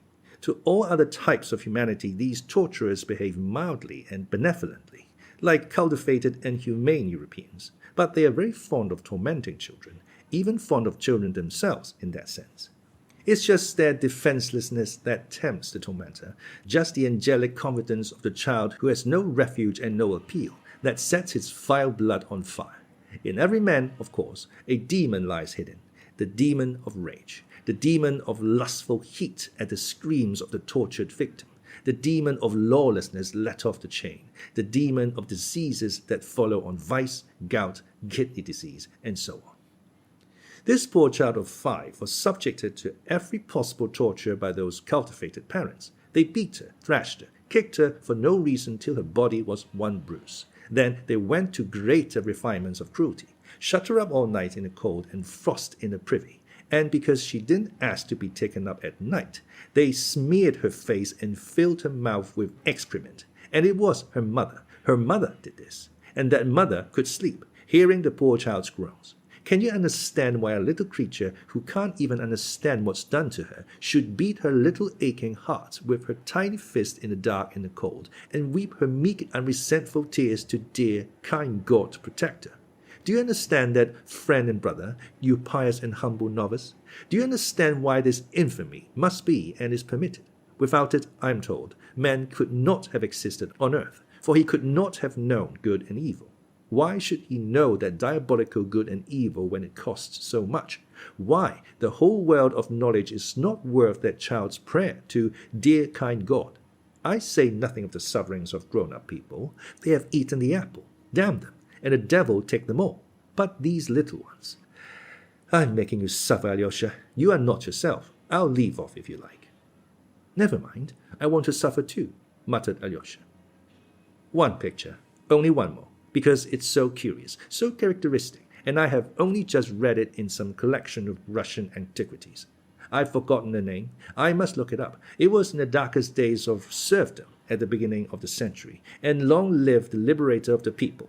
There was in those days a general of aristocratic connections, the owner of great estates, one of those men, somewhat exceptional, I believe, even then, who, retiring from the service into a life of leisure, are convinced that they've earned absolute power over the lives of their subjects. There were such men then. So our general, settled on his property of 2,000 souls, lives in pomp, and domineers over his poor neighbors as though they were dependents and buffoons. He has kennels of hundreds of hounds and nearly 100 dog boys, all mounted and in uniform. One day a serf boy, a little child of 8, threw a stone in play and hurt the paw of the general's favorite hound. Why is my favorite dog lame? He is told that the boy threw a stone that hurt the dog's paw. So you did it. The general looked the child up and down. Take him. He was taken from his mother and kept shut up all night. Early that morning the general comes out on a horseback, with the hounds, his dependents, dog boys, and huntsmen, all mounted around him in full hunting parade. The servants are summoned for their edification, and in front of them all stands the mother of the child. The child is brought from the lockup. It's a gloomy, cold, foggy autumn day, a capital day for hunting. The general orders the child to be undressed. The child is stripped naked. He shivers, numb with terror, not daring to cry. Make him run, commands the general. Run, run, shout the dog boys. The boy runs. At him, yells the general, and he sends the whole pack of hounds on the child. The hounds catch him and tear him to pieces before his mother's eyes. I believe the general was afterwards declared incapable of administering his estates. Well, what did he deserve? To be shot?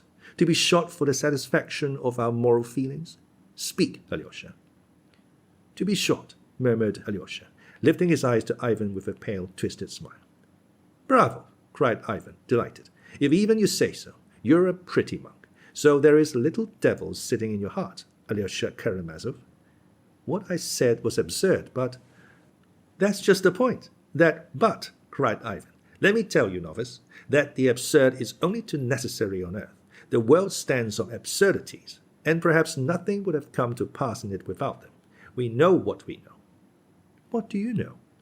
I understand nothing, Ivan went on, as though in delirium. I don't want to understand anything now. I want to stick to the fact. I made up my mind long ago not to understand. If I try to understand anything, I shall be false to the fact, and I have determined to stick to the fact. Why are you trying me? Alyosha cried, with sudden distress. Will you say what you mean at last? Of course I will. That's what I've been leading up to. You're a dear to me. I don't want to let you go, and I won't give you up to your Zosima. Ivan for a minute was silent. His face became all at once very sad. Listen, I took the case of children only to make my case clearer. Of the other tiers of humanity with which the earth is soaked from its crust to its center, I will say nothing. I have narrowed my subject on purpose. I am a bug, and I recognize in all humility that I cannot understand why the world is arranged as it is. Men are themselves to blame, I suppose. They were given paradise. They wanted freedom, and stole fire from heaven, though they knew they would become unhappy, so there is no need to pity them. With my pitiful, earthly, Euclidean understanding, all I know is that there is suffering and that there are none guilty. That cause follows effect, simply and directly. That everything flows and finds its level. But that's only Euclidean nonsense. I know that, and I can't consent to live by it. What comfort is it to me that there are none guilty and that cause follows effect simply and directly, and that I know it? I must have justice, or I will destroy myself. And not justice in some remote infinite time and space, but here on earth, and that I could see myself. I have believed in it. I want to see it. And if I'm dead by then, let me rise again. For if it all happens without me, it will be too unfair. Surely I haven't suffered, simply that I, my crimes and my sufferings, may manure the soil of the future harmony for somebody else. I want to see with my own eyes the hind lie down with the lion and the victim rise up and embrace his murderer. I want to be there when everyone suddenly understands what it has all been for. All the religions of the world are built on this longing, and I am a believer. But then there are the children, and what am I to do about them? That's a question I can't answer. For the 100th time, I repeat, there are numbers of questions, but I've only taken the children, because in their case, what I mean is so unanswerably clear. Listen, if all must suffer to pay for the eternal harmony, what have children to do with it? Tell me, please. It's beyond all comprehension why they should suffer, and why they should pay for the harmony. Why should they, too, furnish material to enrich the soil for the harmony of the future? I understand solidarity in sin among men. I understand solidarity in retribution, too. But there can be no such solidarity with children. And if it is really true that they must share responsibility for all their father's crimes, such a truth is not of this world and is beyond my comprehension. Some jester will say, perhaps, that the child would have grown up and have sinned, but you see he didn't grow up. He was torn to pieces by the dogs at 8 years old. Oh, Alyosha, I'm not blaspheming. I understand, of course, what an upheaval of the universe it will be, when everything in heaven and earth blends in one hymn of praise, and everything that lives and has lived cries aloud, Thou art just, O Lord, for thy ways are revealed. When the mother embraces the fiend who threw her child to the dogs, and all three cry aloud with tears, Thou art just, O Lord, then of course the crown of knowledge will be reached and all will be made clear. But what pulls me up here is that I can't accept that harmony, and while I am on earth, I make haste to take my own measures. You see, Alyosha, perhaps it really may happen that if I live to that moment, all rise again to see it, I too, perhaps, may cry aloud with the rest, looking at the mother embracing the child's torturer, Thou art just, O Lord. But I don't want to cry aloud then. While there is still time, I hasten to protect myself, and so I renounce the higher harmony altogether. It's not worth the tears of that one tortured child who beat itself on the breast with its little fist and prayed in its stinking outhouse, with its unexpiated tears to dear kind God. It's not worth it, because those tears are unatoned for. They must be atoned for, or there can be no harmony. But how? How are you going to atone for them? Is it possible? By their being avenged? But what do I care for avenging them? What do I care for a hell of oppressors? What good can hell do, since those children have already been tortured? And what becomes of harmony, if there is hell? I want to forgive. I want to embrace. I don't want more suffering. And if the sufferings of children go to swell the sum of sufferings which was necessary to pay for truth, then I protest that the truth is not worth such a price. I don't want the mother to embrace the oppressor who threw her son to the dogs. She dare not forgive him. Let her forgive him for herself, if she will. Let her forgive the torturer for the immeasurable suffering of her mother's heart. But the sufferings of her tortured child she has no right to forgive. She dare not forgive the torturer, even if the child were to forgive him. And if that is so, if they dare not forgive, what becomes of harmony? Is there in the whole world a being who would have the right to forgive and could forgive? I don't want harmony. From love for humanity, I don't want it. I would rather be left with the unavenged suffering. I would rather remain with my unavenged suffering and unsatisfied indignation, even if I were wrong. Besides, too high a price is asked for harmony. It's beyond our means to pay so much to enter on it. And so I hasten to give back my entrance ticket, and if I am an honest man, I am bound to give it back as soon as possible. And that I am doing.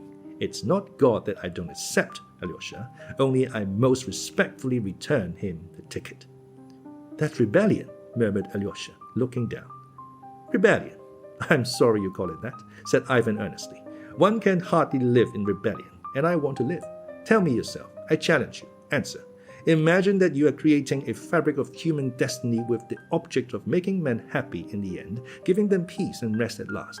But that it was essential and inevitable to torture to death only one tiny creature, that baby beating its breast with its fist, for instance, and to found that edifice on its unavenged tears.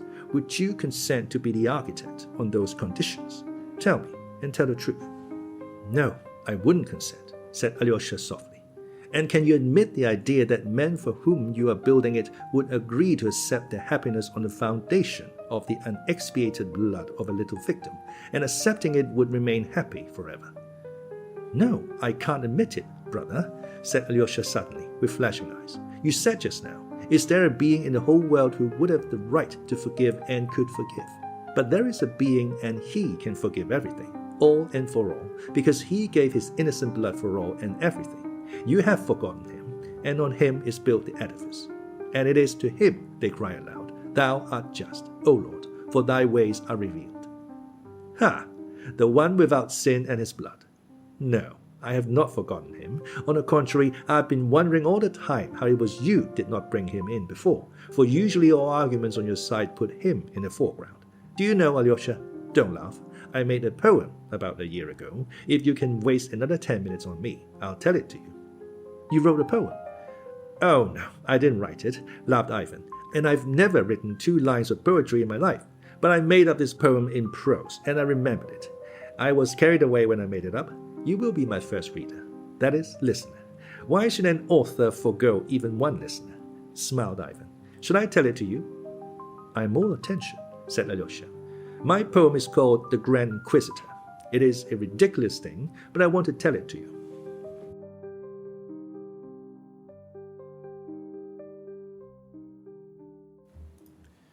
Chapter 5.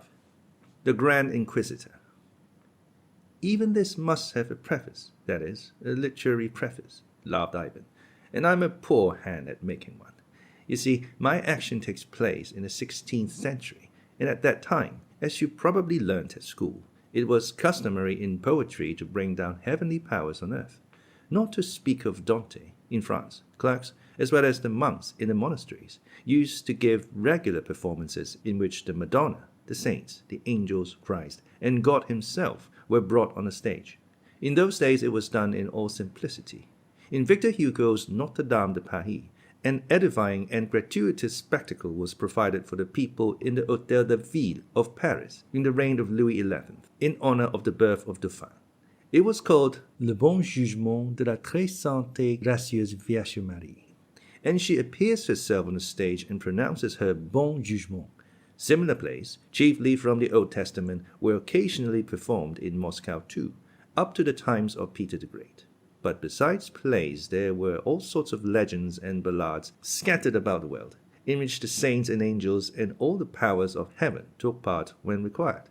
In our monasteries, the monks busied themselves in translating, copying, and even composing such poems, and even under the Tatars. There is, for instance, one such poem, The Wanderings of Our Lady Through Hell, with descriptions as bold as Dante's. Our Lady visits hell, and the Archangel Michael leads her through the torments. She sees the sinners and their punishment. There she sees, among others, one noteworthy set of sinners in the burning lake. Some of them sink to the bottom of the lake so that they can't swim out, and these God forgets, an expression of extraordinary depth and force. And so Our Lady, shocked and weeping, falls before the throne of God and begs for mercy for all in hell, for all she has seen there, indiscriminately. Her conversation with God is immensely interesting. She beseeches him, she will not desist, and when God points to the hands and feet of her son, nailed to the cross, and asks, "How can I forgive his tormentors?" she bids all the saints, all the martyrs, all the angels and archangels to fall down with her and pray for mercy on all without distinction. It ends by her winning from God a respite of suffering every year from Good Friday till Trinity Day, and the sinners at once raise a cry of thankfulness from hell, chanting, "Thou art just, O Lord, in this judgment." Well, my poem would have been of that kind if it had appeared at that time. He comes on the scene in my poem, but he says nothing, only appears and passes on. 15 centuries have passed since he promised to come in his glory. 15 centuries since his prophet wrote, "Behold, I come quickly." Of that day and that hour knoweth no man, neither the Son, but the Father, as he himself predicted on earth. But humanity awaits him with the same faith and with the same love. Oh, with greater faith, for it is 15 centuries since man has ceased to see signs from heaven. No signs from heaven come today to add to what the heart doth say. There was nothing left but faith in what the heart doth say. It is true there were many miracles in those days. There were saints who performed miraculous cures. Some holy people, according to their biographies, were visited by the Queen of Heaven herself. But the devil did not slumber, and doubts were already arising among men of the truth of these miracles. And just then there appeared in the north of Germany a terrible new heresy. A huge star, like to a torch, fell on the sources of the waters, and they became bitter. These heretics began blasphemously denying miracles, but those who remained faithful were all the more ardent in their faith. The tears of humanity rose up to him as before, awaited his coming, loved him, hoped for him, yearned to suffer and die for him as before. And so many ages mankind had prayed with faith and fervor, O Lord our God, hasten thy coming. So many ages called upon him, that in his infinite mercy he deigned to come down to his servants. Before that day he had come down, he had visited some holy men, martyrs and hermits, as is written in their lives. Among us, Tchouchev, with absolute faith in the truth of his words, bore witness that, bearing the cross, in slavish dress, weary and worn, the heavenly King, our mother Russia, came to bless, and through our land went wandering. And that certainly was so, I assure you. And behold, he deigned to appear for a moment to the people, to the tortured, suffering people, sunk in iniquity, but loving him like children. My story is laid in Spain, in Seville, in the most terrible time of the Inquisition, when fires were lighted every day to the glory of God, and in the splendid auto de fe, the wicked heretics were burnt. Oh, of course, this was not the coming in which he will appear according to his promise at the end of time in all his heavenly glory, and which will be sudden as lightning flashing from east to west. No, he visited his children only for a moment, and there where the flames were crackling round the heretics. In his infinite mercy he came once more among men in that human shape in which he walked among men for 3 years 15 centuries ago. He came down to the hot pavements of the southern town in which on the day before almost 100 heretics had, ad majorem gloriam Dei, been burnt by the cardinal, the grand inquisitor, in a magnificent auto da fe, in the presence of the king, the court, the knights, the cardinals, the most charming ladies of the court, and the whole population of Seville. He came softly, unobserved, and yet, strange to say, everyone recognized him. That might be one of the best passages in the poem. I mean, why they recognized him. The people are irresistibly drawn to him, they surround him, they flock about him, follow him. He moves silently in the midst of a gentle smile of infinite compassion.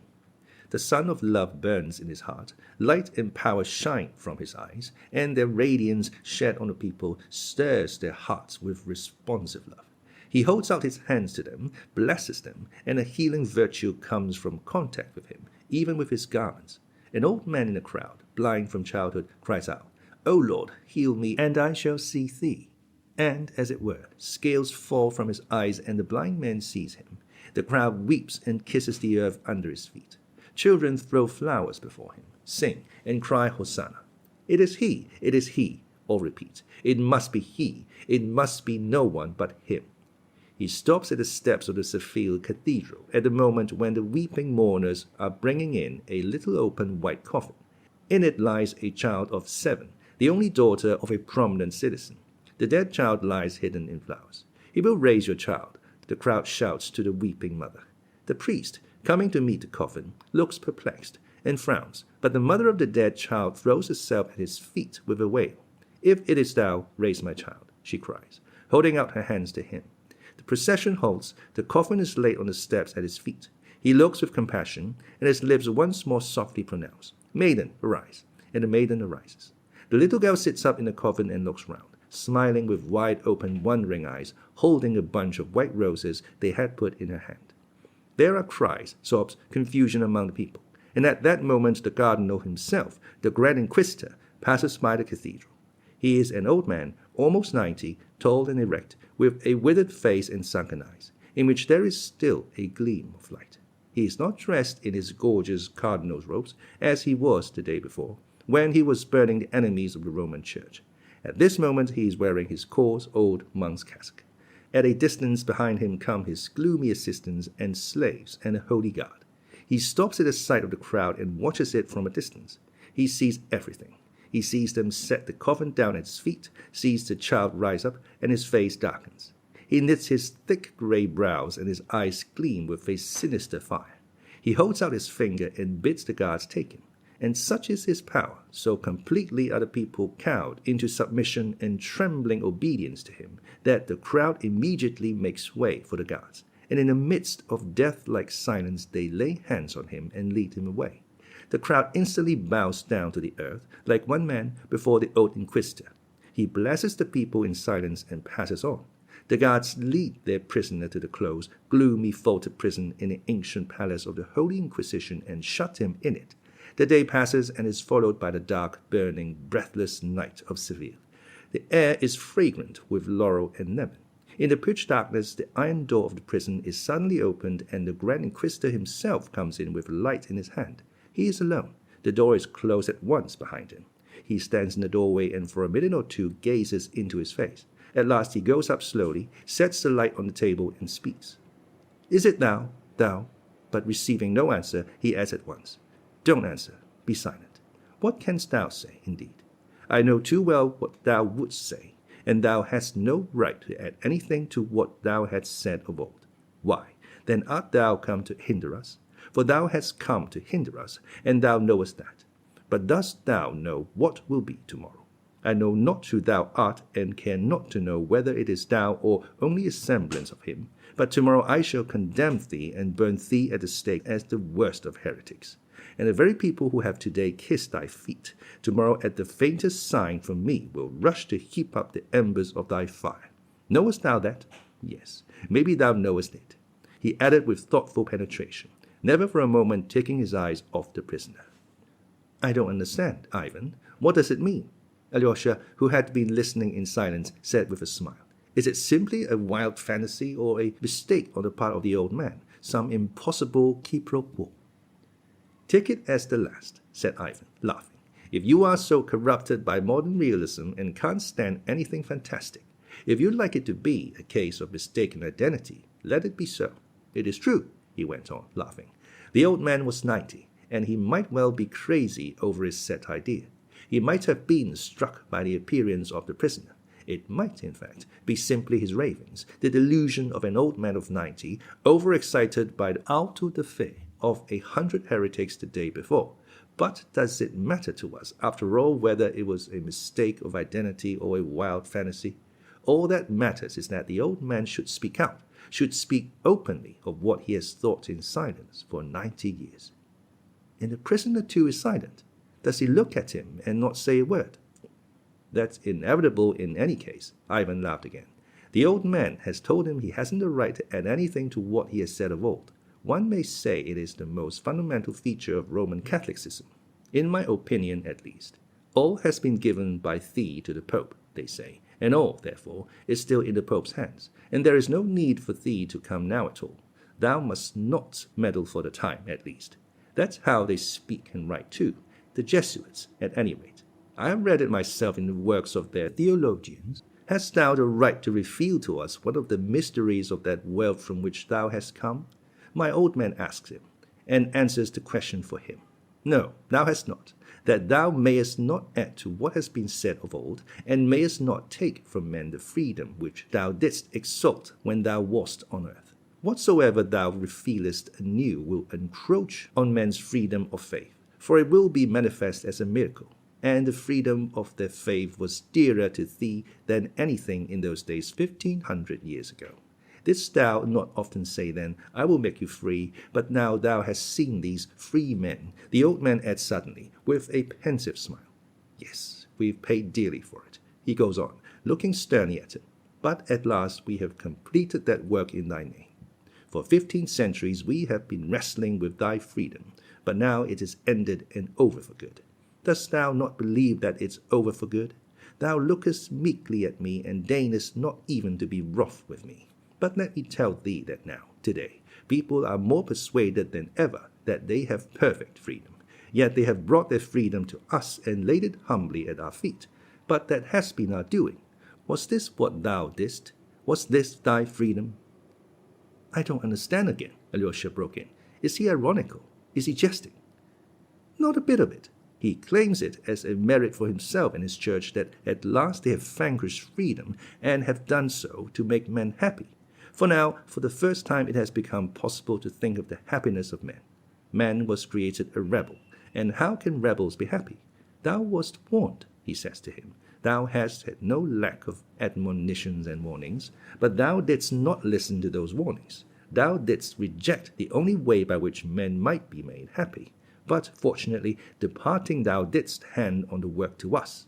Thou hast promised, thou hast established by thy word. Thou hast given to us the right to bind and to unbind, and now, of course, thou canst not think of taking it away. Why, then, hast thou come to hinder us?" "And what's the meaning of no lack of admonitions and warnings?" asked Alyosha. "Why, that's the chief part of what the old man must say. The wise and dread spirit, the spirit of self-destruction and non-existence," the old man goes on. "The great spirit talked with thee in the wilderness, and we are told in the books that he tempted thee. Is that so? And could anything truer be said than what he revealed to thee in 3 questions, and what thou didst reject, and what in the books is called the temptation? And yet, if there has ever been on earth a real stupendous miracle, it took place on that day, on the day of the 3 temptations. The statement of those 3 questions was itself the miracle. If it were possible to imagine simply for the sake of argument that those 3 questions of the dread spirit had perished utterly from the books, and that we had to restore them and to invent them anew, and to do so had gathered together all the wise men of the earth, rulers, chief priests, learned men, philosophers, poets, and had set them the task to invent 3 questions, such as would not only fit the occasion, but express in 3 words, 3 human phrases, the whole future history of the world and of humanity. Dost thou believe that all the wisdom of the earth united could have invented anything in depth and force equal to the 3 questions which were actually put to thee then by the wise and mighty spirit in the wilderness? From those questions alone, from the miracle of their statement, we can see that we have here to do not with the fleeting human intelligence, but with the absolute and eternal. For in those 3 questions the whole subsequent history of mankind is, as it were, brought together into one whole and foretold, and in them are united all the unsolved historical contradictions of human nature. At the time it could not be so clear, since the future was unknown. But now that 1500 years have passed, we see that everything in those 3 questions was so justly defined and foretold, and has been so truly fulfilled, that nothing can be added to them or taken from them. Judge thyself who was right, thou or he who questioned thee then. Remember the first question. Its meaning, in other words, was this: thou wouldst go into the world, and art going with empty hands, with some promise of freedom which men in their simplicity and their natural unruliness cannot even understand, which they fear and dread. For nothing has ever been more insupportable for a man and a human society than freedom. But seest thou these stones in this parched and barren wilderness? Turn them into bread, and mankind will run after thee like a flock of sheep, grateful and obedient, though forever trembling, lest thou withdraw thy hand and deny them thy bread. But thou wouldst not deprive men of freedom, and didst reject the offer, thinking, what is that freedom worth, if obedience is bought with bread? Thou didst reply that man lives not by bread alone. But dost thou know that for the sake of that earthly bread the spirit of the earth will rise up against thee, and will strive with thee and overcome thee, and all will follow him, crying, who can compare with this beast? He has given us fire from heaven. Dost thou know that the ages will pass, and humanity will proclaim by the lips of their sages that there is no crime, and therefore no sin, there is only hunger? Feed men, and then ask of them virtue. That's what they'll write on the banner, which they'll raise against thee, and with which they will destroy thy temple. Where thy temple stood will rise a new building. The terrible tower of Babel will be built again, and though, like the one of old, it will not be finished, yet thou mightest have prevented that new tower, and have cut short the sufferings of men for 1,000 years. For they will come back to us after 1,000 years of agony with the tower. They will seek us again, hidden underground in the catacombs, for we shall be again persecuted and tortured. They will find us and cry to us, feed us, for those who have promised us fire from heaven haven't given it. And then we shall finish building the tower, for he finishes the building who feeds them, and we alone shall feed them in thy name, declaring falsely that it is in thy name. Oh, never, never can they feed themselves without us. No signs will give them bread so long as they remain free. In the end, they will lay their freedom at our feet, and say to us, make us your slaves, but feed us. They will understand themselves, at last, that freedom and bread enough for all are inconceivable together, forever. Never will they be able to share between them. They will be convinced, too, that they can never be free, for they are weak, vicious, worthless, and rebellious. Thou didst promise them the bread of heaven, but, I repeat again, can it compare with earthly bread in the eyes of the weak, ever sinful and ignoble race of men? And if for the sake of the bread of heaven thousands shall follow thee, what is to become of the millions and tens of thousands of millions of creatures who will not have the strength to forego the earthly bread for the sake of the heavenly? Or dost thou care only for the tens of thousands of the great and strong, while the millions, numerous as the sands of the sea, who are weak but love thee, must exist only for the sake of the great and strong? No, we care for the weak too. They are sinful and rebellious, but in the end they too will become obedient. They will marvel at us and look on us as gods, because we are ready to endure the freedom which they have found so dreadful and to rule over them. So awful it will seem to them to be free. But we shall tell them that we are thy servants and rule them in thy name. We shall deceive them again, for we will not let thee come to us again. That deception will be our suffering, for we shall be forced to lie. This is the significance of the first question in the wilderness, and this is what thou hast rejected for the sake of that freedom which thou hast exalted above everything. Yet in this question lies hid the great secret of this world. Choosing bread, thou wouldst have satisfied the universal and everlasting craving of humanity, to find someone to worship. So long as man remains free, he strives for nothing so incessantly and so painfully as to find someone to worship. But man seeks to worship what is established beyond dispute, so that all men would agree at once to worship it. For these pitiful creatures are concerned not only to find what one or the other can worship, but to find something that all would believe in and worship. What is essential is that all may be together in it. This craving for community of worship is the chief misery of every man individually and of all humanity from the beginning of time. For the sake of common worship, they've slain each other with the sword. They have set up gods and challenged one another. Put away your gods and come and worship ours, or we will kill you and your gods. And so it will be to the end of the world, even when gods disappear from the earth. They will fall down before idols just the same. Thou didst know, thou couldst not but have known, this fundamental secret of human nature. But thou didst reject the one invaluable banner which was offered thee to make all men bow down to thee alone, the banner of earthly bread. And thou hast rejected it for the sake of freedom and the bread of heaven. Behold what thou didst further, and all again in the name of freedom. I tell thee that man is tormented by no greater anxiety than to find someone quickly to whom he can hand over that gift of freedom with which the ill-fated creature is born. But only one who can appease their conscience can take over their freedom. In bread there was offered thee an invincible banner. Give bread, and man will worship thee, for nothing is more certain than bread. But if someone else gains possession of his conscience, then he will cast away thy bread and follow after him who has ensnared his conscience. In that thou wast right. For the secret of man's being is not only to live, but to have something to live for. Without a stable conception of the object of life, man would not consent to go on living, and would rather destroy himself than remain on earth, though he had bread in abundance. That is true. But what happened? Instead of taking man's freedom from them, thou didst make it greater than ever. Didst thou forget that man prefers peace, and even death, to freedom of choice in the knowledge of good and evil? Nothing is more seductive for man than his freedom of conscience, but nothing is greater cause of suffering. And behold, instead of giving a firm foundation for setting the conscience of man at rest forever, thou didst choose all that is exceptional, vague, and enigmatic. Thou didst choose what was utterly beyond the strength of man, acting as though thou didst not love them at all, thou who didst come to give thy life for them. Instead of taking possession of man's freedom, thou didst increase it, and burden the spiritual kingdom of mankind with its sufferings forever.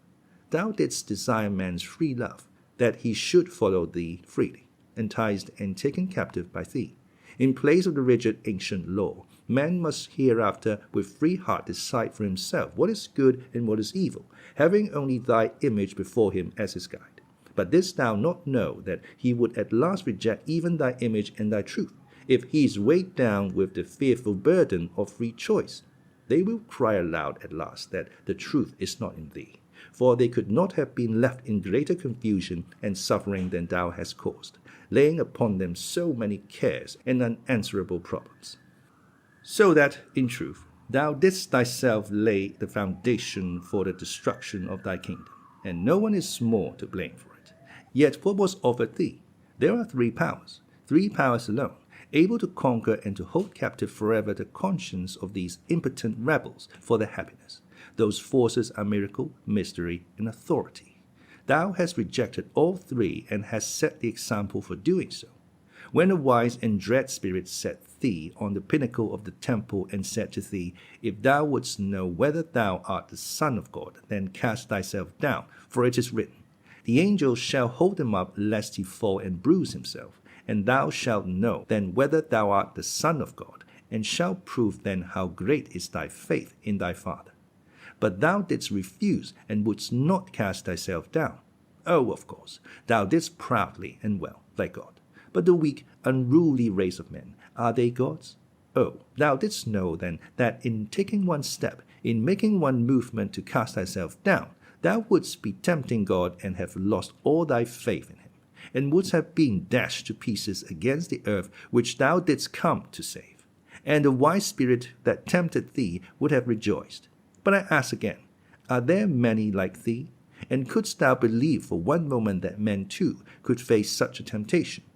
Is the nature of men such that they can reject miracle, and at the great moments of their life, the moments of the deepest, most agonizing spiritual difficulties, cling only to the free verdict of the heart? No, thou didst know that thy deed would be recorded in books, would be handed down to remote times and the utmost ends of the earth, and thou didst hope that man, following thee, would cling to God and not ask for a miracle. But thou didst not know that when man rejects miracle, he rejects God too. For man seeks not so much God as the miraculous. And as man cannot bear to be without the miraculous, he will create new miracles of his own for himself, and will worship deeds of sorcery and witchcraft, though he might be 100 times over a rebel, heretic, and infidel.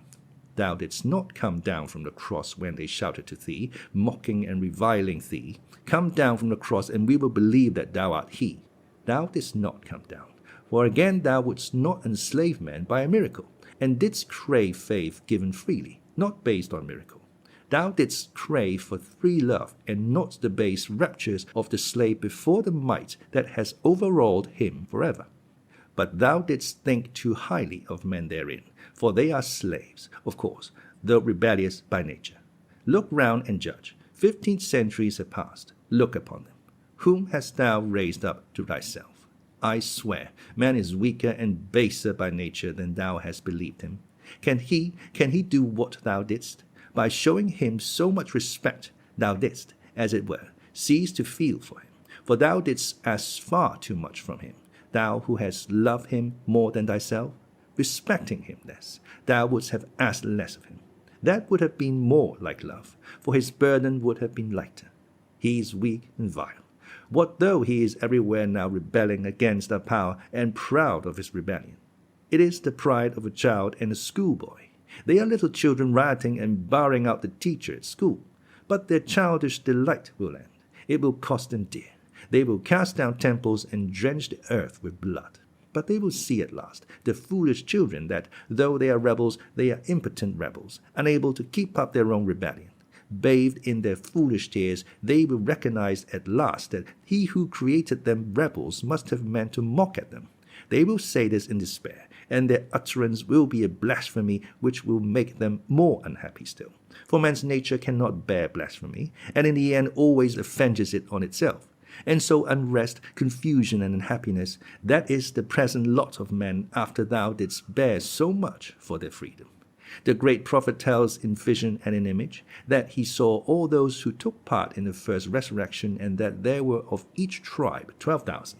But if there were so many of them, they must have been not men but gods. They had borne thy cross. They had endured scores of years in the barren, hungry wilderness, living upon locusts and roots. And thou mayest indeed point with pride at those children of freedom, of free love, of free and splendid sacrifice of thy name. But remember that they were only some thousands. And what of the rest? And how are the other weak ones to blame? Because they could not endure what the strong have endured? How is the weak soul to blame that it is unable to receive such terrible gifts? Canst thou have simply come to the elect and for the elect? But if so, it is a mystery and we cannot understand it. And if it is a mystery, we too have a right to preach a mystery and to teach them that it's not the free judgment of their hearts, not love that matters, but a mystery which they must follow blindly, even against their conscience. So we have done. We have corrected thy work and have founded it upon miracle, mystery, and authority.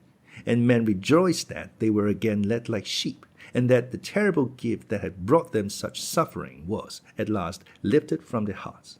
Were we right teaching them this? Speak. Did we not love mankind, so meekly acknowledging their feebleness, lovingly lightening the burden, and permitting their weak nature even sin with our sanction? Why hast thou come now to hinder us?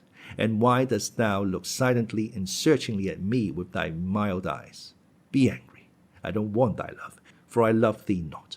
And what use is it for me to hide anything from thee? Don't I know to whom I am speaking? All that I can say is known to thee already. And is it for me to conceal from thee our mystery? Perhaps it is thy will to hear it from my lips. Listen, then. We are not working with thee, but with him. That is our mystery. It's long 8 centuries since we have been on his side and not on thine. Just 8 centuries ago, we took from him what thou didst reject with scorn, that last gift he offered thee, showing thee all the kingdoms of the earth. We took from him Rome and the sword of Caesar, and proclaimed ourselves sole rulers of the earth, though hitherto we have not been able to complete our work. But whose fault is that? Oh, the work is only beginning, but it has begun. It has long to await completion, and the earth has yet much to suffer. But we shall triumph and shall be Caesars, and then we shall plan the universal happiness of men. But thou mightest have taken even than the sword of Caesar. Why didst thou reject that last gift? Hadst thou accepted the last counsel of the mighty spirit, thou wouldst have accomplished all that man seeks on earth. That is, someone to worship, someone to keep his conscience, and some means of uniting all in one unanimous and harmonious ant-heap. For the craving for universal unity is the third and last anguish of men. Mankind as a whole has always striven to organize a universal state. There have been many great nations with great histories, but the more highly they were developed, the more unhappy they were, for they felt more acutely than other people the craving for worldwide union. The great conquerors, Timurs and Genghis Khans, whirled like hurricanes over the face of the earth, striving to subdue its people, and they too were but the unconscious expression of the same craving for universal unity. Hadst thou taken the world in Caesar's purple, thou wouldst have founded the universal state and have given universal peace. For who can rule men if not he who holds their conscience and their bread in his hands? We have taken the sword of Caesar, and in taking it, of course, have rejected thee and followed him. Oh, ages are yet to come of the confusion of free thought, of their science and cannibalism. For having begun to build their Tower of Babel without us, they will end, of course, with cannibalism. But then the beast will crawl to us and lick our feet and spatter them with tears of blood, and we shall sit upon the beast and raise the cup, and on it will be written mystery. But then, and only then, the reign of peace and happiness will come for men. Thou art proud of thine elect, but thou hast only the elect, while we give rest to all. And besides, how many of those elect, those mighty ones who could become elect, have grown weary waiting for thee, and have transferred and will transfer the powers of their spirit and the warmth of their heart to the other camp, and end by raising their free banner against thee. Thou didst thyself lift up that banner, but with us all will be happy and will no more rebel nor destroy one another as under thy freedom. Oh, we shall persuade them that they will only become free when they renounce their freedom to us and submit to us. And shall we be right or shall we be lying? They will be convinced that we are right, for they will remember the horrors of slavery and confusion to which thy freedom brought them. Freedom, free thought and science, will lead them into such straits and will bring them face to face with such marvels and insoluble mysteries, that some of them, the fierce and rebellious, will destroy themselves. Others, rebellious but weak, will destroy one another, while the rest, weak and unhappy, will crawl fawning to our feet and whine to us. Yes, you were right. You alone possess his mystery, and we come back to you. Save us from ourselves. Receiving bread from us, they will see clearly that we take the bread made by their hands from them, to give it to them, without any miracle. They will see that we do not change the stones to bread, but in truth they will be more thankful for taking it from our hands than for the bread itself. For they will remember only too well that in old days, without our help, even the bread they made turned to stones in their hands, while since they have come back to us, the very stones have turned to bread in their hands. Too well will they know the value of complete submission. And until men know that, they will be unhappy. Who is most to blame for their not knowing it? Speak. Who scattered the flock and sent it astray on unknown paths? But the flock will come together again and will submit once more, and then it will be once for all. Then we shall give them the quiet, humble happiness of weak creatures such as they are by nature. Oh, we shall persuade them at last not to be proud, for thou didst lift them up and thereby taught them to be proud. We shall show them that they are weak, that they are only pitiful children, but that childlike happiness is the sweetest of all. They will become timid and will look to us and huddle close to us in fear, as chicks to the hen. They will marvel at us and will be awe-stricken before us, and will be proud at our being so powerful and clever that we have been able to subdue such a turbulent flock of thousands of millions. They will tremble impotently before our wrath. Their minds will grow fearful. They will be quick to shed tears like women and children. But they will be just as ready at a sign from us to pass to laughter and rejoicing, to happy mirth and childish song. Yes, we shall set them to work, but in their leisure hours we shall make their life like a child's game, with children's songs and innocent dance. Oh, we shall allow them even sin. They are weak and helpless, and they will love us like children because we allow them to sin. We shall tell them that every sin will be expiated, if it is done with our permission, that we allow them to sin because we love them, and the punishment for these sins we take upon ourselves. And we shall take it upon ourselves, and they will adore us as their saviors who have taken on themselves their sins before God, and they will have no secret from us. We shall allow or forbid them to live with their wives and mistresses, to have or not to have children, according to whether they have been obedient or disobedient, and they will submit to us gladly and cheerfully. The most painful secrets of their conscience, all they will bring to us, and we shall have an answer for all. And they will be glad to believe our answer, for it will save them from the great anxiety and terrible agony they endure at present in making a free decision for themselves. And all will be happy, all the millions of creatures except the 100,000 who rule over them. For only we who guard the mystery, shall be unhappy. There will be thousands of millions of happy babes, and 100,000 sufferers who have taken upon themselves the curse of the knowledge of good and evil. Peacefully they will die, peacefully they will expire in thy name, and beyond the grave they will find nothing but death. But we shall keep the secret, and for their happiness we shall allure them with the reward of heaven and eternity. Though if there were anything in the other world, it certainly would not be for such as they. It is prophesied that thou wilt come again in victory. Thou wilt come with thy chosen, the proud and strong. But we will say that they have only saved themselves, but we have saved all. We are told that the harlot who sits upon the beast and holds her hands the mystery shall be put to shame, that the weak will rise up again, and will rend her royal purple, and will strip naked her loathsome body. But then I will stand up and point out to thee the 1,000 millions of happy children who have known no sin. And we who have taken their sins upon us for their happiness will stand up before thee and say, Judge us if thou canst and darest. Know that I fear thee not. Know that I too have been in the wilderness. I too have lived on roots and locusts. I too prize the freedom with which thou hast blessed men. And I too was striving to stand among thy elect, among the strong and powerful, thirsting to make up the number. But I awakened and would not serve madness. I turned back and joined the ranks of those who have corrected thy work. I left the proud and went back to the humble for the happiness of the humble. What I say to thee will come to pass, and our dominion will be built up. I repeat, tomorrow thou shalt see that obedient flock who at a sign from me will hasten to heap up the hot cinders about the pile on which I shall burn thee for coming to hinder us. For if anyone has ever deserved our fires, it is thou. Tomorrow I shall burn thee. Dixie. Ivan stopped. He was carried away as he talked, and spoke with excitement. When he had finished, he suddenly smiled. Alyosha had listened in silence. Towards the end he was greatly moved and seemed several times on the point of interrupting, but restrained himself. Now his words came with a rush. "But that's absurd," he cried, flushing. "Your poem is in praise of Jesus, not in blame of him, as you meant it to be. And who would believe you about freedom? Is that the way to understand it? That's not the idea of it in the Orthodox Church. That's Rome, and not even the whole of Rome. It's false. Those are the worst of the Catholics, the Inquisitors, the Jesuits. And there could not be such a fantastic creature as your Inquisitor.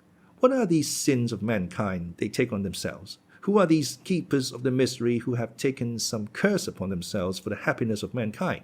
When have they been seen? We know the Jesuits. They are spoken ill of. But surely they are not what you describe. They are not that at all. Not at all. They are simply the Romish army of the earthly sovereignty of the world in the future, with the pontiff of Rome for emperor. That's their ideal, but there's no sort of mystery or lofty melancholy about it. It's simple lust of power, of filthy earthly gain, of domination, something like universal serfdom with them as masters. That's all they stand for. They don't even believe in God, perhaps. Your suffering Inquisitor is a mere fantasy." "Stay, stay," laughed Ivan. "How hot you are. A fantasy, you say? Let it be so. Of course it's a fantasy. But allow me to say, do you really think that the Roman Catholic movement of the last centuries is actually nothing but the lust of power, of filthy earthly gain? Is that Father Piercy's teaching?" "No, no. On the contrary, Father Piercy's did once say something rather the same as you. But of course it's not the same. Not a bit the same." Alyosha hastily corrected himself. "A precious admission, in spite of your not a bit the same. I ask you why your Jesuits and Inquisitors have united simply for vile material gain.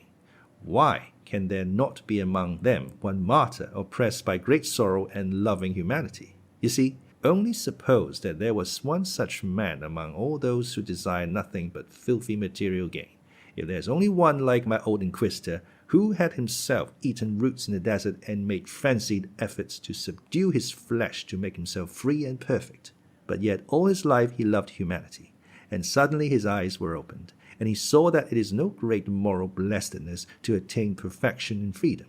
If at the same time one gains the conviction that millions of God's creatures have been created as a mockery, that they will never be capable of using their freedom, that these poor rebels can never turn into giants to complete the tower, that it was not for such geese that the great idealist dreamt his dream of harmony, seeing all that he turned back and joined the clever people. Surely that could have happened?" "Joined whom? What clever people?" cried Alyosha, completely carried away. "They have no such great cleverness and no mysteries and secrets. Perhaps nothing but atheism. That's all their secret. Your Inquisitor does not believe in God. That's his secret." "What if it is so? At last you have guessed it. It's perfectly true. It's true that that's the whole secret. But isn't that suffering, at least for a man like that, who has wasted his whole life in the desert and yet could not shake off his incurable love of humanity?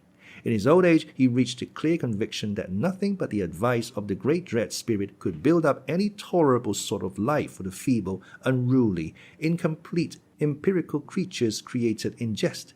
And so, convinced of this, he sees that he must follow the counsel of the wise spirit, the dread spirit of death and destruction, and therefore accept lying and deception, and leading men consciously to death and destruction, and yet deceive them all the way so that they may not notice where they are being led, that the poor blind creatures may at least on the way think themselves happy. And note, the deception is in the name of him, in whose ideal the old man had so fervently believed all his life long. Is not that tragic? And if only one such stood at the head of the whole army filled with the lust of power only for the sake of filthy gain, would not one such be enough to make a tragedy? More than that, one such standing at the head is enough to create the actual leading idea of the Roman Church with all its armies and Jesuits, its highest idea. I tell you frankly that I firmly believe that there has always been such a man among those who stood at the head of the movement. Who knows? There may have been some such even among the Roman popes. Who knows? Perhaps the spirit of that accursed old man who loves mankind so obstinately in his own way is to be found even now in a whole multitude of such old men, existing not by chance but by agreement, as a secret league formed long ago for the guarding of the mystery, to guard it from the weak and the unhappy, so as to make them happy. No doubt it is so, and so it must be indeed. I fancy that even among the Masons there's something of the same mystery at the bottom, and that's why the Catholics so detest the Masons as their rivals, breaking up the unity of the idea, while it is so essential that there should be one flock and one shepherd. But from the way I defend my idea, I might be an author impatient of your criticism. Enough of it. You are perhaps a Mason yourself, broke suddenly from Alyosha. You don't believe in God, he added, speaking this time very sorrowfully. He fancied besides that his brother was looking at him ironically. How does your poem end? He asked, suddenly looking down. Or was it the end? I meant to end it like this. When the inquisitor ceased speaking, he waited some time for his prisoner to answer him. His silence weighed down upon him. He saw that the prisoner had listened intently all the time, looking gently in his face and evidently not wishing to reply. The old man longed for him to say something, however bitter and terrible. But he suddenly approached the old man in silence and softly kissed him on the bloodless, aged lips. That was all his answer. The old man shuddered. His lips moved. He went to the door, opened it, and said to him, "Go, and come no more. Come not at all. Never, never." And he let him out into the dark alleys of the town. The prisoner went away. And the old man? The kiss glows in his heart, but the old man adheres to his idea. "And you with him, you too," cried Alyosha, mournfully. Ivan laughed. "Why, it's all nonsense, Alyosha. It's only a senseless poem of a senseless student who could never write 2 lines of verse. Why do you take it so seriously? Surely you don't suppose I'm going straight off to the Jesuits to join the men who are correcting his work? Good Lord, it's no business of mine. I told you, all I want is to live on to 30 and then dash the cup to the ground." "But the little sticky leaves, and the precious tombs, and the blue sky, and the woman you love, how will you live? How will you love them?" Alyosha cried sorrowfully. "With such a hell in your heart and your head, how can you? No, that's just what you are going away for, to join them. If not, you will kill yourself. You can't endure it." "There is a strength to endure everything," Ivan said with a cold smile. "What strength?" "The strength of the Karamazovs, the strength of the Karamazov baseness." "To sink into debauchery, to stifle your soul with corruption, yes?" "Possibly even that.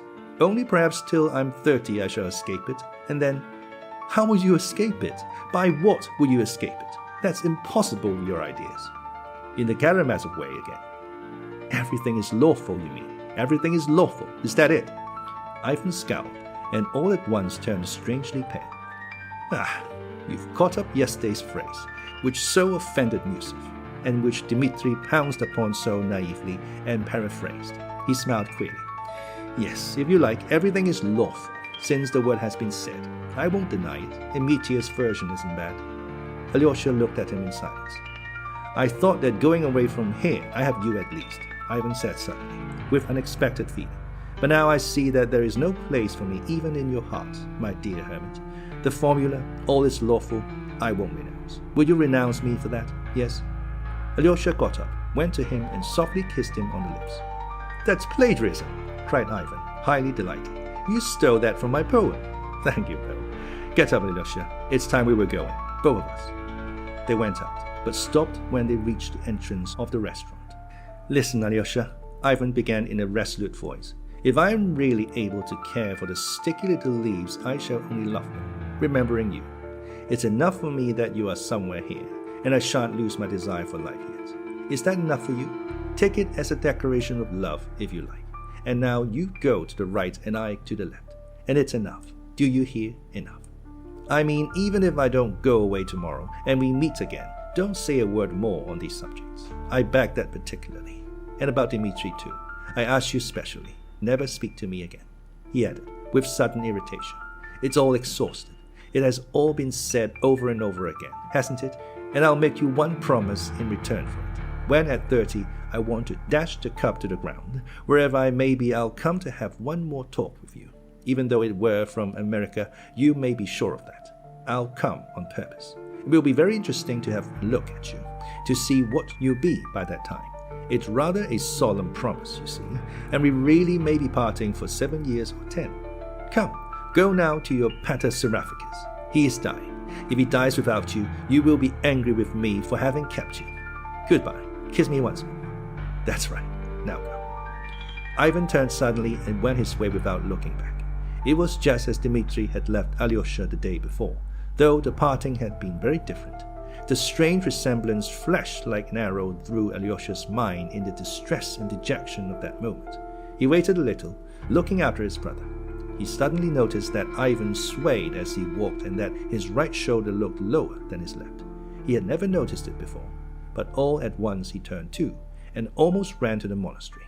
It was nearly dark, and he felt almost frightened. Something new was growing up in him for which he could not account. The wind had risen again as on the previous evening, and the ancient pines murmured gloomily about him when he entered the hermitage copse. He almost ran. Pater Seraphicus. He got that name from somewhere. Where from? Alyosha wondered. Ivan, poor Ivan. And when shall I see you again? Here is the hermitage. Yes, that he is. Pater Seraphicus. He will save me, from him and forever. Several times afterwards he wondered how he could, on leaving Ivan, so completely forget his brother Dmitri, though he had that morning, only a few hours before, so firmly resolved to find him and not give up doing so, even should he be unable to return to the monastery that night.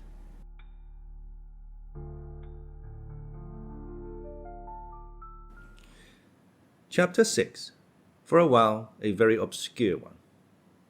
And Ivan, on parting from Alyosha, went home to Fyodor Pavlovich's house.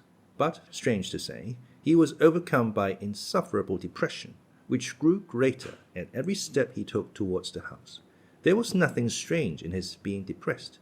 What was strange was that Ivan could not have said what was the cause of it. He had often been depressed before, and there was nothing surprising at his feeling so at such a moment, when he had broken off with everything that had brought him here, and was preparing that day to make a new start and enter upon a new unknown future. He would again be as solitary as ever, and though he had great hopes and too great expectations from life, he could not have given any definite account of his hopes, his expectations, or even his desires. Yet at that moment, though the apprehension of the new and unknown certainly found place in his heart, what was worrying him was something quite different. Is it loathing for my father's house? He wondered. Quite likely. I'm so sick of it. And though it's the last time I shall cross its hateful threshold, still I loathe it. No, it's not that either. Is it the parting with Alyosha and the conversation I had with him? For so many years I've been silent with the whole world and not deigned to speak. And all of a sudden I reel off a rigmarole like that. It certainly might have been the youthful vexation of youthful inexperience and vanity, vexation at having failed to express himself, especially with such a being as Alyosha, on whom his heart had certainly been reckoning. No doubt that came in, that vexation. It must have done indeed. But yet that was not it. That was not it either. I feel sick with depression, and yet I can't tell what I want. Better not think, perhaps. Ivan tried not to think, but that too was no use. What made his depression so vexatious and irritating was that it had a kind of casual external character. He felt that some person or thing seemed to be standing out somewhere, just as something will sometimes obtrude itself upon the eye, and though one may be so busy with work or conversation that for a long time one does not notice it, yet it irritates and almost torments one till at last one realizes and removes the offending object, often quite a trifling and ridiculous one, some article left about in the wrong place, a handkerchief on the floor, a book not replaced on a shelf, and so on. At last, feeling very cross and ill-humored, Ivan arrived home, and suddenly, about 15 paces from the garden gate, he guessed what was fretting and worrying him. On a bench in the gateway, the valet Smirnov was sitting enjoying the coolness of the evening, and at the first glance at him, Ivan knew that the valet Smirnov was on his mind, and that it was this man that his soul loathed. It all dawned upon him suddenly and became clear.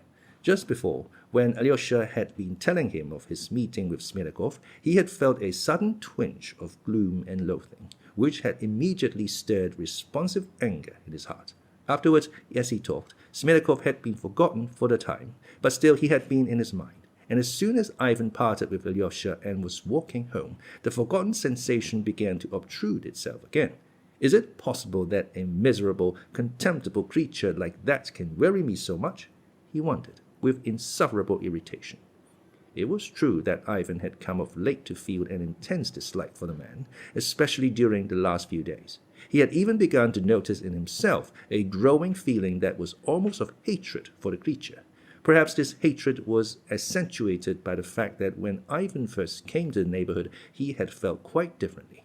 Then he had taken a marked interest in Smerdyakov and had even thought him very original. He had encouraged him to talk to him, although he had always wondered at a certain incoherence, or rather restlessness, in his mind, and could not understand what it was that so continually and insistently worked upon the brain of the contemplative.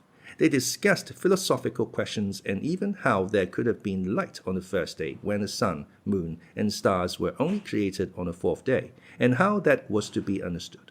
But Ivan soon saw that, though the sun, moon, and stars might be an interesting subject, yet that it was quite secondary to Smerdyakov, and that he was looking for something altogether different. In one way and another, he began to betray a boundless vanity, and a wounded vanity, too, and that Ivan disliked. It had first given rise to his aversion. Later on, there had been trouble in the house. Grushenka had come on the scene, and there had been the scandals with his brother Dmitri. They discussed that too. But though Smerdyakov always talked of that with great excitement, it was impossible to discover what he desired to come of it. There was, in fact, something surprising in the illogicality and incoherence of some of his desires, accidentally betrayed and always vaguely expressed.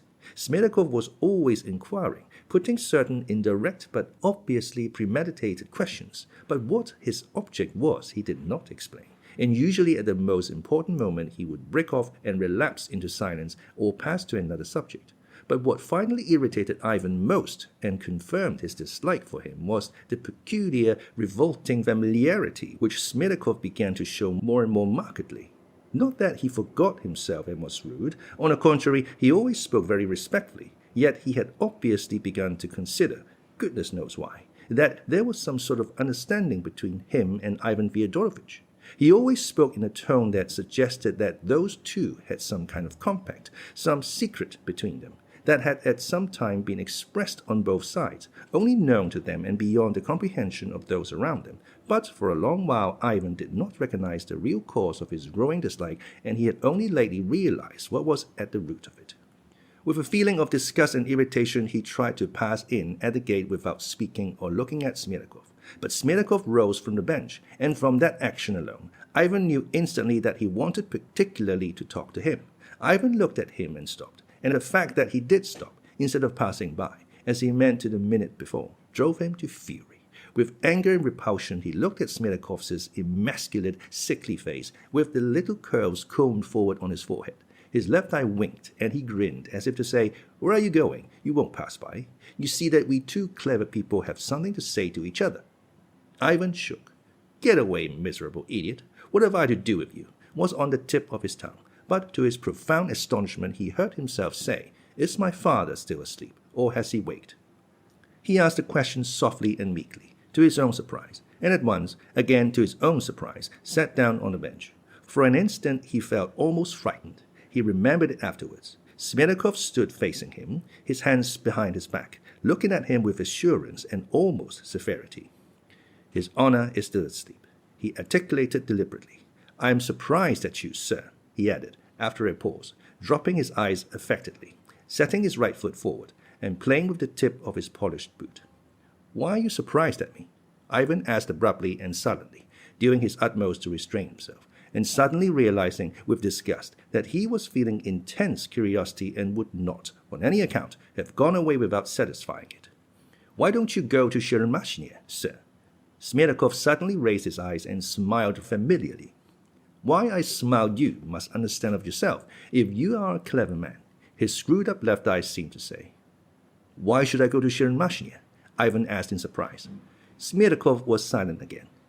"Fyodor Pavlovich himself has so backed you too," he said at last, slowly and apparently attaching no significance to his answer. "I put you off with a secondary reason," he seemed to suggest, simply to say something.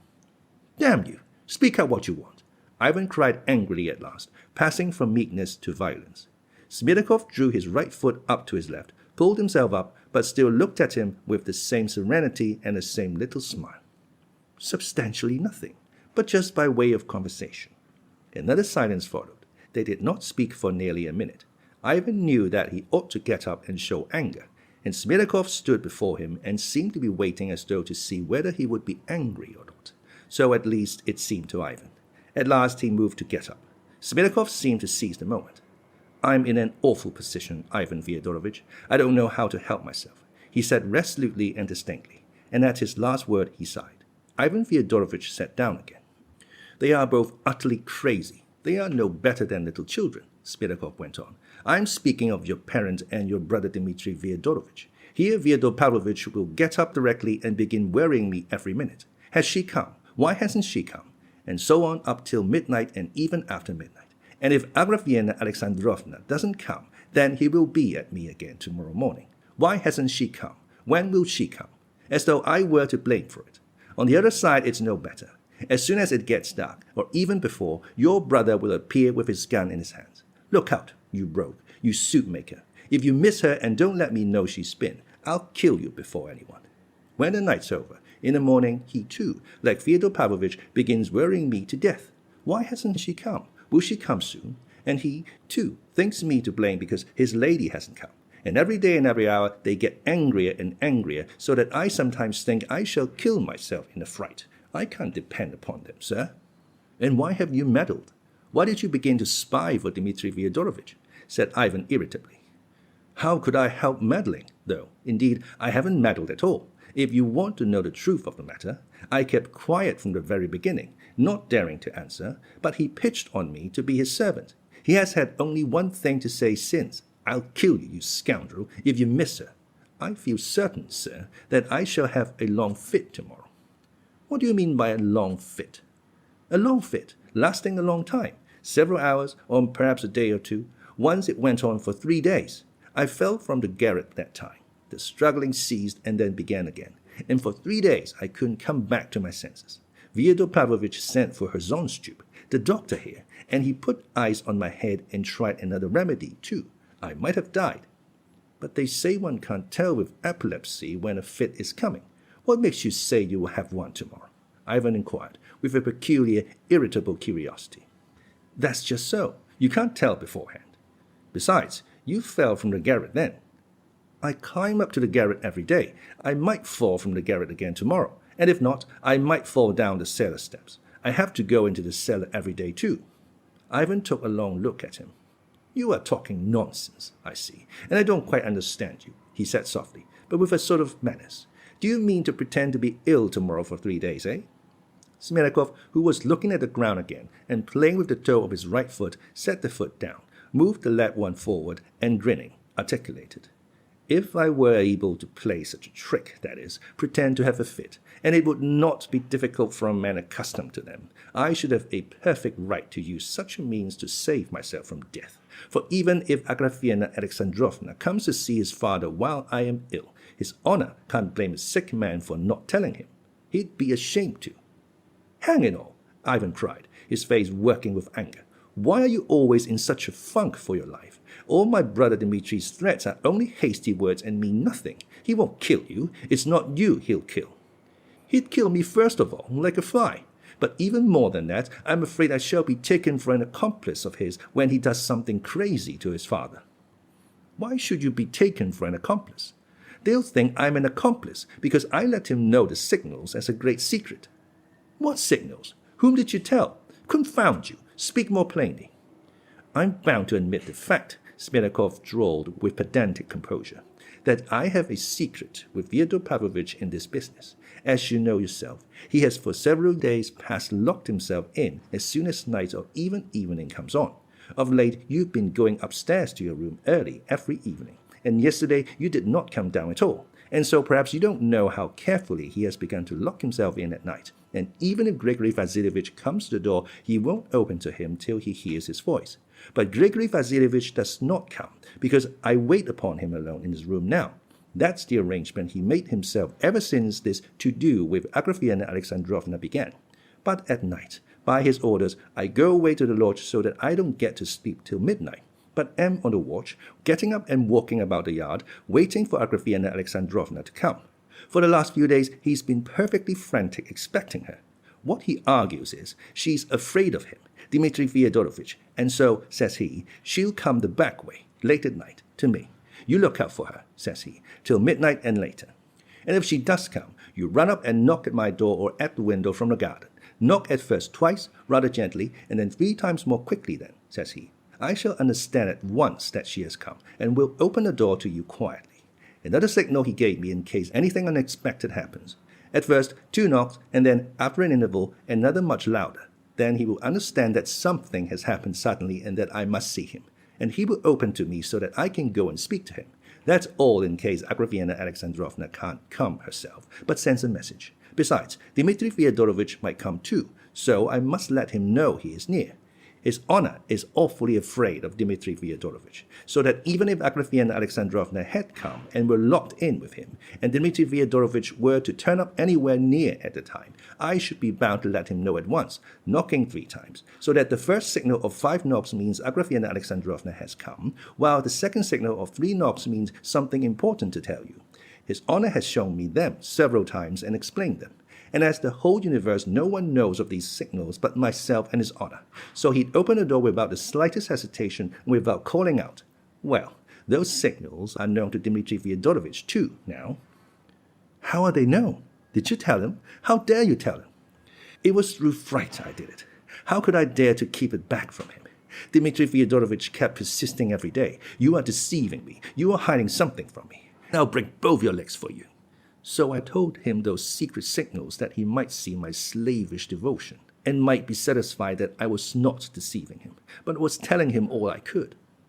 If you think that he'll make use of those signals and try to get in, don't let him in. But if I should be laid up with a fit, how can I prevent him coming in then, even if I dared prevent him, knowing how desperate he is? Hang it! How can you be so sure you are going to have a fit? Confound you! Are you laughing at me? How could I dare laugh at you? I am in no laughing humor with this fear on me. I feel I'm going to have a fit. I have a presentiment. Fright alone will bring it on. Confound it! If you are laid up, Grigory will be on the watch. Let Grigory know beforehand. He will be sure not to let him in. I should never dare to tell Grigory Vasilievich about the signals without orders from my master. And as for Grigory Vasilievich hearing him and not admitting him, he has been ill ever since yesterday. And Marfa Ignatievna intends to give him medicine tomorrow. They've just arranged it. It's a very strange remedy of hers. Marfa Ignatievna knows of a preparation and always keeps it. It's a strong thing made from some herb. She has the secret of it, and she always gives it to Grigory Vasilievich 3 times a year when his lumbago's so bad he's almost paralyzed by it.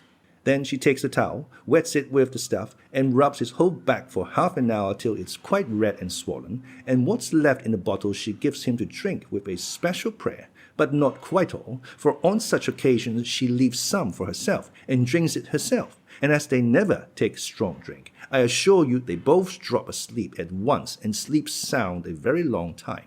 And when Grigory Vasilievich wakes up he is perfectly well after it, but Marfa Ignatievna always has a headache from it. So, if Marfa Ignatievna carries out her intention tomorrow, they won't hear anything and hinder Dmitri Fyodorovich. They'll be asleep.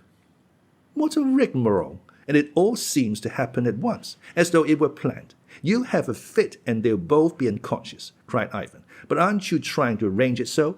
Broke from him suddenly, and he frowned threateningly. How could I? And why should I? When it all depends on Dmitri Fyodorovich and his plans.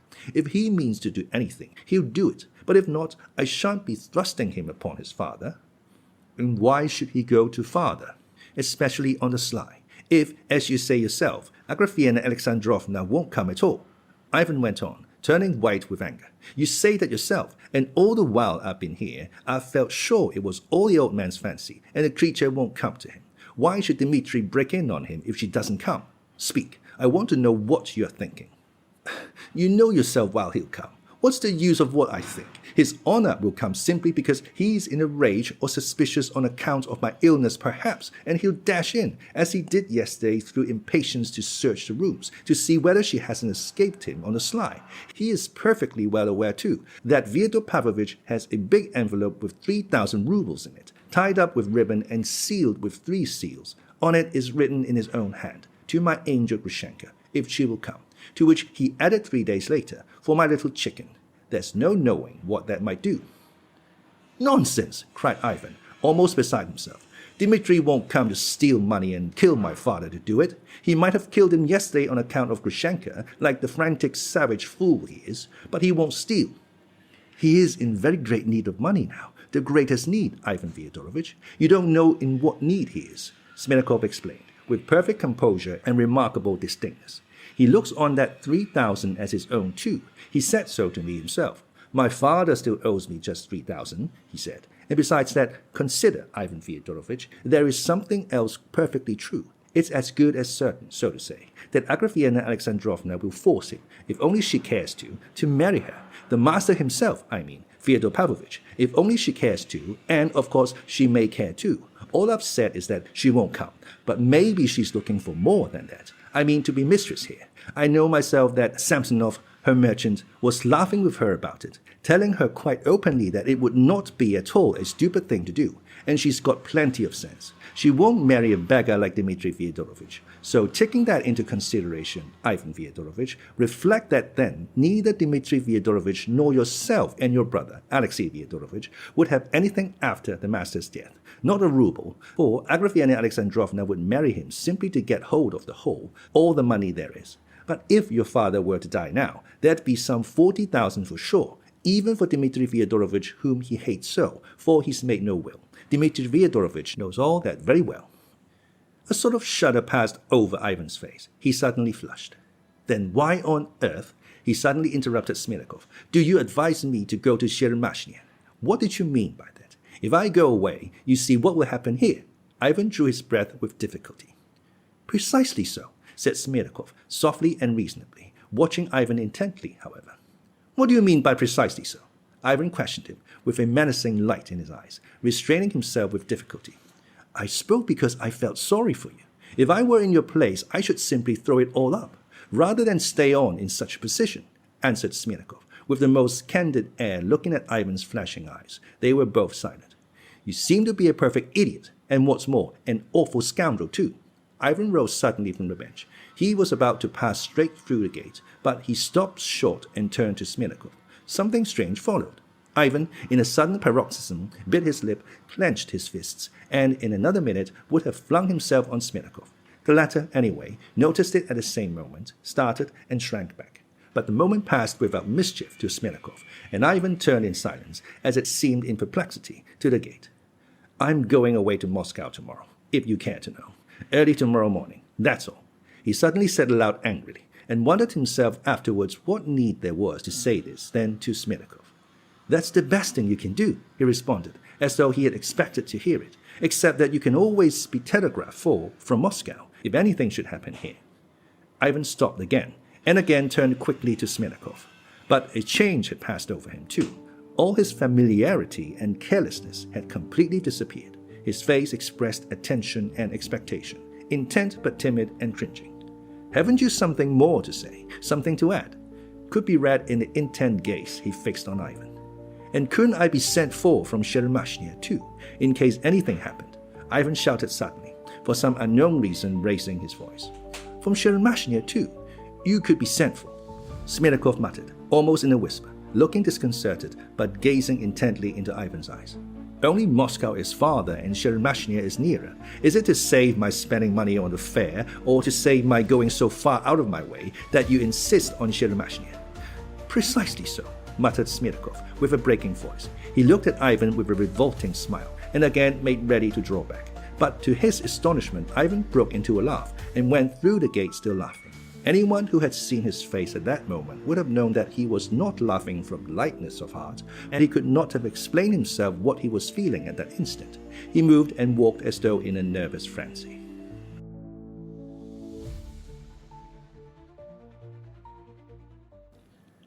Chapter 7. It's always worthwhile speaking to a clever man. And in the same nervous frenzy, too, he spoke. Meeting Fyodor Pavlovich in a drawing-room directly he went in, he shouted to him, waving his hands, I'm going upstairs to my room, not into you. Goodbye. And passed by, trying not even to look at his father. Very possibly the old man was too hateful to him at that moment, but sure an unceremonious display of hostility was a surprise even to Fyodor Pavlovich. And the old man evidently wanted to tell him something at once, and had come to meet him in the drawing-room on purpose. Receiving this amiable greeting, he stood still in silence, and with an ironical air watched his son going upstairs, till he passed out of sight. "What's the matter with him?" he promptly asked Smirkov, who had followed Ivan. "Angry about something. Who can tell?" the valet muttered evasively. "Confound him. Let him be angry then. Bring in the samovar, and get along with you. Look sharp. No news?" Then followed a series of questions such as Smirkov had just complained of to Ivan, all relating to his expected visitor, and these questions we will omit. Half an hour later the house was locked, and a crazy old man was wandering along through the rooms in excited expectation of hearing every minute the 5 knocks agreed upon. Now and then he peered out into the darkness, seeing nothing. It was very late, but Ivan was still awake and reflecting. He sat up late that night, till 2 o'clock, but we will not give an account of his thoughts, and this is not the place to look into that soul. Its turn will come, and even if one tried, it would be very hard to give an account of them, for there were no thoughts in his brain, but something very vague and, above all, intense excitement. He felt himself that he had lost his bearings. He was fretted, too, by all sorts of strange and almost surprising desires. For instance, after midnight he suddenly had an intense, irresistible inclination to go down, open the door, go to the lodge, and beat Smirkov. But if he had been asked why, he could not have given any exact reason, except perhaps that he loathed the valet as one who had insulted him more gravely than anyone in the world. On the other hand, he was more than once that night overcome by a sort of inexplicable humiliating terror, which he felt positively paralyzed his physical powers. His head ached and he was giddy. A feeling of hatred was rankling in his heart, as though he meant to avenge himself on someone. He even hated Alyosha, recalling the conversation he had just had with him. At moments he hated himself intensely. Of Katerina Ivanovna he almost forgot to think, and wondered greatly at this afterwards, especially as he remembered perfectly that when he had protested so valiantly to Katerina Ivanovna that he would go away next day to Moscow, something had whispered in his heart, "That's nonsense. You're not going, and it won't be so easy to tear yourself away as you are boasting now." Remembering that night long afterwards, Ivan recalled with peculiar repulsion how he had suddenly got up from the sofa and had stealthily, as though he were afraid of being watched, opened the door, gone out on the staircase and listened to Fyodor Pavlovich staring down below, had listened a long while, some 5 minutes, with a sort of strange curiosity, holding his breath while his heart throbbed. And why he had done all this, why he was listening, he could not have said. That action all his life afterwards he called infamous, and at the bottom of his heart he thought of it as the basest action of his life. For Fyodor Pavlovich himself he felt no hatred at that moment, but was simply intensely curious to know how he was walking down there below and what he must be doing now. He wondered and imagined how he must be peeping out of the dark windows and stopping in the middle of the room, listening, for someone to knock. Ivan went out onto the stairs twice to listen like this. About 2 o'clock, when everything was quiet, and even Fyodor Pavlovich had gone to bed, Ivan had gone into bed, firmly resolved to fall asleep at once, as he felt fearfully exhausted. And he did fall asleep at once, and slept soundly without dreams, but waked early, at 7 o'clock, when it was broad daylight. Opening his eyes, he was surprised to feel himself extraordinarily vigorous. He jumped up at once and dressed quickly, then dragged out his trunk and began packing immediately. His linen had come back from the laundress the previous morning. Ivan positively smiled at the thought that everything was helping his sudden departure, and his departure certainly was sudden. Though Ivan had said the day before that he was leaving next day, yet he remembered that he had no thoughts of departure when he went to bed, or at least had not dreamed that his first act in the morning would be to pack his trunk. At last his trunk and bag were ready. It was about 9 o'clock when Marfa Ignatievna came in with her usual inquiry. "Where will your honor take your tea? In your own room or downstairs?" He looked almost cheerful, but there was about him, about his words and gestures, something hurried and scattered. Greeting his father affably, and even inquiring specially after his health, though he did not wait to hear his answer to the end, he announced that he was starting off in an hour to return to Moscow for good, and begged him to send for the horses. His father heard this announcement with no sign of surprise, and forgot in an unmannerly way to show regret at losing him. Instead of doing so, he flew into a great flutter at the recollection of some important business of his own. What a fellow you are! Not to tell me yesterday. Never mind, we'll manage it all the same. Do me a great service, my dear boy. Go to Shermashnia on the way. It's only to turn to the left from the station at Volovaya. Only another 12 versts, and you come to Shermashnia. I'm sorry, I can't. It's 80 versts to the railway, and the train starts from Moscow at 7 o'clock tonight. I can only just catch it. You'll catch it tomorrow or the day after, but today turn off to Shermashnia. It won't put you out much to humor your father. If I hadn't had something to keep me here, I would have run over myself long ago, for I've some business there in a hurry. But it's not the time for me to go now. You see, I've 2 pieces of copse land there. The Maslovs, an old merchant and his son, will give 8,000 for the timber. But last year I just missed a purchaser who would have given 12. There's no getting anyone about here to buy it. The Maslovs have it all their own way. One has to take what they'll give, for no one here dare bid against them. The priest at Ilayinska wrote to me last Thursday that a merchant called Gurskin, a man I know, had turned up. What makes him valuable is that he is not from these parts, so he's not afraid of the Maslovs. He says he will give me 11,000 for the copse. Do you hear? But he'll only be here, the priest writes, for a week altogether.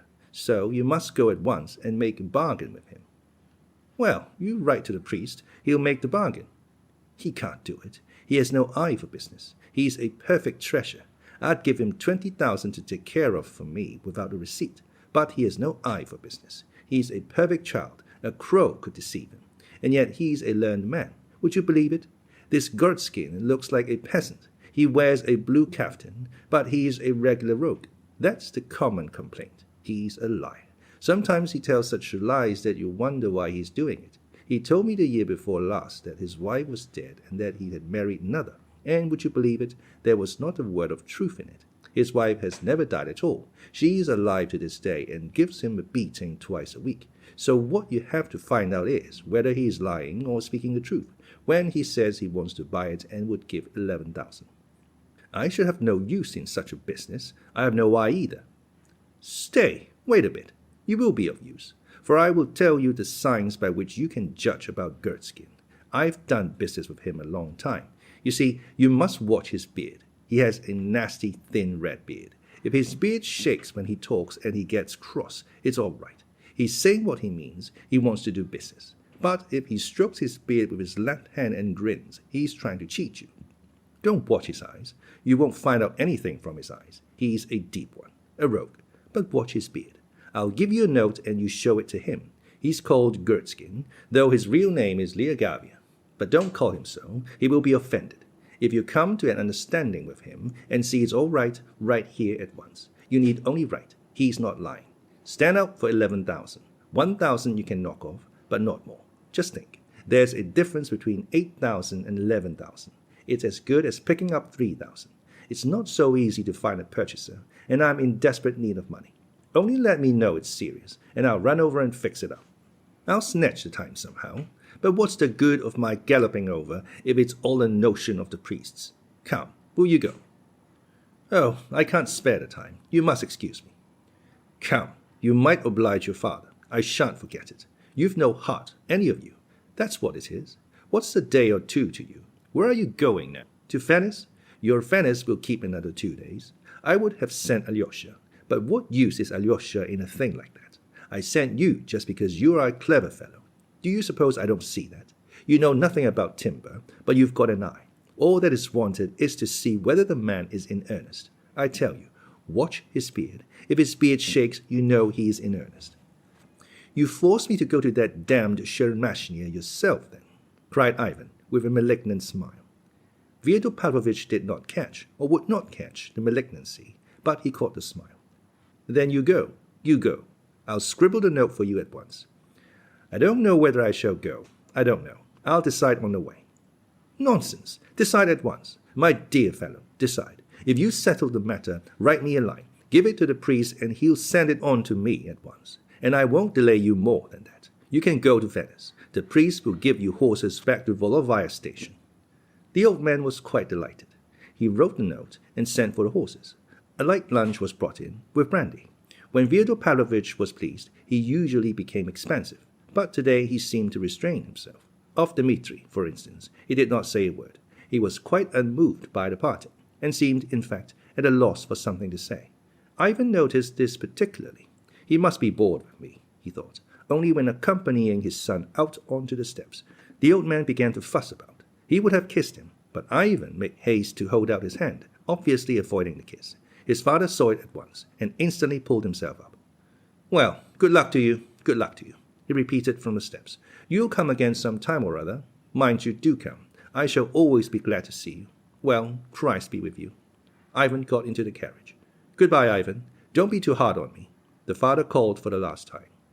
The whole household came out to take leave, Smerekov, Marfa, and Grigory.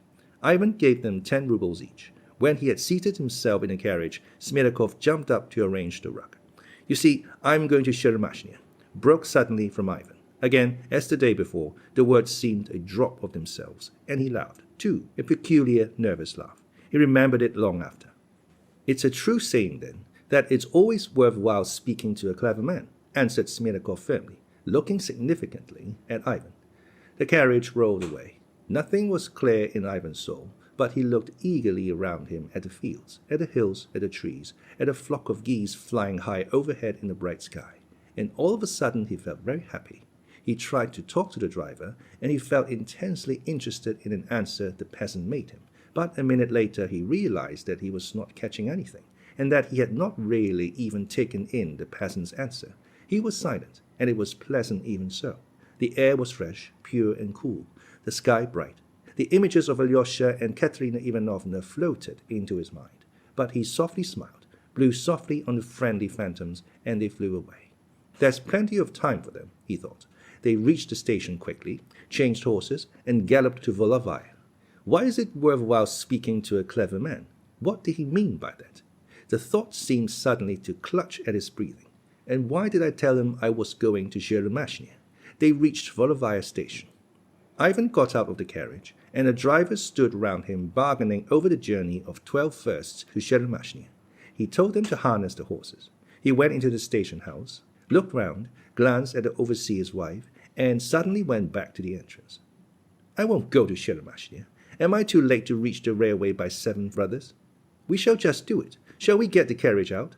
"At once. Will any one of you be going to the town tomorrow?" "To be sure. Dmitri here will." "Can you do me a service, Dmitri? Go to my father's, to Fyodor Pavlovich Karamazov, and tell him I haven't gone to Sheremashnia. Can you?" "Of course I can. I've known Fyodor Pavlovich a long time. And here's something for you, for I dare say he won't give you anything," said Ivan, laughing gaily. "You may depend on it he won't." Mitya laughed too. "Thank you, sir. I'll be sure to do it." At 7 o'clock, Ivan got into the train and set off to Moscow, away with the past. I've done with the old well forever, and may I have no news, no echo from it. To a new life, new places, and no looking back. But instead of delight, his soul was filled with such gloom, and his heart ached with such anguish as he had never known in his life before. He was thinking all the night. The train flew on, and only at daybreak, when he was approaching Moscow, he suddenly roused himself from his meditation. "I am a scoundrel," he whispered to himself. Fyodor Pavlovich remained well satisfied at having seen his son off. For 2 hours afterwards he felt almost happy, and sat drinking brandy. But suddenly something happened which was very annoying and unpleasant for everyone in the house, and completely upset Fyodor Pavlovich's equanimity at once. Smerekov went to the cellar for something and fell down from the top of the steps. Fortunately, Marfa Ignatyevna was in the yard and heard him in time. She did not see the fall, but heard his scream, the strange, peculiar scream, long familiar to her, the scream of the epileptic falling in a fit. They could not tell whether the fit had come on him at the moment he was descending the steps, so that he must have fallen unconscious, or whether it was the fall and the shock that had caused the fit in Smerekov, who was known to be liable to them. They found him at the bottom of the cellar steps, writhing in convulsions and foaming at the mouth. It was thought at first that he must have broken something, an arm or a leg, and hurt himself. But God had preserved him, as Marfa Ignatyevna expressed it. Nothing of the kind had happened, but it was difficult to get him out of the cellar. They asked the neighbors to help and managed it somehow. Fyodor Pavlovich himself was present at the whole ceremony. He helped, evidently alarmed and upset. The sick man did not regain consciousness. The convulsion ceased for a time, but then began again, and everyone concluded that the same thing would happen as had happened a year before, when he accidentally fell from the gallery. They remembered that ice had been put on his head then. There was still ice in the cellar, and Marfa Ignatievna had some brought up. In the evening, Fyodor Pavlovich sent for Dr. Herzonschub, who arrived at once. He was a most estimable old man, and the most careful and conscientious doctor in the province. After careful examination, he concluded that the fit was a very violent one and might have serious consequences. That meanwhile he, Herzonschub, did not fully understand it, but that by tomorrow morning, if the present remedies were unavailing, he would venture to try something else. The invalid was taken to the lodge, to a room next to Gregory's and Marfa Ignatievna's. Then Fyodor Pavlovich had one misfortune after another to put up with that day. Marfa Ignatievna cooked the dinner, and the soup, compared with Smirnikov's, was no better than dishwater, and the fowl was so dried up that it was impossible to masticate it. To his master's bitter, though deserved, reproaches, Marfa Ignatievna replied that the fowl was a very old one to begin with, and that she had never been trained as a cook. In the evening, there was another trouble in store for Fyodor Pavlovich. He was informed that Grigory, who had not been well for the last 3 days, was completely laid up by his lumbago. Fyodor Pavlovich finished his tea as early as possible and locked himself up alone in the house. He was in terrible excitement and suspense. That evening he reckoned on Grushenka's coming almost as a certainty. He had received from Smirnikov that morning an assurance that she had promised to come without fail. The incorrigible old man's heart throbbed with excitement. He paced up and down his empty rooms listening. He had to be on the alert. Dmitri might be on the watch for her somewhere, and when she knocked on the window, the door must be opened at once. She must not be a second in the passage, for fear, which God forbid, that she should be frightened and run away. Fyodor Pavlovich had much to think of, but never had his heart been steeped in such voluptuous hopes. This time he could say almost certainly that she would come.